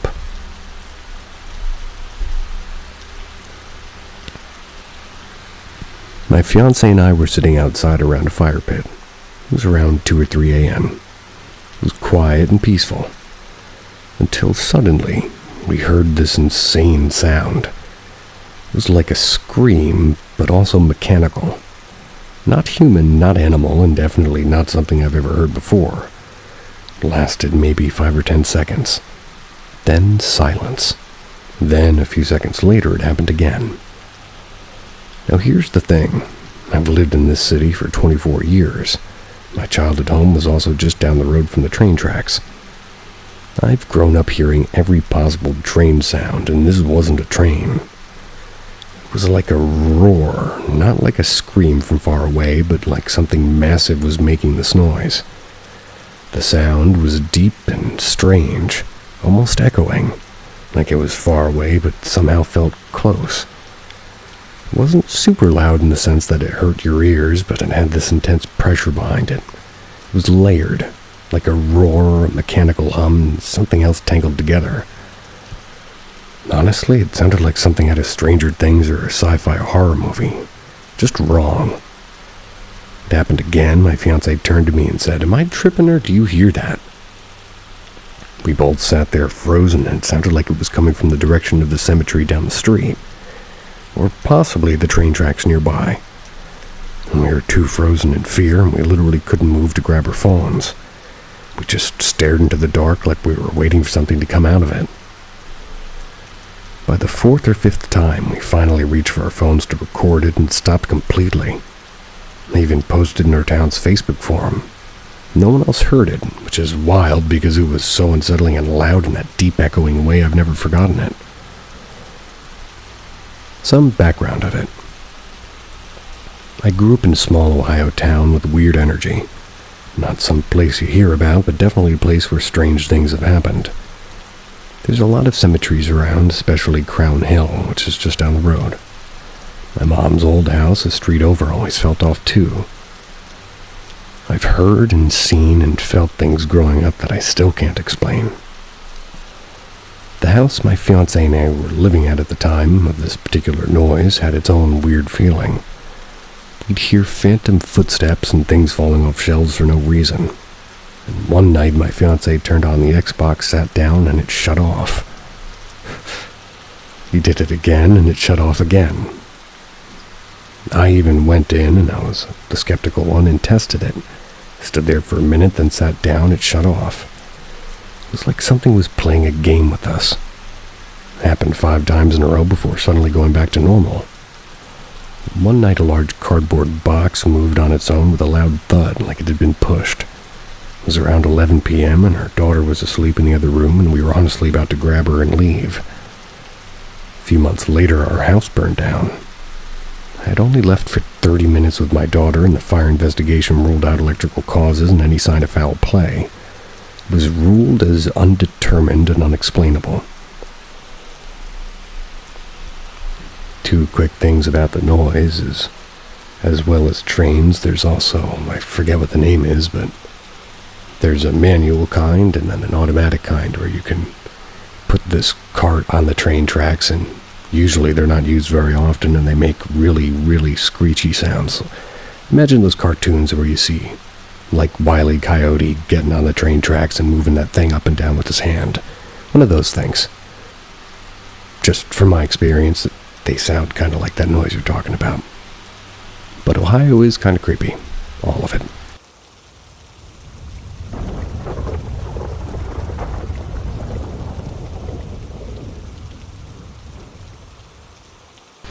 A Ghost Boy.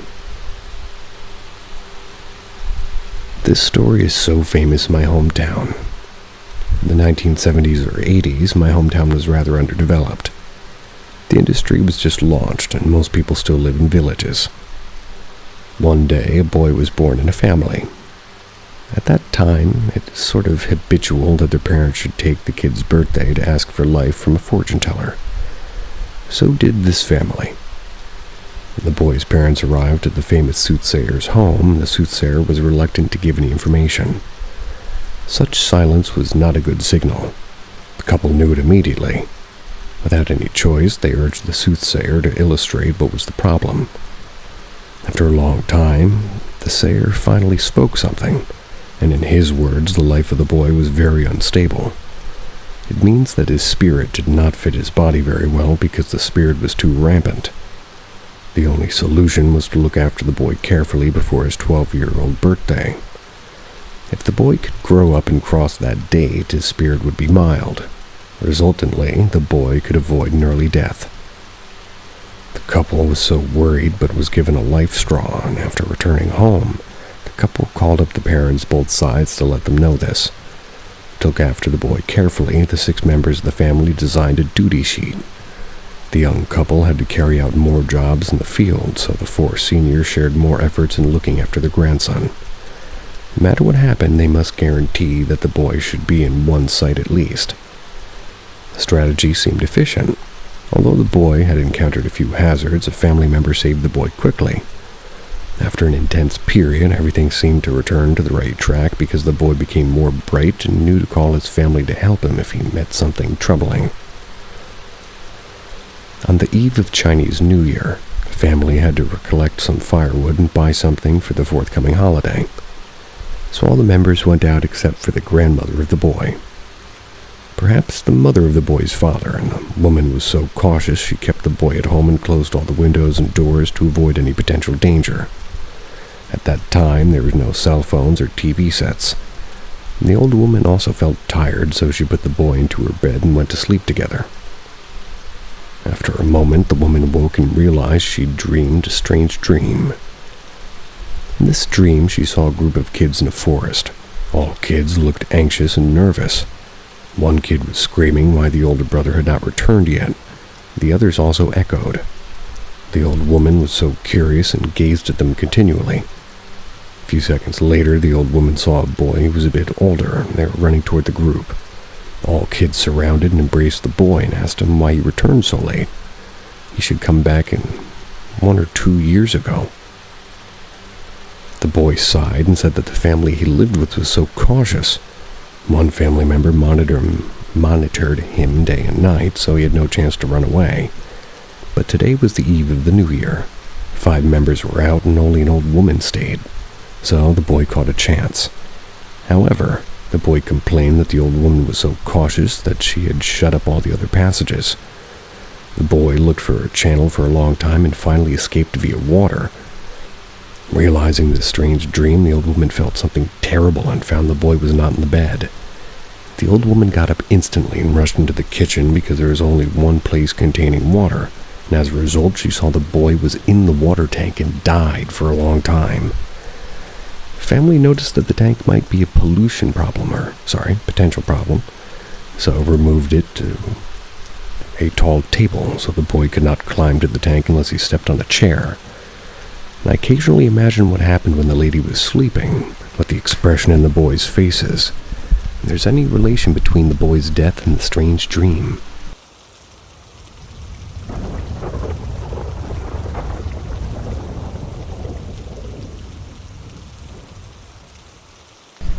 Never believed in much of these sorts of things, but I believe I saw and felt something last night in my bedroom.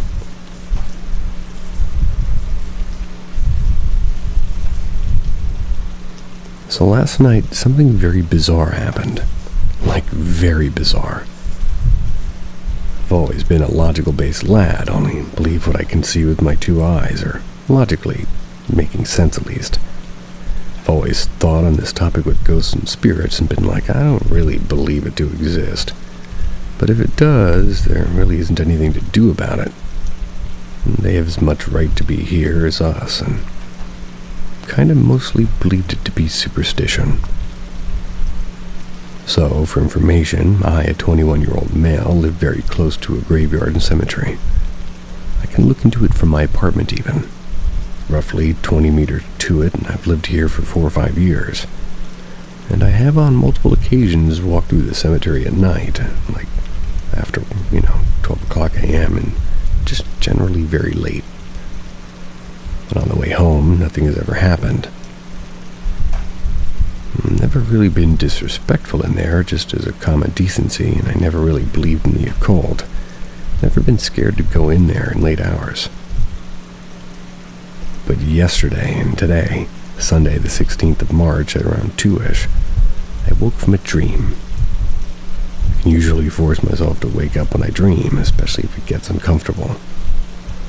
Like, when I dream, I can wake myself up. It's actually quite nice, but anyway, I had this weird dream where a snake or something tried to crush and suffocate me, which isn't a comfy feeling.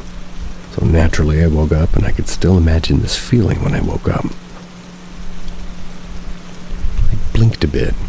I looked to the right of my bed, and that's where I see this slightly obscured figure. It resembled a female human.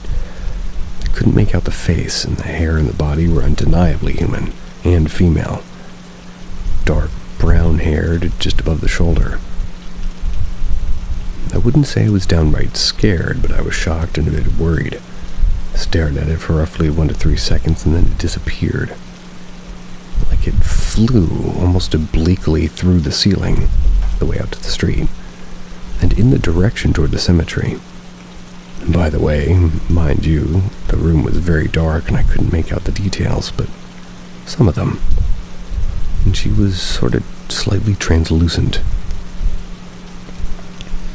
I was just blankly staring at this point, thinking, what the fuck just happened?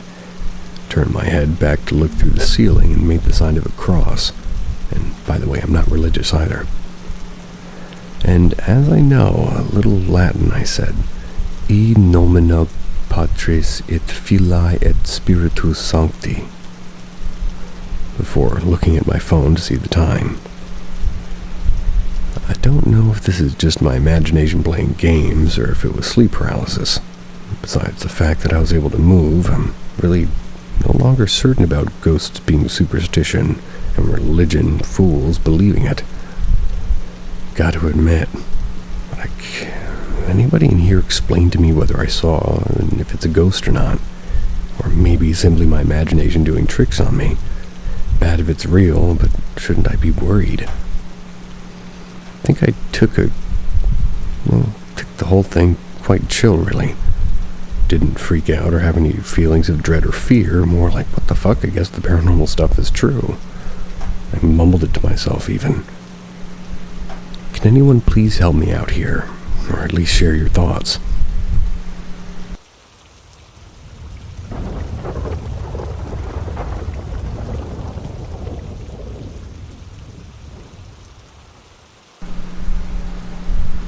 Bus stop experience. I had moved into a new apartment with a roommate, which was related to a friend of mine. The apartment was located on the opposite side of town, and I was not familiar with this area when I moved there. A lot of these apartments were literally newly built, but a lot of the lots around the area were still being developed, and it was a very, sort of desolate part of town. Most of this area before construction began was large amounts of old farm areas that were unkept and no longer lived on. My fear was literally a beacon as my aunt explained this to me. The very first event I experienced after moving into my new apartment happened within a week. At the time, I didn't have my own car, and besides getting rides from friends, I mostly had to take a bus to get to work. The bus stop I had to walk to was pretty far away from the apartment complex. There's a lot of new construction everywhere in that road and in front of the complex. But there was a gas station and a very small shopping plaza that was mostly empty except for a bunk and a small mop and mom and pop's, or small mop. A small mom and pop grocery store. I used to sometimes stop at this grocery store to get some Starbucks iced coffee before walking up to the bus. One very early morning, I want to say maybe 5:30 a.m., walking to the bus stop, and I know this is bad for a girl to be walking alone, but I had my earbuds in and was just walking along, not really paying attention to my surroundings. And suddenly I got a very cold chill up and down my spine. I got the distinct feeling somebody was walking behind me. I turned around and obviously no one was there. I got a little nervous and I left one of my earbuds out just to keep myself a little bit more alert. I continued walking and was almost getting to the shopping plaza when I hear running footsteps behind me. Turned around, continued hearing the footsteps, and basically I'm frozen in fear, and I couldn't move any further, and then I hear something rustle in the bushes next to the sidewalk. It's very close to me, and the footsteps stop. I caught my breath, and for some reason, the energy I felt was not a positive one. So I decided to sprint to the little grocery store in the plaza. Calm myself down long enough to walk over and buy what I needed. Then I realized I had another 7 or 8 minute walk to get to the bus stop. As I neared the door to leave the store, in the parking lot I see as clear as day a figure of a man that seems like he was standing in his own fog. Honestly, I couldn't tell any of his features, but as soon as he seemed to realize I saw him completely vanished. I looked around me to see if somebody else had seen it, but it was 5:50 a.m. at this point and no one in the store was with me except for the person at the register. I gathered my courage and forced myself to walk to the bus stop. And as I'm waiting for the bus to arrive, I again start to feel a shiver and my heartbeat quickened. I got up from the bench where I was waiting and starting to look around, but I couldn't see anything. Then I swear as I breathe, I heard something directly in my ear. It was the voice of a man saying, "I'm sorry." As I'm typing this, I literally have chills just remembering the sound of his voice. I instantly knew it was the figure I had seen in the parking lot. Stood there so freaked out, almost in tears, and the bus finally came to stop to get me. And after this happened to me, paid my friend to drive me to work for the next 2 months.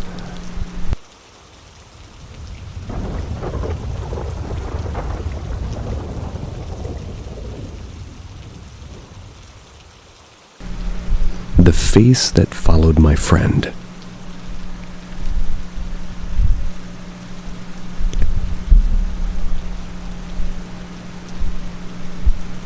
Here's something that I experienced with a friend of mine over 3 years ago. To preface, I'm very sensitive to weird paranormal things happening to me. I am not a medium, a psychic, a clairvoyant, or anything like that at all. I'm just simply very sensitive to random, sometimes hearing, seeing, or feeling paranormal things. Whether they're ghosts or not, I don't really know, or try to guess at knowing. I have a very high respect for people who passed on. Anyways, I went to visit my oldest friend over in Atlanta for her birthday. Stayed with her for about a week, and immediately when she picked me up at the airport, I felt like something was really off. Started at first with a weird feeling. She had recently just moved into a new apartment, and when we got there, this feeling had got worse because I felt like her entire apartment was just so heavy. Didn't actually see anything, maybe till a few days later. We got up early in the morning and were getting ready to take a drive out to Lake Lanier, or Lanier, or Lanier. Lanier.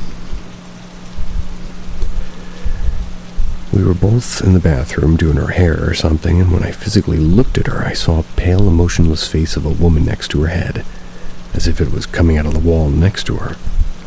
I didn't see the face at all in the reflection of the mirror, only when I was physically looking at her. I froze up, just stared at it for a few seconds until whatever the hell it was disappeared. My friend asked me what was wrong. I didn't tell her what I saw. Honestly thought maybe the light of her bathroom was casting a weird shadow on her wall somehow. Later that week, the feeling in her apartment got so much more horrible to the point where she mentioned something about it to me. She shared with me that when she moved into that apartment, she experienced for the first time sleep paralysis, and that it was horrifying. After that, she told me what happened to her. Saw the face again that night, and we were cooking dinner, and again this pale, emotionless face next to my friend. The face would not recognize that I was looking at it. But this time I told my friend what I saw. She didn't really believe me, but this face continued to appear at random times throughout that night and well into the next morning. At midday the next day, I was honestly really scared and just wanted to get out of there. Ended up driving out of her mom's house, and during the drive we stopped at a restaurant to have a quick lunch. Both went into the bathroom together. Oh, guess what? The face was there again. My friend finally saw it. We both super freaked out, drove kind of really fast to her mom's house, and we both told her what we experienced. Her mother was not sure if she believed what she was told, but she is very religious and managed to calm the both of us down. Wanted to do a prayer with us and bless us with some holy water that was given to her by her pastor. After that, I didn't see the face again for the rest of the time that I stayed with my friend. The feeling in her apartment was still sort of weird, but not as horrible as before. I left Sunday, and when I called her the week after, she told me her mom had her pastor come over to her apartment and said some prayers. My friend never told me if she ever saw the face again. I let it go. I didn't want to stir anything up. It was really strange for sure, and I think maybe something was in her apartment when she moved in and somehow got attached to her. She doesn't live in that apartment anymore, but she still sometimes has sleep paralysis. I don't think it has anything to do with her experience in that apartment, though.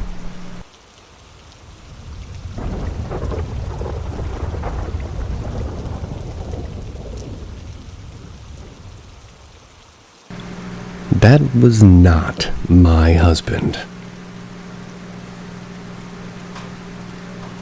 Due to me being chronically ill, my husband and I sometimes sleep in separate rooms. That's because he is a wild sleeper, as in tossing and turning and going all trow in the bed and pushing me off. Tonight was such a night.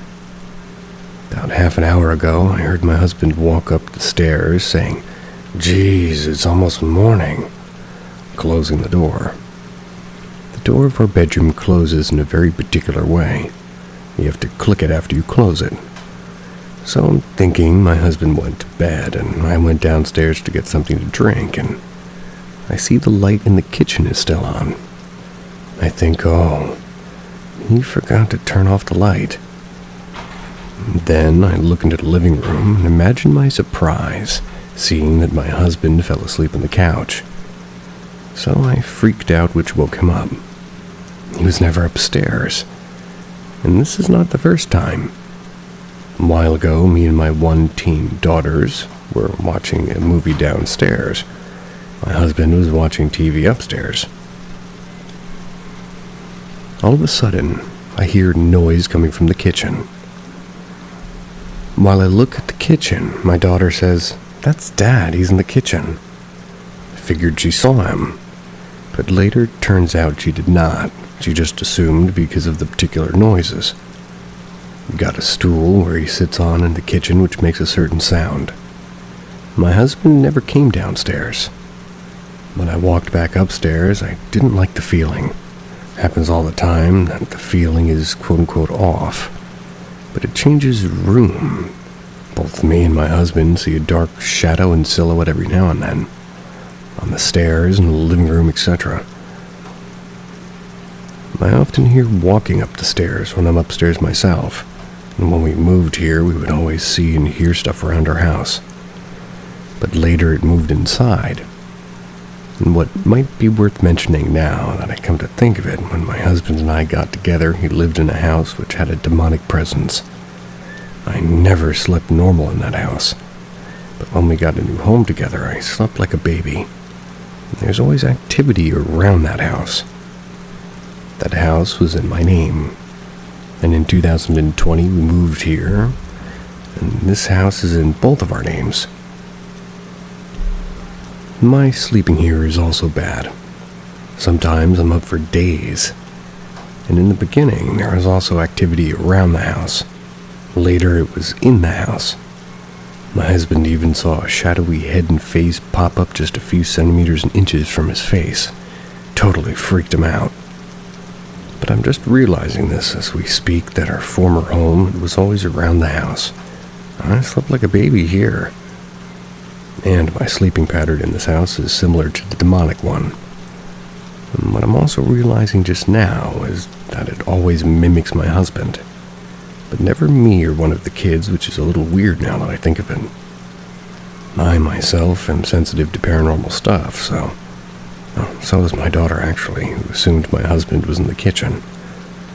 And I say my husband because he is the stepdad to my two eldest. I also get touched a lot, and that thing is only happening to me.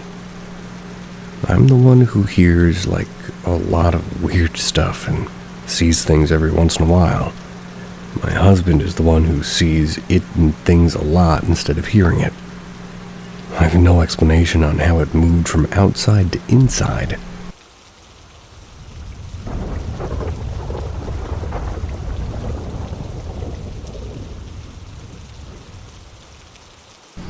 An unusual encounter.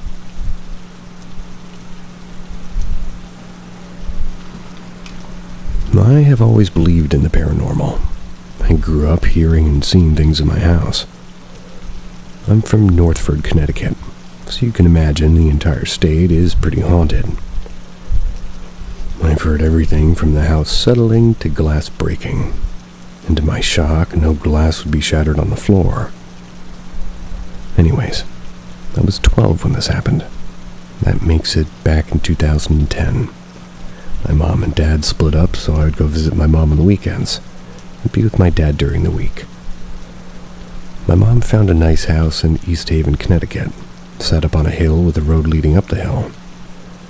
On top was a farm with horses. My mom loves horses, so she jumped on the offer. I was a little shit when I was 12, so I had gotten expelled from school. I was living with my mom and my older brother full time. I'd stay up until the crack of dawn every night and sleep all day. I'd always hear things like creaking steps and doors opening and closing, the usual things. One day my mom has her boyfriend over. He was standing in the kitchen when he felt a tug at his shirt. He turned around and nothing was there. Left shortly after. This one night I'm about to tell you about has me shook to this day, and it still remains a mystery. I'll give you a visual of the third floor of the house. That's where my room was. When you open the front door to my old house, directly to your left is a staircase. You walk up the staircase, and on the second floor, kitchen and living room areas directly on your left. And as you keep walking up, there's a hallway that cuts to the right. At the end of the hallway is a bathroom and a dead end. My room is on the right as you're walking down the hallway, right next to the bathroom. One night my mom, brother, and two cousins and aunt went out for dinner.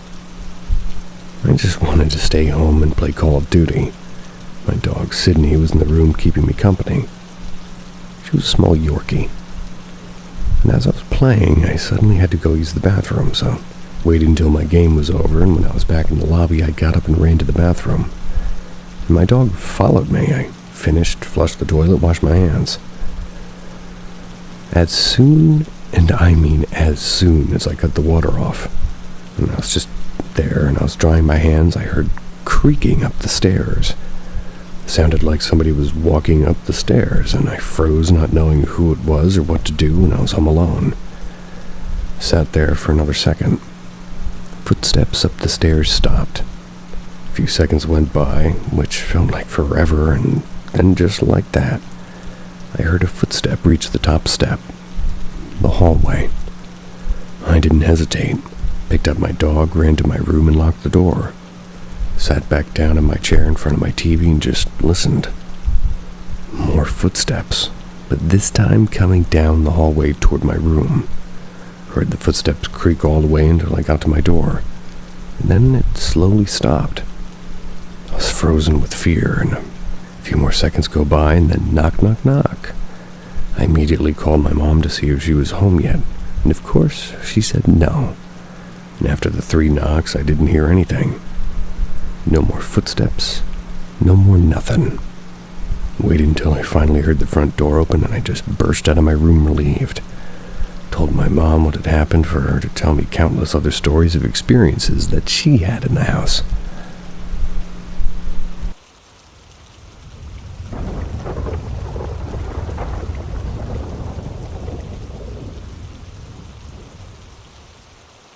Creepy encounter at the hotel I worked at.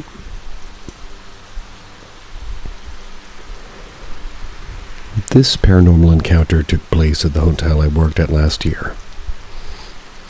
I was 20 years old working at a small mom-and-pop hotel in Ontario, California. I'd worked there for some time before I started to stay there for a few months. The owner taught me everything that I needed to know, so I could run his business while he went on business trips to Africa. Mind you, I didn't have a car, so my only option was to stay there and work around the clock if need be. I didn't have to pay for the room, and I got to wash my clothes in the laundry room. There's a grocery store within walking distance and restaurants all around where I could get food at a discounted price. Since I worked at the hotel, I thought this was a sweet deal. One night my boyfriend came down to visit, and while he was in the bathroom, I heard banging coming from the room next to ours. Then I heard scratching on my walls. I told him to stop playing, and he didn't even know what I was talking about. The banging continued all night, so I called the front desk. I told them the people next to me were loud, and I had to be up at 6 to go down there to work. She was quiet for a while, and then told me that she hadn't rented out the room next to mine. Mind you, I had an end room. Quickly ran outside to see if the curtains were open or closed. They were open. I could see right into that room, and no one was in there. This was an outside hotel. Does that mean it's a motel? I forget how that works. I'd never been so creeped out in all of my life, and then I decided to sage the room to rid it of any bad spirits or energy that worked for a while, though, until it didn't. The next time, something demonic happened. I was asleep, and I kept hearing whispers in my ear. I hate whispers with a passion, so they creeped me out to the fullest. So I sat up in bed, and I was looking around the dark room, and in the corner of the room I saw white glowing eyes staring at me. I felt frozen by its glare. I could see its body, and I saw that it was crunched down holding its knees. Then I saw more shadows appearing closer and closer. I reached to turn on the lamp next to the bed, and it didn't cut on. So my next thought was that I needed to run outside to get to safety. It took all the balls in the world for me to get up and run outside. I was so scared I couldn't even feel my legs. All I could feel was the cold wooden floor beneath me. Got to the door and flung it open only to see that the bedroom curtains were on the outside of my room's window. The sky was black and the clouds were dark green with gray tints. I was mortified to realize that I was still asleep and I hadn't actually woken up. Looked back inside the hotel room and saw myself asleep in the bed. I screamed bloody murder, and then that's when I jolted awake for real. I said a prayer, went back to sleep. The encounter that followed was worse. I went back to sleep, and yet again I could hear things in my sleep. I was scared and couldn't move any part of my body. Started to pray. I was doing this in my head as loud as I could, only to be awake and to feel my body slam in the bed as if I was levitating. Called my grandma the next day, and she said that was a demonic attack. Got in my car shortly after, a few days later, and never stayed in that hotel again. I was severely depressed at the time. I was staying there, and maybe those spirits were feeding off of me. Never stayed there again. I thought you said you worked there. I'm confused.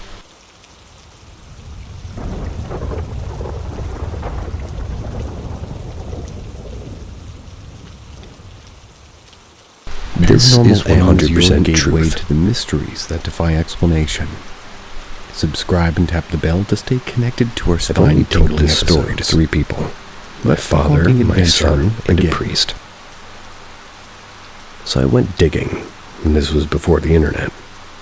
All we had was the BBS at that time, and bulletin board system.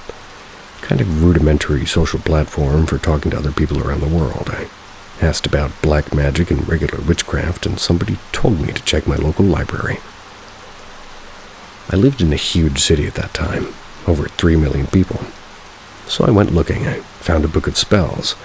They were incantations about different things. One was a spell to get power and money. I created an altar, a staff, drew a magic circle, and followed every detail. The spell required a blood pact, or for the user to sign their name in their own blood, promising to serve the entity and forfeit their soul as well. Before the internet. I just turned 17, and I said the words, I cut myself, and I signed the pact. This was in a closed garage with no windows and doors completely shut. The wind picked up and blew out the candles I was using, and a swirling pile of dead leaves and trash moved from one side of the garage to the other. This was the most terror I'd ever felt in my short time being alive thus far.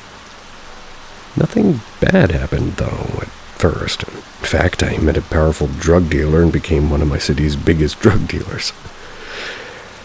Sorry for laughing. At any one time, I had about 3 pounds of crystal meth for sale at a time. I was making $20,000 a week. My life got very interesting. For about 3 years, I lived like a cartel king. Money, fame, women, cars, I had it all. I met powerful people in the underbelly of the crime world. I was untouchable. But then I got my first bust. I started using more and more and OD'd several times. I finally left the city in the game and weighed 96 pounds. I'm 5'9", by the way. My life was shit. I used and got clean and used until my 30s. Even did 3 years in prison. Then after getting clean came the nightmares. Dreams so terrifying and repulsive, some I will never tell another soul. Dreams of being raped anally by demons and seeing things that made me sob when I would wake up, and then an uncontrollable urge to use and do bad things again.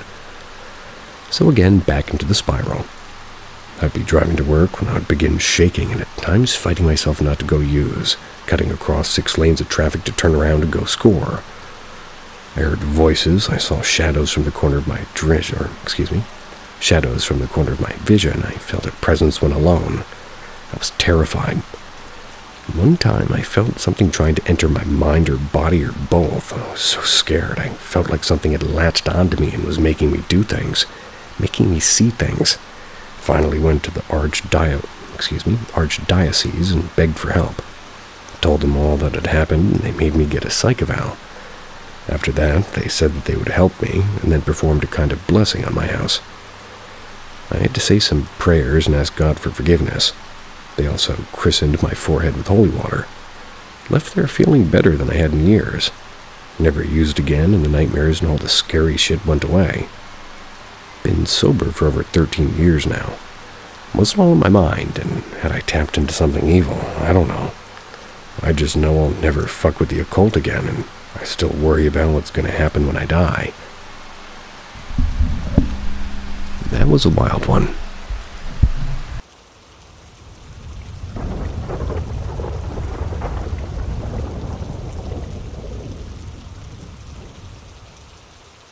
I play hide and seek with a ghost. Here's my ghost experience. My family meets for dinner every Tuesday night at my grandparents' house. Everybody comes, aunts, uncles, cousins, family, friends. It's a tradition that we've had going on for over a decade now. Us teens and kids are usually pushed to play outside, and being that my grandparents' house is on a decent-sized property, we tend to explore and make up games. Well, recently, our favorite game is flashlight hide and seek in the dark. The rules are simple.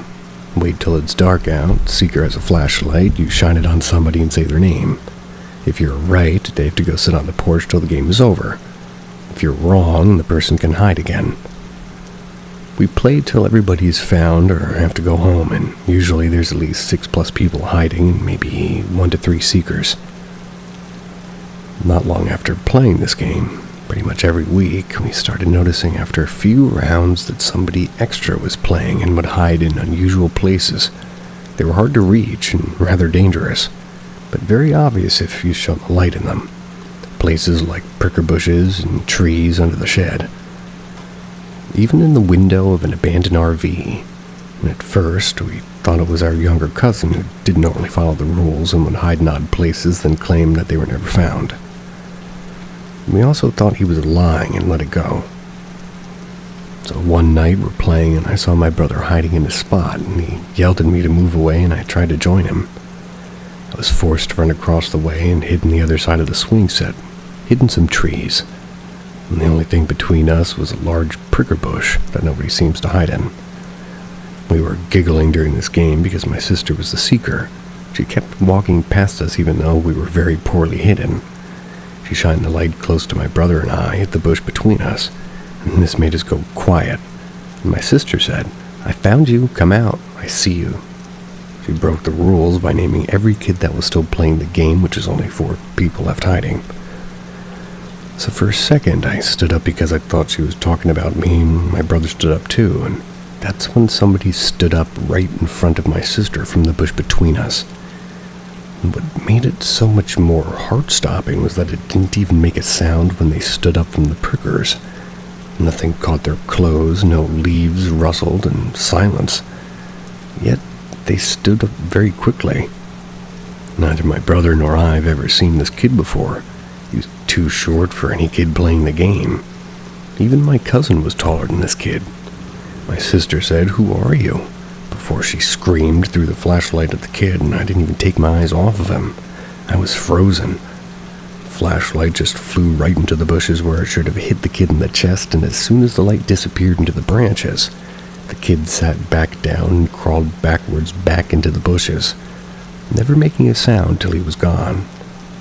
My brother and I had our jaws on the floor, and we ran out, asked our sister what happened to confirm our stories. She said she swore she could see right through him, and he had no arms or eyes. That was only the first time we realized that there was a ghost playing with us, and since then we would see him hiding from time to time. Sometimes we'll go looking for him to call him out. He usually just stands up and disappears. Over 20+ people and counting have found him. We invite anybody to play as the seeker to find him. Even a few adults have seen him when playing with us. I don't really believe in ghosts till this game, and now I'm determined for people to play it if they don't believe.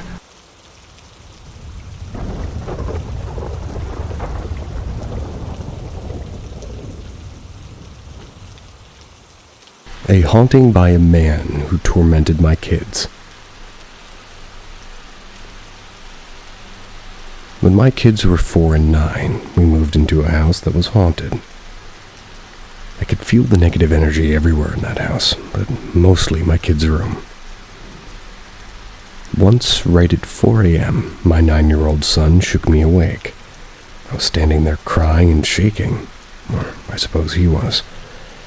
It took me about 10 minutes to tell what it was that was wrong exactly. When he finally told me what was wrong, he told me scared me to death.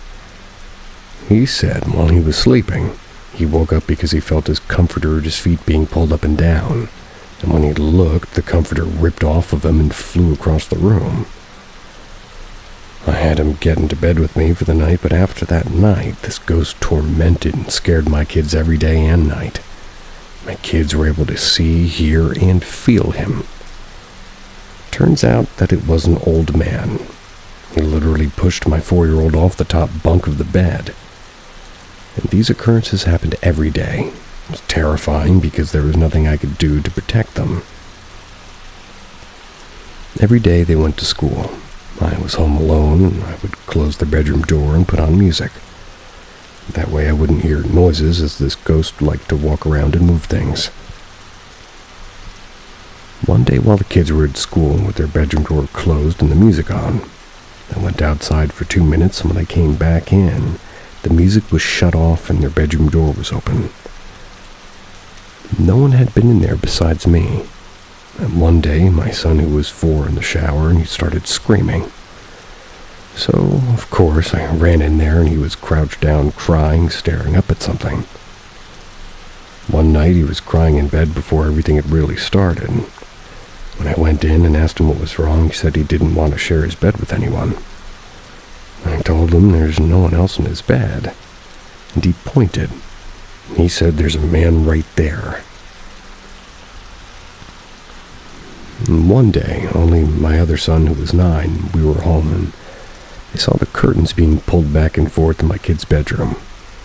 So I went in to tell my son to stop playing with the curtains. But he was sitting across the room watching TV. One night I went grocery shopping, and when I got back, no one was home, as my ex-husband had taken the kids out. Well, I pulled right up in front of my house, and a really, really bright light was flashing inside the living room. I just thought somebody left the TV on. When I opened the door, the light stopped, and it was pitch black dark in there. Nothing was on. My kids went to the bathroom with the bathroom door open for years, even after moving. It's because this old man would flush the toilet all the time that they were using it. Or while they were using it. Rude. We had the TAPS team come and do an investigation. Try to get some advice on how to get this old man to leave. And they did catch some EVPs of him talking back to them. He even said, "I'm dead."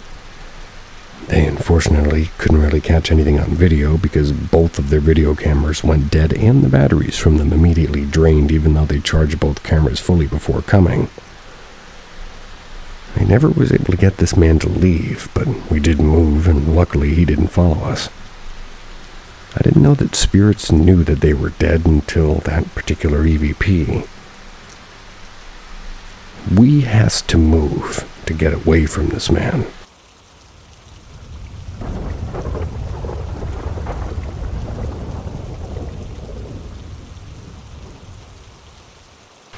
"2020. This story isn't about the year 2020. It's about the 2020 building, a red brick Art Deco structure that houses a major Midwestern University satellite office just outside Chicago.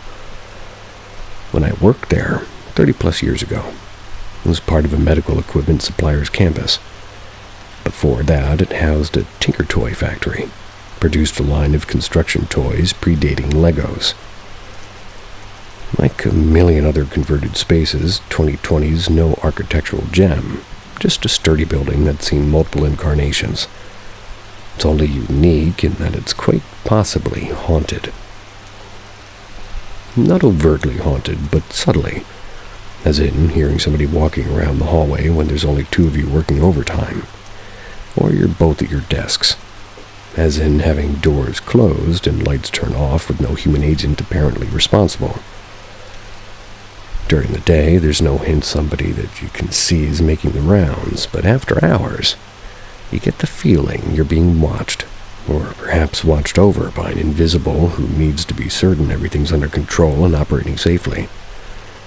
You could call him a night watchman, because, well, maybe that's exactly what he is. During my days at 2020, I got to know a couple of employees who'd grown up and still lived in the immediate neighborhood. It was from them I learned about the Tinker Toy factory fire, a huge conflagration in which a night watchman was supposedly the one and only casualty. According to what I heard, he discovered the fire while making his rounds, tried to extinguish it himself before calling the fire department, but his actions cost him his life. That's when he got trapped by the flames. I've never been able to verify this story, but I can tell you I worked many late nights at that place, heard footsteps and doors closing when the only other living person upstairs beside me was a staff accountant, sitting right in my line of sight. I couldn't attribute the sounds to cleaning staff or roving security because the building was cleaned Saturday mornings. The lone guard on duty remained at her lobby desk all night long, with the exception of breaks taken in a bathroom literally 5 feet away. When the division I worked for closed down in '84, I left for a job at the downtown campus of the aforementioned university. That's where I met the man I eventually married. A few years later, when the university bought 2020, they established a satellite office for his department there. So while he continues to work in Chicago, he often goes up there for meetings and knows the staff well. A couple of years ago, I was introduced to a member of this extended coworker family when we ran into her one day while out shopping. Instantly liking each other, we soon chatted up a storm. During what I mentioned, I once worked in the same building she did now. 2020, quite an interesting place, isn't it? She asked. And I, sensing she was hinting at something, went there, saying, "It sure is. Have you ever gotten the sense there's something there that you can't see?" "Oh, hell yeah," she said with a laugh. "There is definitely something there. I'm always aware of it when I'm working late." Of course, I felt I had to tell her the story about the night watchman, and she said, "Funny you should say that, because whatever and whoever is there, I've always felt they're being protective, watching over those of us working late to make sure we're safe. Never felt scared of it at all."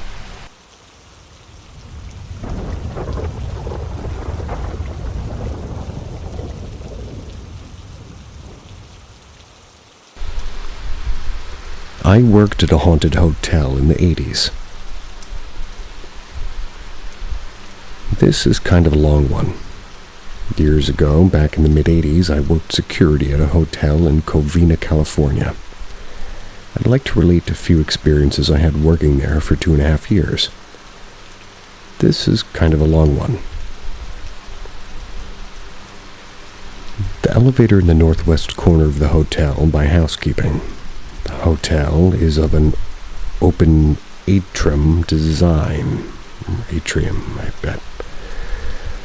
On multiple occasions, a woman wearing a green dress was seen entering the elevator at the ground floor. The elevator would proceed to the second floor. The elevators all had glass backs. As the elevator went up, you could see her disappear about 3/4 of the way to the second floor. This was seen by multiple members of staff, sometimes with more than one staff member seeing this at the same time.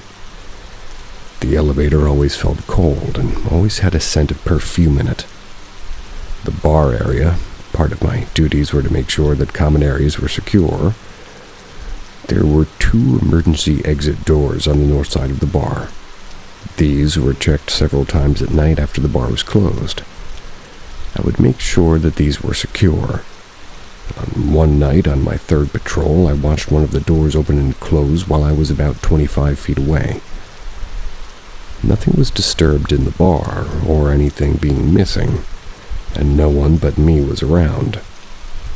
One of the bartenders, who, when he worked closing, would always request to have security with him when he closed. He would feel uneasy, saying he felt watched and see shadows while closing the bar. Room 209. We had a guest who passed away in the bathroom in room 209. Of course, this would never be disclosed when renting a room to a guest.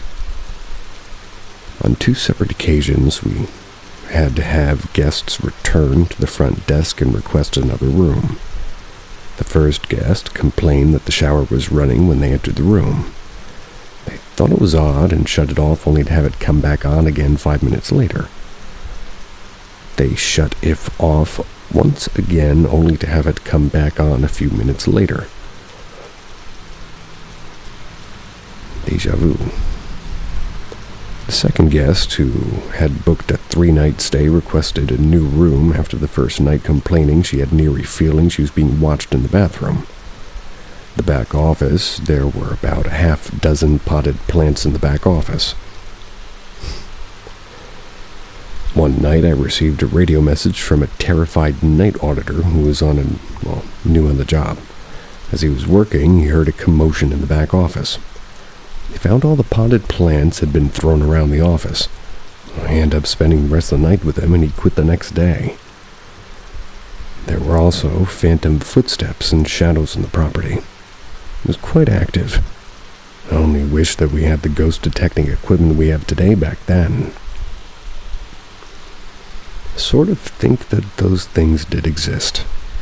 And I was a night auditor, and it was creepy, but not too creepy to go to the old building to get a yoo-hoo.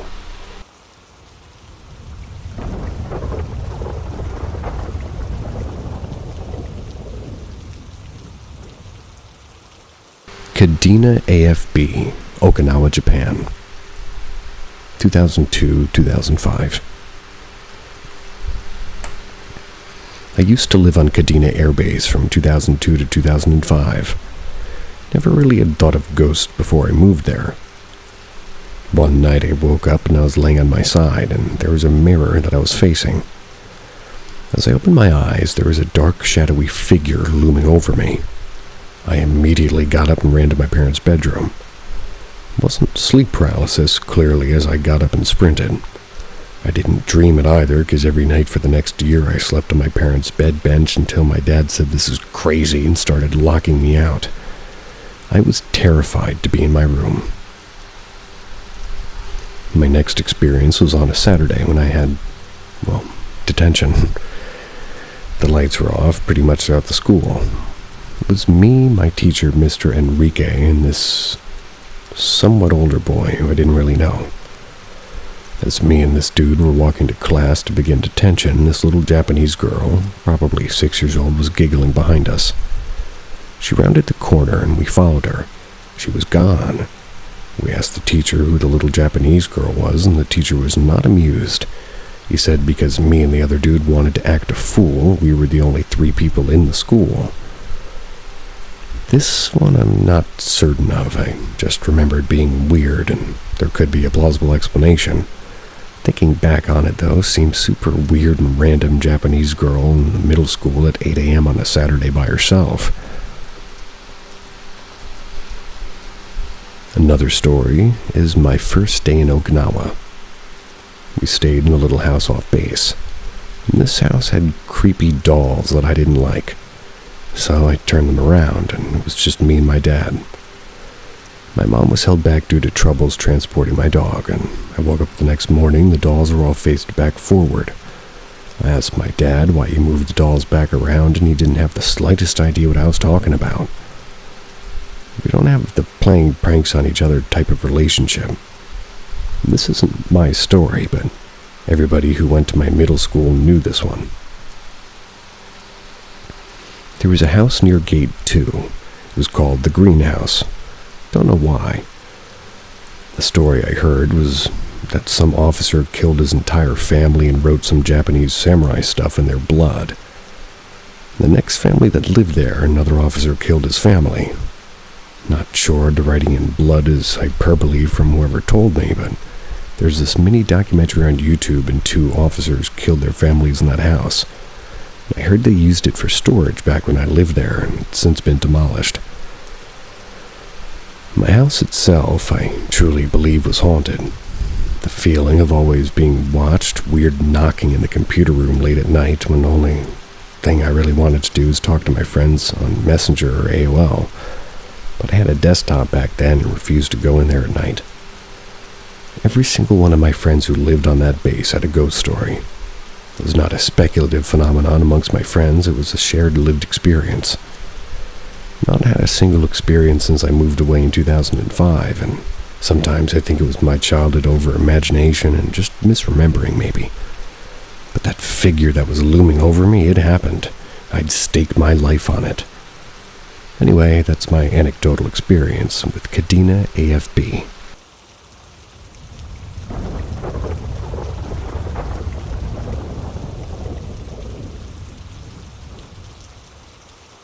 Something messed with our car in the woods.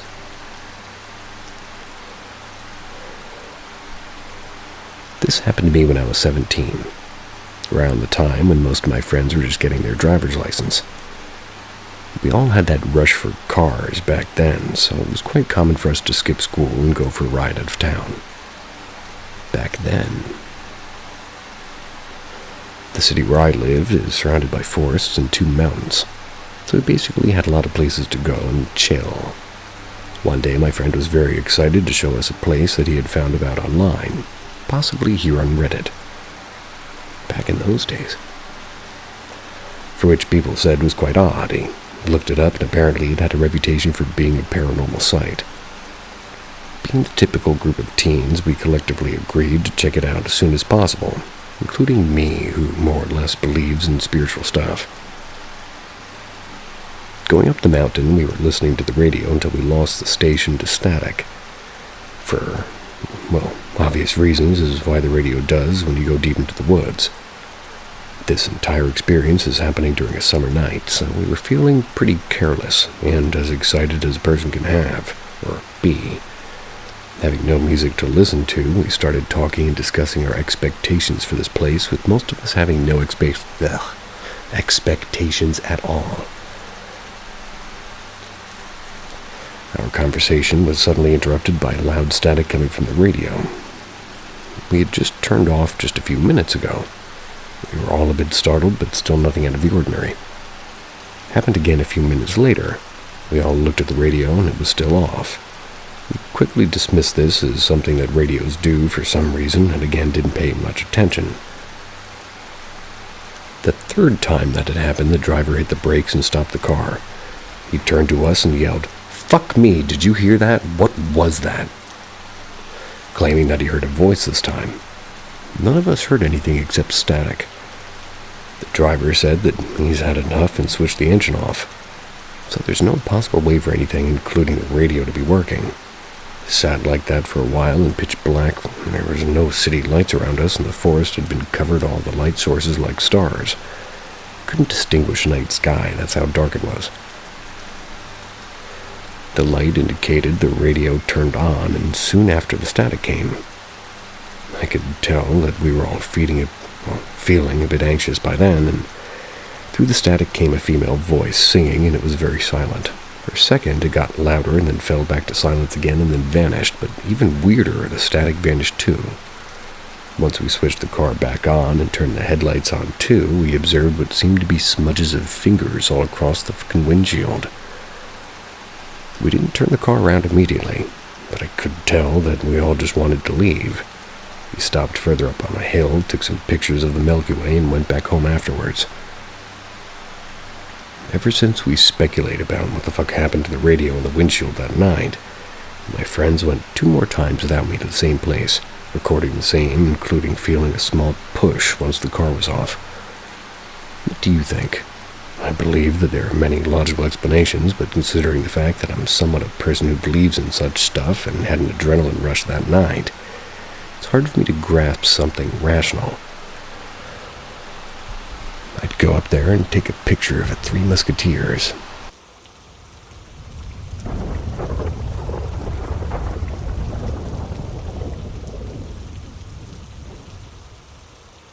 My father tried to say goodbye.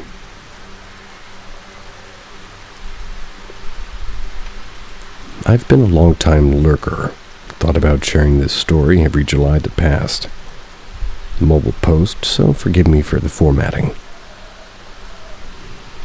My father passed away back in July 2013. He was diagnosed with cirrhosis at age 54 due to his heavy drinking, especially when he was younger. The doctor told him he had only a year left to live if he continued to drink. And remembering one of my uncles died to the same disease recently, he finally did. This diagnosis was in 2005.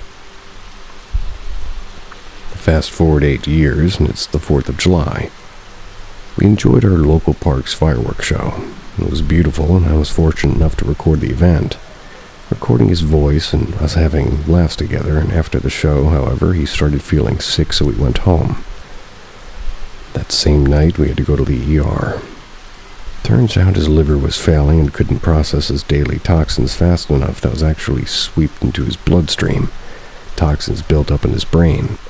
He became disoriented and aggressive. The doctors gave us the terrible news that not only was his liver failing, but so were both of his kidneys. That's when he declared my dad would die in less than a week. Despite not wanting to accept this, we called all family members and close friends, and they had a chance to visit my dad. He was happy to see everybody, but also confused, and after a day the doctor discharged him and put him on hospice care with an oxygen tank. Visitors continued at our house maybe for about a day. That was until my father suddenly fell into a coma. I whispered into his ear that I loved him and I was proud that he beat his addiction to alcohol. Never got to hear him again. Passed away 2 nights later, never recovering from his coma. That's when unexplainable things started to happen. He owned an old stereo that would read hello on the digital screen every time it would turn on and goodbye whenever it was turned off. And the night he passed away, the old stereo kept saying goodbye. I must also mention that it was unplugged. Next to the stereo, we had a small pair of hands made of glass which would light up, but the battery died a long time ago. We kept it anyway because we liked it. However, it was turned on too and flashing colors rapidly. I tried to turn it off, but the switch didn't want to budge. The next weird occurrence happened at an aunt's house.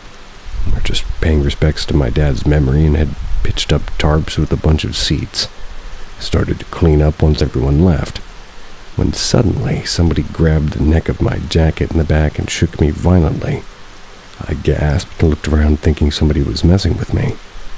No one was around, just me picking up the chairs. The last occurrence happened on the way to his burial. I was in a limo with my visiting cousins reminiscing about my father. Once we drove past the entrance of the cemetery, I suddenly felt a sharp jab on my side. Turned to face my side, but realized no one was sitting in that direction. My cousin noticed my reaction and said, "I saw a white hand on your shoulder, but didn't want to spook you." I choose to believe my dad was trying to say his goodbye since he wasn't able to in life.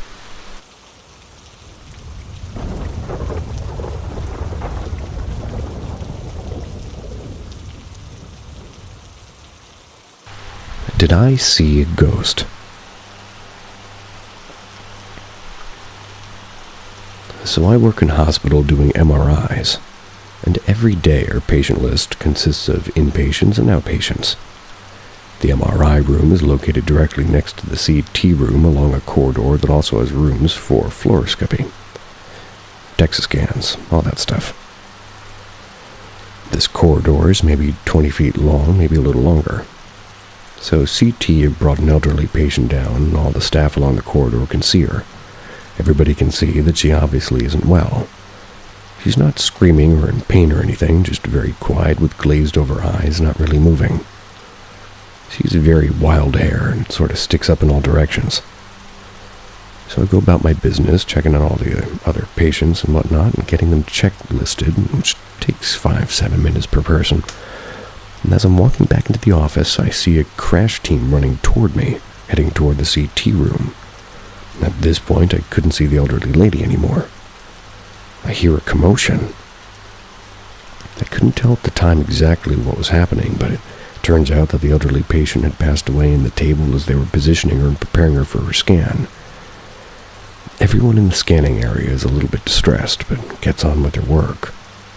We eventually finish scanning our last outpatient, and I'm shutting down the department and getting everything ready for the next day. Gonna get more gowns from along the corridor, and as I go to leave and walk past the CT room, at this point it's just me and 2 other colleagues, I and another colleague hear a sound of the hospital bed wheels approaching our area. Apart from the 3 of us, the department is empty. Me and the other guy both turn around, and at the end of the corridor we see a figure standing there. It's not moving, has the same wild hair as the elderly lady. Now, I'm not really a superstitious person, but this really did get to me and my colleagues. No one should be there apart from the 3 of us, but we can see each other and know where each other are. We went back into the MRI room and questioned what we saw. We all saw a figure. We all recognized the hair. We all saw something or someone standing still. We decided that it was best to leave the MRI room. We did this together because we were a little bit shaken. When we head back out, there's no one there, but the lights are off along the whole corridor. From the very top, past the imaging rooms, including CT leading to our department, the three of us decide to leave our bags and other belongings in the lockers and head straight to security to ask if they'd seen anything, which they said they hadn't. They escort us back in, we grab our bits with lightning speed, and hightail it out of there.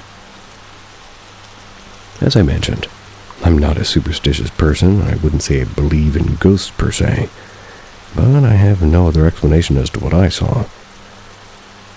Could it have just been my mind playing tricks on me after a long and stressful shift? I saw her literally minutes before she died, and could it have been her spirit lingering? I work there and haven't seen anything else, but walking past CT gets my heart going. It makes me feel physically sick. I'm with you on the feeling physically sick. But I'm still here and chugging along. Hope you guys are too. Sweet dreams. See ya.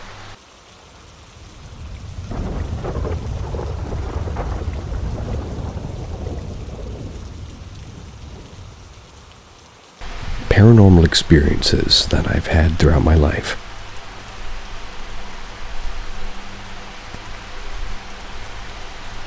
For the first, my mother is the one who told me the story. And for your information, I'm 16 now. When I was about 2 or 3 years old, Hurricane Ike happened, so my mom and I had to move back with my grandmother. I'd been in this house since then with occasional moves, but that's not the point. The point is what happened during the time in my life that I don't remember. First thing that happened is we all just moved in and my mother and I was speaking to somebody in the play area. But there was no one there.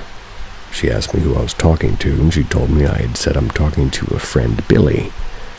He's a little boy with no face. For some context, my older cousin and a family friend had both seen a ghost with the same description around the house.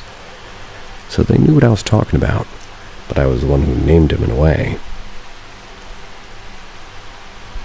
How my older cousin saw him was before bed. He was laying down, and he asked my grandmother, who was a little boy, that was standing in the bathroom doorway. But there was no one there. He gave her the same description, a little boy with no face. I don't remember what happened with the family friend. All I know is she never came back to the house. Another thing that had happened was a different spirit. I was in the living room and my mom and grandma went in the other room. We were the only ones in the house, and they told me when they came back all the pictures on the wall were turned backwards. These pictures were in places a 2-year-old couldn't possibly reach. Turned around within a short 5-minute.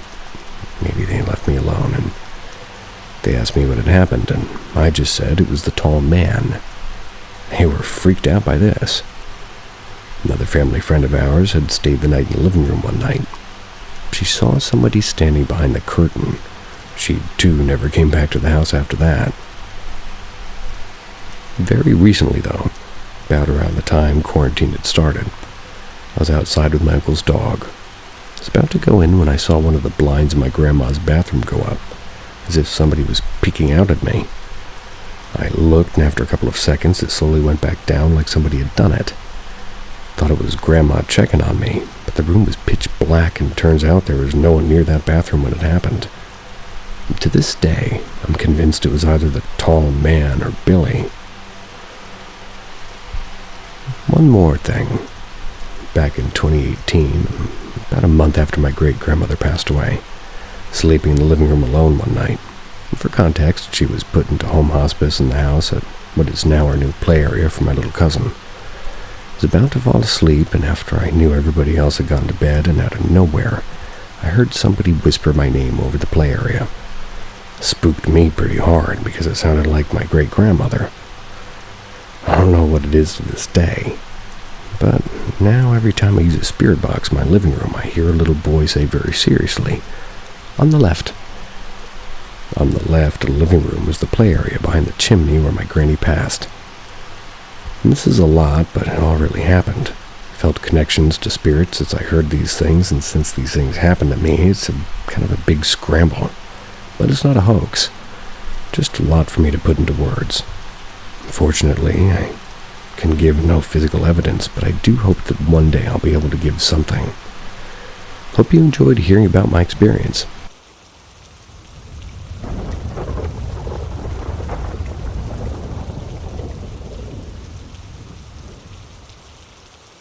Metallic roar and screech. Heavy wing beats. I've been putting off looking into this for a few months now, but I can't stop thinking about it. I'm a 31-year-old female, and I stay in a town just outside of Glasgow, Scotland. Back on January 7th this year, I had an experience that genuinely freaked me out. It was very late, and I had just got off Discord with a few friends. It was around 2:30 a.m. So I get off the call, go check on my pet ferrets and cat to make sure that they have plenty of food and water for the night. So as I'm milking about the flat, which is the apartment, I heard a very distant screech and roar. The only way to describe it is metallic, like metal on metal, but like throaty. I don't know, but not natural. My cat heard it as well. She got low to the ground before creeping over to the window and having a look about. I was intrigued by what it was, so I cracked the window ever so slightly in the chance it happened again. I knew I wasn't hearing things due to how my cat reacted, so I go about getting stuff sorted, and after a few minutes it happens again. Still quite distant, but it was louder. My cat hopped up off the window ledge and somewhat hastily went into the bedroom.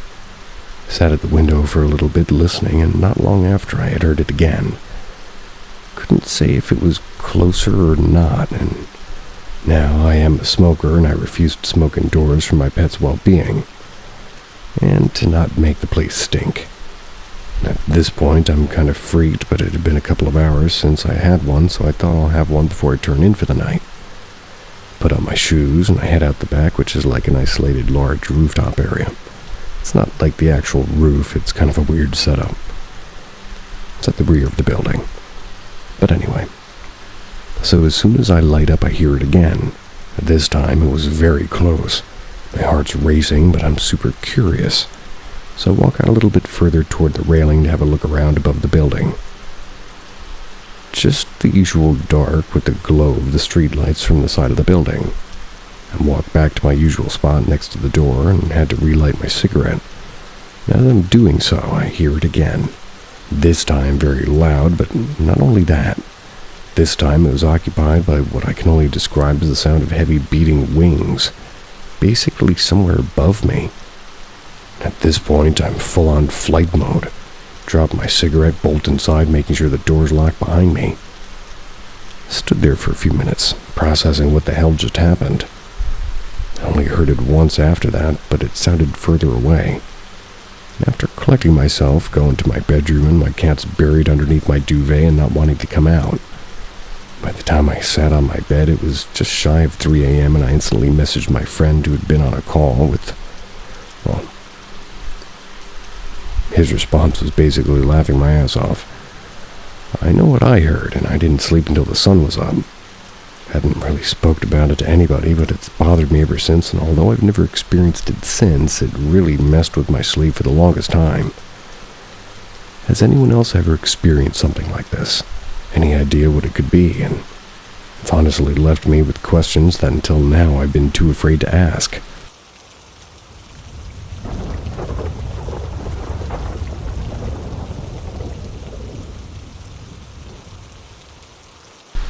The sad shadow in our kitchen.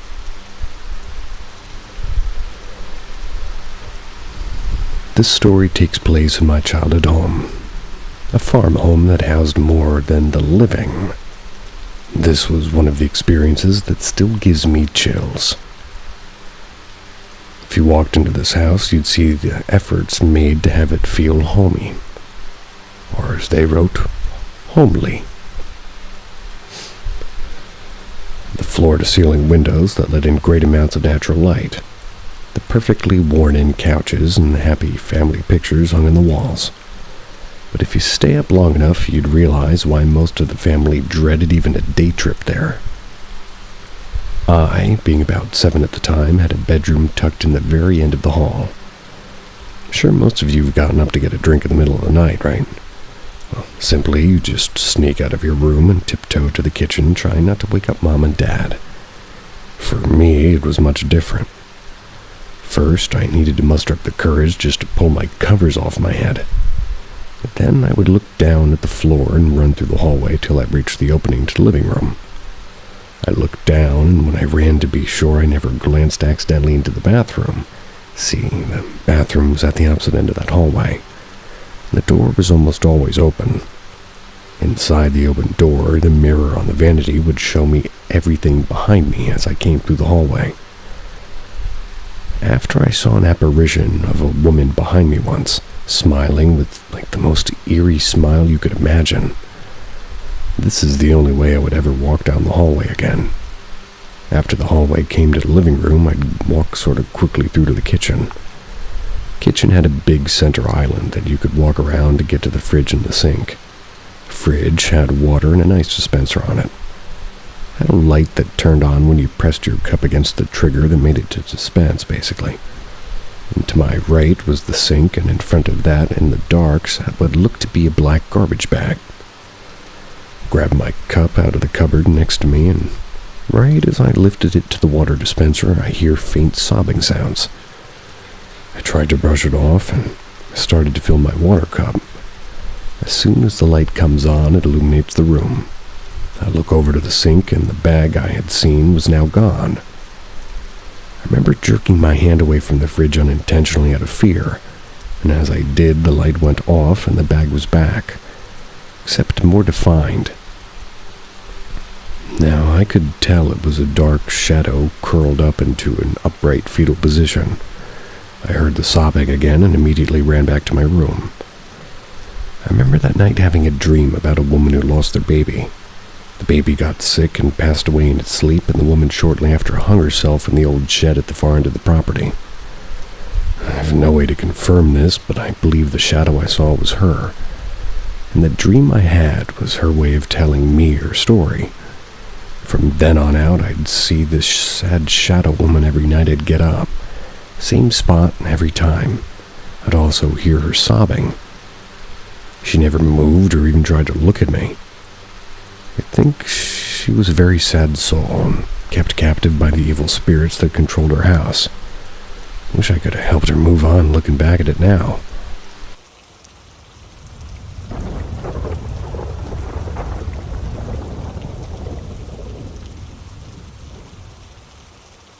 I'm convinced to this day I have seen my deceased aunt.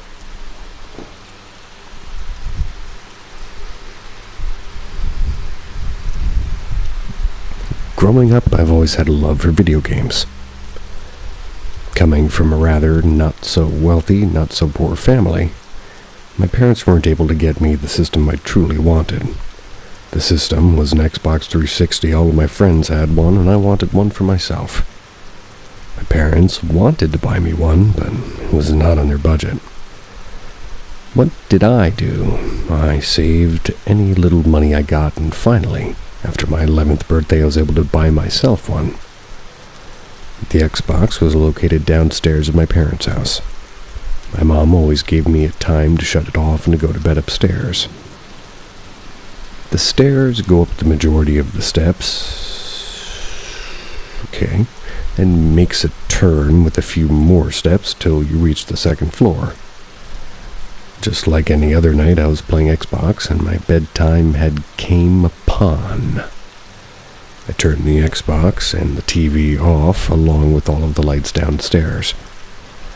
As I were to make my way upstairs, I turned the upstairs light on in the middle room. I walked up the majority of the stairs and made the turn to the middle room. As I turned, I seen my mom in a white gown with a gentle glow to her. I didn't say anything, as she never really turned to say anything to me. She subtly made her way into my sister's room where all the lights were off. No night lights, no TV, nothing. It was like a routine to hug and kiss my mom goodnight, as we were never promised tomorrow. I walked into the darkness of my sister's room to find no one in there. Turned the lights on in case my eyes were playing tricks on me.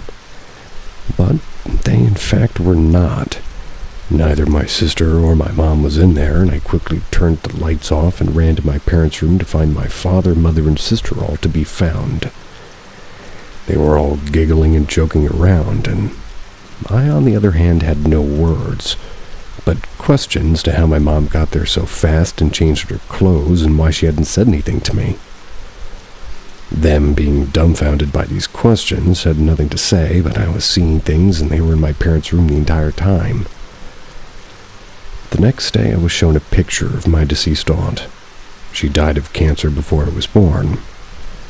Till that day I had not known how her and my mom looked so alike. So much alike that they almost were unrecognizable from each other. I still carry that occurrence with me to this day, and I'm convinced I've seen my aunt, but also wonder at times many questions to why or how I seen her. Was the glow to her figure a good sign? Has she made it to the afterlife? I thought once a spirit made it to the light, they were no longer able to walk this earth. At least my prior knowledge from books, movies, and TV shows. I have many questions. At the same time, I think it's maybe for the better good for them to be unanswered. Have you ever experienced an angel or a spirit in general? Was it good or bad? And do you even believe in spirits and ghosts?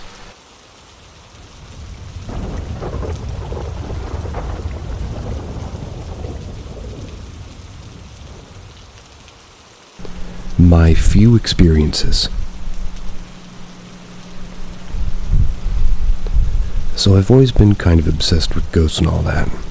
So much so that my friends and I like to do these rituals like Bloody Mary and trying to summon ghosts. My mom was always into the psychic side, so she even bought a Ouija board.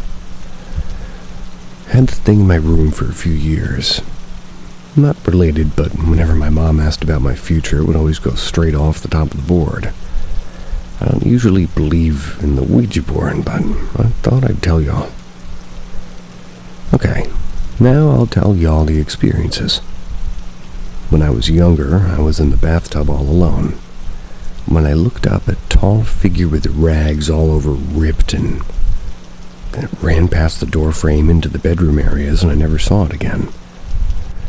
Another time, I was home alone, and I set up a bunch of my toys like Lego doll houses and characters on my bed. Not close to the edge. When I went to the bathroom, and after a while of me being in there, I hear this loud thud upstairs. Being a child, I got scared and crept upstairs, and when I got there, all my stuff was on the floor. Another thing was when I had this small, like dog-looking teddy bear thing, and it was full of beads. I'd set it up beside me on the bed. It was facing the wall opposite of me. I turned to fix my pillow, and suddenly it's facing me. There's no way it could have moved by itself. And 2 other times I got upstairs, I woke up maybe around 2 or 3 a.m., which is cliche, I know. And I saw these faces almost like they were crouching, but just high enough for me to see their heads, or disembodied heads, in front of my closet. One time it looked like Ghostface from Scream. Google it if you don't know what it looks like. It looked like it was laughing. The whole house was completely silent, like nodding its head back and forth, almost taunting me. I knew I wasn't asleep. I was fully conscious and wasn't sleep paralysis because I could move. I went and tried to sit up, and it inched its head closer to me. So I lay back down. I stayed looking at it, laughing until I passed out. The other time I woke up, I saw the head of a woman, and again in front of my closet. She was completely white or extremely pale, straight hair, but she seemed like she was splattered with blood, but didn't quote-unquote laugh. She smiled, swung her head side to side, even threw her head back, exposing her slit throat. She had a slit throat. That was the last thing I ever saw of either of them. My last experience that I remember was I was up late as usual, maybe 11 or so, and I was about to sleep. I laid there and I felt hands patting me down from my back to my hips and a bit lower. There wasn't anyone in my family. My bed was really close to the wall and I was facing the doorway. I would have seen someone if it was them. Nowadays, kind of just hearing these footsteps occasionally when I'm home. Maybe a light switch flip, but no lights turn on, and, of course the presence of somebody with you when you're alone or not, but, it's none of the people with you. The light switch thing doesn't happen anymore, though.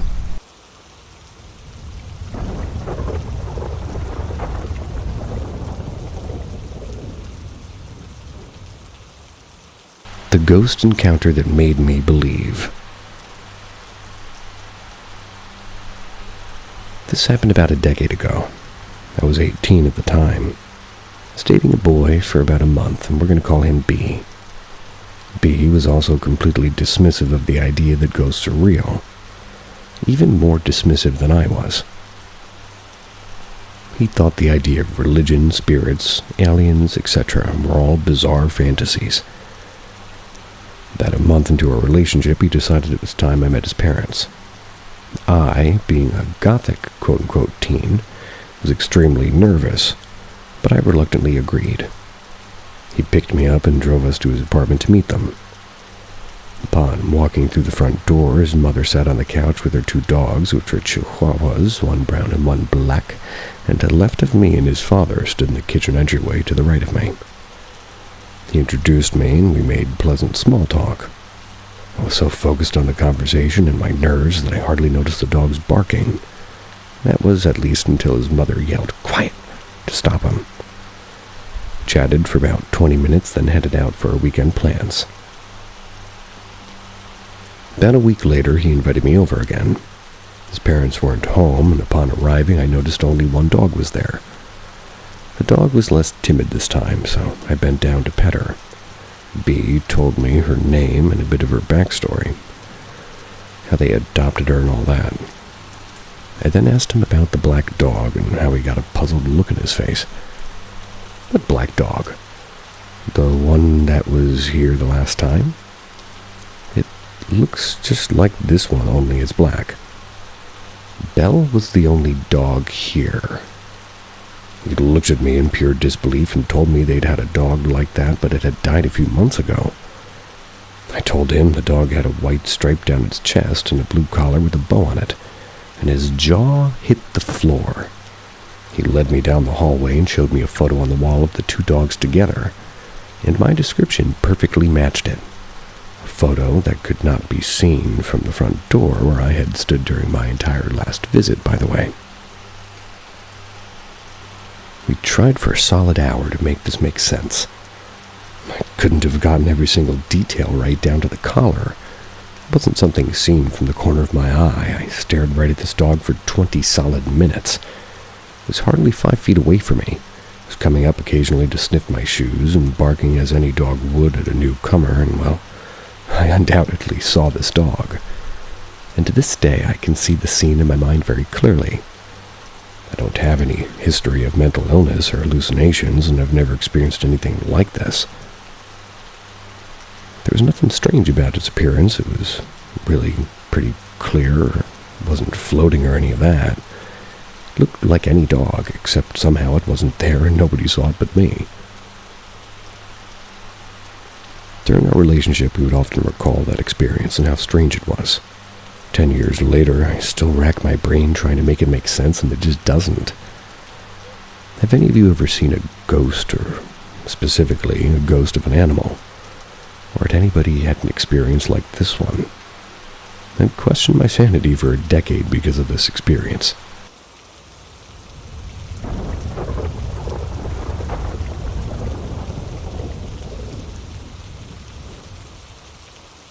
Step into the shadows of Paranormal M, bringing back something mysteries unfold.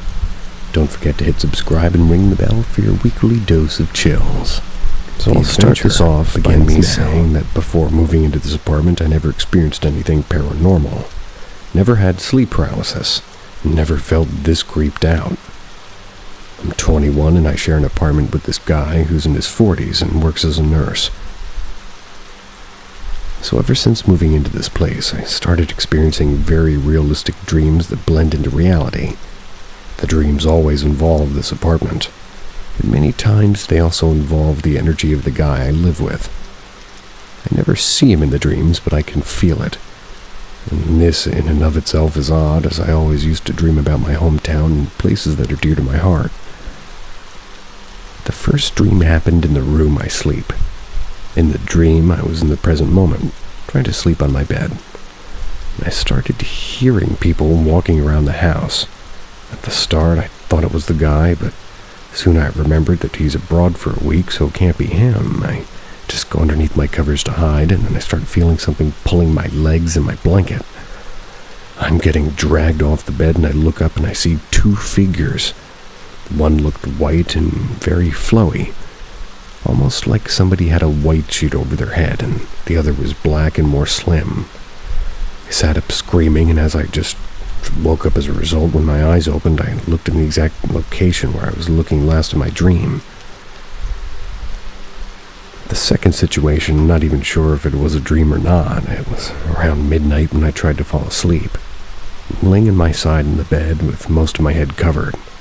I start to feel like something sitting on top of my legs at the end of the bed. And again, here I felt the energy for the guy I live with, and I don't know why. While this is happening, I hear a whisper in my ear. Couldn't make out what it was, but in this moment I got angry and cursed in my own language, covered my head with my blanket and fell asleep.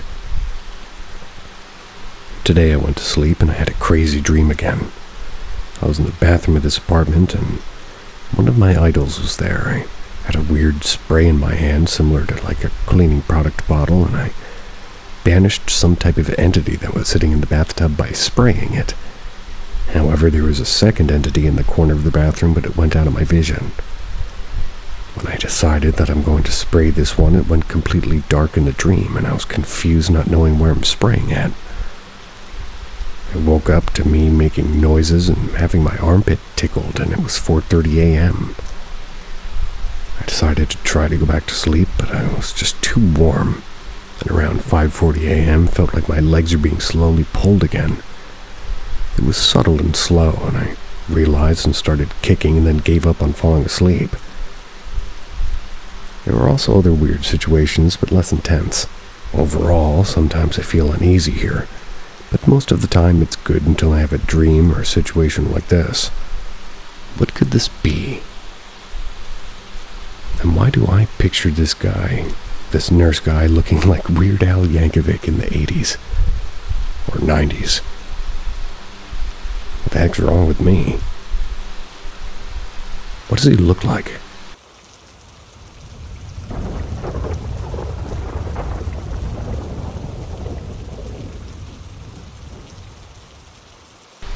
I saw something on my way home from work that scared me half to death.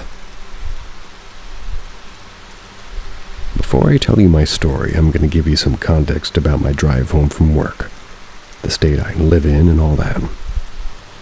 This happened about 10 minutes after I left work today, July 4th, 2020. I live in Northeast Ohio. I got a new job about 2 months ago as a process technician at a dairy plant. It pays very good money, considering it's a 35 mile drive one way. After about 20 or 25 miles, I drive through a wooded area. Nothing uncommon for me. I live in Northeast Ohio, and forests are common. I pretty much lived in one behind my grandma's house growing up anyway. I work 4 p.m. to 4 a.m., and the drive home sucks. Whether it's being tired, hungry, or the fog almost every night, I go the same way every day and night. I was driving my way home, and I just left the residential area of my workplace. I was going through that forested area. And as I said, there's almost fog every night. So, I'm on high alert for deer and raccoons and such critters. It's just like every other drive home so far. I have a podcast on, focusing on the road, thinking of getting either a sausage McMuffin or a McGriddle from McDonald's. Sometimes looking off to the side of the road for my eyes reflecting off my headlights. And all of a sudden, I see some reflecting eyes. It's out of the woods. There comes a coyote. And in my hometown, coyotes aren't too rare. I've seen them by my high school. Never seen them outside of my hometown, though, so it surprised me. I start slowing down as it crosses the road until it turns to my car and sits in the road. It sat about 10 feet from my car. There had been no cars I'd seen since living in the residential area, so I was going to go around it. I thought it was odd thing to happen to just drive away from it. I expected it to just get up and walk away at any given second. And this is where I began to get very scared. I honked my horn, and after about 2 or 3 seconds, it smiles at me. I have my brights on so I can see it perfectly. This coyote had human-shaped teeth. My heart dropped and every hair in my body raised. Just as it's now recalling this incident, it lasted 1 second before sitting up and running into the woods. Sat there in fear for about 5 seconds before shoving my foot on the pedal and driving at getaway speed. I didn't stop and get food because I had and still have no appetite. Thought the rest of the ride home what I saw, and I was once doubting I even saw it, but like I said, with my brights on it and as close as my car as it was, I saw it clear as day. This coyote had human teeth, and there was no doubt about it. I'm very into the paranormal, and that includes cryptids. Is it possible I ran into a skinwalker or some genetically mutated coyote? I'm Native American, if that counts for anything. So weird typing this out that I'd like somebody who knew more about these things to help out if they can. I know one thing, though, and that's I'm finding a new way to work.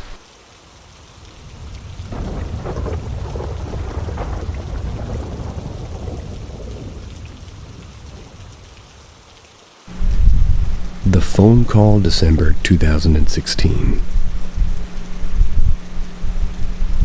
I, a 24-year-old female, lived in rural Victoria, Australia, with my mom and my older brother, who's 5 years older than me. For context, my mother's side is Italian, and my nana is very superstitious. Needle and thread to determine the sex of your future children, and I've had this done multiple times.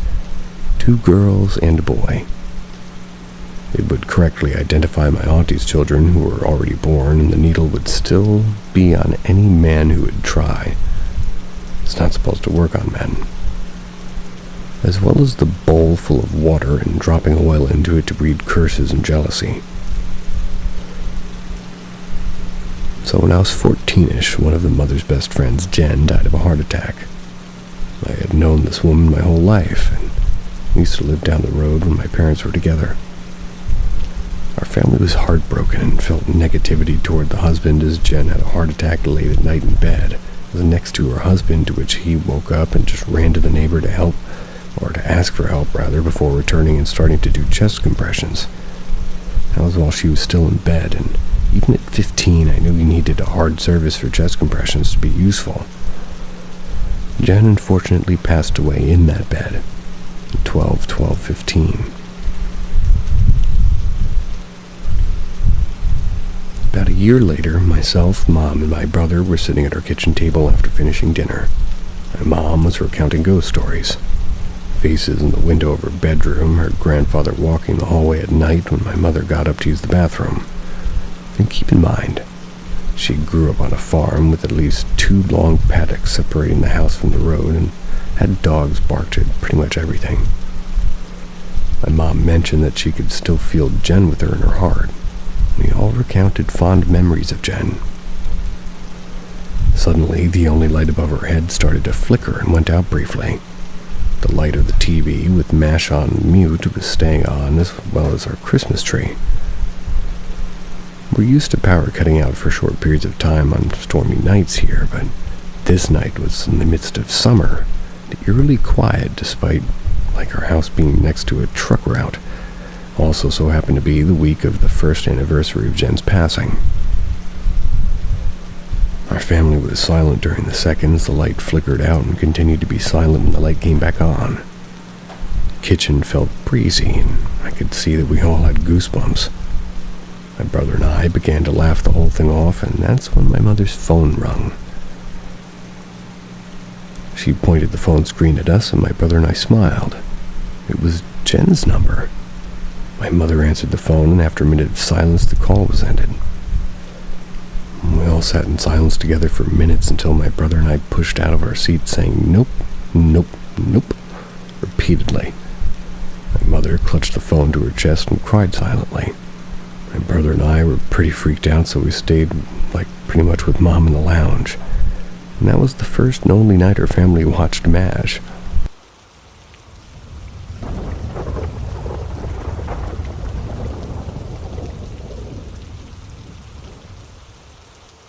Haunted Home Depot.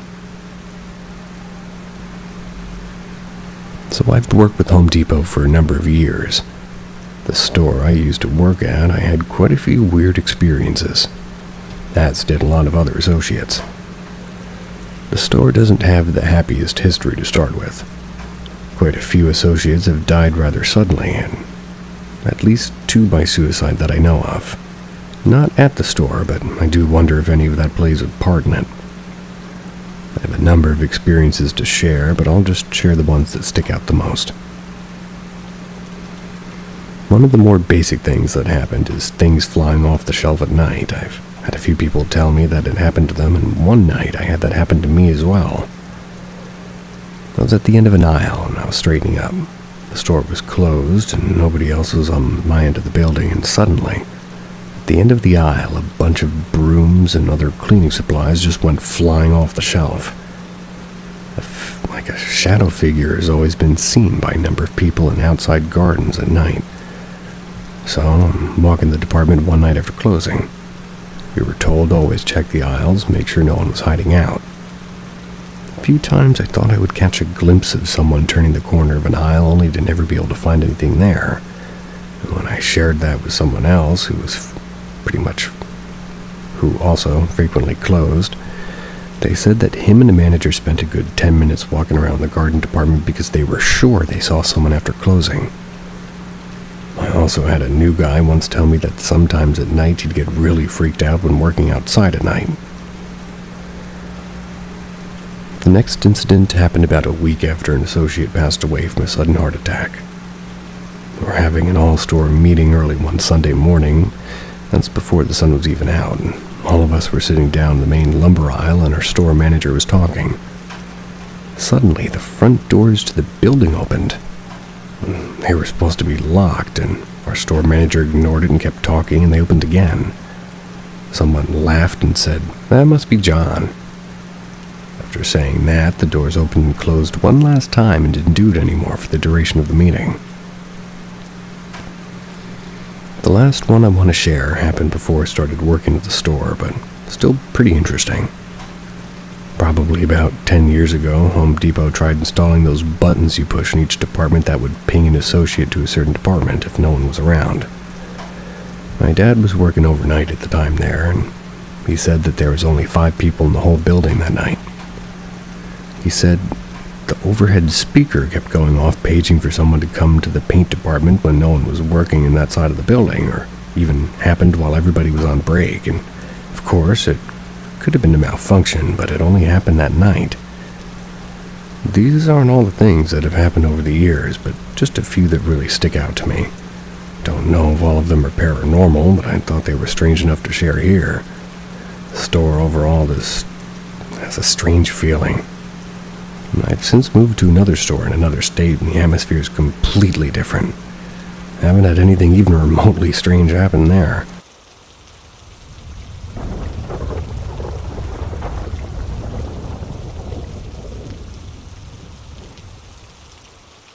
It followed me down the stairs tonight.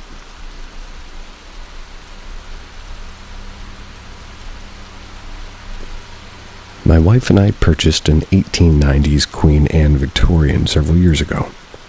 We're slowly restoring it for a traditional bed and breakfast as part of our retirement plan in another 10 or 15 years.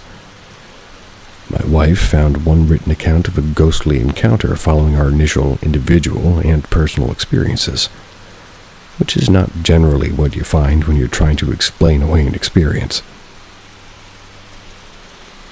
There's every reason to believe that the original owners passed away in the house, and subsequent to that, it's my understanding that somebody died in the house, and the body was dumped in the water well that's now covered by a mid-century addition to the original structure. Think Social Security fraud. The FBI ultimately dug up the body from the well. My own experiences have been fairly limited and mostly what the hell oriented. My first awareness was the sound of somebody or someone walking toward me, which I attributed to our large dog possibly following me upstairs. But she was downstairs and behind a closed door when I checked later. My wife described similar experiences with the main area of focus being at the top stair landing.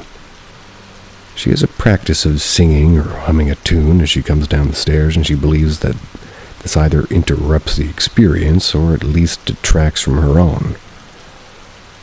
I normally follow this musical practice too, whistling a tune we sometimes sing to our dogs or singing an old jingle. I was home alone this evening, and I needed to go upstairs to my study or my lair to grab something. It was a long day. I had a few pressing things on my mind. So instead of singing or whistling, I was thinking about a work conversation from earlier. As I was coming down the stairs, I heard steps following me down, a different tempo and rhythm than my cadence. I slowed and thought about turning to look, but quickly noped out, only briefly looking up as I made the 180 turn at the bottom of the stairs and headed toward the kitchen. I didn't see anything, but I could feel something near me. I didn't feel like I was clear of the presence until I passed into the quote-unquote new section of the house. Hair on the back of my neck and arms still not settled down an hour later. I had to go back from front of the house briefly to check for mail, and now that feeling I generally have only at the top of the stairs or just at the other side of the kitchen door. I think it followed me down the stairs and decided to stay. I don't feel really right or safe to speak about inside the house, and so I refuse to talk about it in the house. Texting my wife about it or sharing here feels safe though. If you and I had to talk this whole thing before tonight, I would have said that I do believe there's something there, but it's not anything bad. Not so sure. This seems ridiculous, and I know that tomorrow in the daylight I'll probably feel less anxious about it. Probably.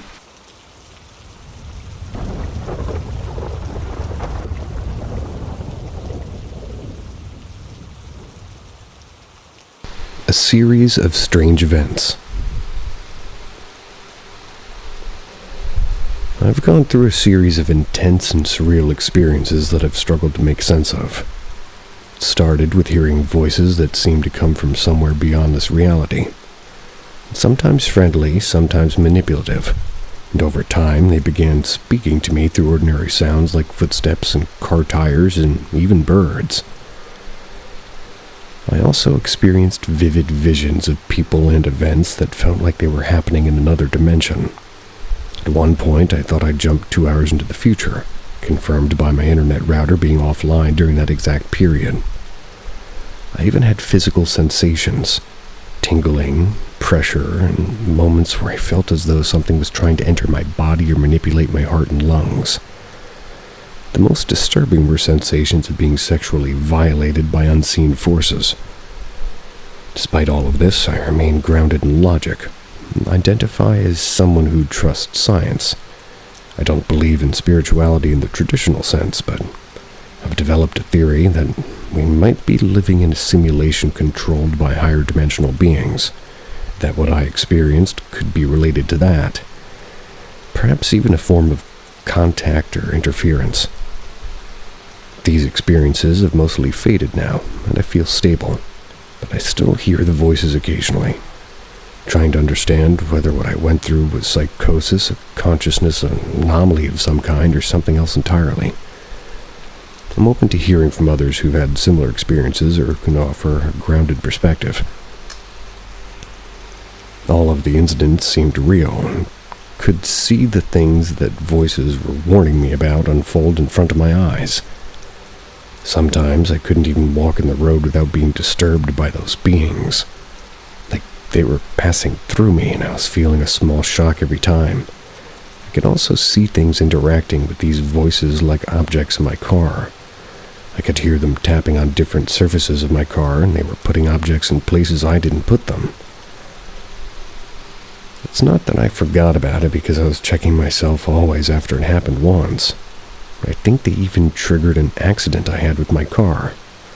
The voices were talking about some portals they were using to come into my house, and sometimes I could see them while I was having my eyes closed. Like they're shades or even as light dots moving into space transforming to images. They were once showing me sexual scenes projected in the sea waves. I like to watch the wave of the sea, or in the mountains. I could also sense that people were following me with specific cars that they were changing once I tried to get a photo with my phone. To be honest, I was into marijuana when the incident started, but after a while I stopped smoking. And the events continued for over 9 months. But I wasn't into any other hallucinogenic drug ever, and I'm 30 years old, and after almost a year I missed some of the events because they made me feel important. In the process, I lost my girlfriend and almost lost all my friends. But it was an experience I'd like to relive to study myself.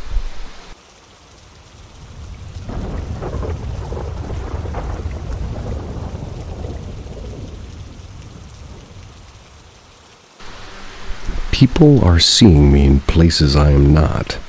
It's not a feeling like a coincidence anymore. This has been happening to me all year, so from the top. At the beginning of the year, in January, my girlfriend and I were just chilling. I was on the game and she was watching TV. I was playing for about an hour. And during that hour, she came to get a drink and I told her that I'd be going to the store after the game. Played the game a little longer and then I said that she came to me saying, "You haven't went to the store?" I said no, and she swore she saw me leaving with my hat on. Last year, I always wore my hat, but I can't at my job, so I stopped wearing hats altogether, being that I'm mostly at work, and that was in September. I didn't pay it any mind and just called her crazy. Then her sister was over helping with some yard work in the back one day in April. I was cleaning inside the house, and I swept and went to dump the trash from our room. The kitchen door leads to the back, and I was dumping the trash into the kitchen. She was standing in the door, and I called out to her, and she got so startled. She said, "What the fuck? How'd you get out here so quick?" I told her I'd been in the house the whole time. So she explained why she was by the door, and she was drinking some water. She saw me at the other end of the house outside, with a hat on and a black bag. She said it looked like I was getting something out, but she didn't pay it no mind, and then I called out from behind her. I had an experience in June at Walmart, but I claimed it to be me looking like someone else. I mean, how many people go in and out of there a day?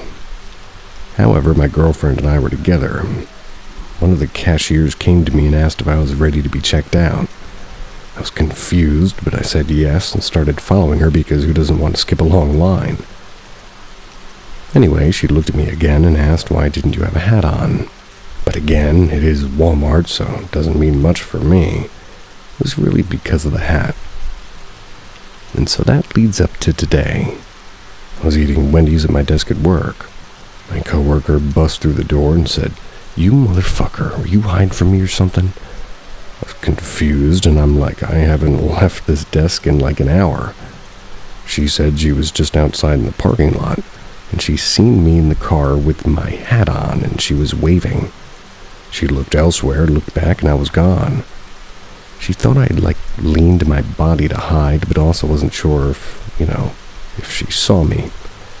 So she came through the door like that, thinking my chair was going to be empty so she could validate herself that I was hiding.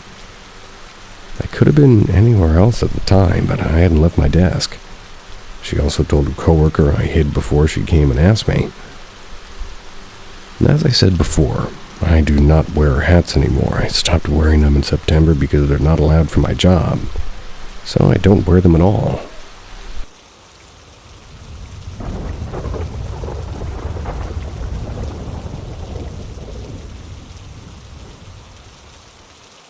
think I must have been living with the spirit and taking it for granted. I don't know how to start this, but throughout my life I've believed that it's normal for things to fall abruptly or similar in your house, for some places to feel heavier, or for someone to hug you while you sleep. Until relatively recently, like a year, I learned that this is considered as paranormal activity. But I always believed it happened to everyone. It wasn't until I told my best friend that it happened to me that I thought I had schizophrenia. That's because I would occasionally see a man, always with the same appearance. Blue eyes, black hair, traditionally dressed in what I believed to be the high-end era. About 6'4" tall in my house, watching me from some corner. But since I never saw him do anything bad to me, only watch me, I thought I was just crazy. Till I mention this, I've seen on many occasions things suddenly fall over without even a breath of wind nearby. Things move on their own, and arrange themselves and disappear for no reason at all. And sometimes I think he's following me. I say this because many people have pointed out to me that I have weird vibes, or children have asked me about the guy with the blue eyes behind me. Also, I do have many cats, so I attribute every noise at night to them, or to my parents, which, by the way, my cats also seem to react to, since I've seen on several occasions where it mostly feels like this presence is there that one of my cats who sleeps with me approaches and stands on 2 legs with curiosity, then acts as if she's being pet. But recently, when I mentioned this to my brother, he said I'm crazy. You're crazy, dude. How could you have a spirit? These things don't happen. And I'm a big believer in spiritualism and all, but it makes me doubt it. My friend and I even joke about it, since blue eyes and black hair are exactly my type of man. We even gave him a name, Michael, but that's all it is, just jokes. This is weird. I even remember Michael from when I was a baby. I have a memory of the crib and him looking at me, till I extended my hand to him, which hand he took and smiled at me. Didn't remember this until recently, but I've confirmed that it's not a false memory created by my mind. It's because I described the whole scene to my mother. She says it's exactly how they had the room when I was a baby. My mother claims that as a baby I acted weird, and always looking in one direction, laughing to myself, or trying to escape from the crib to the same spot. Am I going crazy, or am I in the presence of something paranormal that I thought was normal? I'm so confused, and I believe these things happen, and I've seen other paranormal activity hundreds if not thousands of times. That's because I love horror. And I'm so immersed in these things, or immersed in these topics, but I didn't believe it could happen to me. Sounds super normal to me.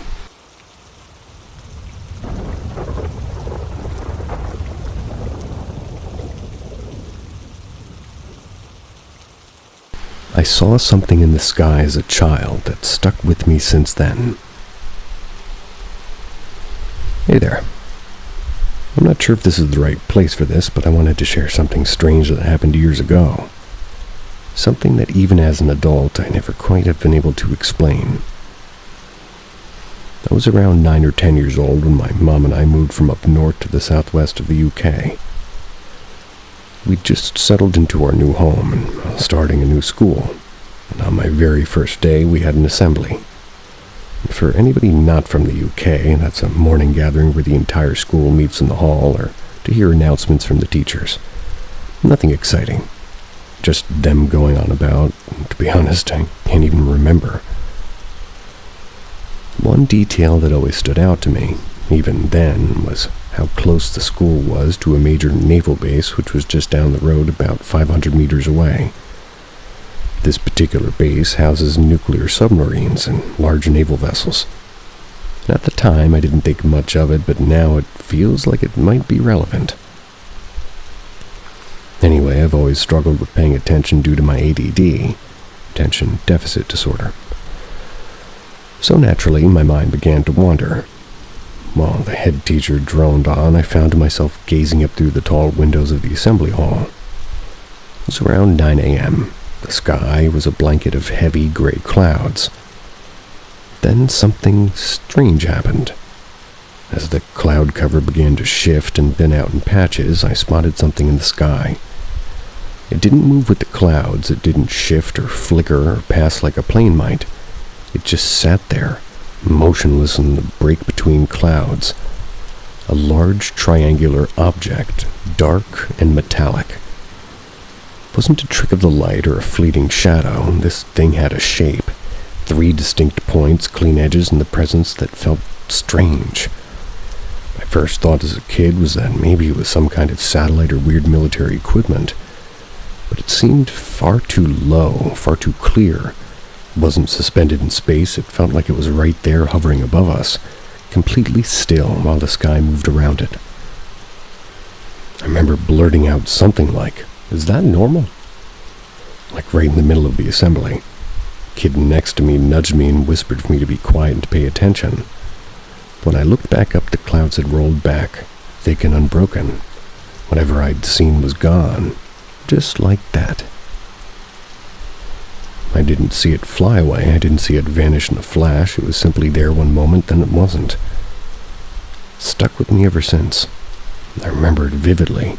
Not just the shape or the silence, but the feeling that I'd seen something I wasn't supposed to. I know it's easy to chalk it up to a child's imagination, or maybe that's all it was, but back then I didn't know anything about UFOs or strange sightings.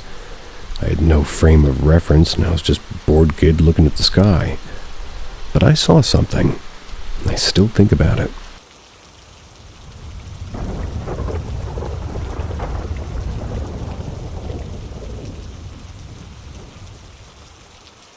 The Jefferson Hotel. In 2001, I was big into ghost hunting. I was looking online for a haunted weekend road trip destination and came across the Jefferson Hotel in Jefferson, Texas. About the only thing it said was that room 19 was uninhabitable. Now that really piqued my interest, so I called them up and asked if it was true. She laughed and said, "No, we book that room all the time." So I reserved it. So excited, but didn't really think anything would happen. I'd been to several supposed haunted hotels and B&Bs and nothing. No, I'm not sensitive like other people. I always hear people say I felt like something was watching me, or I have no idea what that means.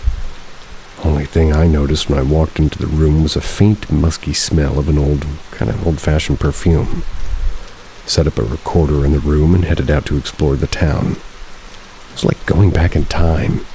If you live in Texas, you're looking for a road trip, and I highly recommend Jefferson. When I got back to the room, I turned off the recorder and looked out its one window to see a large bust of Thomas Jefferson in the courtyard. I then sat on the bed to relax and watch some TV. After a bit, something caused me to look back up at the window. I saw something. I saw a red smudge on the glass, and I just frowned, and I got up to see what it was. I hadn't noticed any red smudges earlier, and I looked closely, and it was more like a streak of red and a greasy substance of some sort. Then I noticed more streaks, and then more, and gradually began to realize that these were letters. My heart began to race as I backed up to take it all in. These streaks of red were spelling out, "Help me." Kinda just collapsed on the bed, and my heart was still racing. I knew without a doubt in my mind those letters were not there 15 minutes earlier. I just sat there in disbelief for about 5 minutes. Needless to say, there was not much sleep to be had that night, and as I left the hotel the next morning, I was disappointed to see that there was no one behind the desk. I really needed to talk to someone. Left a note about the writing and said I'd call them on Monday. When I called, I told the woman who answered who I was, and she said, "Hold on just a moment." She put the housekeeping lady on the phone, and I asked, "Did you see it?" She said, "Yeah, I saw it." She said, "Just before you arrived, I raised the blinds and turned on the AC. There was no writing, and the strangest thing was as I attempted to clean it off. She said it was like the letters had been engraved into the glass." I said, "I'm freaked out." She said, "I am too." And by the way, on the way home I listened to the tape and I had running in the room there while I was gone. And what I heard was the sound of the closet door angrily slamming several times, then some sounds of shuffling around. But what really got to me was the sound of a woman sobbing.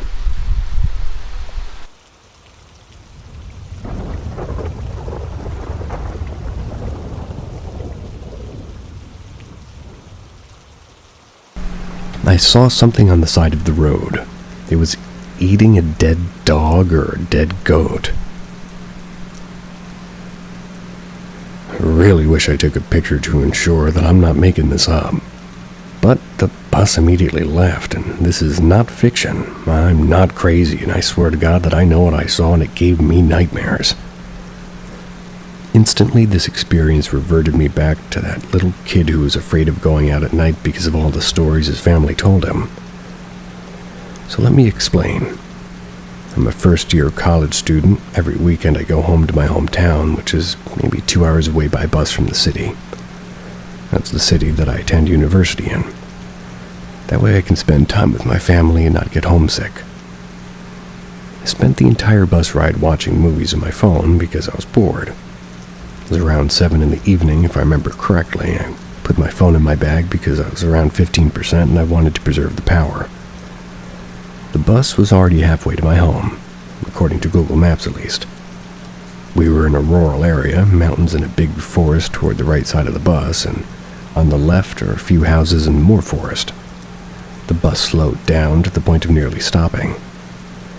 Because a couple vehicles were slowing down in front of us, it just made me look out the window next to me, and that's where I saw it.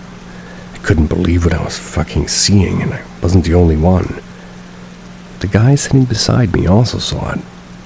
On the side of the road underneath the streetlight, we saw what looked like a naked person crawling on all fours, eating what looked to be a dead dog or a dead goat. There was blood everywhere, and it was eating it in a savage manner while dragging it into the woods. I immediately got out my phone to take a picture, but the bus was already speeding up and I couldn't see it anymore. What the hell did I just see? It looked human. Scariest part's just how it looked like my grandmother's description from her stories. Skin black as coal, wild unkempt hair, eyes that glowed in the dark when faced with light. I turned to the guy sitting beside me and told me to never speak of it ever again, and why? Every time I think back to it, I'm reminded of the stories they used to tell us as kids. Stories from our folklore about man-eating evil monsters that hunted at night. We call them aswang. Humans by day, but hunt for children and pregnant women at night. Shapeshifters that can turn into animals to fool people. Some steal corpses and replace them with banana stalks, while others have wings and fly atop roofs to make their long tongues to suck blood.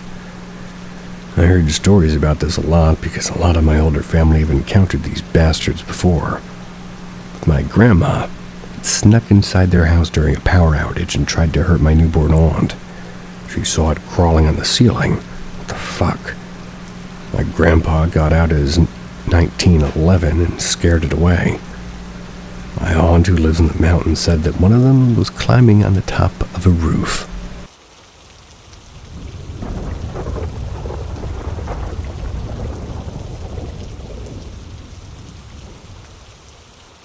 Paranormal experience from a skeptic.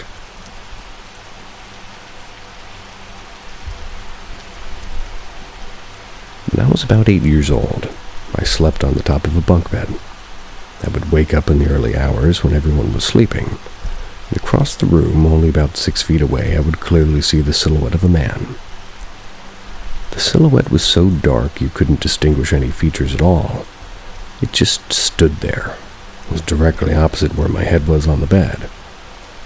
At first, I wasn't particularly freaked out. I think I must have reasoned it was my dad in the absence of any other explanation.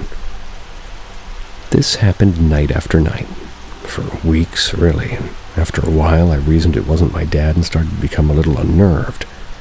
So I began sleeping with my head at the other end of the bed. But the figure moved too, so as always opposite where my head was positioned on the bed, and still no real feeling of ill intention or anything like that at all during these experiences. But still, it was understandably becoming a little bit scary. After some time, I told my mom what was happening. Not sure she believed me, but just to comfort me, she said it was probably Jesus watching over me. We aren't a religious family at all, but as I say, I think she just assumed I was dreaming or had an overactive imagination and just said this to offer a benevolent explanation. At some point after that, the next experience I had was very different. This time I saw the figure, but it was a dream and a very vivid one, but certainly a dream. Started exactly the same as usual, but this time I asked the figure if it was Jesus. The figure then lunged toward me, shouting or roaring at me, and then I woke up. After that, I never saw it again. I did continue living there, in the same bedroom for years after. Nothing ever happened again. In my teens, I spoke to my mom about it again, and she didn't remember me telling her about it at that time. Don't think she really gave it much thought at the time, but she did say that when I was very young, just about old enough to string a sentence together, and in that same bedroom, I had an imaginary friend who I described at the time as a boy my own age who looked like me. One day he said he had to leave as he had a pain here and gestured a hand to his heart, after which I told my mom at the time I never saw him again. My mom had a younger brother who died age 6. He looked like me and my brothers when we were his age. He died during heart surgery to correct a congenital heart defect. Thought that might be an interesting story to share here. Never had any kind of experience since we kind of describe as being remotely paranormal, but believe it or not, I'm actually a skeptic. Whilst I can't quite explain these experiences, which to me even today seem as real as anything, can't quite believe that this was a paranormal occurrence. What else, pray tell?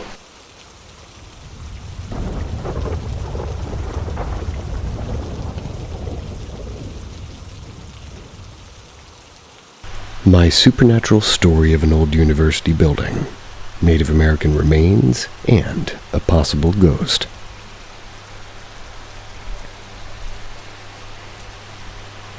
I attended the University of Kansas, and while I was a student, I had a part-time job working for the anthropology department located in Fraser Hall.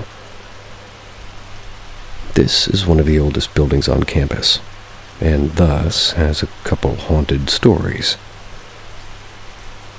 Some days I had to be the first person on our floor. I had to arrive very early before anyone was there, before 7 a.m., unlock the doors to the common areas and bathrooms, turn on all the lights. On this particular day, I unlocked the men's room and took a very peaceful morning shit. Knowing I'd be alone for at least 30 minutes and didn't have to worry about anyone hearing or smelling my activities, while in the stall, the utter silence was broken by the sudden and bursting sound of rushing water. It startled me, and after a few seconds of listening and finishing my business in the stall, I recognized it to be the sink faucet running. Upon my exit, I witnessed that sure enough the sink was running. Both handles were turned completely to the turn the water on position. There's no chance of a person having done this. It was a small bathroom and you could hear very clearly when the door was opened, and any footsteps. I considered some kind of plumbing issue, but I didn't see how that would also cause the handles to be turned.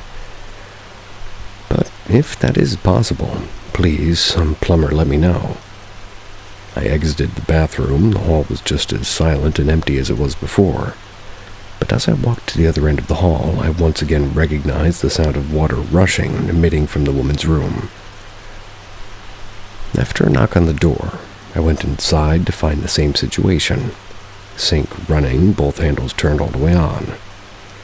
I was very creeped out. Nothing else happened that day, though. Months later, I was tasked with organizing the old storage room for the anthropology department located in the basement. It hadn't been touched in years. There, I came across a brown paper bag containing what I later confirmed to be human bones. I took them to one of the professors, who told me that several years prior, The local police had partnered with the university to help identify or date the remains of either one of the group of Native Americans that had been found. I can't exactly recall the full backstory, and this particular bag had at some point been separated from the rest and mistakenly stored in this room. Thinking of the level of disrespect and probably illegality of storing a human person's remains in an unsealed bag for years amongst a bunch of junk made me think of my experience with the sinks. It made me wonder if there was some connection.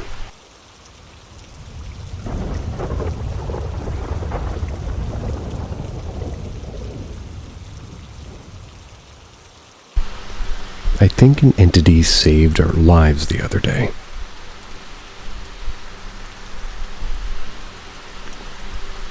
Was driving through Coconino? I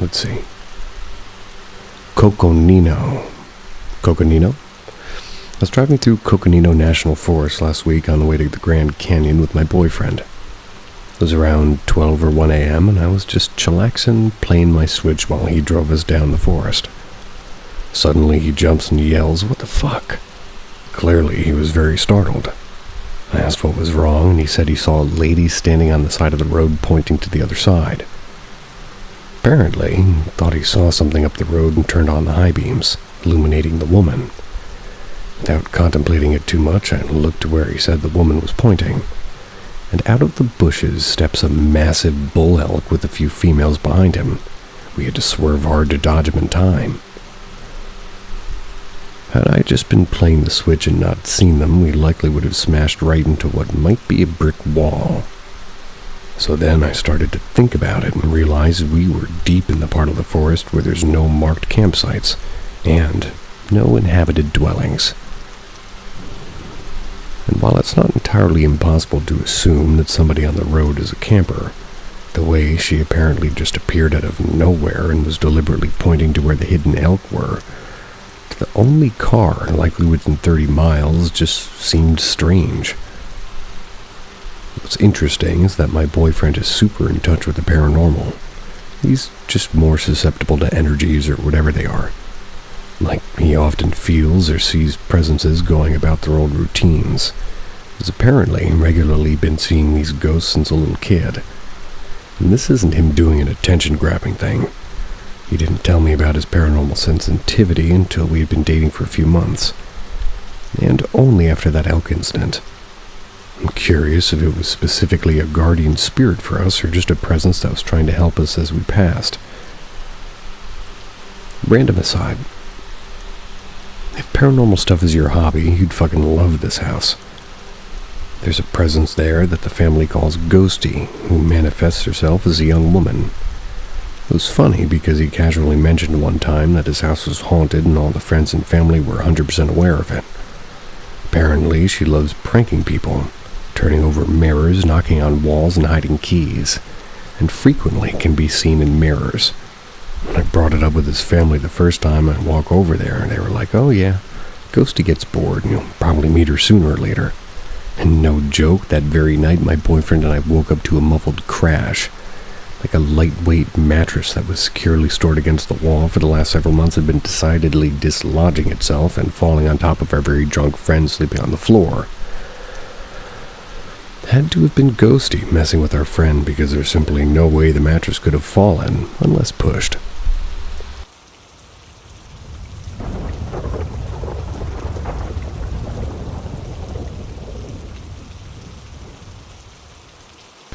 My husband's aunt died in our home. I don't think she left.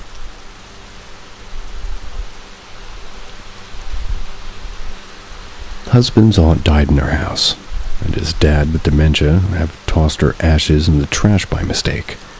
Yikes. Aunt's spirit never left and walks around from the living room toward the dining area. Is she mad about her remains, or is there another reason? Mother-in-law sees her too and only occurs at night. For context, circa 2023, my husband's paternal aunt passed away from dementia.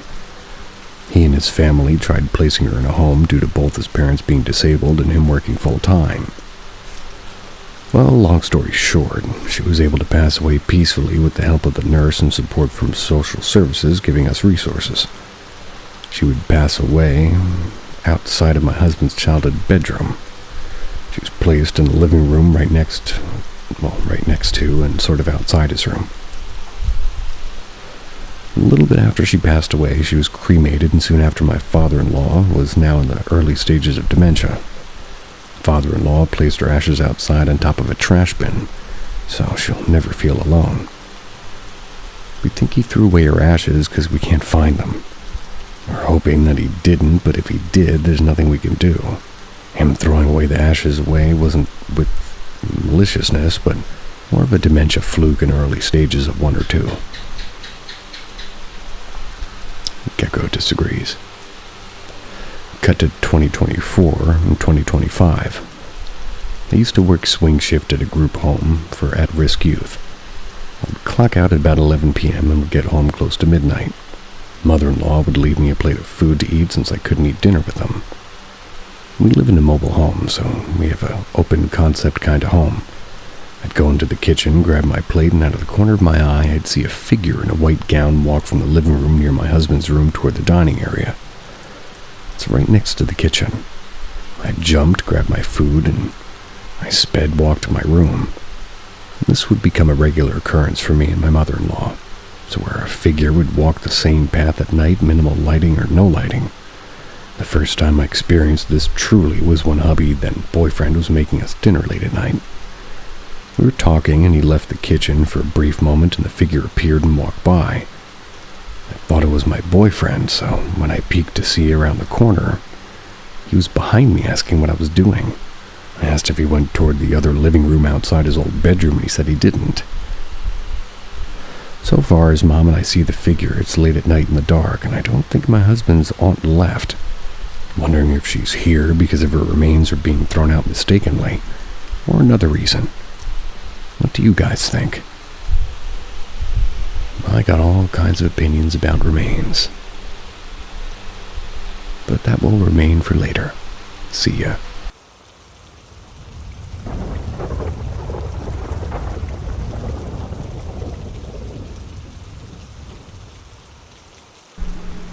I watched myself sleep.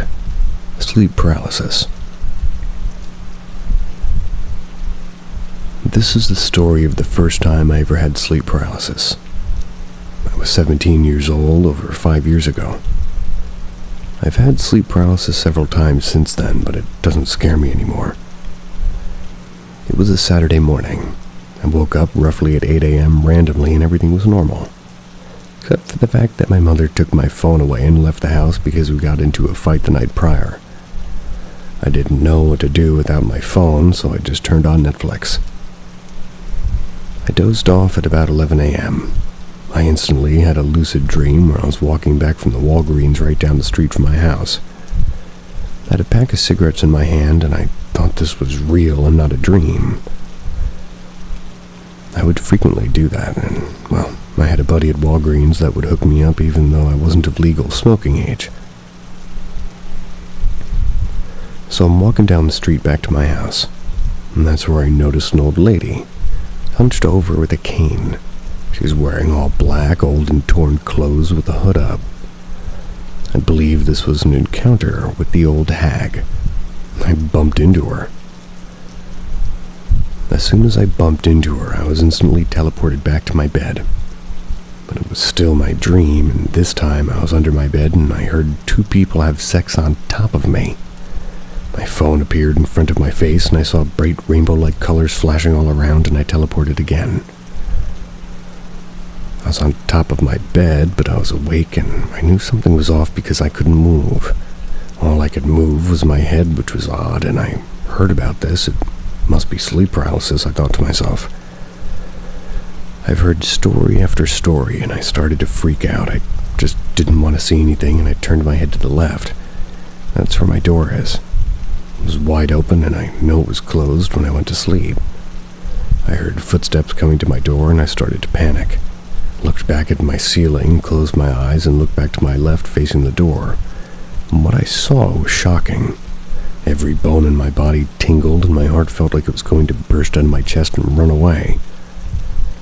I saw my own face. I was sleeping and my head was facing the ceiling, just how I fell asleep. But I was looking left now, at myself. It was almost like I had come out of my own body. It was only a few seconds, but it felt like forever. It ended. I could move again, and my door was shut just how I left it. My TV was on just like I left it too. Writing this story gave me the chills just from thinking about it after all these years. I've done a lot of research on the old hag to no avail. Reminds me when my eyeball popped out of my head for a moment and I could see down and straight at the same time.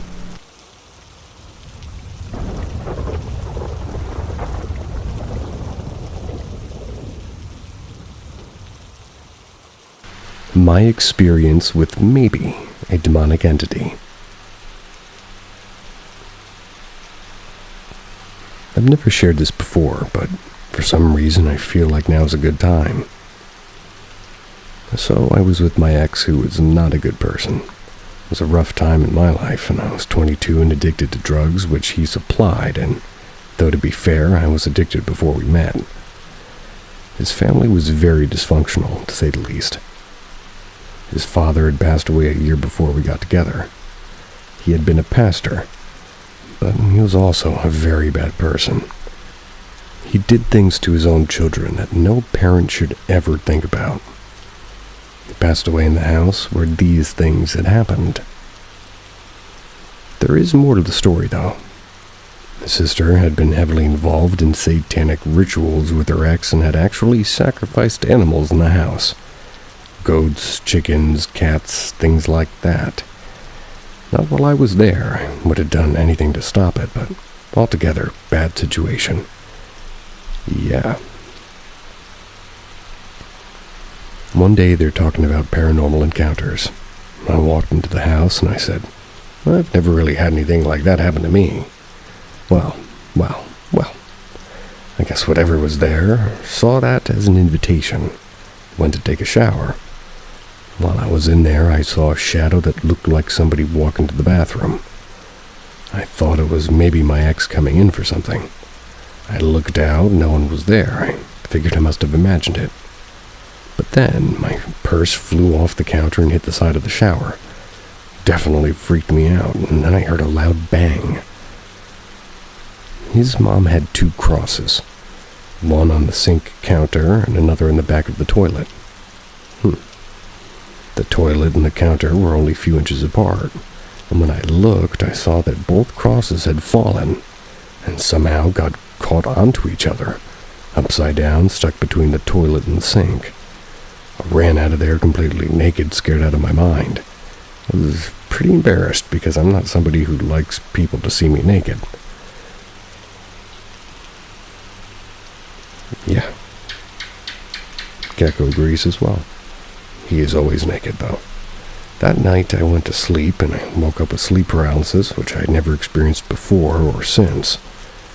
And something was on top of me, choking me. It was so dark and felt so evil it was terrifying. I still think about this often because I like to try and rationalize things, but I just can't.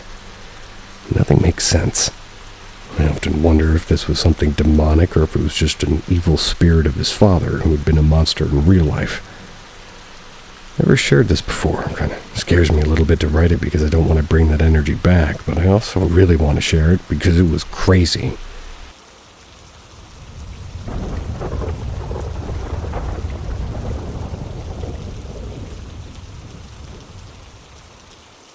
Am I being haunted?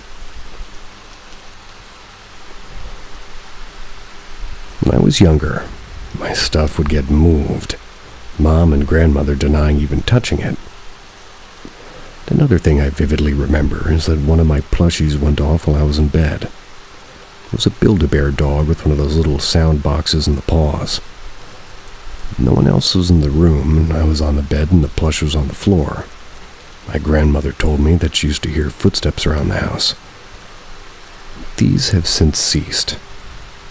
Around Christmas of 2019, my grandmother and cousin were making challah bread. They briefly went over to the dining table to talk with my mom while the dough was kneading in the mixer. And I'll note that it was a heavy KitchenAid mixer. The mixer flew across the room, right next to my grandmother's foot. The cord was unplugged and was basically out straight behind it. Even if the mixer had vibrated itself off the counter, it would have fallen straight down, not 10 feet away. Things had been going missing more often since then. On a Saturday morning, I had lost my phone. I remembered it last being with me in the living room. We looked all over for it, and my grandmother found it in my mom's room. I know I didn't go in there that morning, and I have no reason to. I told them that I thought that we had a ghost. My 3DS had gone missing a week or two prior to the phone incident. Still couldn't find it by the time my phone went missing. I looked everywhere for it, stripped my bed, checked the drawers, etc. I asked about her ghost for a while back and looked on my bed once again, and it was under her shirt in the last place I looked. And yesterday, my game case went missing. I had them last either downstairs or in my room out in the open.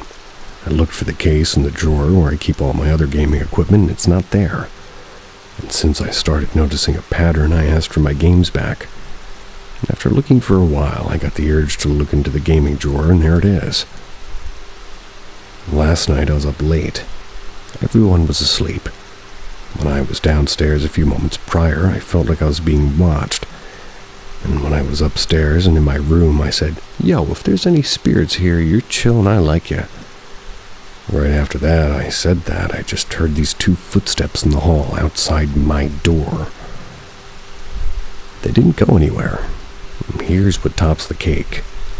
My dog barks at a specific corner in the living room sometimes. I'm okay with the ghosts since they're friendly and haven't harmed anyone or anything, but it doesn't really mean I'm not freaked out by this. These are all very real to me, and I'm sorry if I sound insane. Apology ignored. We like insane people.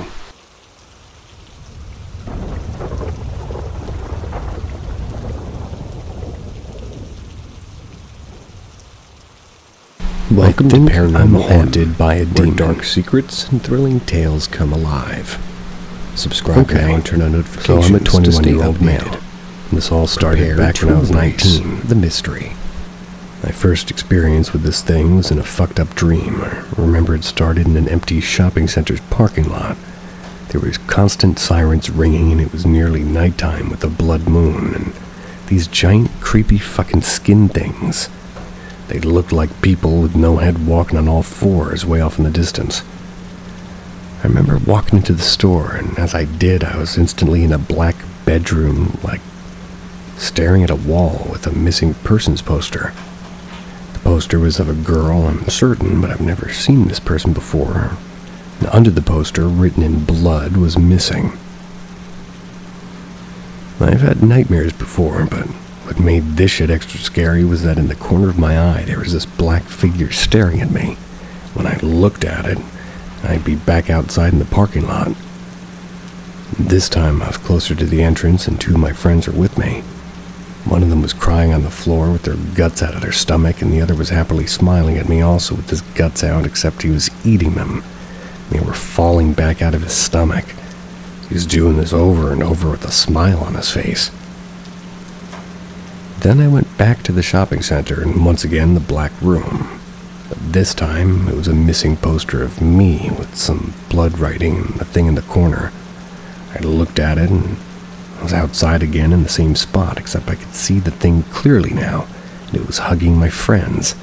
My friends were smiling and had their guts hanging out of them, and they all welcomed me into the hug, which I accepted for some reason, and then I woke up. Turns out I was in a double dream, apparently, because I was laying in bed and looking where my door was, and I could see it fucking staring at me, hunching in the corner. I tried to move, and it took all my energy to roll off the bed, and when I did, I woke up properly, and I was back in my own bed on the other side of it.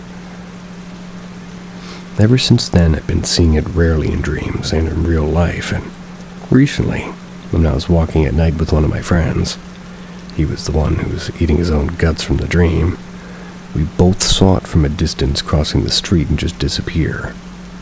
And I've seen it waving at me before, just standing straight in the distance, looking at me from over a roof, like bunk bed style. Tons of other shit. Whenever I dream of it, I'm always perfectly calm and happy, and I feel a family-like love toward it, and it acts like a caring mother. It's really creepy, man.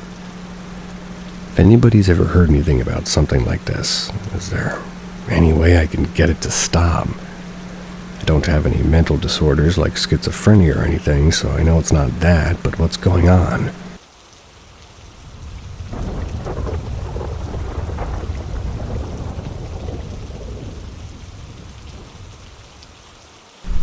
Stuff moving around on my desk.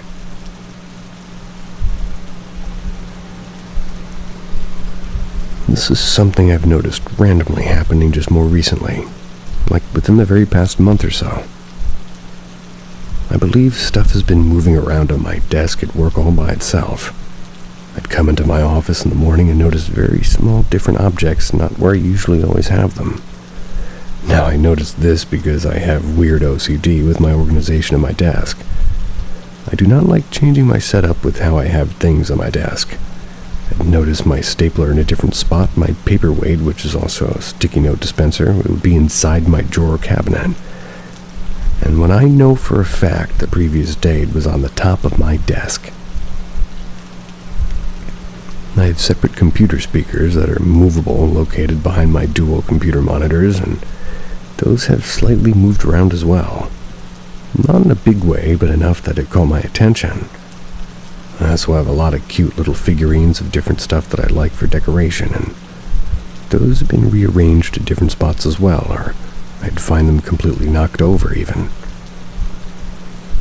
I thought that maybe when the janitors come to clean at night, they're being a bit rough and accidentally hitting my desk somehow, but then I figured more than just a few little things would be out of place, right?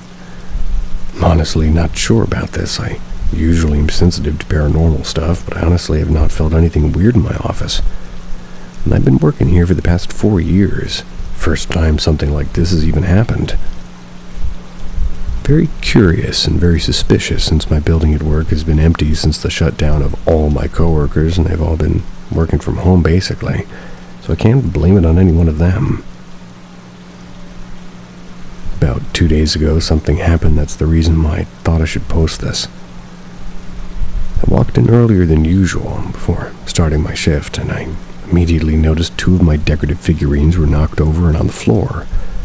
Thought maybe somebody hit my desk by accident, leaned over and picked them up, and as I'm doing this, the only 2 picture frames I have on my desk shifted slightly forward toward my direction. My small notepad in front of my monitors also shifted. All at the same time. Froze there for a second, but nothing else happened for about 2 minutes or so that I was standing there waiting to see if I'm losing my damn mind. Sort of think I am, since nothing else happened so far. What do you guys think? Like I said, I am sensitive and usually feel certain energies around me, but it's very strange to have this happen at my workplace, especially since nothing's ever happened here before. No pattern to it, all very random. I'm going to continue to stay skeptical about it being paranormal. Look at the tapes.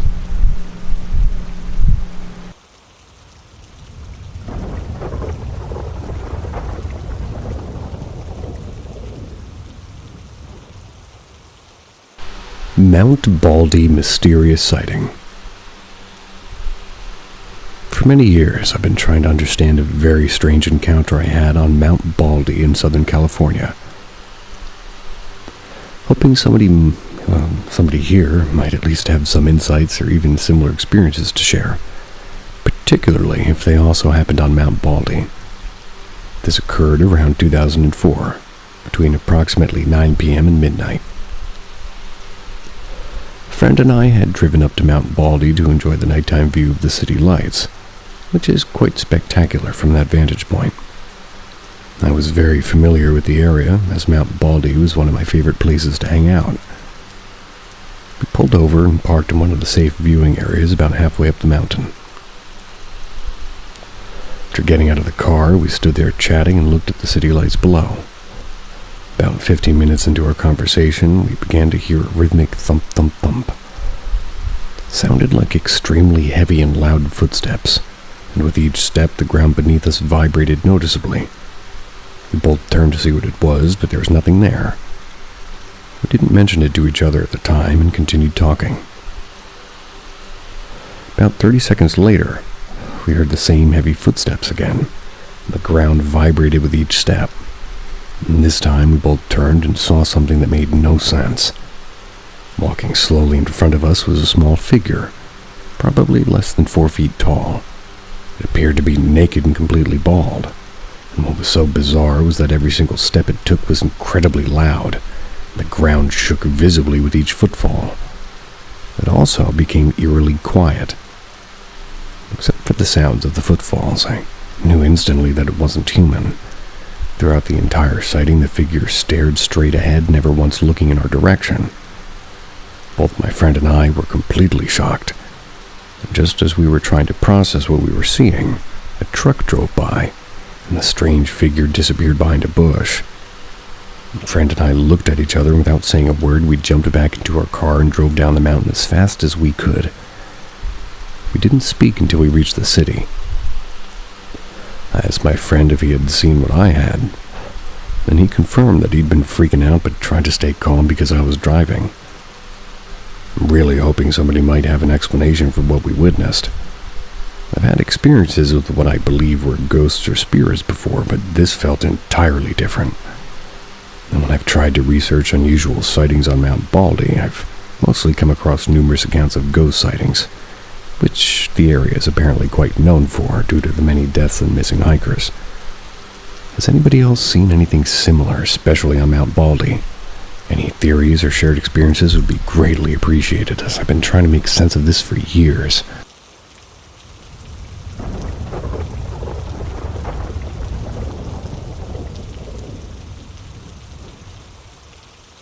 Can't tell if I spoke to a spirit or a demon on a Ouija board. After years of being interested in them, I finally bought a Ouija board from Spirit Halloween the first day they opened. I'm a firm believer in ghosts, and I've seen shadow people and much more in my own house, but was a bit on the fence about how much I believed in Ouija boards. I thought it could probably be all debunked with science. That was until last night when me and my mom gave it a try. My mom hasn't done one since she was a teenager because every single time she used one without fail and it worked, and she had full conversations with whoever was on the other side. It left her with a bad feeling, and she would rather just not mess with it. But once I bought this one, she was excited to try one again. The second her fingers were on that planchette and I asked if anybody wanted to talk, it went straight to yes with a strength I never could have imagined. I mean, I had tears in my eyes. I was so shocked. We continued to ask about its life, and we learned it claimed to be a woman from Maine who was a wife and mother until she was killed in 1977. She didn't initially want to talk, but also said she was enjoying talking and wanted to continue. Gave the smallest details about his life, and the only way I could explain it is it was as normal as talking to a woman you just met on the street. Details like her husband's name, and she liked birds but not cats and dogs, and that she was happy wherever she was. She felt so human. It was such a human conversation. That was until toward the end, when her spelling became sort of jumbled and didn't make much sense anymore. I asked if she was struggling to say what she wanted to say, and she said yes. So we stuck to yes or no questions. We had lit 2 candles on either side of the board. My mom asked if she was able to move the flames, to which she said no, leading me, very stupidly, to ask what she could do besides talk through the board. Pretty quickly, she began doing the figure 8 motion and freaked out because I had heard for the years that it's not a good sign. But still, we just asked another question and changed the subject. After a while, we were tired and asked if she was ready to end the conversation, and she said yeah. We thanked her for speaking to us and started to pull it down to goodbye when it started fighting and was pulling toward the center of the board. It did another figure 8. I was freaked out, so I pulled it to goodbye and firmly said our goodbyes and let go. I feel very conflicted because nothing about it felt negative whatsoever aside for those figure eights, which I know to be a demonic sign. Me and my mom wonder if it took my question of what it could do as an invitation and was trying to release from the board to join us, hence trying one last time before we close the board. Anyone who knows more than me have any insight?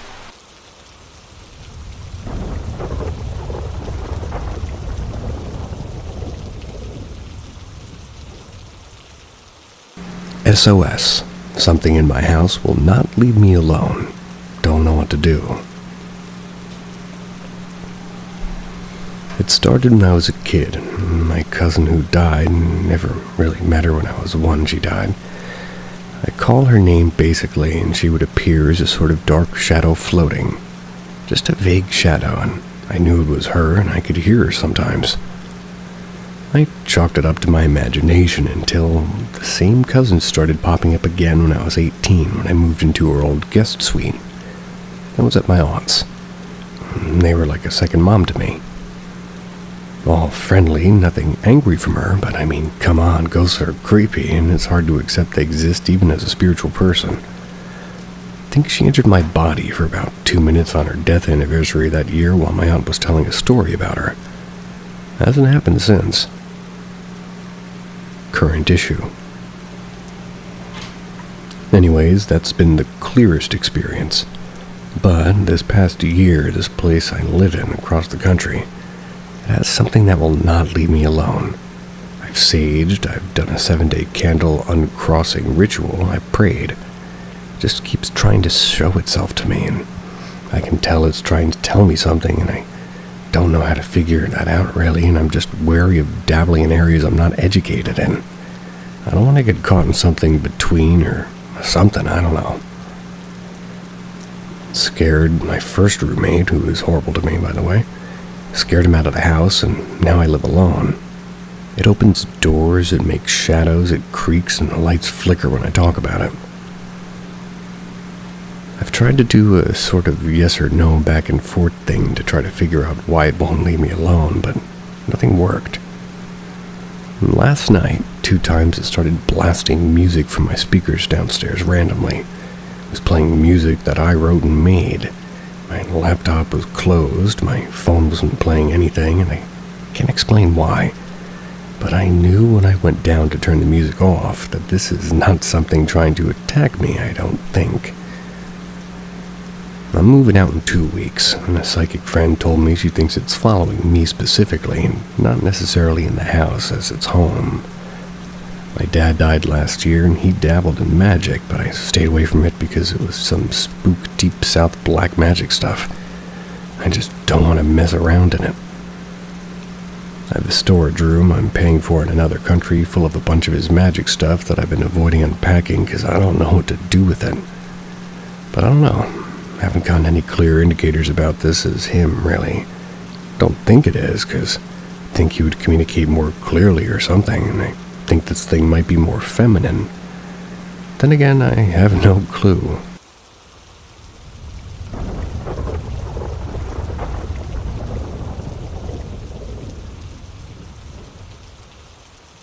Extreme sleep paralysis. I know sleep paralysis is pretty common, but recently I've been experiencing some crazy stuff. For context, I've never had any real issues with sleep in the past. But within the last, I want to say 2 or 3 years, sleep paralysis has become an issue for me. It's very random, but also not very frequent. I can go months without having an episode, and when I do get it, however, it's very quick. Recently, the episodes have gotten much more unique and downright frightening. The most recent episode was yesterday, 4/15/2025. I got back from work, and I've been working night shift, so I sleep in the mornings. Jumped into bed and almost immediately fell asleep. However, unsure how long I was asleep, but it was for sure less than an hour, I shot awake because I was certain I sensed someone or something in the room with me. The room wasn't very dark, so I could see clearly. When I saw nothing, However, I couldn't move. I tried to roll, move, or sit up, but nothing. This usually happens for about maybe 10 or 15 seconds. I can finally move again. I usually brush it off, go back to sleep. However, for the next hour or so, every time I tried to fall back asleep, I got the same sense and would get paralyzed. Now for the scary parts. At one point, it felt like something or someone was right next to me. I was laying on my stomach and couldn't roll or move my head to see. At another time, I could hear quiet but aggressive gusts blowing in my ear. Almost like breathing, but not quite. It's hard to explain what it sounded like small gusts of wind, but only in my ear. Probably the most frightening moment was when I felt something pushing down on my chest extremely aggressively. But I couldn't see anything, I just felt immense weight. I could still breathe, and I didn't feel pain, and it was just dead weight pushing me down into the bed. I'm not huge into the paranormal, but I need to know if anybody out there has had a similar experience. I was 100% awake and aware of everything going on. None of it felt like a nightmare.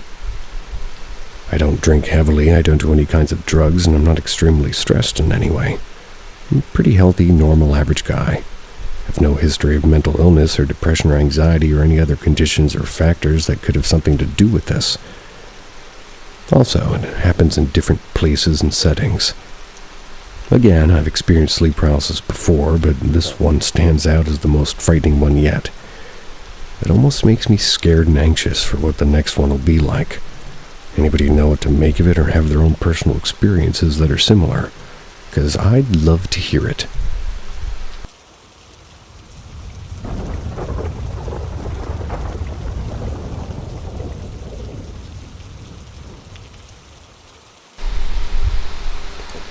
Strange experience with a voice in my headphones. So I, much like many others, have a sort of skeptical but intrigued relationship with all things paranormal. I'm somewhat familiar with certain concepts, but ultimately I'm pretty uneducated, or else unbelieving. Because of this, I'm familiar with this idea and some stories of ghosts and spirits communicating through technology. Well, today, I was at my computer in my room, just watching a YouTube video. Suddenly, I start hearing this rhythmic sort of shrieking sound. My headphones are noise-canceling, but my desk is right at the window. So I eventually realized it was not part of the video, so I flipped one of the headphone sides off my ear. Started trying to find the source of the sound. Eventually, part of me realized it was definitely a bird, but the sound itself was unique, or at least unique to any other bird I hear outside my house. This gave me a weird feeling. I eventually exited my room and went window to window in the house, trying to see anything. Finally, I reached the kitchen window. I see a bird perched on the windowsill. I approach it and finally calm down. Wasn't really thinking, I guess. I don't know what I thought the sound could have been if not a bird, but regardless, I found myself taking a breath. But right as I do, and right as I reach the window, through my headphones, which are wireless, I've kept on one ear this whole time, and usually I can't expect the sound to keep coming through this far away from my computer because of the Bluetooth connection, but I hear a woman's voice say, "Finally found." It was clear as day, and in the sense that it was loud and easily distinguishable, and, well, though the audio itself was choppy, the voice was kind of monotone and completely without emotion. My heart dropped.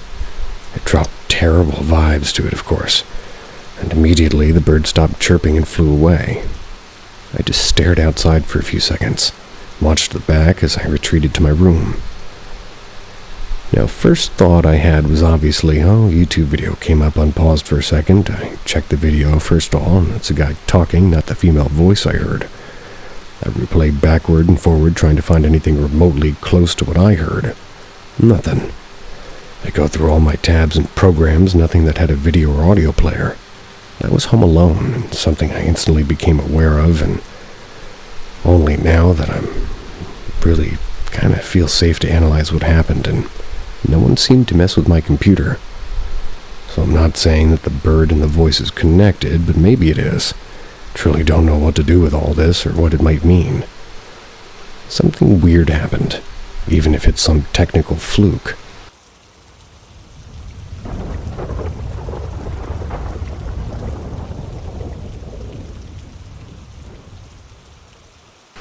Wendigo.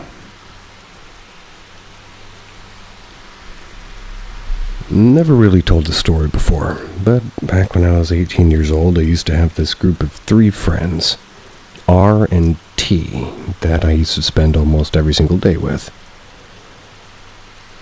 Assuming you're one of the 3. So, we would alternate whose houses we slept over. 2 of us lived in the city, but one of us lived on a big property in the middle of nowhere. It's in North Texas.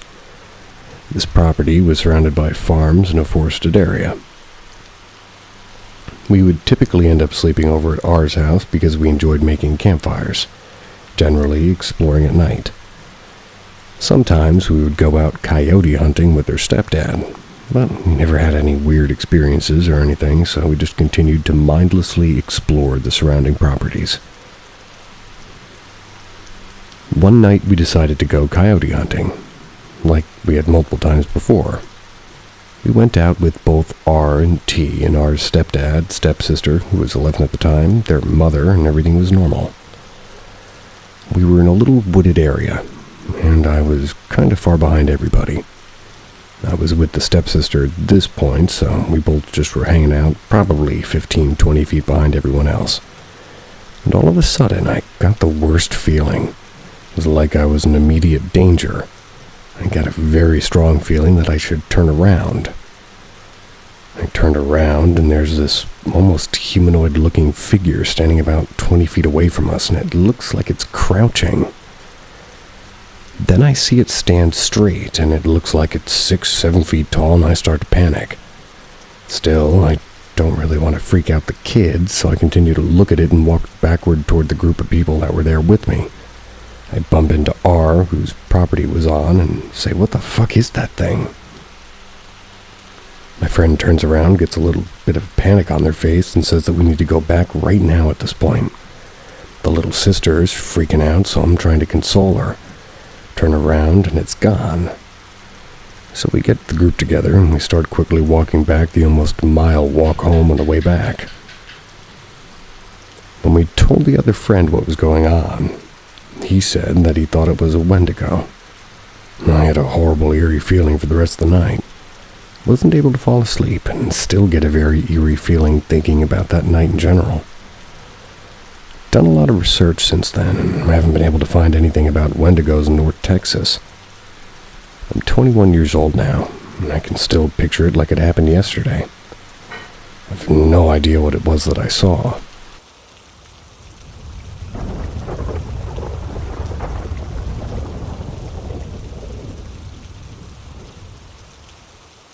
My encounters. I've had 2 encounters, at least I think they were, with the paranormal. Both were from when I was a lot younger. I'm 17 now, almost 18, and these were probably from when I was around 5 or 6. But these memories are super vivid, and some of the only memories I have from them. My first encounter was at an old house. 2-story house, 2 rooms downstairs, and what was the parents' room and what was my half-brother's room when he was there. This happened after my parents' divorce, but before my mom's work friend and her 2 sons moved in with us. So before the parents' bedroom, we had a hallway with a bathroom, and at the end was my half-brother's room. This was late at night, I think, and I remember the hallway being super dark. Maybe some light coming in from the patio window or something, but anyways. I was walking down the hall for whatever reason, and in the doorway was this floating figure. White dress, no face, at least that I can remember. No legs, but it had arms. I think it had hair. Possibly black, I don't know. It was just floating there. Just a white dress with a torso floating in the doorway. Little kid me didn't even register it for a few seconds, and when I did, I ran. Never saw it again. My second encounter was maybe when I was 6 or 7, maybe 8. Can't remember for sure, but I think it was when me, my mom, and my sister were living with our grandparents the first time. My grandparents live in a small neighborhood. At the end of the road, there's a house, and the road continues to the left and then goes into one of those loop ends with houses around it. That house used to be my friend's house before he moved away. Can't remember when he did, but this happened after the house was vacant. Me, my sister, and my cousin were walking outside. I was looking into the side window of that house and saw a floating white dress again. It was very similar to the one I saw at our old house, but I feel like it was a different spirit. Can't say how, I just feel like it. But it was just staring at us from the window, floating up and down. I remember this one more vividly because my cousin saw it too.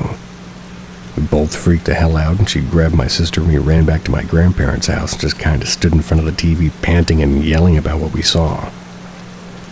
I yelled about it for so long and so loud I was out of breath and almost passed out because I forgot to breathe. Now that I think about it, this one is quite possible that it could have been a squatter and we just saw it wrong. I think that house is still vacant now, and I might go look at it next time I visit my grandparents. Remember the window I saw the face in, too.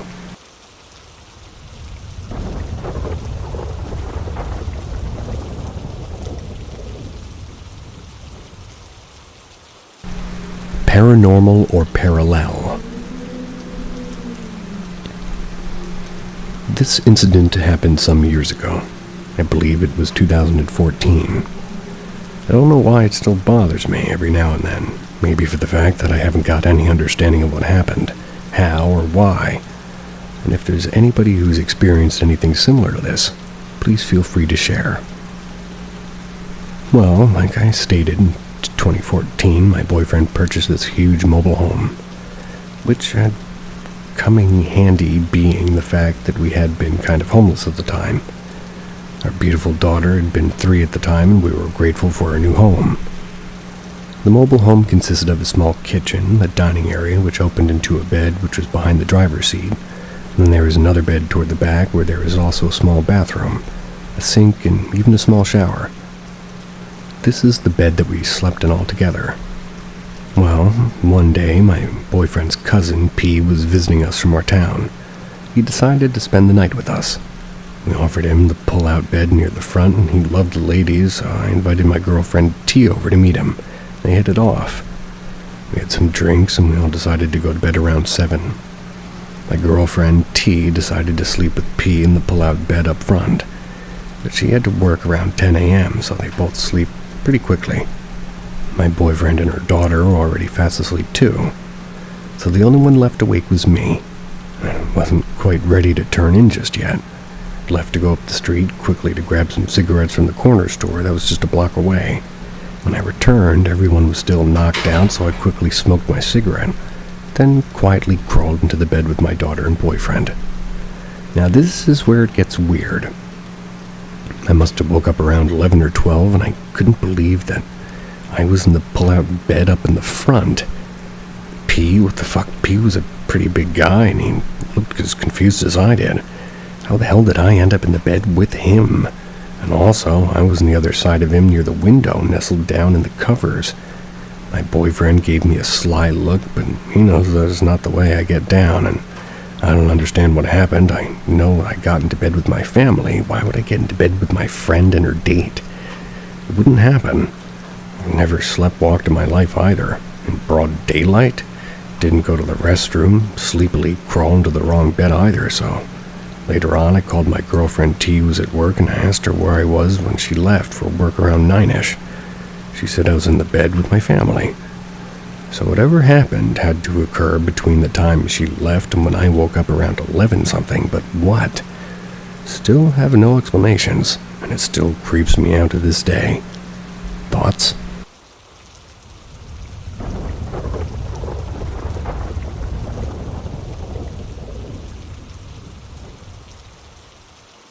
Unexplained things keep happening.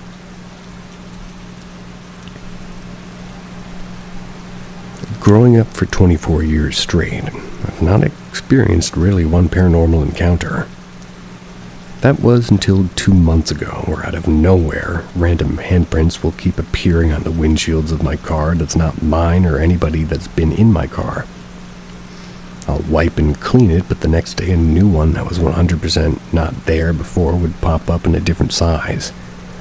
The size was never consistent. Sometimes it was handprints, sometimes it was like somebody left scribbled fingerprints on my windshield. The prints were always from the inside, not the outside, and I always made sure my car's locked and also parked my car inside the garage. Here are more unexplained encounters. 3 weeks ago, I'm at the park. And I'm with my mom. Just the two of us in the car at 11 p.m. There was no one there but us. She stayed on the phone speaking with her friends whilst I slept. Hour goes by, and as I get ready to reverse my car and leave, I realize the back windshield is all foggy. Somebody left scribbled like fingerprints on the left side of the back windshield from the inside, and it seemed as if somebody was playing with the foggy window. I drove home immediately. Told my mom about it, and she said, "No wonder why I keep talking on my phone. I thought I saw a figure walk past her car, so I quickly got up, but there's no one." Chills. A week ago, as I drove into the driveway, randomly the hazard lights turned on by themselves. My hand was nowhere near the red button for it to magically turn on by itself. And tonight, I parked my car at the nearest chemist to buy some Band-Aids. Got back into the car, left hand resting on the passenger seat, right hand on the steering wheel. And magically, the windscreen wipers turned on by itself. No other explanation for what could have been strong enough to pull that control stalk down. It's not the driver, being me, pulling it from the wipers to turn on, and eerily, when I pull the control stalk up to turn off, it confirms to me that something really did pull it down for the wipers to even activate. I could have just had hazard lights, maybe something wrong with my car and I need to get it fixed, but wiper situation makes me think it's something more paranormal. What I'm wondering is why all these weird encounters keep happening to me, especially when these unexplainable things that never happened before, truly so random and abnormal land.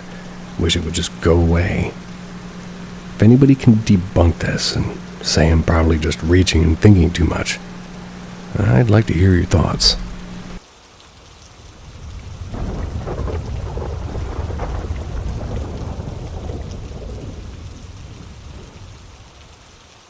A series of dreams about a demon. Some other times it would be serene. I would be sitting on a log in a clearing in a forest, next to the remnants of the chimney, converse with an unseen force. I would feel no ill will, no malicious intent, only a faint feeling of joy. Upon moving away from my childhood home due to personal matters that I do not wish to discuss, I stopped having the dreams and nightmares. I moved out when I was 16. I'm now edging up on 26 years with a wife and 2 kids. Congratulations. And we recently moved into a new house. As an intermission, I did have a dream about this entity once when I was in the military. It came in a series of dreams. This is the only dream I can actually remember bits of this demon. So, here are the bits I remember. The series started with me hanging out with a group of kids. We appeared to be homeless, and I didn't recognize any of the kids' faces that I was with, nor did I recognize any of the environment we were residing. There was one particular girl in the group that I felt a strong attachment to. Something like I needed to protect her. However, in the second dream, me and the boys of the group were playing basketball. Which is pretty weird because I'm definitely not a sportsy type. That's when I got a weird, overwhelming feeling that something was wrong. I immediately ran off to try to find the girl I felt protective of. I looked everywhere. Couldn't find her. For some reason, I decided to check out an abandoned library, where deep in a narrow corridor I found the familiar chimney in a room that looks like a typical long-abandoned building. As in, there was a hole, like rotted through the rough debris everywhere from the ceiling, caving in, old books scattered everywhere, etc. As soon as I stepped into the room, there was a violent shake, as well as a loud scream before more of the roof collapsed and killed me, again causing me to wake up sweating in the real world. Now recently, I've been having dreams with the same feeling of dread I felt at the beginning when I moved into my childhood home, so I know I'm being visited by this entity again. Not really sure why I'm boasting this. I guess it's more or less something interesting to read rather than how to dispel it. As of right now, I'm not really concerned about it, since I have mentioned before, it pretty much successfully killed me numerous times now. However, since it was in a dream and my brain doesn't know how to really process death, I just wake up.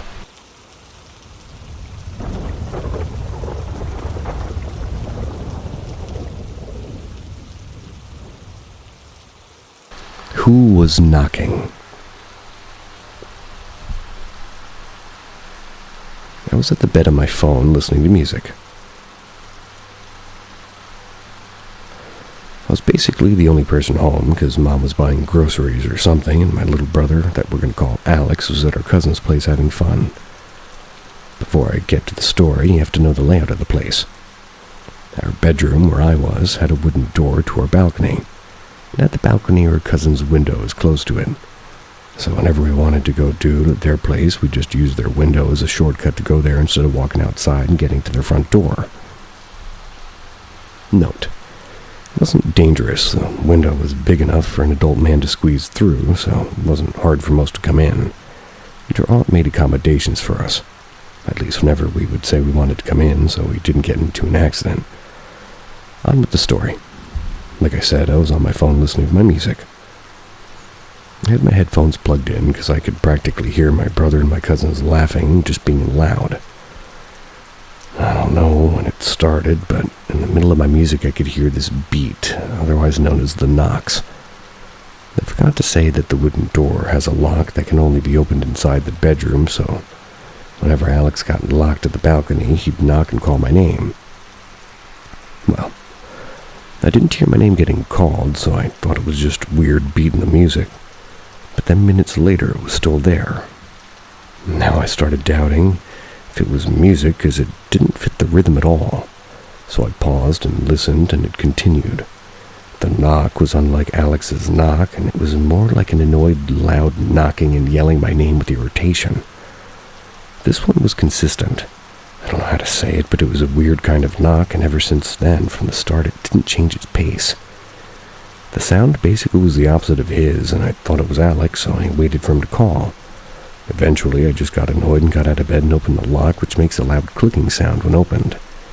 But the knock didn't stop, so I opened the door while saying, "What the heck, Alex is knocking, what do you know?" The moment I opened the door, the knocking stopped. At first, I was confused because the knocking stopped the moment I opened the door. Our aunt looked through the window and said, "Alex is right here, I think." At first, I thought they were pranking me, but even before Aunt denied it, I knew it wasn't true. First of all, yes, the window was close, but not that close that you'd get in there within a nanosecond. And the knocking was just so consistent, never changing, very unlike Alex's. Aunt's reply was, "Promise we didn't prank you. Nobody went to go knock at your door either."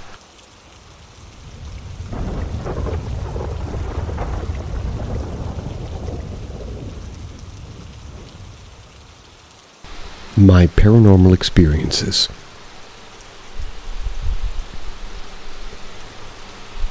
So I've had some paranormal experiences in my life. My mom was a believer and my older sister is a believer. So I do acknowledge that I was raised to be open-minded about such things. However, I cannot deny what I've seen and heard on a few occasions. First, I'd like to talk about the home that I grew up in. This was for most of my childhood. It was an extremely old home, over 100 years old. It was out in the country. When I was little, I had quickly learned the footsteps of everyone, including the sound their footsteps make going up and down stairs. When I would be left home alone on Friday nights, I would hear footsteps that don't match anyone in the family on the stairs. When I'd run out of my room to look, there would be no one there. One night when my little brother was asleep, he had a nightmare. It was about a brown ghost who would take him into the walls of the house. He said that the brown ghost wasn't nice. Then one day he started to flat out refuse to talk about it. To this day, he still won't talk about it. Second, I'd like to talk about an experience at my friend's place. Her place was also out in rural areas, and she would talk often about how haunted her house and the barn is. She had some stories with physical evidence to back it up, too. I was about to move halfway across the country, so we were to have to sleep over at her place with all of her friends. Since it was going to be the last time I ever got to sleep over at her place, I wanted to explore the barn at night. Little ghost hunting, if you will. I was young and dumb. So some friends agreed to come with me, but only wanted to hide inside the doorway before running out and scaring the others. I decided to go with it, but I wanted to be the one furthest into the barn. So this barn is a wooden panel missing along the wall closest to the ground. I saw two thick, dark legs walking by in heavy boots through that gap. I was walking and then stopped facing me. Their father and brothers were asleep inside since it was 3 a.m. I could see all my friends from the position, so it was none of them. So that still remains unexplained. Third and lastly, I have another friend that I spent the night at recently who claims that her place is haunted. At night I heard the distinctive sound of a woman crying, like sobbing crying, and in the morning I asked my friend if it was her and she said no. She said that it's common.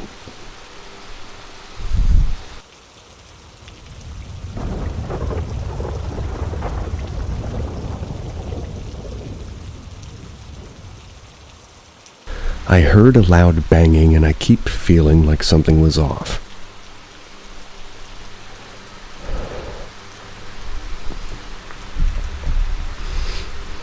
This happened a few months ago while me and 5 of my friends were exploring an abandoned building. 4 of us had been before, often going on weekends for a few weeks, so we knew the area very well. This building does get burnt a few times a year, so it's very damaged and fairly popular. But we were in the basement, which isn't damaged much. It's very dark, with no other visible way inside. The basement starts by going some stairs and taking a turn down a long corridor. With doorways without doors, each room connects, and it's a small space.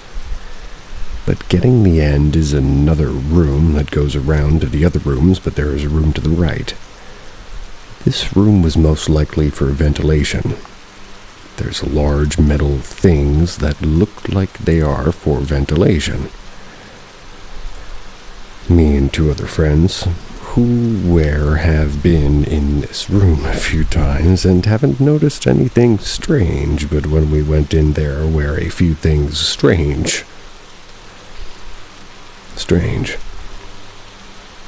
Firstly, when we got there, we saw bricks that had been carried in. And it wasn't a few, it was probably around 40 to 60, and some were used to make a fire pit. Me and another friend walked up to this with the others behind. Me and this friend had the only good torches, and as we looked inside, we saw burned wood. But as we got close to the end of the room, we heard loud banging, presumably from the metal things inside, and that scared us off. After we ran, we saw no one following us, so we stayed far away, watching, seeing no one leave. After a while, we moved to a different part of the building, but still able to see the only entrance and exit of the basement. After a while, we went back like idiots. Slowly went in and explored, looking for anyone that could be homeless there. But we found nobody. We didn't really think about it at the time, but I keep feeling like something is off. definitely something missing.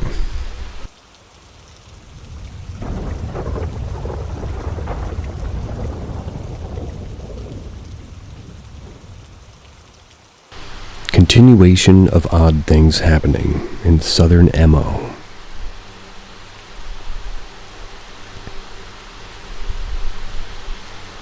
Our sister, who moved out, had come over to help me and her two younger siblings while they went out for our mother's birthday. Everything was normal until it got late. About 7 p.m., my nephew, 2 years old, came screaming from our little brother's room where they were playing. He was screaming, scratches, scratches, continuously pointing at the wall. My sister, his mother, went to check it out after she calmed him down and stuck her ear to the wall. Nothing. She thought it might have been rats, but this is a problem we've investigated. No rats, no mice, nothing. Our brother often complains about this. And he was unperturbed, and we asked what had happened, and he told us that, yeah, there had been scratches on the wall. Normal, until he tells us that he was saying hello.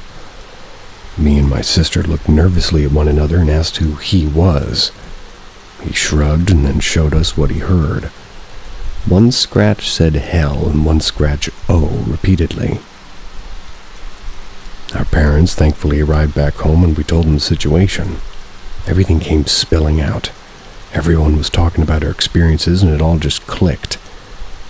Our mother admitted her experiences growing up in her home as a child and the weird things she's seen. So much. We're getting a priest out here. And what's really odd to me is that I just finished decluttering my room and had thrown out an old Bible of mine. I'm not really religious until shit gets too spooky. We went outside and looked through all the trash to find it and took it back inside. It's just weird how things picked up in correlation with me throwing my book out. Better safe than sorry. My younger sister, who shares this account with me, is currently sleeping with it at the moment since everyone's so wound up. My mom admitted she's been seeing shadows all week and talked about her imaginary friend named George from her childhood. Her brother's in the same room that she grew up in. We realized maybe our younger brother, who had been complaining about scratching and shadow figures, wasn't just saying it to get out of the bedtime. We're really worried it's attached onto him. He's seen having outbursts of anger, and since he's adopted from a bad home, this is kind of normal, but it's all just fitting too cozily. With him calling the scratching his friend and talking about him like they have a secret code is just worrying. He even said he was going to talk to people at school about this friend. I'll update anything new, but for right now it seems like things are getting worse before they can get better.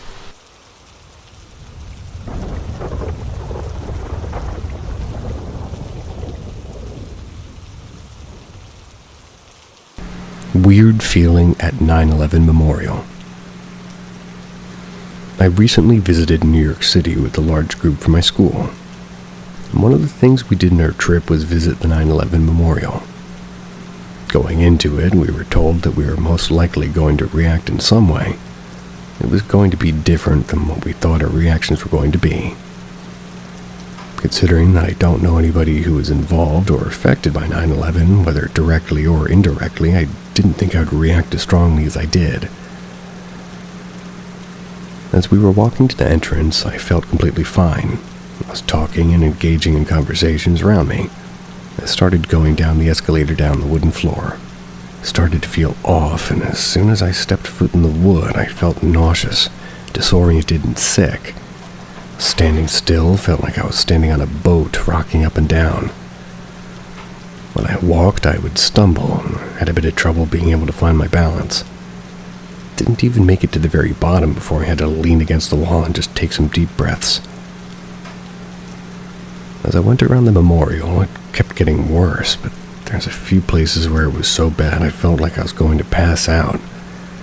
And some of those places where I felt the worst was at the support beams and where the tower stood, and the exhibit with the drawings of the children affected by the event. At first, I thought maybe I was hungry or maybe dehydrated.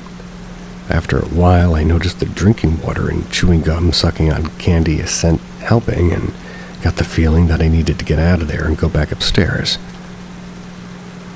Seems I was right, considering that as soon as I got on the escalator going up, I felt better, and as soon as I was fully out of the gym, in the memorial, I would breathe and walk better, and the nausea was completely gone. Felt like a fever dream. Thought that I had just made it up or something, but later when I was getting my medication from the school nurse in the trip, I described what I felt. She told me several of the students felt the same way. Later during the trip, we went to the Met, and in the armor and instrument section, I felt the same way, but less intense. And this is the first time I've ever felt something like this before, and considering I only felt it in places where historical things happened and where people may have died or experienced pain, makes me think that maybe it has something to do with that. I don't particularly believe in the paranormal and stuff like that, but considering this experience, I've started to think that maybe some of it's real. I've also been considering that it may be a reaction to the pollution in New York City, considering I come from somewhere a lot less polluted, and that has a lot less pollution.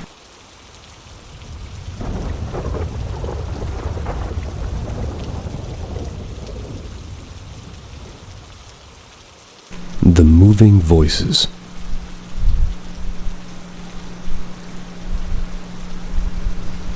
I've been told from my family that a few of us are sensitive, whether it be paranormal or otherwise. Never really truly opened myself or sought after any of this quote-unquote sensitive natures, but apparently most of my experiences have been because of this connection. I don't have any pictures or evidence, just my own first-hand experiences. My first experience that I remember vividly and have perfect memory of is when my family moved away from my childhood home when I was around 13. We'd been living in the new house for about a month or so and started having some strange things happen to me. It seemed that I was the only one who noticed things even happening. During this time, my parents were fighting quite often. I grew accustomed to hearing them arguing in their room, but then one night, I heard them arguing, and I stepped into the hallway to use the restroom. And as soon as I stepped outside of my room, the arguing stopped. Both of my parents were asleep. Everyone was asleep in the house. I'm not sure what I heard. I was young and confused and thought maybe my mind was playing tricks on me. But the next night, it was the same thing. I would hear mumbling far away and voices arguing. Just to step into the hallway and hear nothing but silence. Then one night it got even stranger. Stayed up very late, almost into the morning, and for some reason I just couldn't get to sleep. Turned off my TV just to try to shut my eyes. Everything was very quiet, and then suddenly started to hear the voices again far away arguing. The voices started to become louder somehow. Then they started to move. Tried as hard as I could to understand what the voices were saying, but I couldn't distinguish any words. Then I heard them by my front door, then in front of my closet, then at the foot of my bed. I was so scared I jumped out of bed and turned on all my lights. Stood there waiting to see if I could hear the voices again, but it didn't happen again. After that night, I slept with my TV or my radio on. Or I would sleep with headphones in my ears so I wouldn't hear the voices. A few months later, we moved out of that house and I never heard the voices again. This was something that did affect me at a young age and never forgot the experience. It was one of my first experiences that I considered to be paranormal.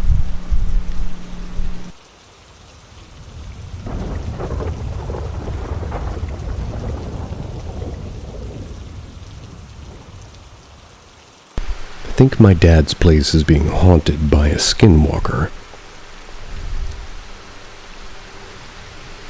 So this all begins about a few weeks ago when I visited my father's house to help him work, which I do about every other week to see him since I live near my mother's side of town. On Friday around 5 p.m., I notice a white cat standing there by a bush, just watching us menacingly. Now, usually I would chalk this up to cats being the curious little furballs that they are, stray or not. My dad's neighborhood has always been infested with a white cat population, but this one stood out to me. He looked more frail than the rest of them, His fur was missing in some parts and his body barely functioning, mangy in every sense of the word. He also had a full-length tail, something no cat should have in the neighborhood, as they all have inherited a genetic defect that gives them bobtails. Most of all, it was his eyes. They had a soulless bit behind them, like watching, but not for the reasons you'd want to be watched by a cat. Flash forward to around 10 p.m. I need to get myself an energy drink, since I had forgotten to stock up for the next few days. I usually stay with them about a week when I come over, and so I head out, and what I see is disturbing, to put it lightly. The cat was now disemboweled, sitting there by the streetlight, guts pulled out like clocks working and just skinned. Thought not to tell anybody, as my dad would just say something oddly Darwinistic and my aunts would be in tears before they even saw it.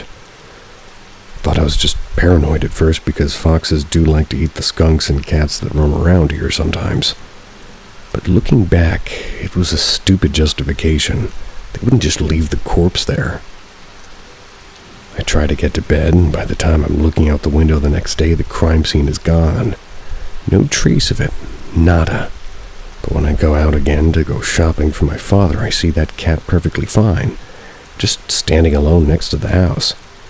There's no other cats or food there, just yard, and keep in mind I saw this guy disemboweled a few hours ago. I'm weirded out. I chalk it up one last time by the time I leave back home, but after my cousin tells me that ever since I left he's been hearing routine scraping and tapping on the walls late at night, I feel like my suspicion is true, that I accidentally curse my father's property. How exactly would it have been you that cursed it?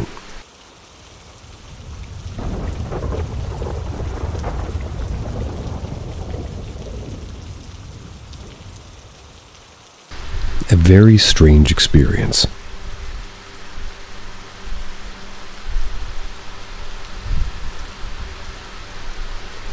Now, I've been fascinated by the paranormal for as long as I can remember. However, I didn't really ever experience paranormal activity myself by the time I was around 16. This is something I struggled with for a long time because to this day I really don't know if it was a dream or if it really happened. I'll start by saying around the same time I was 16 and I was living with my parents, and after about 6 years a lot of strange things had happened before. I just brushed them off as, oh, there must be an explanation. But there was this one incident I'll never forget as long as I live. So, to get these quick details out of the way, we lived in a house built in the 1940s, as far as I know. And we had this one cat named Scratch because she loved to claw at everything. One morning at about 5 o'clock in the morning, I felt I was having a dream. And I woke up and I just stared at the wall by the end of my bed. It was like I was frozen and I couldn't move. Then after staring for a few seconds, I started hearing a scratching sound coming from my gaming chair. It was on the side of my bed. It was turned away from me at the time, and I finally was able to look over at the chair and it was turned away from me. So I thought, oh, okay, that's just Scratch messing with my chairs. But exactly after that thought, the chair turned around by itself with nothing on it. While I was frozen with fear, I just kept thinking, I must be dreaming. Then I heard a very loud pounding on the closet door. Like so loud that the first thought I had was, that's gonna wake my parent up. I literally couldn't figure out what to do and what was going on, and for some reason I was worried about them waking up even though I thought it was a dream. So I jumped up, ran to the door, and as this crazy knocking just kept getting louder, the door was literally shaking. As soon as I opened the door, a huge rush of cold air hit me, and I swear to God, then all of a sudden I came to. The closet was empty, and about 10 seconds passed before my mom shouted from the top of the stairs, "What the hell was all that banging?" Then my heart sank, and there I was, standing in my underwear with the closet door open. Only thing I could think to say was, I have no idea. She told me to stop messing around and to get up for school. And to this day, I have no idea if it was real or just a dream. Still think about it every other day, and it gives me the chills.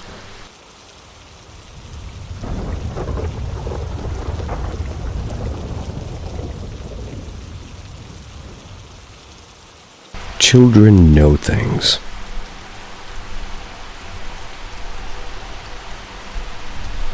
My 6-year-old daughter has always shared things to us. Sometimes creepy, mostly like, what the fuck, how'd she know this? Don't know if this belongs here, but would love to hear from others about their experiences. Here are a few examples of my daughter being herself. Age 2. Just found out I was pregnant and had only told my husband. I didn't want to tell my daughter because I had miscarried before and didn't want her to get excited. One evening, we're eating dinner. My daughter turns to me and says, "There's a baby in your belly." My eyes go big and turn to my husband, and I asked if he told her. He swears he didn't, and I asked her if it was a boy or a girl, and she responded, "It's a boy, but I wanted a girl." Sure enough, her baby brother arrived safe and sound 9 months later. The thing that gets me is that she told everybody at daycare. I was a bit nervous in case I would miscarry again. Then one day at daycare, she turned to her teacher and said, "There's a baby in your belly too." She laughed and said, "Nope, that's your mom, not me." However, a week later, her teacher comes to me and said that she was pregnant and asked my daughter if it was a boy or a girl. Daughter said girl, and well, she had a girl. Age 5. My mom had a history of heart attacks. One day she went to the ER thinking she may be having one. Turned out that it was an AFib. I was a nervous wreck in the morning, but was fine in the afternoon once I heard she'd be okay. Went to pick up my daughter from school. She was balancing on a table and fell backward, but was fine. Picked her up and said, "It was more scary than anything, right?" My daughter responded with, "Yeah, but you know what's scarier? Oma dying." I'm like, "Why did you say that?" I didn't tell her my mom went to the hospital and we don't even see her often. She was like, "I don't know." Went on her merry way. Age 6 last night, my husband was putting her to bed. Came down and told me right before she fell asleep. She turned to him and went, "Have you ever been on a haunted train?" My husband was like, "No." I asked why. That freaked him out, and he showed me a text from 30 minutes earlier from his sister sharing a link to a ghost train Groupon. Told that we should get used to it by now, but sometimes she still gets us.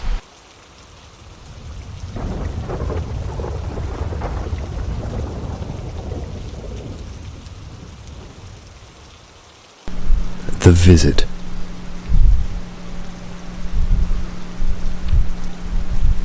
I was roughly 7 or 8 years old when this happened, but it is something that I won't ever forget.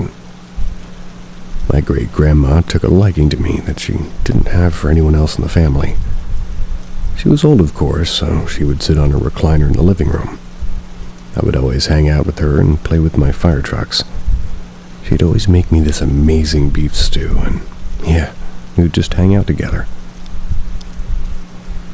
One morning I woke up and I was on my way to my great-grandma's room. And to my surprise, the door was locked and my aunt and dad told me to go back to my room. I had no idea what was going on and, well, she passed away in her sleep. About 3 weeks later, I'm sleeping on the floor in my grandma's room. My grandma was sleeping in her bed, the same room that my great-grandma passed away in. I was sleeping on the floor with a sleeping bag because I was a kid and I just wanted to. I had a perfect view of the hallway and the bathroom from where I was, and the doors were open. On this night, something randomly woke me up at about 1 a.m. The bedroom door was open and so was the bathroom door. My eyes were drawn to the bathroom mirror for some reason.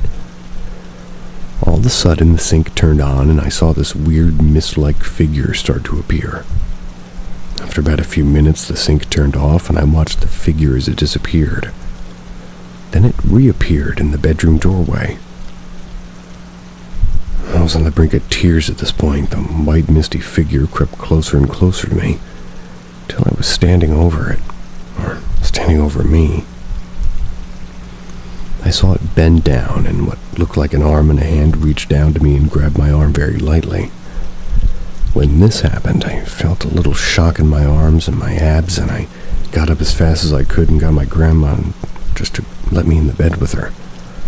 And to this day, I have no idea what or who it was.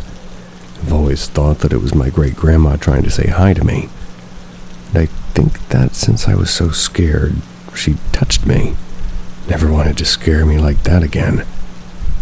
Never saw her after that.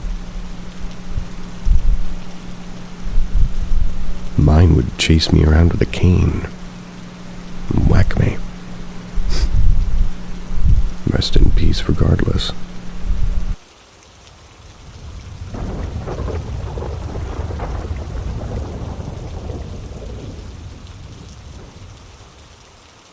At a party, we had a shared and weird feeling and experience. We're not quite sure why.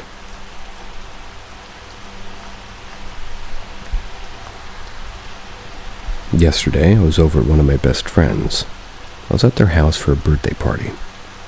All went well, nothing out of the ordinary, except somebody arriving later than we planned, but we're all sitting on couches and chairs around a normal-sized table. There were 2 people on a couch that could fit 3 people. The other seatings were all taken. At one point, a friend tried to get a game working and stood up to fix something with his Switch while standing. My back was facing basically the whole open house as we were all sitting in the living room, in which I was facing the other people at the window. Just before the dude starts fixing his Switch, I got a feeling that we were missing someone, which we were. But the friend missing was arriving later, so we hadn't seen him yet, but something felt off. I had thought that somebody behind me was busy in the house and could arrive any time to sit with us again. For some reason, it seemed logical to me for that person to sit with 3 people already on a couch.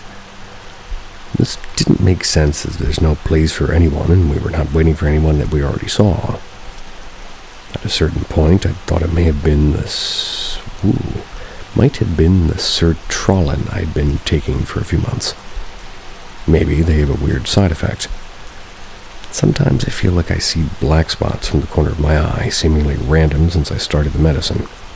Just brushed it off and I was thinking nothing of it, but the feeling that we were missing someone just kept persisting.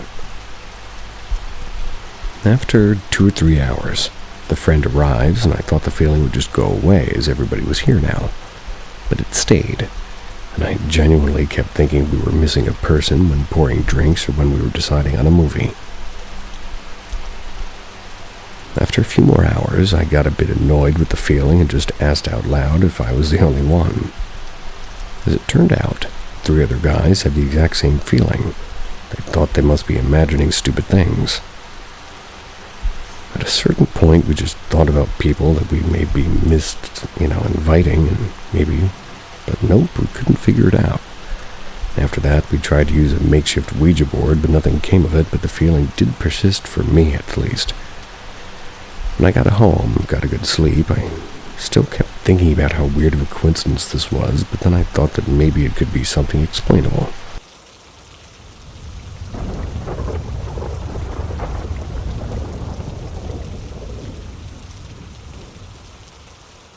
Paranormal experience in a dream. Background information. My 27-year-old female granddad, alrighty then, died 25 years ago when I was 2.5. Okay, I'm assuming you, miss, are a 27-year-old female, and your granddad died 25 years ago when you were 2.5 years old. So, never really knew the person, just through stories that my parents and other family told me, the photographs of him that I've seen. So this dream happened a couple of weeks back now. It's really shaken me up a bit, and I dreamed I was at a garden party in the garden of the house my granny and granddad had owned when granddad was alive. Granny moved to a small ground floor flat after granddad died, and she didn't like being alone in a big house. I was sat on a garden bench next to my mother, chatting. That's when I saw the garden gate open. People I didn't recognize were walking through. They were dressed in white, and then walking amongst them I saw Grandpa. He saw me, and Mom came over to us. I remember we hugged, and it felt like such a real hug. It still feels real thinking back on it now. How tight he held me and how warm he felt. Kissed my cheek and told me how proud he was of me. And how well I'd grown up, and then he told my mom what a beautiful young lady I'd become. Then he said he was sorry that he couldn't stay longer. But he was so happy to have seen me now all grown up and that he's so proud of me and he loved me so much. I remember I told him I loved him too and started sobbing as we hugged again. Then I sat back down on the garden bench next to Mom and watched him as he disappeared into the crowd of people wearing white and headed towards the gate. And when I woke up, it felt like I had been crying when I woke up as well. I couldn't feel any tears on my face, but I was breathing really heavily. I felt shaky. Any thoughts or opinions on why this would be appreciated? I don't really know whether to believe it was really Granddad visiting or not. I've had dreams about my late grandparents and my great-grandparents before, but not for a long time and not like this. They've always sort of been a dream based around a past memory of them, like a dream of helping Grandma make Sunday lunch. Never a conversation or a meeting like this one.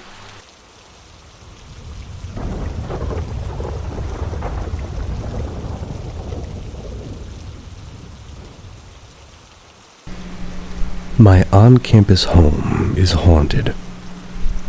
Advice.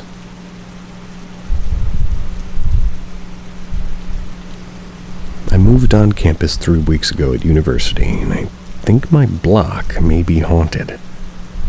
For context, the blocks are made up of 4 separate shares, 2 in the bottom, 2 in the top, and each share has 5 bedrooms and 2 common spaces. During week 1, I was the first to move into my share. I immediately felt like I was being watched, and like there was a physical presence in the air. That's not really an uncommon feeling for me, and chalked it up to being nervous. During the second week, another roommate moves in. When it's dark outside around 7 p.m., I'm alone in the kitchen making dinner. Still feel this presence, and I start to see a tall, shadowy figure in the corner of my eye, peering in the hallway to the bedroom or behind me in the living space. When I turn, it's gone, but I get goosebumps and feel distinctly like there's some sort of presence behind me. Happens across multiple days throughout the week, different times throughout the day. Always at night, though. I've also seen the silhouette of a cat in a similar manner, which seemed so lifelike that I had to follow it behind the couch to check if it was real or not. Although I've only seen the cat twice. Since that week, 2 other roommates have moved in. At night, we're usually around together, but when I'm alone, I feel the presence of this thing watching me. Although I haven't seen it again. It doesn't feel menacing, but I'm freaked out by it. At night, around 12:30 a.m., I hear thuds on the cabinet in the kitchen and movement sounds. It could be my roommates, but I hear it nightly, usually in the early hours of the morning. Similarly, I usually have a lot of memorable dreams, but I've had none since I got here, which is even weirder. I've also woken up in the morning sweating heavily, and my bed's all messed up as if I've been moving a lot. However, I feel this thing's presence in the main rooms, pretty much there exclusively. I've spoken to the people who live directly above me, and none of them have had any similar experience. I'm not sure how to address the situation, or if there's anything I can do. While I do feel the presence of things, I can't see somewhat often, and I've never really seen anything like this.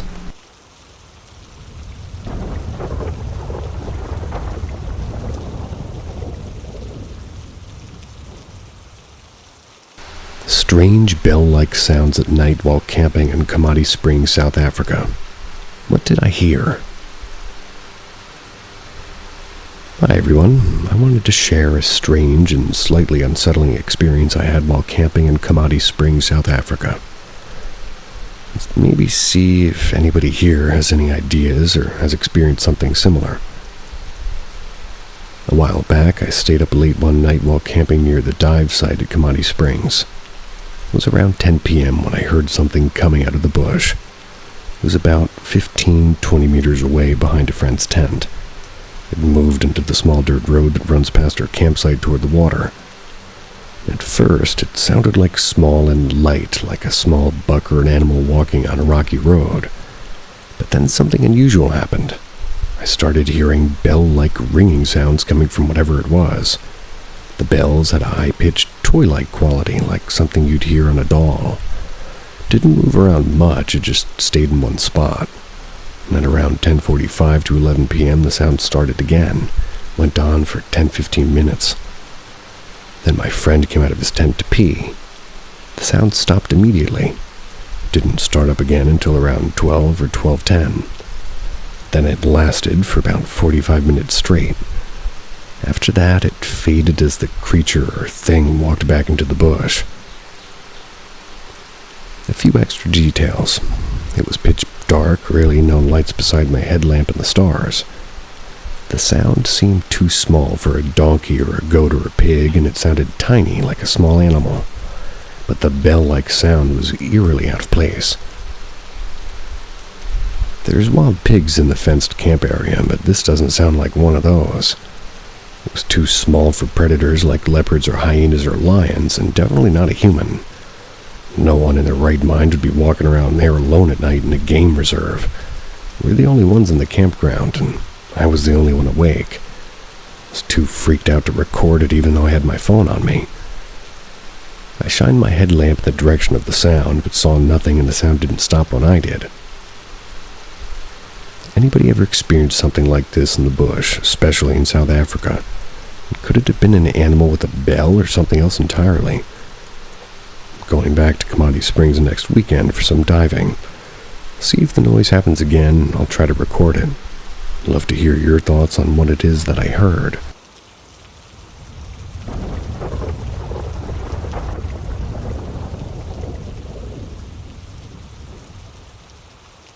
Unexplainable bathroom light at 3:33 a.m.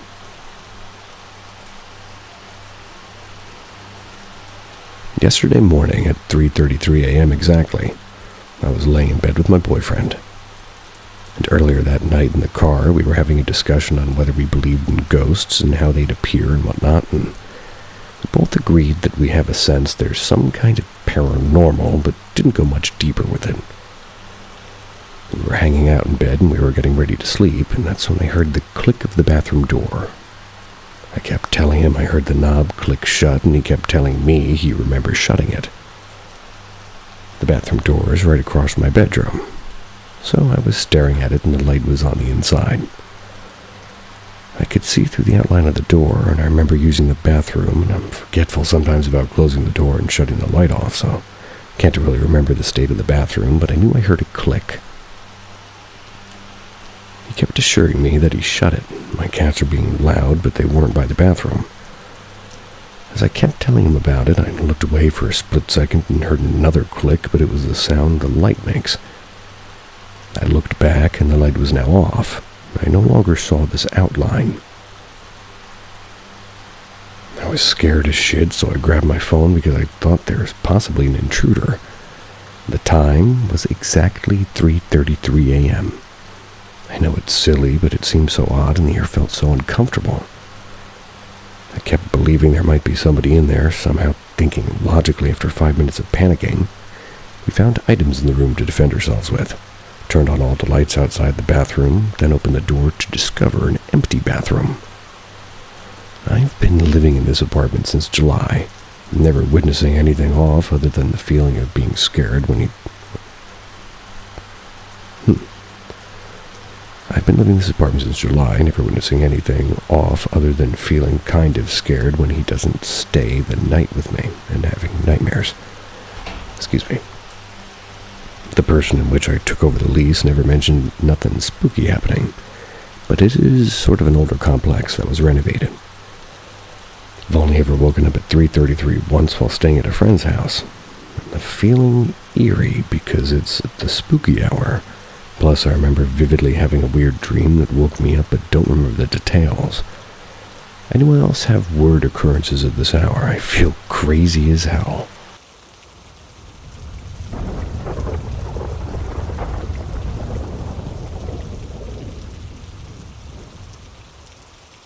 I still don't know what she was. It started 2 years ago. I was into horror videos and the third eye, jinns, and all similar things at that time. Everything was fine, and almost every night I used to meditate before sleeping to open my third eye. After a while, I began to notice some energies that were a bit new to me. Can't even describe them properly, but it was like a mix of chills and being watched. After these occurrences, I gradually started to see a woman in the corner of my eye, especially in my bedroom. Her face was jet black, and none of her facial features were visible. She was dressed in all black, had shoulder-length black hair, and stood at about 190 centimeters tall. This thing, whatever it was, I still have no clue what it was, would always stand in front of me and stare at me motionless, which was very scary. She never spoke, and I almost always would see her out of the corner of my eye. Later, after doing my third eye meditation every night, I heard a woman's voice saying, "Just close your eyes and don't look back." Was she perhaps trying to save me? But who was this voice? And was it the same woman in black who was perpetually in the corner of my eye? Or was it a guardian angel who wanted to save me from her? Anyway, time passed. That woman in black was gone, and I stopped my third eye meditation. Then after a while, she appeared again. But this time, I was no longer afraid of her. A few times, I heard my name whispered into my ear when I was completely alone. But I don't know yet if it was from the same woman in black or not. Caught a glimpse of her again in the corner of my eye, but this time more clearly and distinctly. I remember one time when I was seeing her, she told me somebody was coming into my room. My grandmother walked into my room right after that. One night I finally got a glimpse of her and her eyes, her hair, her clothing. The face were black, as always, I suppose, but there were 2 gleaming white spots where her eyes would have been, and she was staring directly at me. And my question is, why was this woman present, and what kind of creature was she? And if you have any idea how I can see her again, I would appreciate it.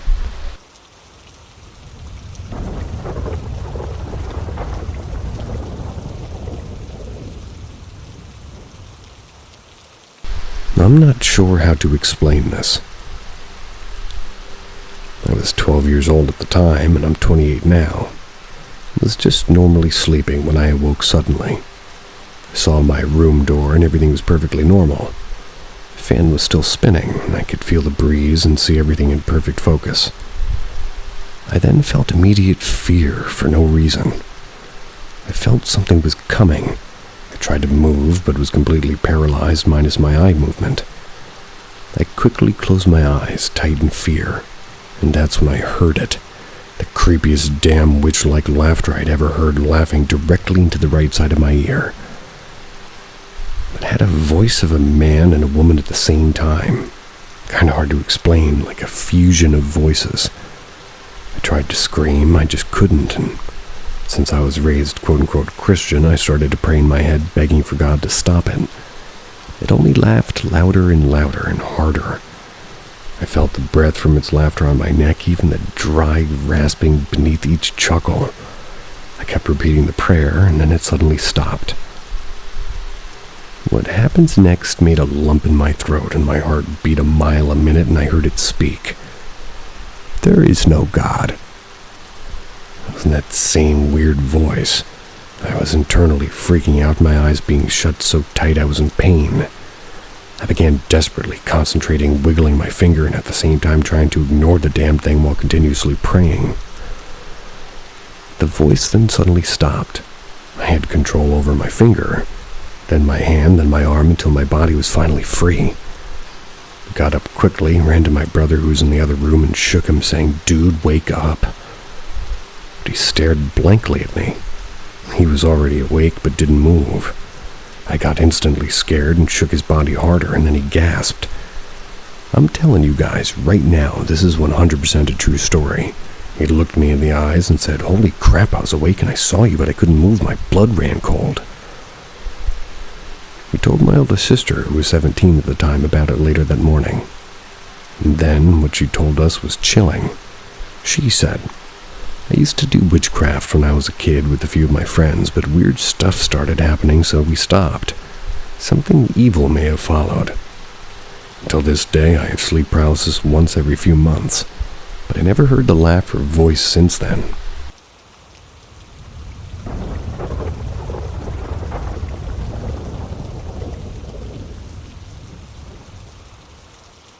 Real first-hand experience during daytime. I was camping with some friends. There were 4 of us. 2 guys, 2 girls, all early 20s. We were driving across the country, camping in different spots. I'm one of the guys. One night we decided to camp in some woods and a cliff by the ocean near a very beautiful beach. After we spend the night, I wake up earlier, around 9 a.m., decide to explore the woods. Now, for some context, I never believed in paranormal or spirits before this, and I'd been camping for years, so I'm used to woods and being alone in nature. It was a very sunny day. I have a weird feeling like something's wrong or I'm being watched, but I just ignore it. After, I see a trail that ends in a small circle, and I find it weird that it just ends, so I follow that trail to see if there's something in the end. When I reach the end, I see by the corner of my eye a woman sort of behing me? With black hair covering her face. Behing him. I didn't just turn immediately. I waited to process the image for a few seconds to make sure it was real and I could see it. I turn around and there's nothing there, and I feel chills all over my body, almost like electricity. I go back up to the camp and get the other dude to follow me to that trail to see if he sees or feels something.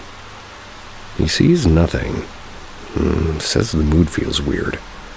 We explore together and he finds something not far from the trail. A broken corner of a tombstone. A typical white one with black engraved letters, and just says a date by that position. That has to be the date of birth, 29th of February, no year. Now, less than 0.07% of the world's population was born on February 29th, and my friend who found the tombstone was born on that day.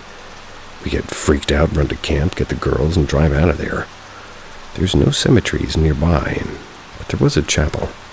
It was around the trails, and their coordinates, can't remember the exact trail, but oh boy, get ready for coordinates. 39.509135143555642, comma, 9.150779370062308. I feel like a bank teller.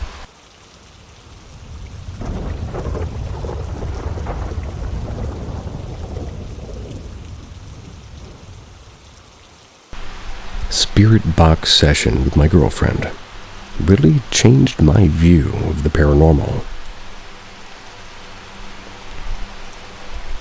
Just had an awesome session. Bought a spirit box, a PSB-7T, which has a built-in temperature measurement device.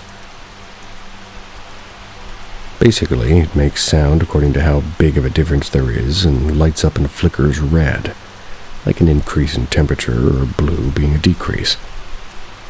The bedroom, only me and my girlfriend, the windows open, could feel the cold air on my feet, the spirit box on my lap.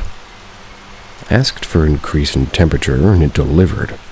Had some intelligent responses during the whole circa 3 hours. A lot of them really personal. We're sort of a new couple, being 6 months, and it's really possible that we were talking to my girlfriend's great-grandma. She said, "Write it down." My girlfriend told me to open notes on my phone. I did, and the same voice said, Personal stuff I didn't know about my girlfriend's family. The LED was glowing red for a solid 2 minutes, and after a while, I asked for blue light. After no more than 10 minutes, it was glowing blue. A male voice even said, "There's a draft." So I closed the window and soon after blew again. Before all of this, we went to a basement. All flats in this building share. My girlfriend was previously uneasy and felt like being watched, and there's dark energy in there. Around 5 months ago, I tried an EVP session in there. Didn't get a single strange, noise or voice. But today, I had headphones, not being able to hear a single voice around me. A deep male voice, mostly heard and after asked, said the name Cuba, which is Jacob in my language. Said this multiple times. Once even said, "Behind you."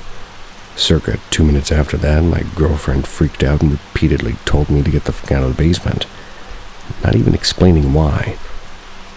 I myself kind of freaked out and we ran out. While closing the door, the same deep voice said, "And I swear to God, don't go," followed by a woman half screaming help.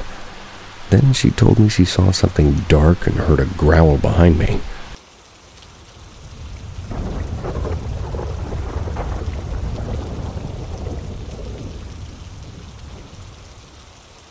When I was 8 years old, something grabbed my leg and tried to get up.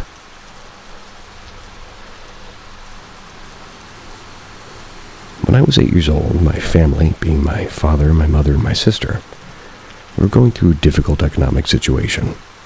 Therefore, we lived in a rental house. It wasn't bad. The bad thing was that there was an abandoned house just opposite of it. There was the door, and if you went to a path to the right, it was the exit to the street.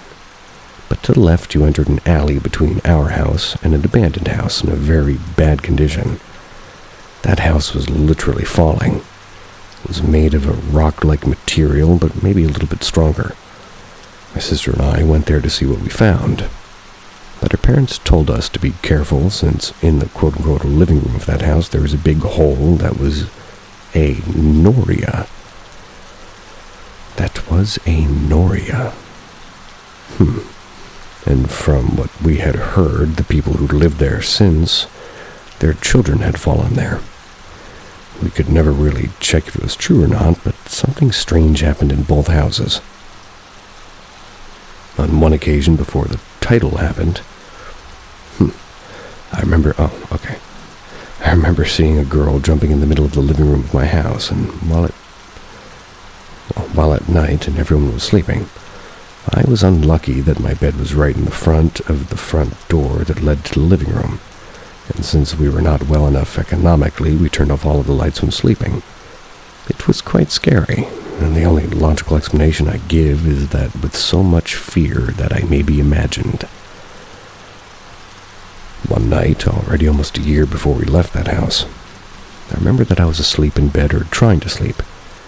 I was in that position when your legs are hanging out of the bed, so I feel something grab my foot and raises. I move and, quote-unquote, it drops. I get angry and I see my sister at the door and immediately think it was her. I start to ask her why she did that, and she just says, "Do what?" My sister had a computer with a webcam, and just at that moment she left it on recording a video in that room. When we reviewed it, I could see how nobody took my leg. Simply, the leg rose alone. But I felt that somebody took it. It's something to which today I cannot explain. Glad they returned it.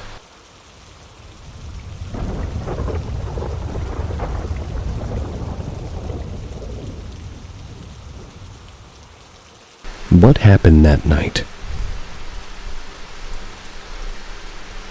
I was staying over at my cousin's. They live with my grandparents on the countryside. We're both big fans of horror movies, so one evening we decided to take a movie marathon. Watching till late at night, and eventually it got so late we decided to head to sleep. I was sleeping on the upper floor where my parents used to live once when they were younger, but it's now more or less just an empty place where I stay whenever me or my sister come to visit.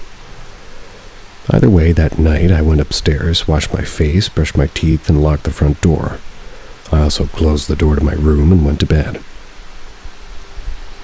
In the morning when I woke up close to 11 a.m., I see that I have over 20 missed calls throughout the night from my cousin, who I watched movies with. My aunt, my grandparents, everybody who's living right below me. Quickly put on my clothes and go downstairs, and first person I meet is my grandma, who seems worried. I asked her what happened and why I'm being called so many times at night. She looked at me and asked if I was all right, and she was worried as she heard me running around upstairs, slamming the doors, hearing strange sounds. I looked at her confused and didn't quite catch what she was trying to tell me. Then my cousin comes and explains that they've heard all these noises and voices, wondering if I got upset or had trouble sleeping. I was so confused because I told them I went to bed shortly after I left. So I went upstairs with my cousin and everything looked fine, just as I'd left it. And one thing that we did notice was in the kitchen upstairs we found some dark, long strands of hair in a cup on the floor, which I can't recall if it was there or not, as I very rarely enter the kitchen. We were wondering where the hair comes from, as nobody had such long strands of hair, and why the cup was on the floor. It's quite strange. At first I was thinking they were pranking me, but I doubt they'd go so far as to pull a joke, and on top of that, my grandma still remembers that night, and we sometimes discuss about whether we see each other when I come to visit. I've been sleeping downstairs with them ever since. I can't understand what happened that night.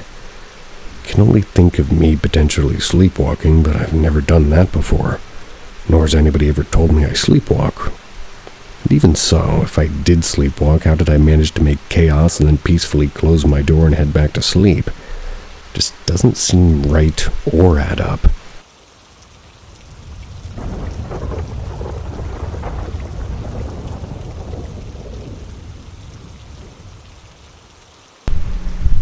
The girl on the stairs.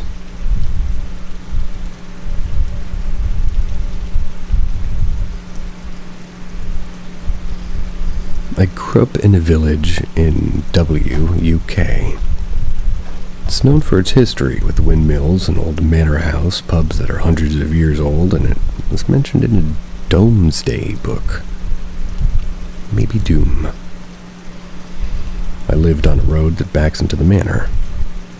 Multi-million-pound house that at some point would have been owned by somebody with some importance in the village. And that night when I was 12, probably around 1 a.m., I woke up needing the toilet.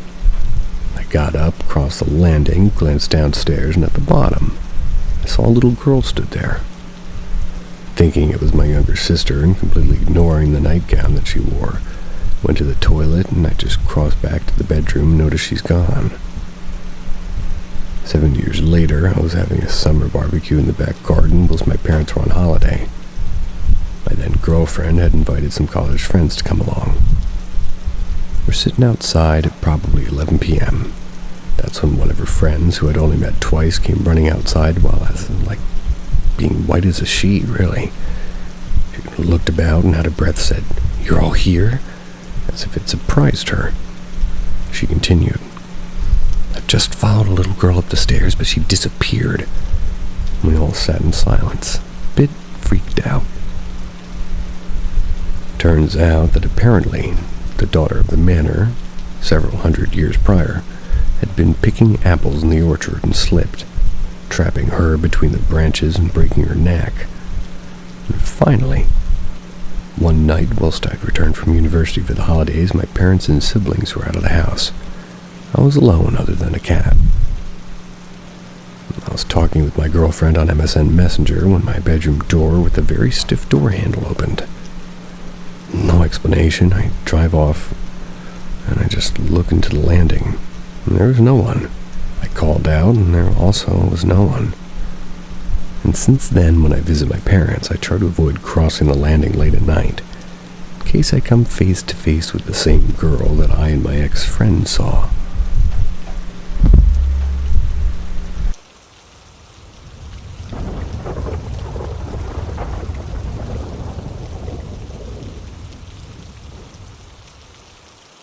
What are these creatures, and why do they move in a pattern?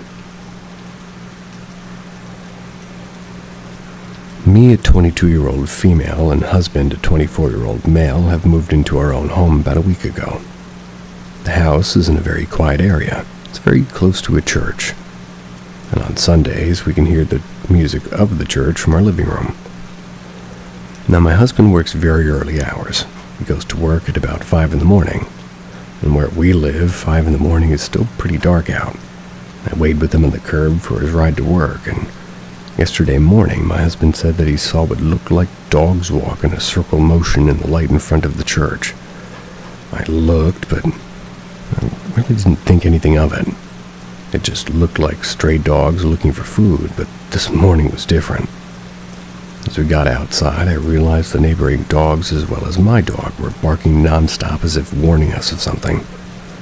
My dog especially kept almost pushing me back into the yard, but I dismissed her. That's when my husband saw the quote-unquote dogs again. At first, we only saw one of them, but it quickly turned into 2, then 3, then 4, walking in a light in front of the church in an almost circular pattern with their noses pointed upwards. I thought it was strange, but I didn't try to lean into it too much until the biggest dog, and I'm 5 feet tall, and this dog's body would probably be the same height as just above my waist, till the biggest dog moved away from the circle, still in the light though, stared directly at us.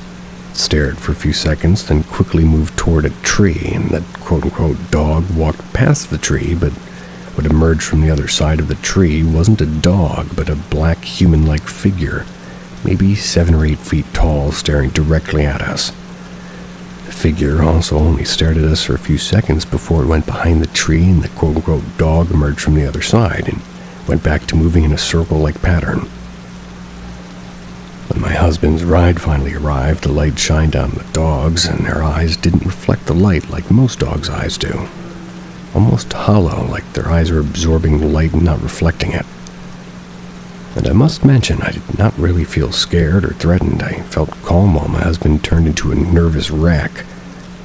What are these creatures? Can't find anything from the research I've done.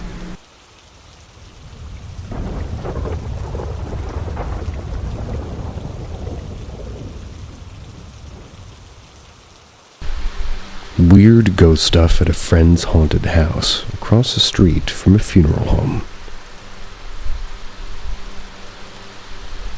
When I was in high school, I met a friend who was a stoner and pretty introverted.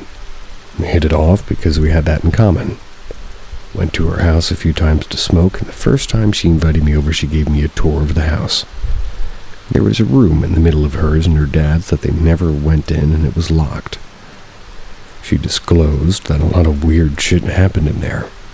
Would often hear things in the room when no one was in it. She told me that her house and surrounding area in general was haunted. Thought it was because of the funeral home across the street. I thought it was kind of cool and didn't expect to be there long enough to experience anything. The first visit there, nothing happened, and I left a couple of hours later before her dad got home. It was nice to have a friend with a place to smoke at that age, and her dad didn't get out of work till late at night anyway. The next time I hung out with her, I was sitting in her room alone. She was in the bathroom when all of a sudden I heard loud buzzing next to my ear. It was as if an insect was hovering, and it was instinctively having me swat at it. But when I looked around, I didn't see any mosquitoes or flies or anything. When she came back in, she showed me her window, and in between the screen and the window itself was a shit ton of dead bees that had been trapped in there, apparently. I felt super creeped out and told her about the buzzing, and she laughed at me. She was already used to these weird occurrences. By far, the weirdest and most obvious event that happened was the third time I visited. We were pretty high, and we were laughing at some super vulgar joke I'd loudly made when all of a sudden we heard 3 loud knocks at the door. I was frozen in shock because I was humiliated that her dad had heard me say those things. The room was filled with smoke, even though we both thought he wasn't going to get there till the nighttime. We heard him walk through the hallway and go into the kitchen. I didn't want to leave the room to pee and run into him after that because I was so embarrassed. I really needed to go, though, so I asked my friend to check if he had gone into his bedroom already. But when she came back in, she told me no one was home. So, as creepy as that experience was, I'm glad that it was a ghost instead of her dad.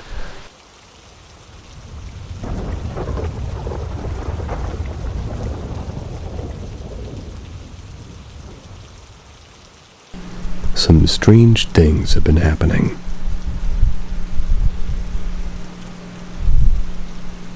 So the past few years, paranormal things have been happening. They stopped last year, but started up again. I'm seeing a pattern. As soon as I get closer with my religion, this weird stuff starts happening.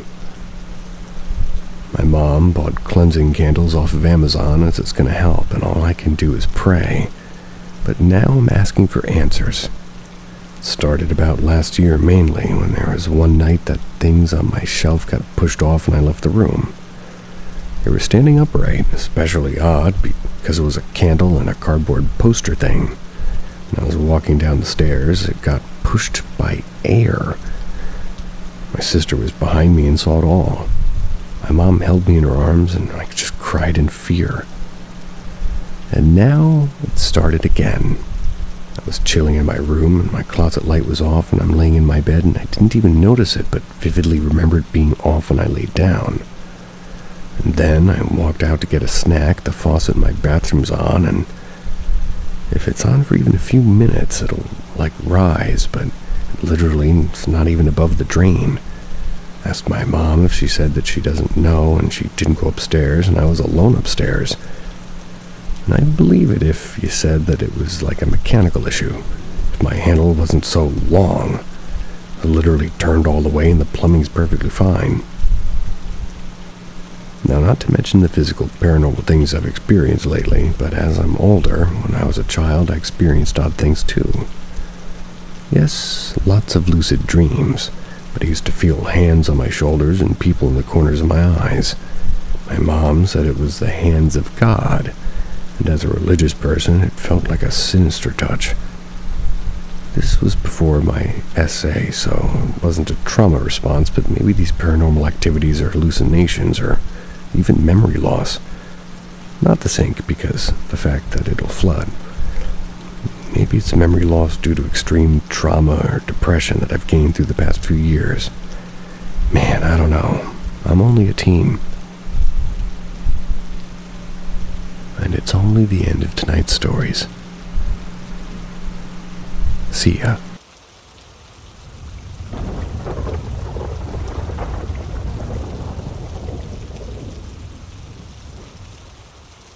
Paranormal M is your destination for the most haunting and captivating stories. The Subscribe now and stay tuned for episodes that will leave you breathless. Sakchuni is a well-known spirit is closer than ever, often described as the ghost of a married woman who died before fulfilling her desires. She is said to wear a red or white saree with a shanka pola, a traditional Bengali bangle. They apparently haunt villages, especially targeting newlyweds or young women. But what if the stories we were told only scratched the surface? What if the truth is far worse? What if Shakchunis are not just restless spirits, but something far more ancient? Something that never truly belonged to this world in the first place? What if they aren't merely haunting the living out of regret, but are actively stealing life itself to reclaim their lost existence? Imagine this. The women who died tragically, whether by suicide, murder, or accidents, are merely the ones chosen to become Shakchunis. But the transformation is not immediate. It's slow and painful, like being pulled from reality into something darker. At first, they appear normal, a grieving husband, a mourning family, they feel an eerie presence, but they dismiss it as sorrow playing tricks on their mind. Then, one night, she comes back. She stands in the doorway dressed in her wedding attire, her bangles clinking softly as she moves. The husband, paralyzed between fear and longing, calls out her name. She doesn't answer. Her face is shadowed, her features blurred as if she's not fully here. Then, as he steps closer, he sees it. Her face is not her own. Her skin shifts, her eyes, once familiar, become bottomless pits. Before he can scream, she whispers in a voice that's not hers. "You let me die, now I will live again." Then the screaming starts. The next morning, the husband is found, his face twisted in terror, his body ice cold as if something had drained him of warmth of life itself. And somewhere in another village, a newlywed woman wakes up with a strange, unfamiliar hunger. What if a Shakchuni is not just a ghost? What if she's a parasite hopping from one body to another, wearing them like a disguise?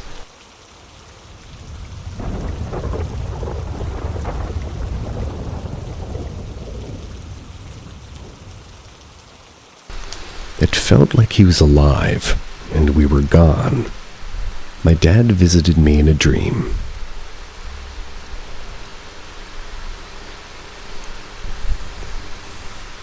My dad passed away almost 8 months ago. I used to see him in dreams more often in the beginning, but for the last months, nothing. Then last night I had a dream that felt different and vivid, emotional, almost like I was actually there. In the dream, I was in the kitchen. He was cooking, wearing his usual clothes. I instinctively went to hug him, but I stopped myself. When he was alive, he had heart problems and used to get nervous about hugs. He was afraid they might hurt him physically. And in the dream, I almost touched him, and then this time he didn't flinch. He didn't move away. It was peaceful. Then we started walking together toward my bedroom, through the staircase. I remember thinking, "You're here again," with this overwhelming sense of joy and disbelief. We were speaking with words, but also communicating through our minds. Hard to explain. Felt very natural in the dream. I asked him what it's like to be over there and begged him not to throw me away again, like in one of my first dreams after he passed when I suddenly woke up just as I saw him. I could feel that same pulling sensation like someone was trying to wake me up. He told me he's well and happy, but he said with sort of an emotional sense of longing or slight sadness. Not quite a complaint, more like a heartfelt expression of missing something. I told him, "Don't tell me you're not okay." He reassured me that he is okay and happy, but that he's just waiting for us, our family, so he can truly feel whole again. It was like he was the one who was alive and we had died, and he misses us. That's when I woke up and it was 7:30. Here's the strange part. Later that day, I told my mom about the dream. She told me she also dreamed of him, around midnight to 1 a.m., and in her dream, they were with friends. When somebody asked him if he was happy, he said yes with a big glowing smile. I don't know what to make of it all, but it brought up so many emotions. Have any of you ever had a similar experience with loved ones who passed? Does it mean something, or just our mind processing grief in an unusual way?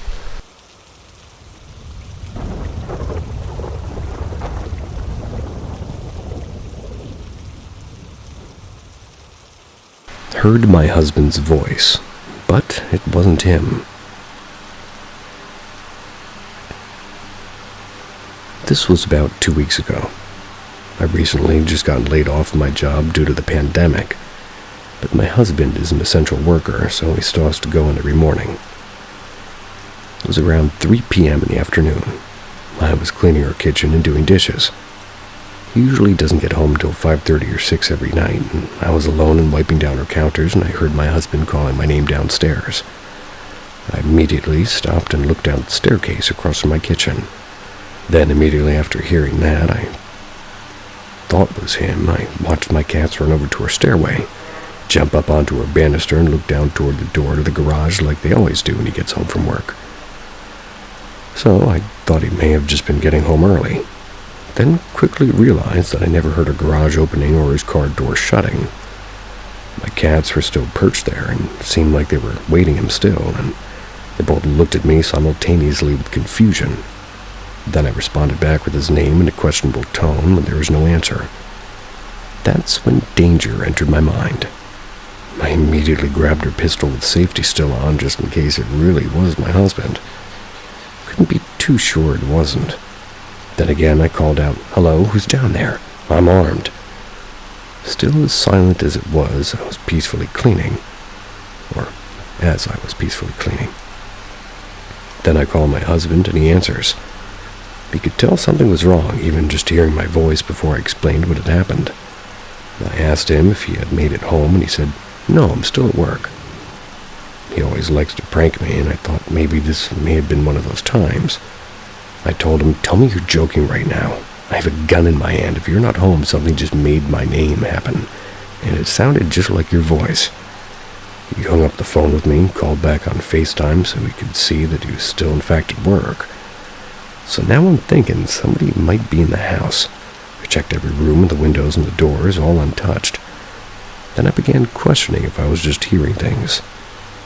But the fact my cats reacted the same time I did in reassurance, I'm not crazy, I guess. I think they just heard it just as I did.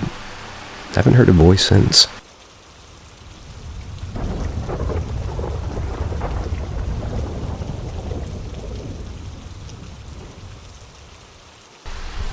Strange possessed voice in WhatsApp video calling. 3 years ago I moved countries. Now I'm separated by 12,000 kilometers of my family. But I'm very close to my parents, so I do video calling with my mom almost every day. Always through WhatsApp. Today was no exception.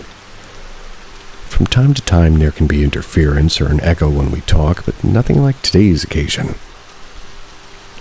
I was charging my phone and I was laying down in the bed while talking to my mom. And she asks me what that noise is. I reply to her that I'm not doing anything. Right after that, saying that I can see my mom's expression changing to horror. She then proceeds to tell me that at first she heard as if somebody was dragging something through the floor.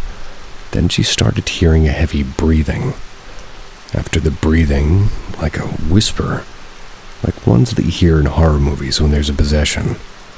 I told her to record it with another phone that she has right after she starts recording the noises stop. I couldn't hear anything. It's just what my mom told me, but I could tell that she was scared. We keep talking for a while, and since she didn't hear them anymore, she says that she'll stop recording. Right after saying that, I see my mom start shaking and almost crying because she says the very creepy voice is there again. Tell her to run to my dad because I was getting really scared for my mom. After she runs to my dad, definitely the voice doesn't come back. We were really freaked out. Even me that couldn't hear anything. We keep talking, trying to keep each other calm, but we have to call each other again twice. That's because suddenly my mom could hear a lot of echo in the call.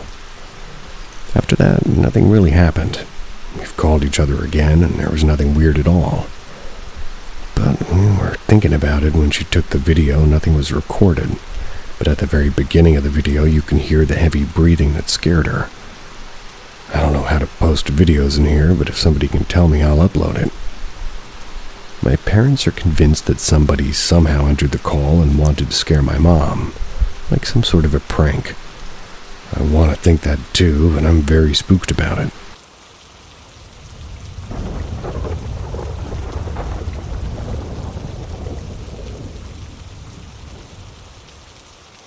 I don't believe in ghosts, but some circumstances have happened that might make me think otherwise.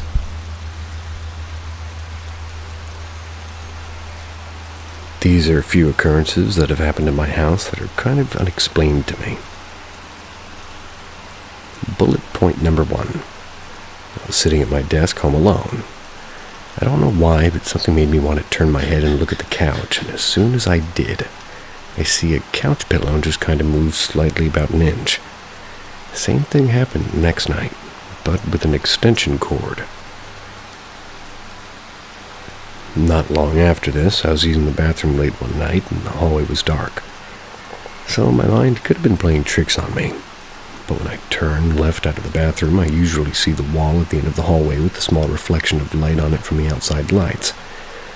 When I turned left this time, I didn't see the light reflection. I only saw a dark mass about the same height as me standing right in front of me, which made me jump backward because I thought I just ran into someone.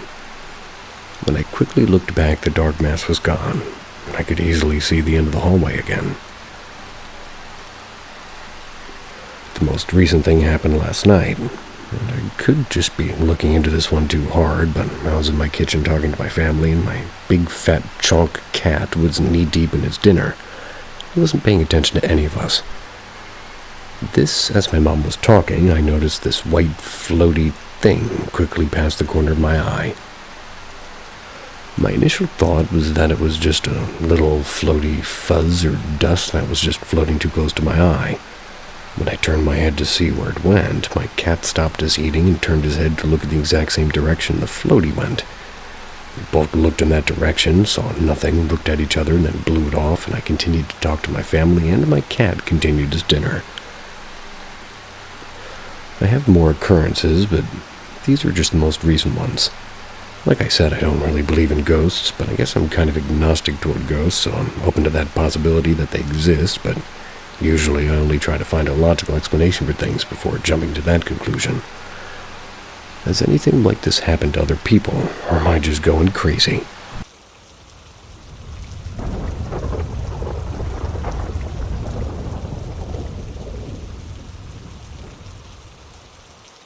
Got yelled at by a ghost in a bed and breakfast.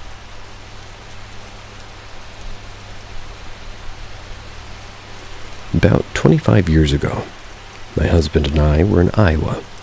We were there to attend a family wedding. We were staying at a Victorian bed and breakfast. It was called the Bishop's House. When we'd reserved the room, we were told, at least I thought, that it was called the Roman Chamber. But what exactly was Roman about it was not really evident. It was very beautiful, however, with a fireplace, stained glass windows, antique furnishings, and an amazing original marble shower in the bathroom. Unfortunately, the first night of the 3-day weekend, it was almost impossible for me to fall asleep in the capacious bed, but I chalked that up to excitement over the wedding and being in unfamiliar surroundings. Saturday, after the wedding and reception, we returned to our room exhausted. I fell asleep as soon as I lay down. Then the dreams began. In them, I saw a very angry man leaning over me, demanding to know why I was in his bedroom. Didn't I know, he asked. What a scandal it would be if he were to find to have a woman in his bed. I woke up absolutely terrified because the experience was being so real. Slept maybe 15 minutes the rest of the night because I didn't want to get yelled at again. But when I mentioned the dream to my husband, he said that I had a vivid imagination and, well, maybe indigestion from too much cake and champagne. Sunday was our last day. After breakfast, we got to talking with the bed and breakfast hosts. They filled us in on a long history of the house. It was owned at that time by St. Ambrose University, but previously the residence of the Catholic Bishop of Davenport, hence the name the Bishop's House. Then they showed us a book of clippings. I just about freaked when I saw the photo of my night visitor, Bishop Henry Rollman, served from 1927 to 44, and occupied the very room we'd been spending our nights in, henceforward named in his honor, the Roman Chamber, not Roman.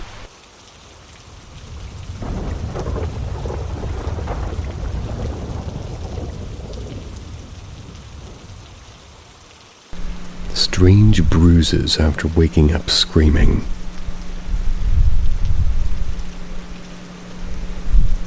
A few nights ago, I remember waking up screaming and having this feeling of dread and violation.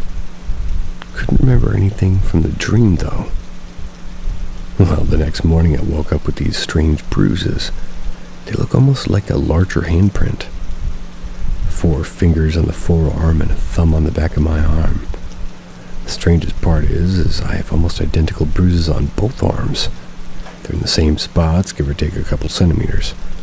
One arm has all 4 fingers and the thumb, and the other only 2 and a thumb.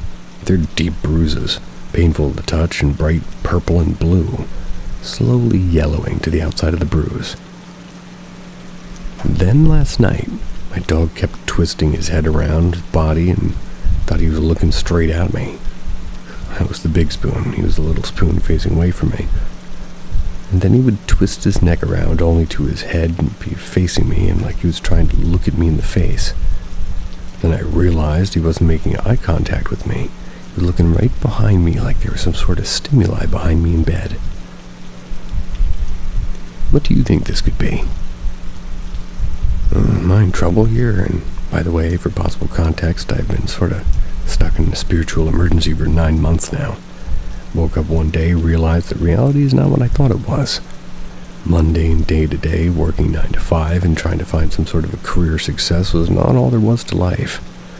Woke up and realized there is a spiritual realm, spiritual self that, may actually be real, and suddenly I realized the depth of that thought.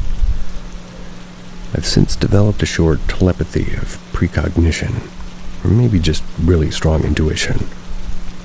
Things like sensing my best friend's miscarriage, coming and waking up right before my alarm goes off and thinking, ugh, my alarm's about to go off. Like a literal second before it goes off every single day. We do have pretty accurate internal clocks, us humans.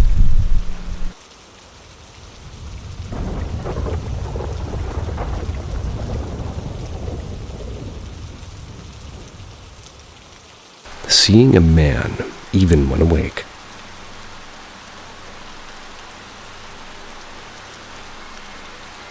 When my friends would sleep over as teenagers, they would say my parents' house was creepy at night. My friends would say they felt someone kicking the side of the bed or sitting on the bed and never come back over to stay over. My mom told me one night she saw a shadowy figure of a man standing in the doorway of the kitchen. It was late and she thought that she was seeing things. So she went in the kitchen and saw the figure standing at the back door of the mudroom looking out the back door. She flipped on the floodlights and opened the blinds, saw me standing at the door fiddling with my keys to get in. Recently, I had an experience where I felt a hand touch my arm while I was asleep, and I heard a man say, "Time to wake up." I opened my eyes and my husband was still asleep. I asked him what he just said to me, and he said he didn't say anything.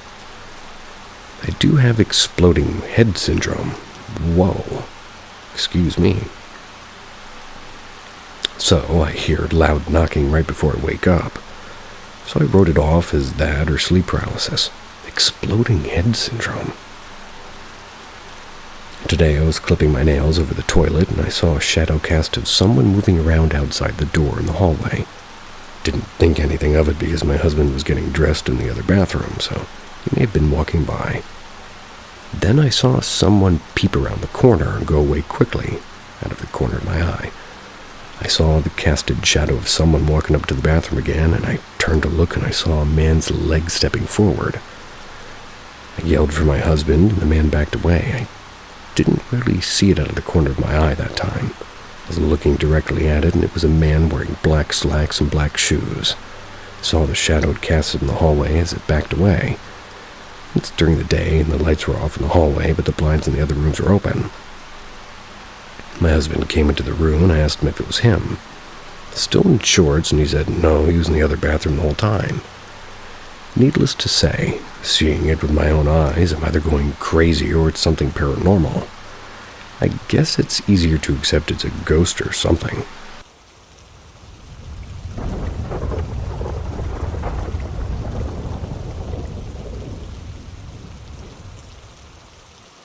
I never told anyone what I saw that night. Maybe Reddit will believe me. Someone on Reddit will. This is something that happened when I was about 12. I don't usually talk about it because people either don't believe me or just don't care. But it's something that stuck with me for years. So it was during summer break. My cousin was staying at my house because they had broken their knee and needed help getting around. He was a little older than me, but we were super close. We'd stay up all night playing video games, eating junk food, and just doing typical guy stuff. One night, I was in my room playing video games by myself. My cousin was in the living room. I'm not sure what he was doing, but I know that we were the only ones home. It was getting late. I was about to shut everything down and go to sleep. That's when I saw something. Something started crawling toward me. It looked human, but not quite, and it was all messed up and deformed. The way it moved didn't seem right at all. It made these weird noises I can't even describe. At first, I thought it was my cousin playing some weird kind of a sick prank, until I remembered his leg was broken. He couldn't crawl like that even if he wanted to. That's when I absolutely lost it. Ran out of that room so fast I didn't even look back. Told my cousin what I saw and he didn't really believe me. But I could tell he was creeped out too, and after that I realized and I just refused to sleep in that room for at least a week. Crashed on the couch in the living room and kept the light on. Ended up living in that house for another 6 years. Nothing quite like that ever happened again, but that room never felt right. I always had this weird, heavy feeling when I was in there, like I was being watched. Don't know what I saw that night, and I honestly don't care if people believe me or not. I know what I experienced, and to this day I still get chills thinking about it. I have moved since then, but every now and then I get scared that something like that might happen again. Has anyone ever experienced something similar, or does anybody have any advice on how to deal with this kind of thing? Still get freaked out sometimes, and I don't really talk about it with anyone in real life.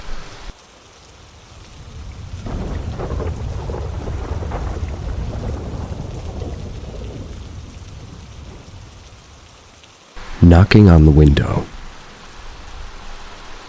First of all, I live about half an hour away from a small town, a few hours away from the city.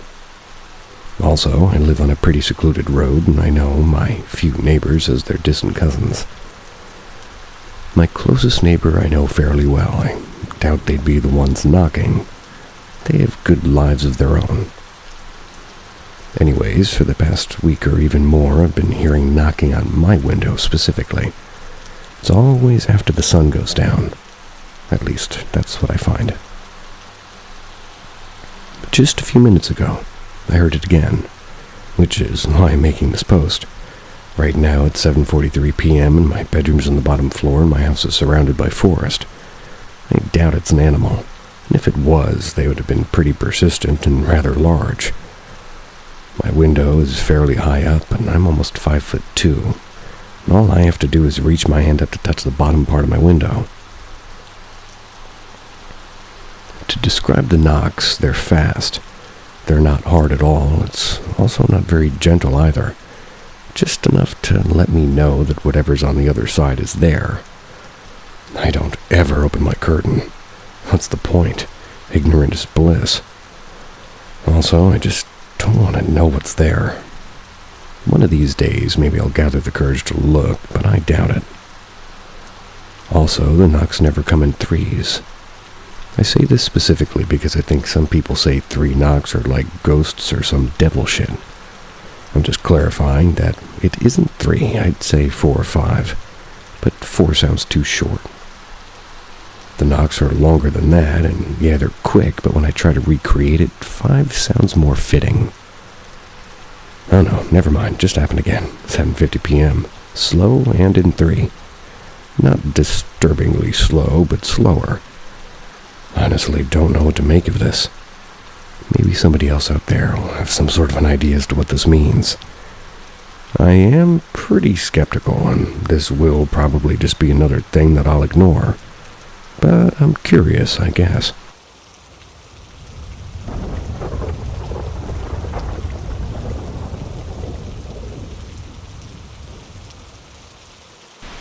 Gnomes. Please share thoughts. I'm a huge believer as I'm very open-minded, and my mother and aunt have told me the same story for the past 30 years I've been alive. I don't think my family would lie to me about this sort of thing, but anyways. This is as told by my mother.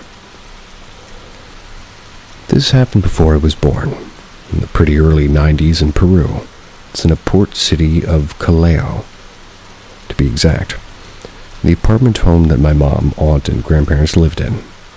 So the apartment is not very big, so it's quite easy to see who's coming in or out by walking by. One night, my family had some relatives over the evening to get together, have some food and drinks. So in the midst of this relatively quote-unquote normal little get-together, my mother and aunt were standing on the side of the living room where the main door to the exit was at.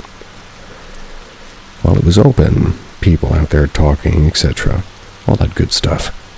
When all of a sudden, from one of the rooms connected to that living room, my mother said she saw a little man, was the size of a toddler, and they just come out, and she can't quite recall tiny details, but she said he was wearing a pointed hat and had a beard. He looked relatively dark. It was hard to really see any more details other than he was sort of wrinkly. Keep in mind, this happened very fast. But she was in shock, looked around, turned to my aunt, who was already losing it, and she was letting out this loud scream. Freaking out, asked my mom, "Did you see it? Did you see it?" My mother replied that she did.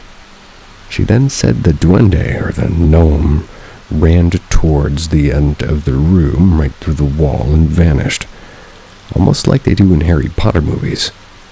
But always, I had to let this one off my chest.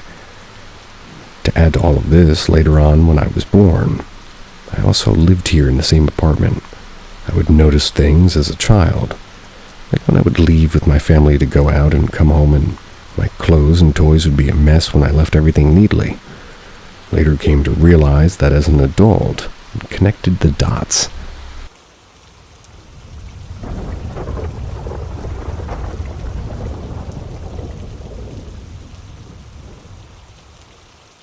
Had my first paranormal experience in a while.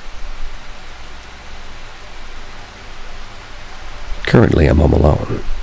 Parents are out hanging out with friends. Brother is back at college, sister is sleeping over at a friend's house.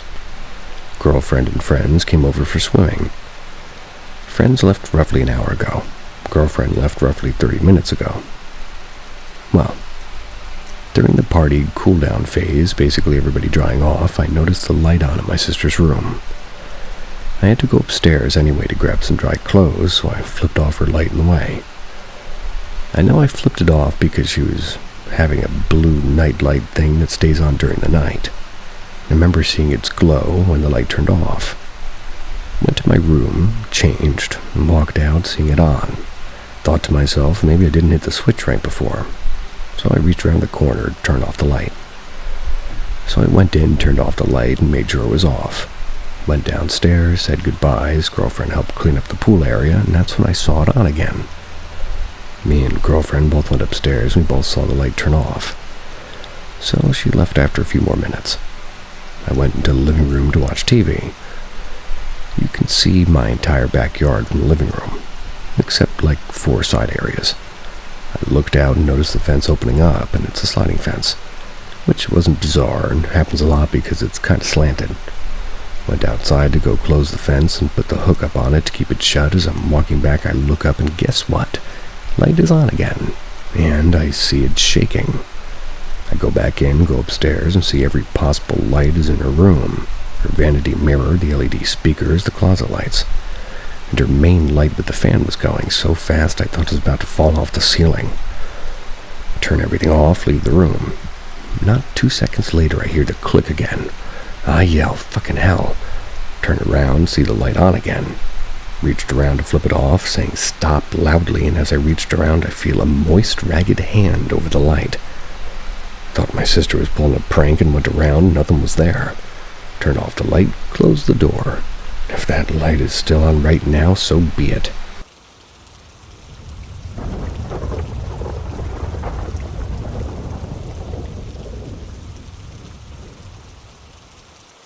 Creepy, folkish, loud music. Almost like a celebration or party from another time. Tonight was a weird and fun night. That's because I saw 2 shooting stars. I've never seen shooting stars my entire life. Me and my sister were stargazing in our garden. The night was just absolutely breathtaking. But right around 2:50 a.m. we heard strange celebratory music.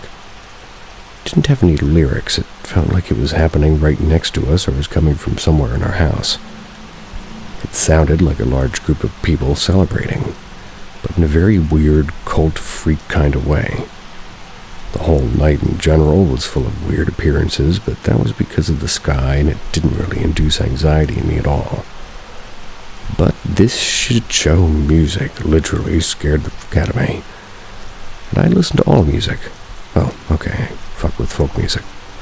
This sounded like Tiptoe Around the Window by the Windmill Oh Ho. I know it wasn't actually that song, but it follows these type of chords, but it's even creepier and lacks lyrics. It was also more rowdier, very vintagey with a hint of classical.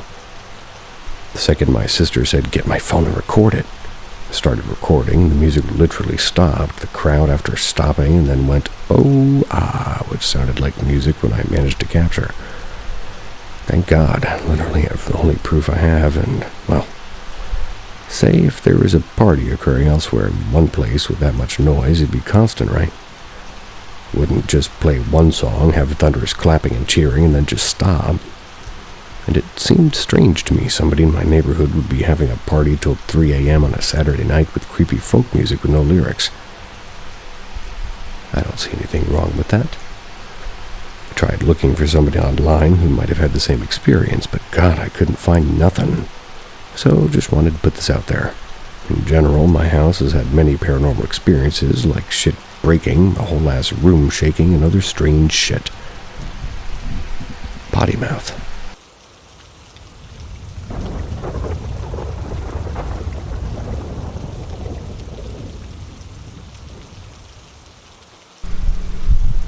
Strange occurrence / ghost sighting.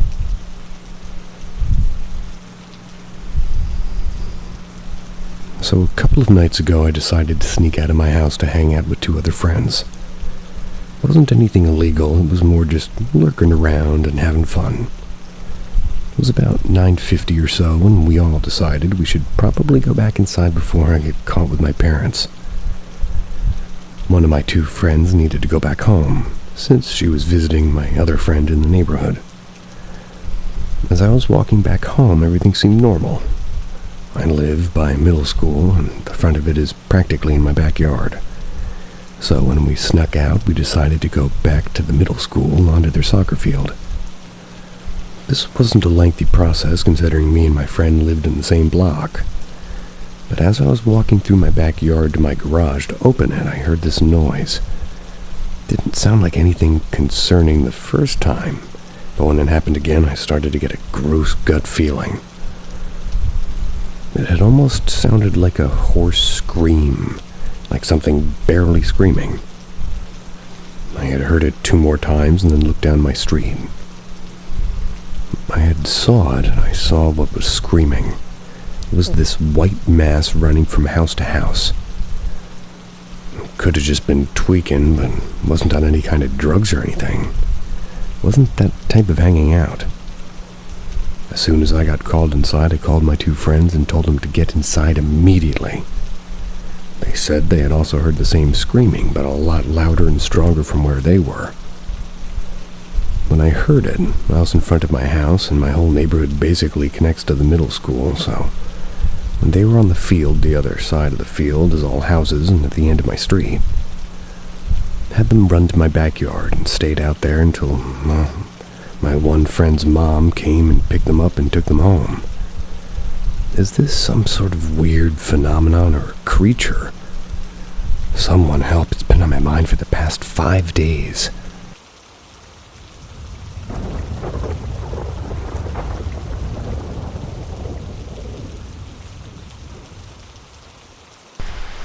I once had a weird occurrence in my younger days.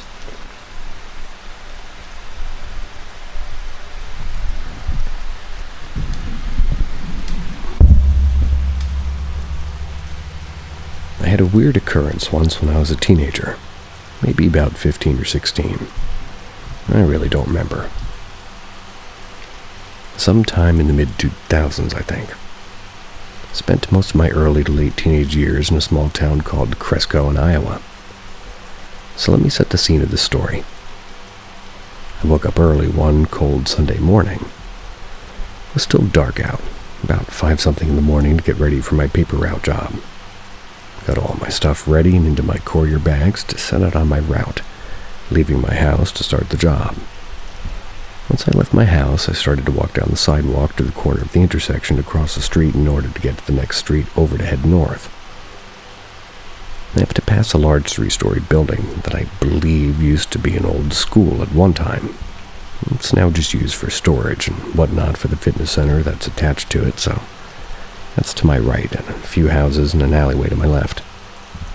I had a weird feeling that something was wrong.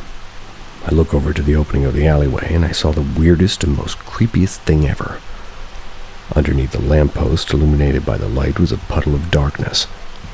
I have no idea what it was, ooze or something. I know it wasn't water and it moved and rippled like it, but it wasn't. I just stared at it for maybe a few seconds and was like, nope, not today. Just walked away from the area to do my job. Returned like a half hour later while it was still dark out and wasn't there anymore. Like, what the hell was it? A figment of my imagination? A doorway to hell? Ooze from another world? I don't know. Cresco had a strange and fucked up bouts of weirdness going on in that small town. I'm just looking to find answers about it. Once asked a self-proclaimed paranormal investigator about it, and they said it was probably a doorway to something, or a creature. Well, those are wildly different things.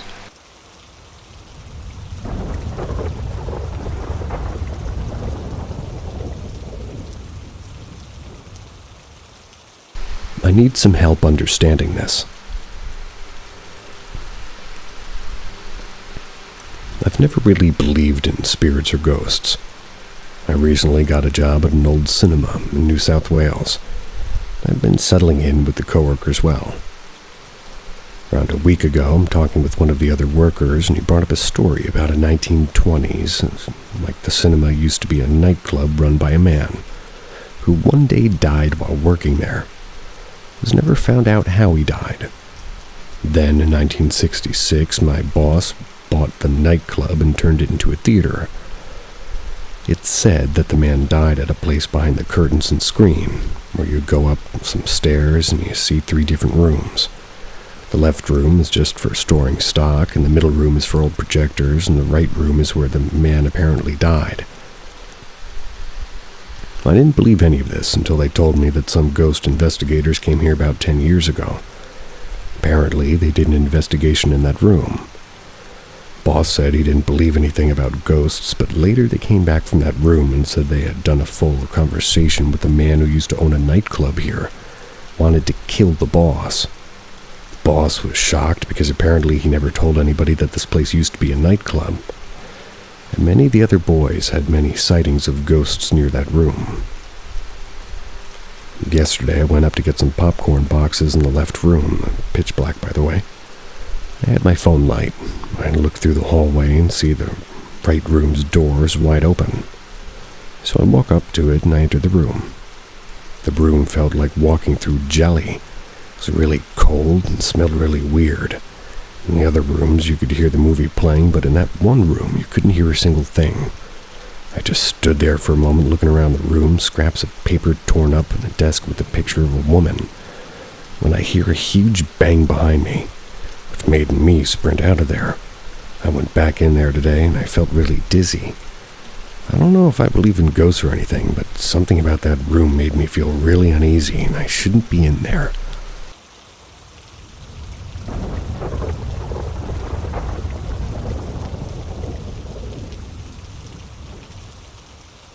Can someone explain what's happening to me? For context, I'm a 26-year-old male living in Washington State. I've had paranormal experiences since I was little, most of them scary. I've even seen a UFO at one point. And no, I have no history of schizophrenia or anything like that. All my life, I'd like to think of things before they happened. And this happened a lot.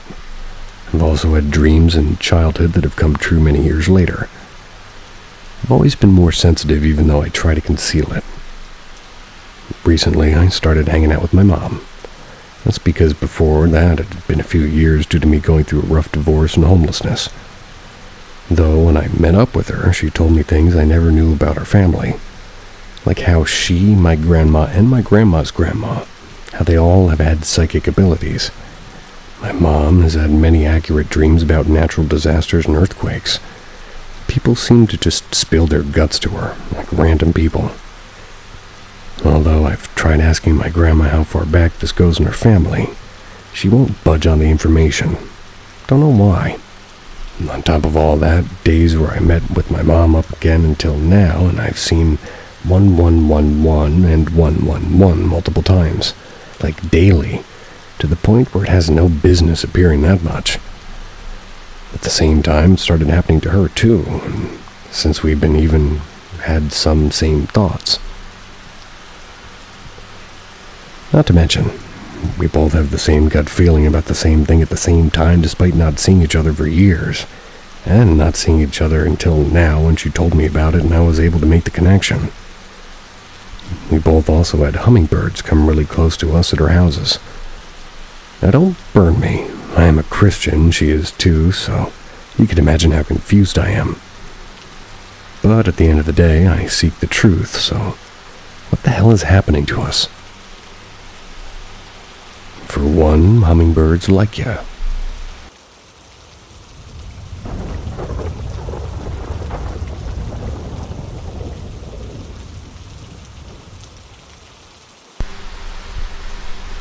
I think was molested by something in my house. I'm terrified and need help. Little background for context. I lived in a house as a child that my family's always referred to as haunted. Things like doors slamming shut, disturbing noises, and a shadowy figure, they're pretty constant during the year we stayed there. After moving out, though, I never felt like anything followed us. Haven't had another paranormal experience until last night. I was taking a shower and under the impression that my husband would be coming up shortly for some spooky adult activities, based on an exchange that we had just 10 minutes before. Anyways, as I'm washing my face, I feel my husband's hand reach around the shower curtain and slide his fingers in between my butt cheeks, literally touch my asshole. I screamed because I was startled, but I knew it was my husband, so I wasn't exactly scared. I peeked through the shower curtains and didn't see him. So I assumed he was hiding in the closet right next to the shower, waiting for me to come find him. As I was just about to peek into the closet, my husband ran into the bathroom asking if I was okay because he'd heard me scream from his office downstairs. The second I saw him, a deep sense of dread washed over me and I completely lost it. I dropped to the floor, naked, and basically glued myself to a corner while I screamed. My husband was able to get me up and help me down the stairs to get to our living room, and during that entire time it felt like something was watching me. It took hours for my heart to rate to just get back to normal. Even after I'd taken an anxiety pill and calmed down quite a bit, I'd never been so terrified in my entire 29 years. I'm at a loss. We've owned this house for 2.5 years. Never experienced anything even remotely strange. Does anybody have any advice or just some comforting words? So fucking scared and I don't feel safe in my home anymore. I don't have any advice other than I see why you're alarmed.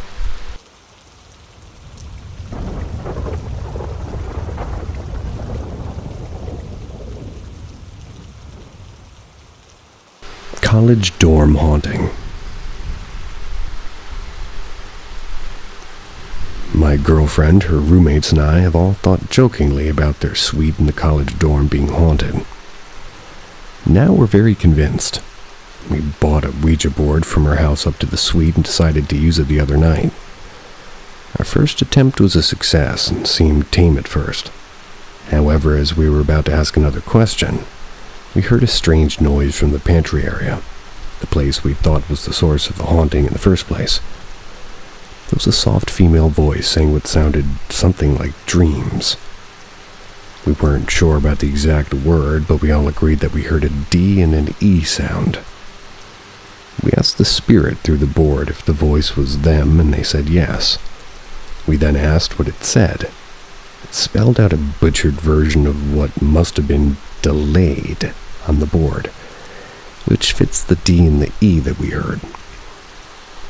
A short time later, her roommate left the suite to the hallway to make a phone call. A speaker, which was turned off and that nobody had connected to it, all of a sudden began to blare the dial tone. We ran out of the room to hear the same noise on her phone outside, not connected to the speaker. We rushed back inside to say goodbye on the board, and a little bit later the people from across the hall wanted to try as well, so we did it again. This time, this quote-unquote spirit claimed to be my girlfriend's grandfather who died before she was born, which none of us but her knew about. It eventually asked if anyone was living in the pantry, to which it replied yes. It replied no when we asked if it was a good entity, and yes if asked if we should be worried. We ended it there. Drew crosses on the post-it notes and stuck them to the pantry door, and since then the energies felt cleaner. At least cleaner than before. And just thought I'd share. The voice and the dial tone through the speaker are unexplainable to all of us still. Crosses on post-it notes. I like that.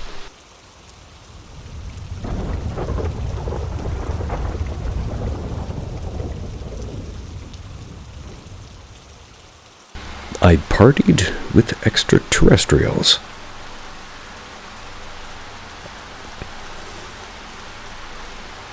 I was watching this documentary on this island where people would be invited over and be healed of untreatable diseases by alleged aliens. Sign me up.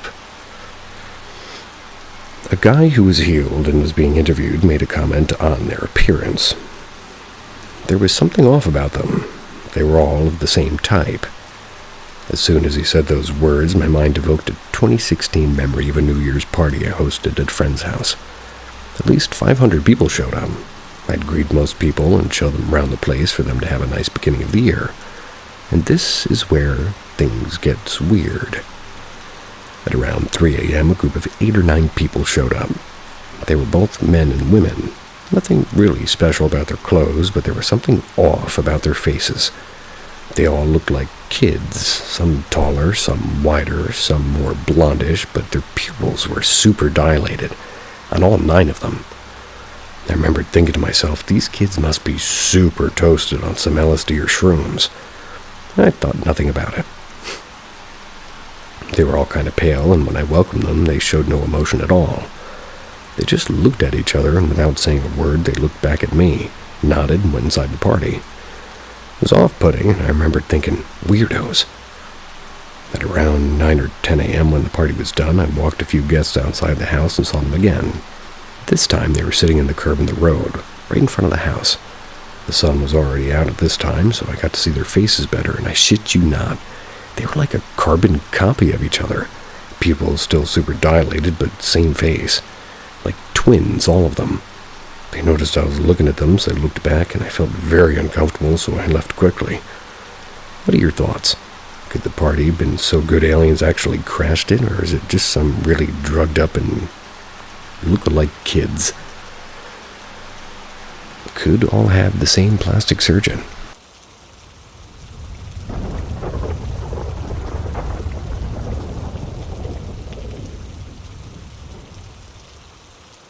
Quantum jumping. This was not a dream, by the way. This was in February. And I was at my aunt's house because my parents went out for the night and I decided to spend time with her. Around 9 p.m. I got a text notification pop up from my mom saying that we're home now. So I was like, cool, it's getting late anyway, so I'll head home. I have to take a highway to get back home, and there's 3 lanes that split midway, and the left lane turns into a bridge-like lane. I know there were a few cars behind me and a few in front of me. Everything went fuzzy for 2 seconds, and I just thought it was too dark outside, and my eyes played it up a bit. I remember feeling a bit off because the lane just kept going. It wasn't ending. I take that left lane every day from work to home, so I know how long it takes for that lane to meet back to the other 2. It felt like I was on it forever. And then the time on my clock jumped a full hour ahead, and it wasn't daylight savings time or anything where the clock would have changed times. I was like, the fuck? Car malfunction? Maybe. The lane finally met up with the 2, but there was no cars. Not behind me, not any of the 3 lanes. Mind you, it's Saturday night in Sydney. Everybody's on the road going out at this time. But there was no one. Not even the lanes going to the other side. I was like, what the fuck is happening? I got home about 6 minutes later and my parents' car wasn't outside, so I thought maybe they parked in the garage. Go inside, it's completely dark, no lights on. Called out for them, no response. They aren't in their rooms either. Pick picked up my phone to call Mom and asked where they are, and she said, "We're still out." I was like, "What do you mean? You texted me saying you guys were home," so she just said, "No, I didn't." Checked my phone, and there was no text. I went, "Oh, sorry." Hung up because I had no idea what the fuck just happened to me in the last 30 minutes or so. So did I like quantum jump or something?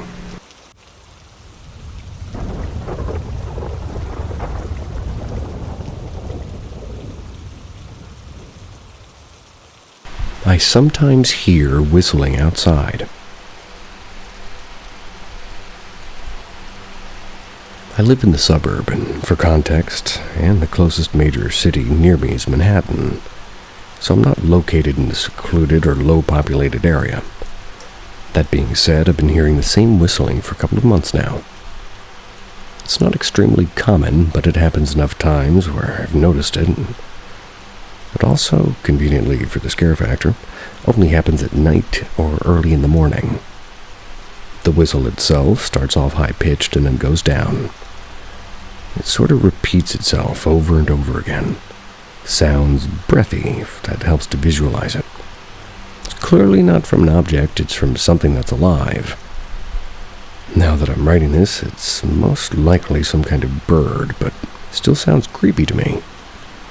First time I heard it was during 2-3 a.m.-ish. The whistle itself was accompanied by the sound of somebody walking by my window, and I do remember it becoming quieter the further it walked by. Walked, in air quotes. It still scared me shitless because it came out of nowhere. But the reason I'm writing this is because I encountered the noise last night while I was outside. My house is across from a park. And most suburb parks are just an open field with one playground and a basketball court. The park itself is spacious and open, but again, not that huge. I have this habit of going on the swings when I'm bored during the day and night while I listen to music. So the music on my phone cuts out, and then I hear it. It sounded the same as it did when it was near my window, and even at the same volume. Got off the swings, sped back up to my house, but now that I'm looking back on it, I don't remember hearing it again after getting off the swings. I'm just curious as to what the people on here might think it is. Really hoping it's just some cool bird I've never heard of before, but if it's not, then...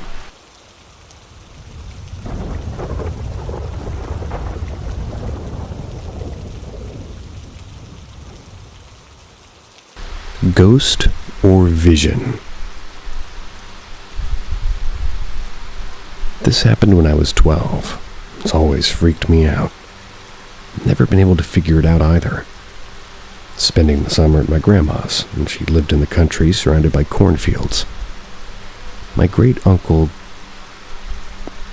Juice, spelled with a G-U-I-S-E, but pronounced like juice, also lived there, and he was really old, about 80 probably.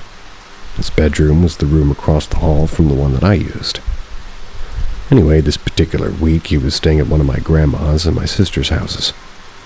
So we'd gone about 2 days. Well, it was in the middle of the night, and I was awoken by the sound of shuffling slippers on the tile floor and the creak of a door. I looked toward the hallway, and it was pretty dark, and all I could see was a little bit of light from the window in the room across the hall.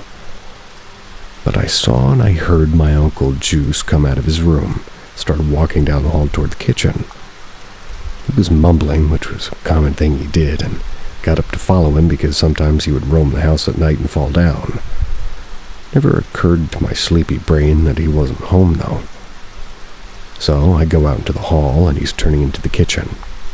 When I get down there to the kitchen, he's not there, but there's a small sort of like when you blow out a candle, and at this time I notice the oven clock says 2:49 a.m. I just go back to bed thinking I guess I was dreaming it. The next morning, my grandma gets a phone call, and Uncle Juice had died in his sleep at my great-aunt's house. Not only that, but he was discovered dead at 3 a.m. by my great-aunt, who had woken up suddenly with the thought I need to go check on my brother. This totally freaked me out because I remembered my experience at 2:49 a.m. Told my grandma about it, and she said this soul probably passed through. That's because this was his home, and I'm still freaked out about this 23 years later. Like, did I see a ghost?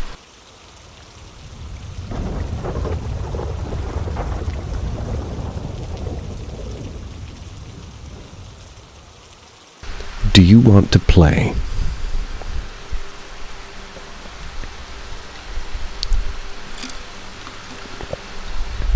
About 14 years ago, I had a friend who rented a house that everybody always said was haunted. I'd never seen anything or had any experiences, but people used to say they saw shadows or things moving out of the corner of their eyes. It got to the point where my friend put curtains up in his living room to block the rest of his house, so that way when he was in his living room he didn't see things. Anyway, it got late one night. Ended up crashing on his couch. Told my friend to leave the lights on in the house and joked that there was no way I was sleeping there in the dark. I fell asleep. I woke up in the middle of the night to a pitch-black house, and what sounded like two children giggling behind me. They were laughing and playing, and I was so confused and creeped out and now wide awake. What the hell is going on, and what's about to happen? Why are all the lights that were on when I fell asleep off? And all of a sudden the mood in the room changed, and they pleaded to me, "Help us, he's coming." The room became dead silent, and out of nowhere I heard raspy, heavy breathing in my ear. Then an old man said, "Do you want to play?" It was literally right in my ear to the point it tickled my eardrum. The hair on my body stood up and I froze, pulled the blanket over my head and stayed like that until the sun came up the next morning. Completely spooked, too afraid to move. And it gets crazier. The next day I told my friend what happened to me, and he looked kind of shocked and surprised. He said he had a roommate a few years ago whose aunt was a psychic medium. She told him that there were 3 spirits attached to him, that he was protecting 2 children from an old man. Never told anyone about this, so nobody knew but him and his old roommate's aunt. I certainly had no clue. Never stayed there again. Moved out shortly after.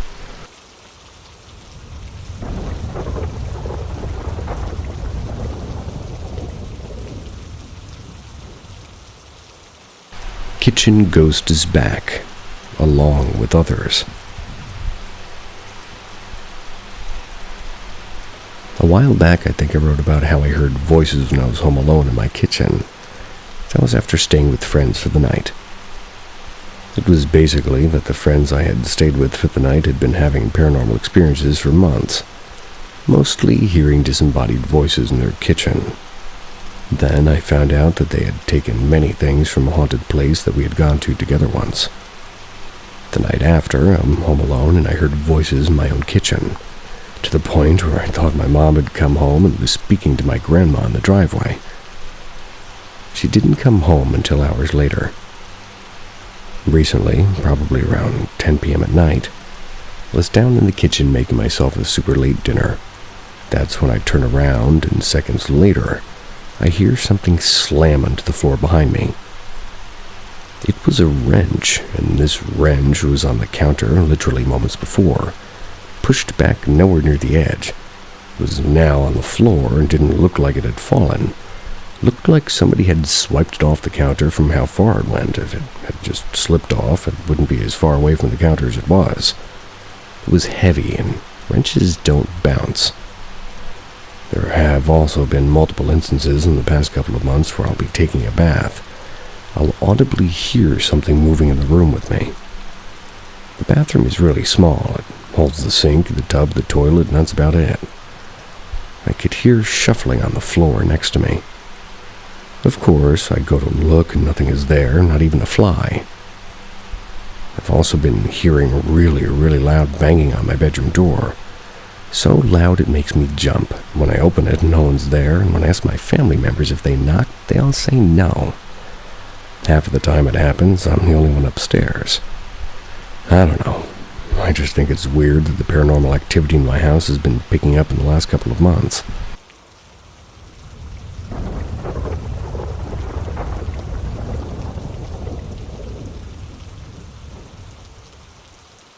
Did my dad contact my mom after death? My dad passed away on the 19th of May in 2020. He was the best man I ever met. He and my mom were high school sweethearts and were married 64 years. Never spent more than a couple of days apart in all that time. Needless to say, Mom was not only broken-hearted when he passed, but very lost. On Memorial Day, I was staying with her when I heard her in the living room wailing. I rushed in to find her bent over as if in pain. I ran to her and asked what was wrong. She couldn't speak, she just handed me her old flip phone. I looked at her and I asked what. She finally was able to say that Dad had left her 3 voicemails that were dated today, May 25th. Voicemail number 1 said, "Call me back." Voicemail number 2, "Call me back, please."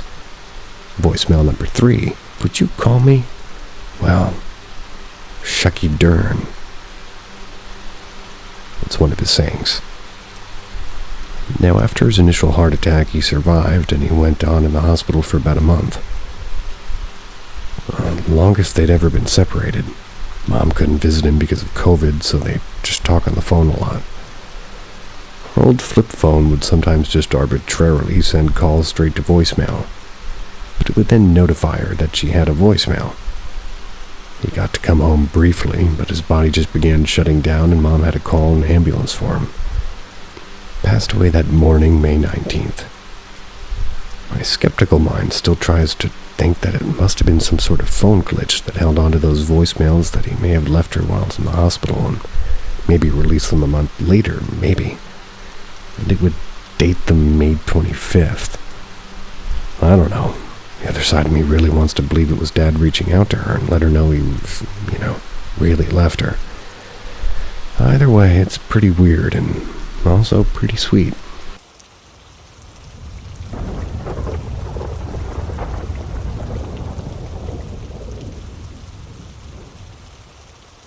Clarification on childhood Ouija experience.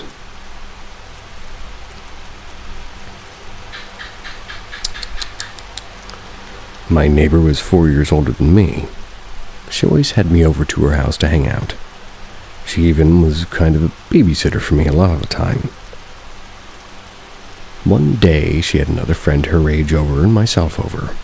She had a Ouija board and said she was going to talk to ghosts or something like that. Apparently, she had done this before because it seemed she knew exactly how to set up the area.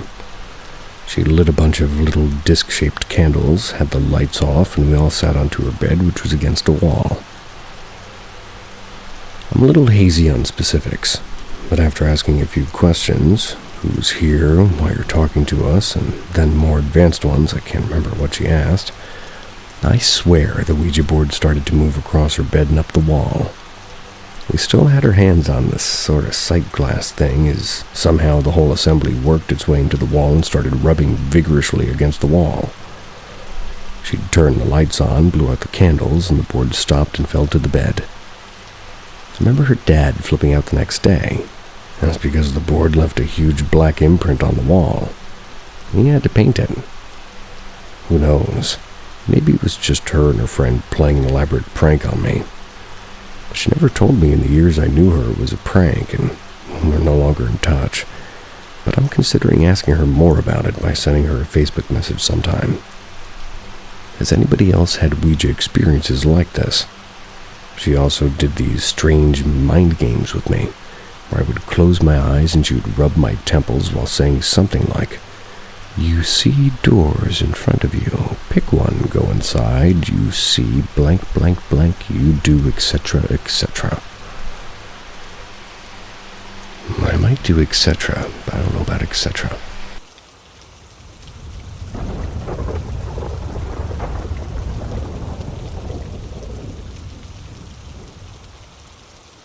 A large black dog.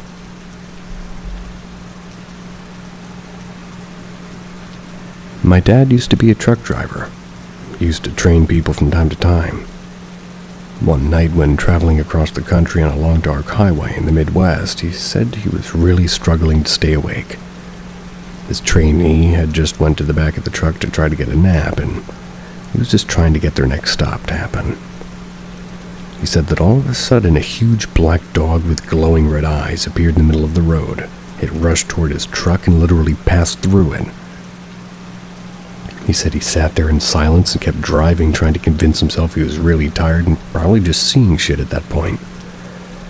This is when the guy he was training gets up, sits down in the passenger seat without saying anything, lights a cigarette and just sits there for a minute.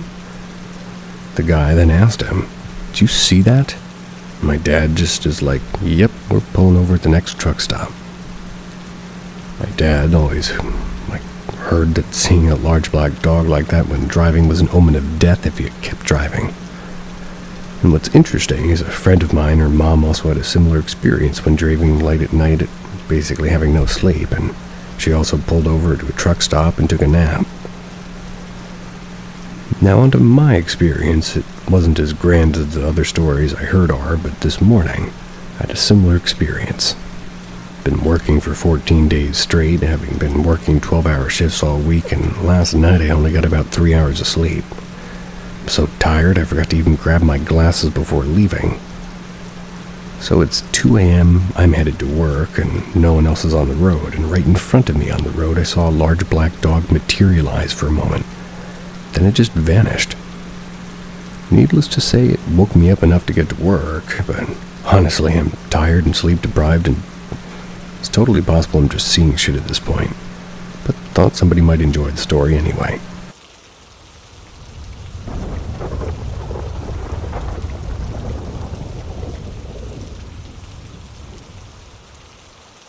The sound I heard still haunts me many years later.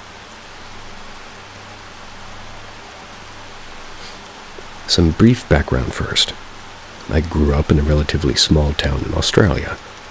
The house my parents built was in an area that had previously been a large farming area, maybe 100 years earlier.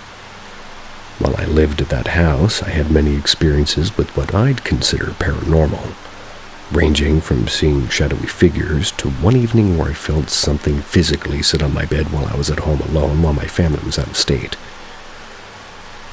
This particular incident happened in 2008.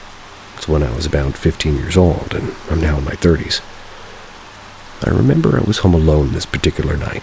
I'm sitting in the living room playing Fallout 3 on my PlayStation. I was home alone, so me being a loud and obnoxious child, I decided to make as much noise as I could since no one was around to tell me otherwise.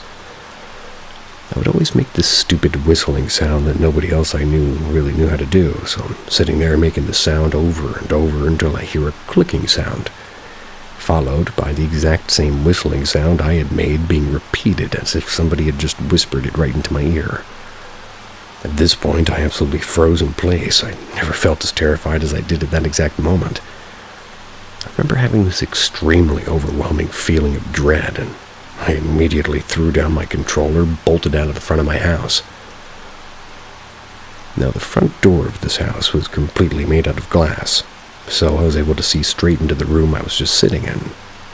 Stood there for what felt like an hour before I had the courage to go back inside. Ended up sitting in my parents' room with their TV on until they got home. And obviously, they didn't believe a word I said when I told them. To this day, I still don't know what caused that sound. I don't believe I was hallucinating, and I wasn't loud enough to be an echo. I often think back to this day many years later.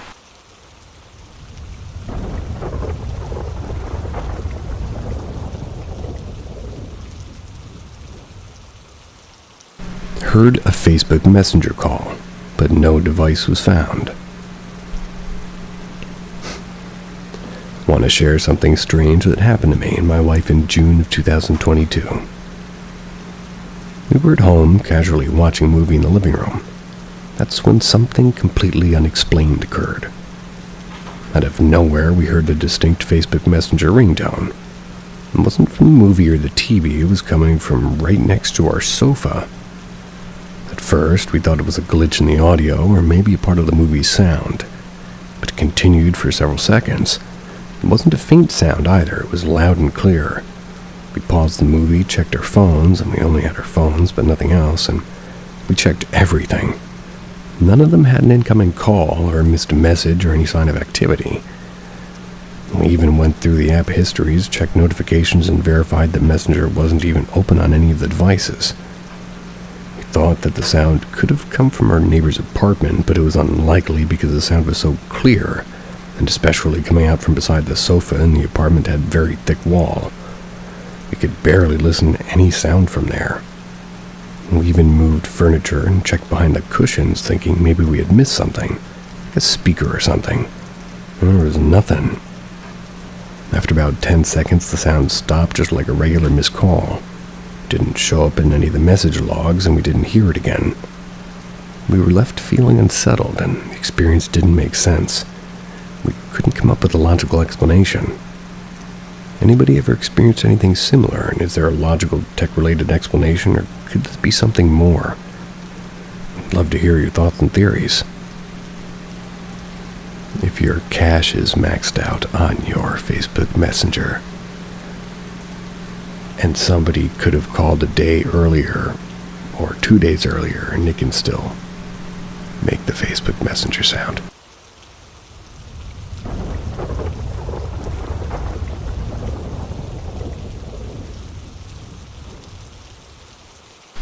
One final night at home. UK, male, 30 years old. Just bought a house, only owned by one family before me.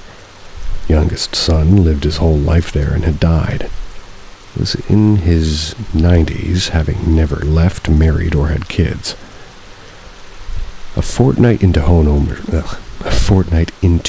ownership, and was there on my own this week after work, stripping wallpaper and prepping it for some major work.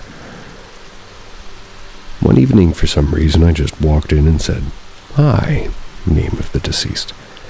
Wasn't really sure why. Spent the whole night, and for the first time there, this very innate feeling that somebody was in the room next to the one that I was working on.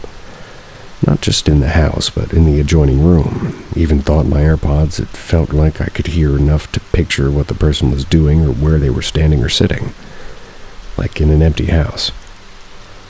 Like at home, when you can tell who's walking up the stairs or what your partner's up to by the sound of the floor and the cupboards make.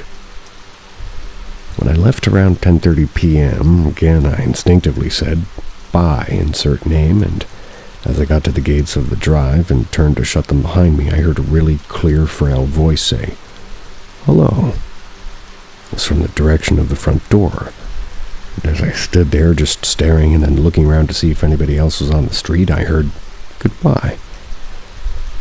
The next day, I arrived to find a letter posted and addressed to the deceased from the land registry, confirming a change of ownership was made to his property. And since that letter, the house feels like it did before that odd night, and the vibe is peaceful and content. I'm not a believer at all, I've never considered it, but I can't help but think that after all that time, he just wanted to spend one final night in his home, and I was lucky enough to be there with him for it.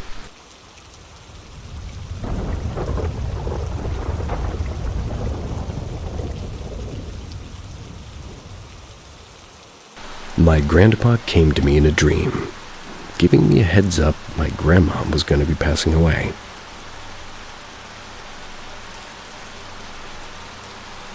Let me start by saying I've had multiple visitation dreams. Usually they're shortly after the person had passed. They were saying goodbye. This dream or visitation was one that really stuck with me, though. It was 2019, July 2nd to be exact. My grandpa had been passed for 15 years by then. My grandma had been in and out of the hospital for a couple of months. She was fighting pneumonia for a while, and she started having some stomach issues and went back in. Well, that day not much news had changed with her. She was still okay, wasn't any sort of extreme decline. Well, that night I had this dream. Remember, my grandpa was in some room with me and said, "Grandpa, what are you doing here? You've been gone so long now." Note, I never did dream of Grandpa after he passed. He smiled and said, "I know, I'm here to take Grandma home now." I remember feeling happy, and I wasn't sad. I was excited because, well, Grandma was going to see Grandpa. I woke up and told my dream to my husband, and a little bit afterwards, I got a text from my cousin. She said Grandma was not doing good, and her outcome looks bleak. Then she said that they were taking her home to make her comfy. I was totally baffled. I knew she wasn't doing good, but it was definitely a surprise. On July 4th, my grandma took her last breath. The same day her dad died. She never met him. He died before she was born. I've had plenty of other weird, crazy, and what I feel has been paranormal experiences, and I hope this one counts, though. Not necessarily scary, more of a positive paranormal story. If anybody else has experiences like this, I would absolutely love to hear them.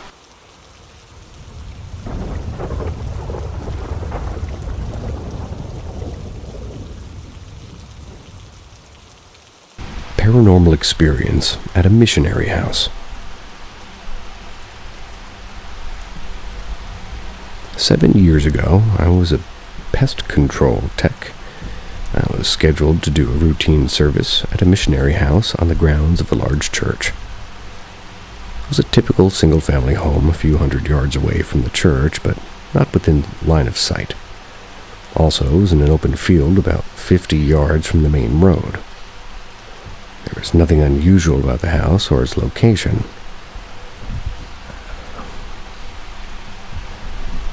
I went to the church to get the key door, or the door key, and was told the house was not currently being used. Drove over to the house to start the service. Went in through the back door and in the kitchen and announced my presence as per normal, if you think that no one's in there. As expected, there was no response. Went into the basement to start spraying. I worked from the bottom floor up, so the plan was to start at the basement and search each floor up to walk up to the attic, or rather, service each floor. Basement service is normal, so I go back up to the main floor. When I entered the kitchen again, every single cabinet and drawer is open. I freeze in place and announce my presence again, no response. I think it's weird, but I continue spraying the main floor. As I'm walking the main floor, all the hairs on my body start to stand up. I finish quickly, go to the stairs to head up. I get to the third step and I get a feeling of dread and decide not to finish. So I go back out to my truck. Once outside, my nerves settle, so I get my backpack sprayer to start the exterior. The entire time I'm treating the exterior, I have a feeling someone's watching me. My hairs start to stand up again. Check all the windows and as I go around, but I didn't see anyone or anything unusual.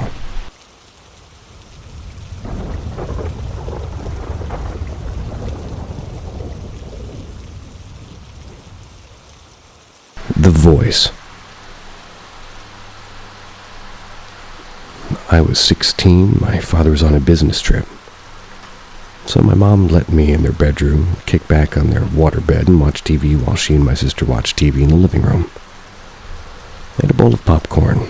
I was watching a program, happily munching away. Suddenly it felt that it was like all sound was removed from the room, almost.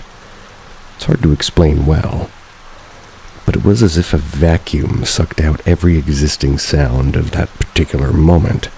The television, the underlying hum of the furnace, and all the way the air flows over your ears. And then in my right ear, I heard these words spoken. "Excuse me, Kim."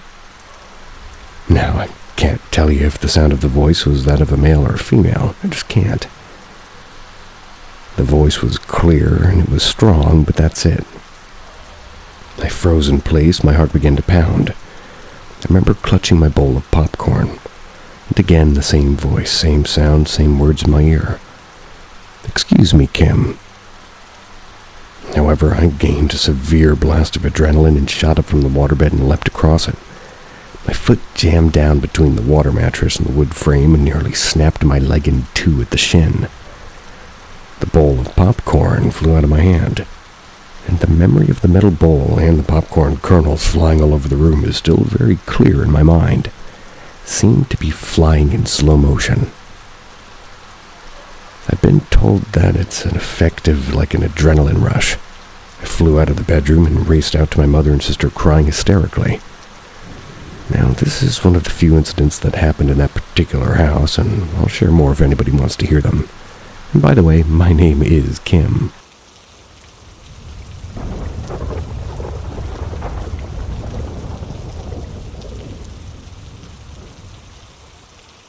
What is your most cherished visit from a loved one who has passed?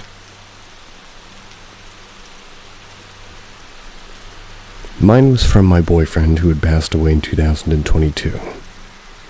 From the moment he passed, I wasn't with him, but at 4:45 a.m., something in the world shifted, and I immediately knew that he had passed. I wrote a text to a friend saying that I knew he had passed. From that moment on, and for the next 8 months, I could feel his presence. When I cried, I could feel his arms around me, and I wished somebody would walk behind me, but there'd be no visible being there. I knew it was him walking behind me, just keeping me safe. Around the 8th month, I decided that he needed to go. As much as I wanted him to stay, he needed to move on to the next level of his spiritual journey. I was awake very early and sitting outside listening to songs that we used to love. I played a very extra sentimental song, and in my head I spoke to him, and I said I was grateful that he came to me and comforted me when I was so needing him. But it was time for him to move on. Closed my eyes and listened for the words of the song that had meant so much to us in our youth, and again when we reconnected later in life.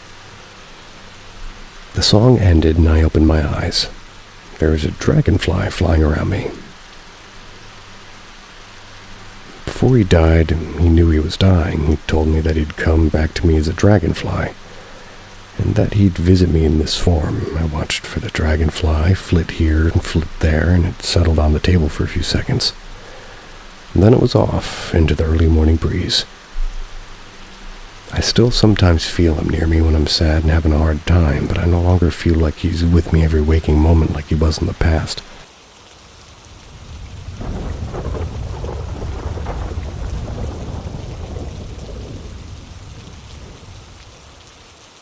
I grew up in a haunted house. I grew up in St. Albans, England, famed for being the second largest Roman settlement in England after London. God knows what burial sites and houses in the current city could be built on, but I'm sure many had been desecrated. I'd lived just outside the city center and in a council house. My Nan had lived there for about 50 or so years before she died, and due to ill health, we lived with her. That way, my mom could care for her. My Nan was a highly religious person. I think whatever was in that house didn't like that fact. We saw things, heard things. Items would go missing to show up in completely random places. I was never scared by whatever was in that house, but you could feel something was there. I remember being younger and playing with some action figures with a childhood friend, and like a 50p piece just fell into my lap. We were playing on her staircase, so there was nowhere it could have possibly fallen from, and I believe at the time this was my granddad who had recently passed. Another time I remember waking up one Saturday morning to the sound of a child running up and down the stairs, clapping. You could hear the clapping get quieter as they went down the stairs and vice versa. Chalked it up to my younger sisters. However, it abruptly stopped, and not hearing my sister's bedroom door close, I went to see if they were both still in bed, and they were. When asked if they had been doing it, they both denied it. When my Nan passed away, all activity seemed to cease, but with the odd occurrence.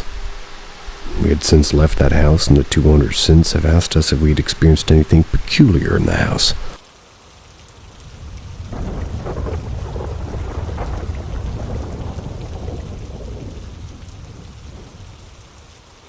Something was in my child's room. Tonight I was feeding my son his nighttime bottle and rocking him in his nursery. He got so tired he fell asleep before finishing it. I sat his bottle down to burp him, and while I was rocking and trying to burp him, I started praying over him. I'm a Christian, by the way, but don't really pray as much as I should. But I've always been in touch with my spirituality on a deep level. Tonight was a night that I just felt the need to pray for the Lord's protection over him. In the middle of my prayer, I looked up, and his mobile above his crib was moving on its own, like it had been touched.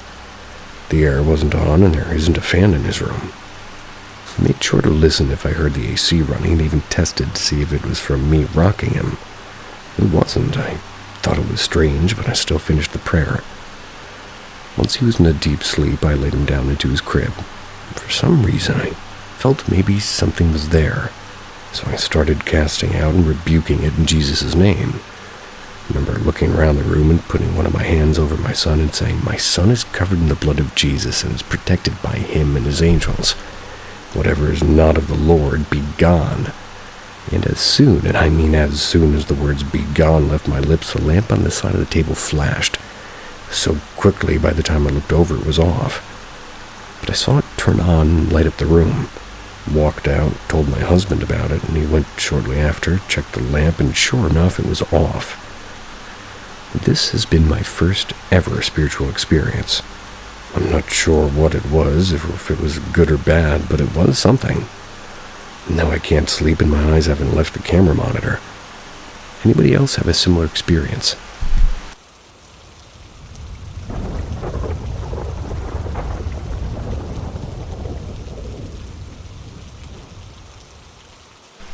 Past father called me on phone.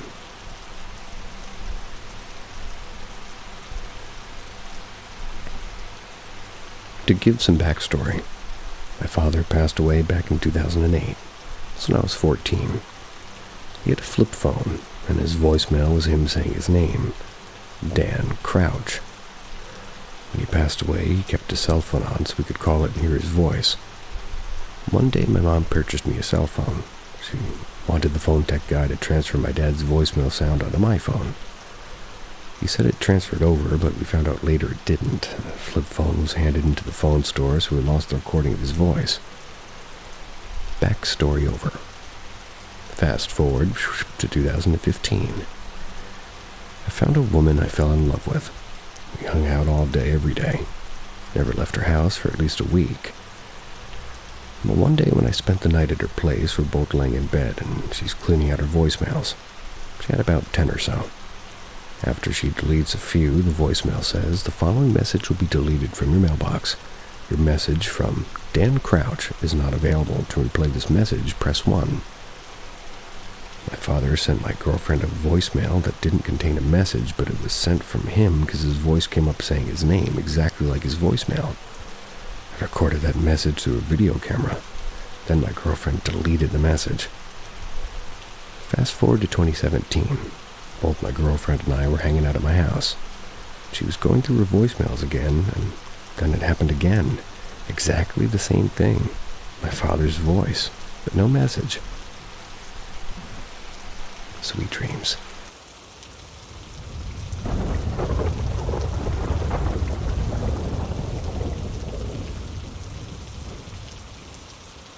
Touched by something while half asleep.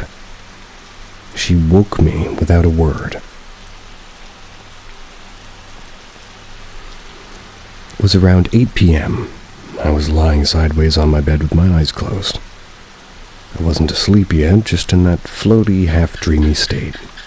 Shush. I could clearly hear my parents arguing in the other room. Nothing out of the ordinary so far. Then suddenly I felt it. A woman's finger gently pressed against my shoulder, followed by a faint breath on my skin. Not imagined, not vague. I felt it. I knew it wasn't part of a dream. And then came the heaviness. I realized that I was almost paralyzed. I couldn't move, couldn't speak, and I wasn't fully asleep. But my body felt locked down. I didn't feel outright terror, but I definitely felt watched. Then, and this is the part that still gives me chills, as my mom came into the room and woke me up. I hadn't made a sound, hadn't called for help, but somehow she just knew. She told me she felt something was off, and to this day I don't know how or why she sensed it. I'm still not sure what the presence was, spirit, energy, shadow, or maybe even a part of me.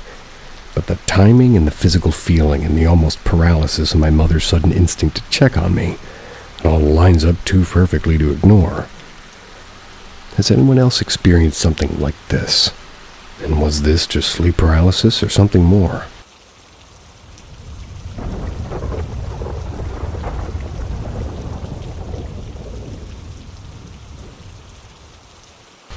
I saw a ghost in my room.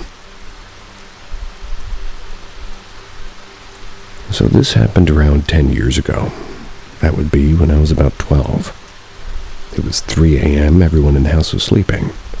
I was still up watching YouTube videos on my iPad. I was fully awake, not tired at all or anything like that. My bed was positioned against the wall, and I was laying facing away from the wall, so I could see my whole room. Out of nowhere, a woman appeared in the middle of the room, standing on the floor. She was wearing an 1800s puffy dress and holding an umbrella. It wasn't a normal woman. She was fully made out of white light. Imagine it looking like a very dense cloud, and it lit up my whole room since the white light was extremely strong and kind of glowing like an aura around her. Almost the strangest thing about this was I didn't feel scared of her at all. Not anxious, not scared, nothing. I was shocked, but still as calm as before. She disappeared again after 1 or 3 seconds, so she wasn't there for long. My mom didn't believe me at first when I told her this, but after all these years now, she thinks it might have been my guardian angel showing herself. For a long time, I didn't want to share this story, and since my mind was telling me not to for some reason. Partly because it felt wrong, like I wasn't supposed to share it. Does anyone have a possible explanation for what could have possibly happened and why it felt so uneased by sharing the story before? Rather, why I felt so uneased.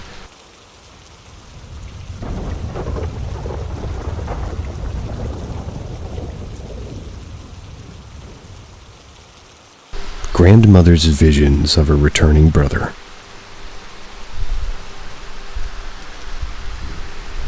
My Nan's brother was away fighting in World War II. The family didn't even know whether he was alive or not. One night when my Nan fell asleep, she immediately dreamed of a huge ship coming toward her. They lived smack in the middle of the country, hours away from the ocean, so this seemed absolutely bizarre. However, whenever she tried to fall asleep, she'd dream of the ship coming toward her again. She was in her late teens, but was so shaken up that she went and got her mom's bed, or got into it. With her mom soothing her, she managed to get some sleep, before waking up due to hearing footsteps, like shoes on pavement kind of sounds. There's no one outside in the street walking. The footsteps went on for hours. She got really worked up about why she was having such a strange night and couldn't get any sleep at all. Early in the morning, she awoke again, hearing the footsteps, when her mom suddenly announced that she too could hear them. They realized that the footsteps were coming down the path underneath their house. It was towards their back door. They rushed downstairs, found my Nan's little brother on the doorstep. He'd arrived by ship when my Nan was seeing the ship sailing towards her. He'd then gotten lifts before walking for hours. Well, my Nan was hearing the footsteps in order to get home for morning. My Nan never forgot that night, and often talked about it until passing in her 70s.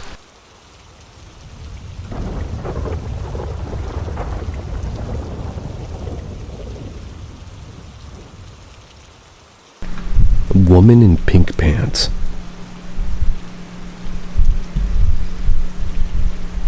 A long time ago, when I was in high school, I had a friend over and I had a sleepover. He went to the bathroom, came back running very quickly, saying he saw a woman in a mirror. I think he was just playing, but he had to stay outside and he was peeing because he was scared. I didn't see anything. Some years later, I had sleep paralysis experience, and this woman wearing a white t-shirt and pink pants entered the room calling my name. I couldn't answer it because you get literally paralyzed and voiceless. She approached me, touched my head, and kept calling my name again to no answer. She gave up, walked out of the room, and as soon as she did, I woke up panting. Got up, went searching for the house, and I saw nothing. Nothing except a medicine box that was on the table that was on the floor, which is kind of weird, but okay. I told the story to some people, but they said I was just dreaming. Years passed and I'm chilling in my room with my girlfriend in the summer. I have the table fan on. The door of the wardrobe was moving due to the wind of the fan, so my girlfriend asked me to turn it off. I jokingly said that it wasn't the fan that was moving the door, but rather the woman in pink pants was playing with the door. As soon as I said that, the table fan dropped from the table and broke. Anybody have any explanation for it? Not the fan thing, because that was probably coincidence, but for the sighting.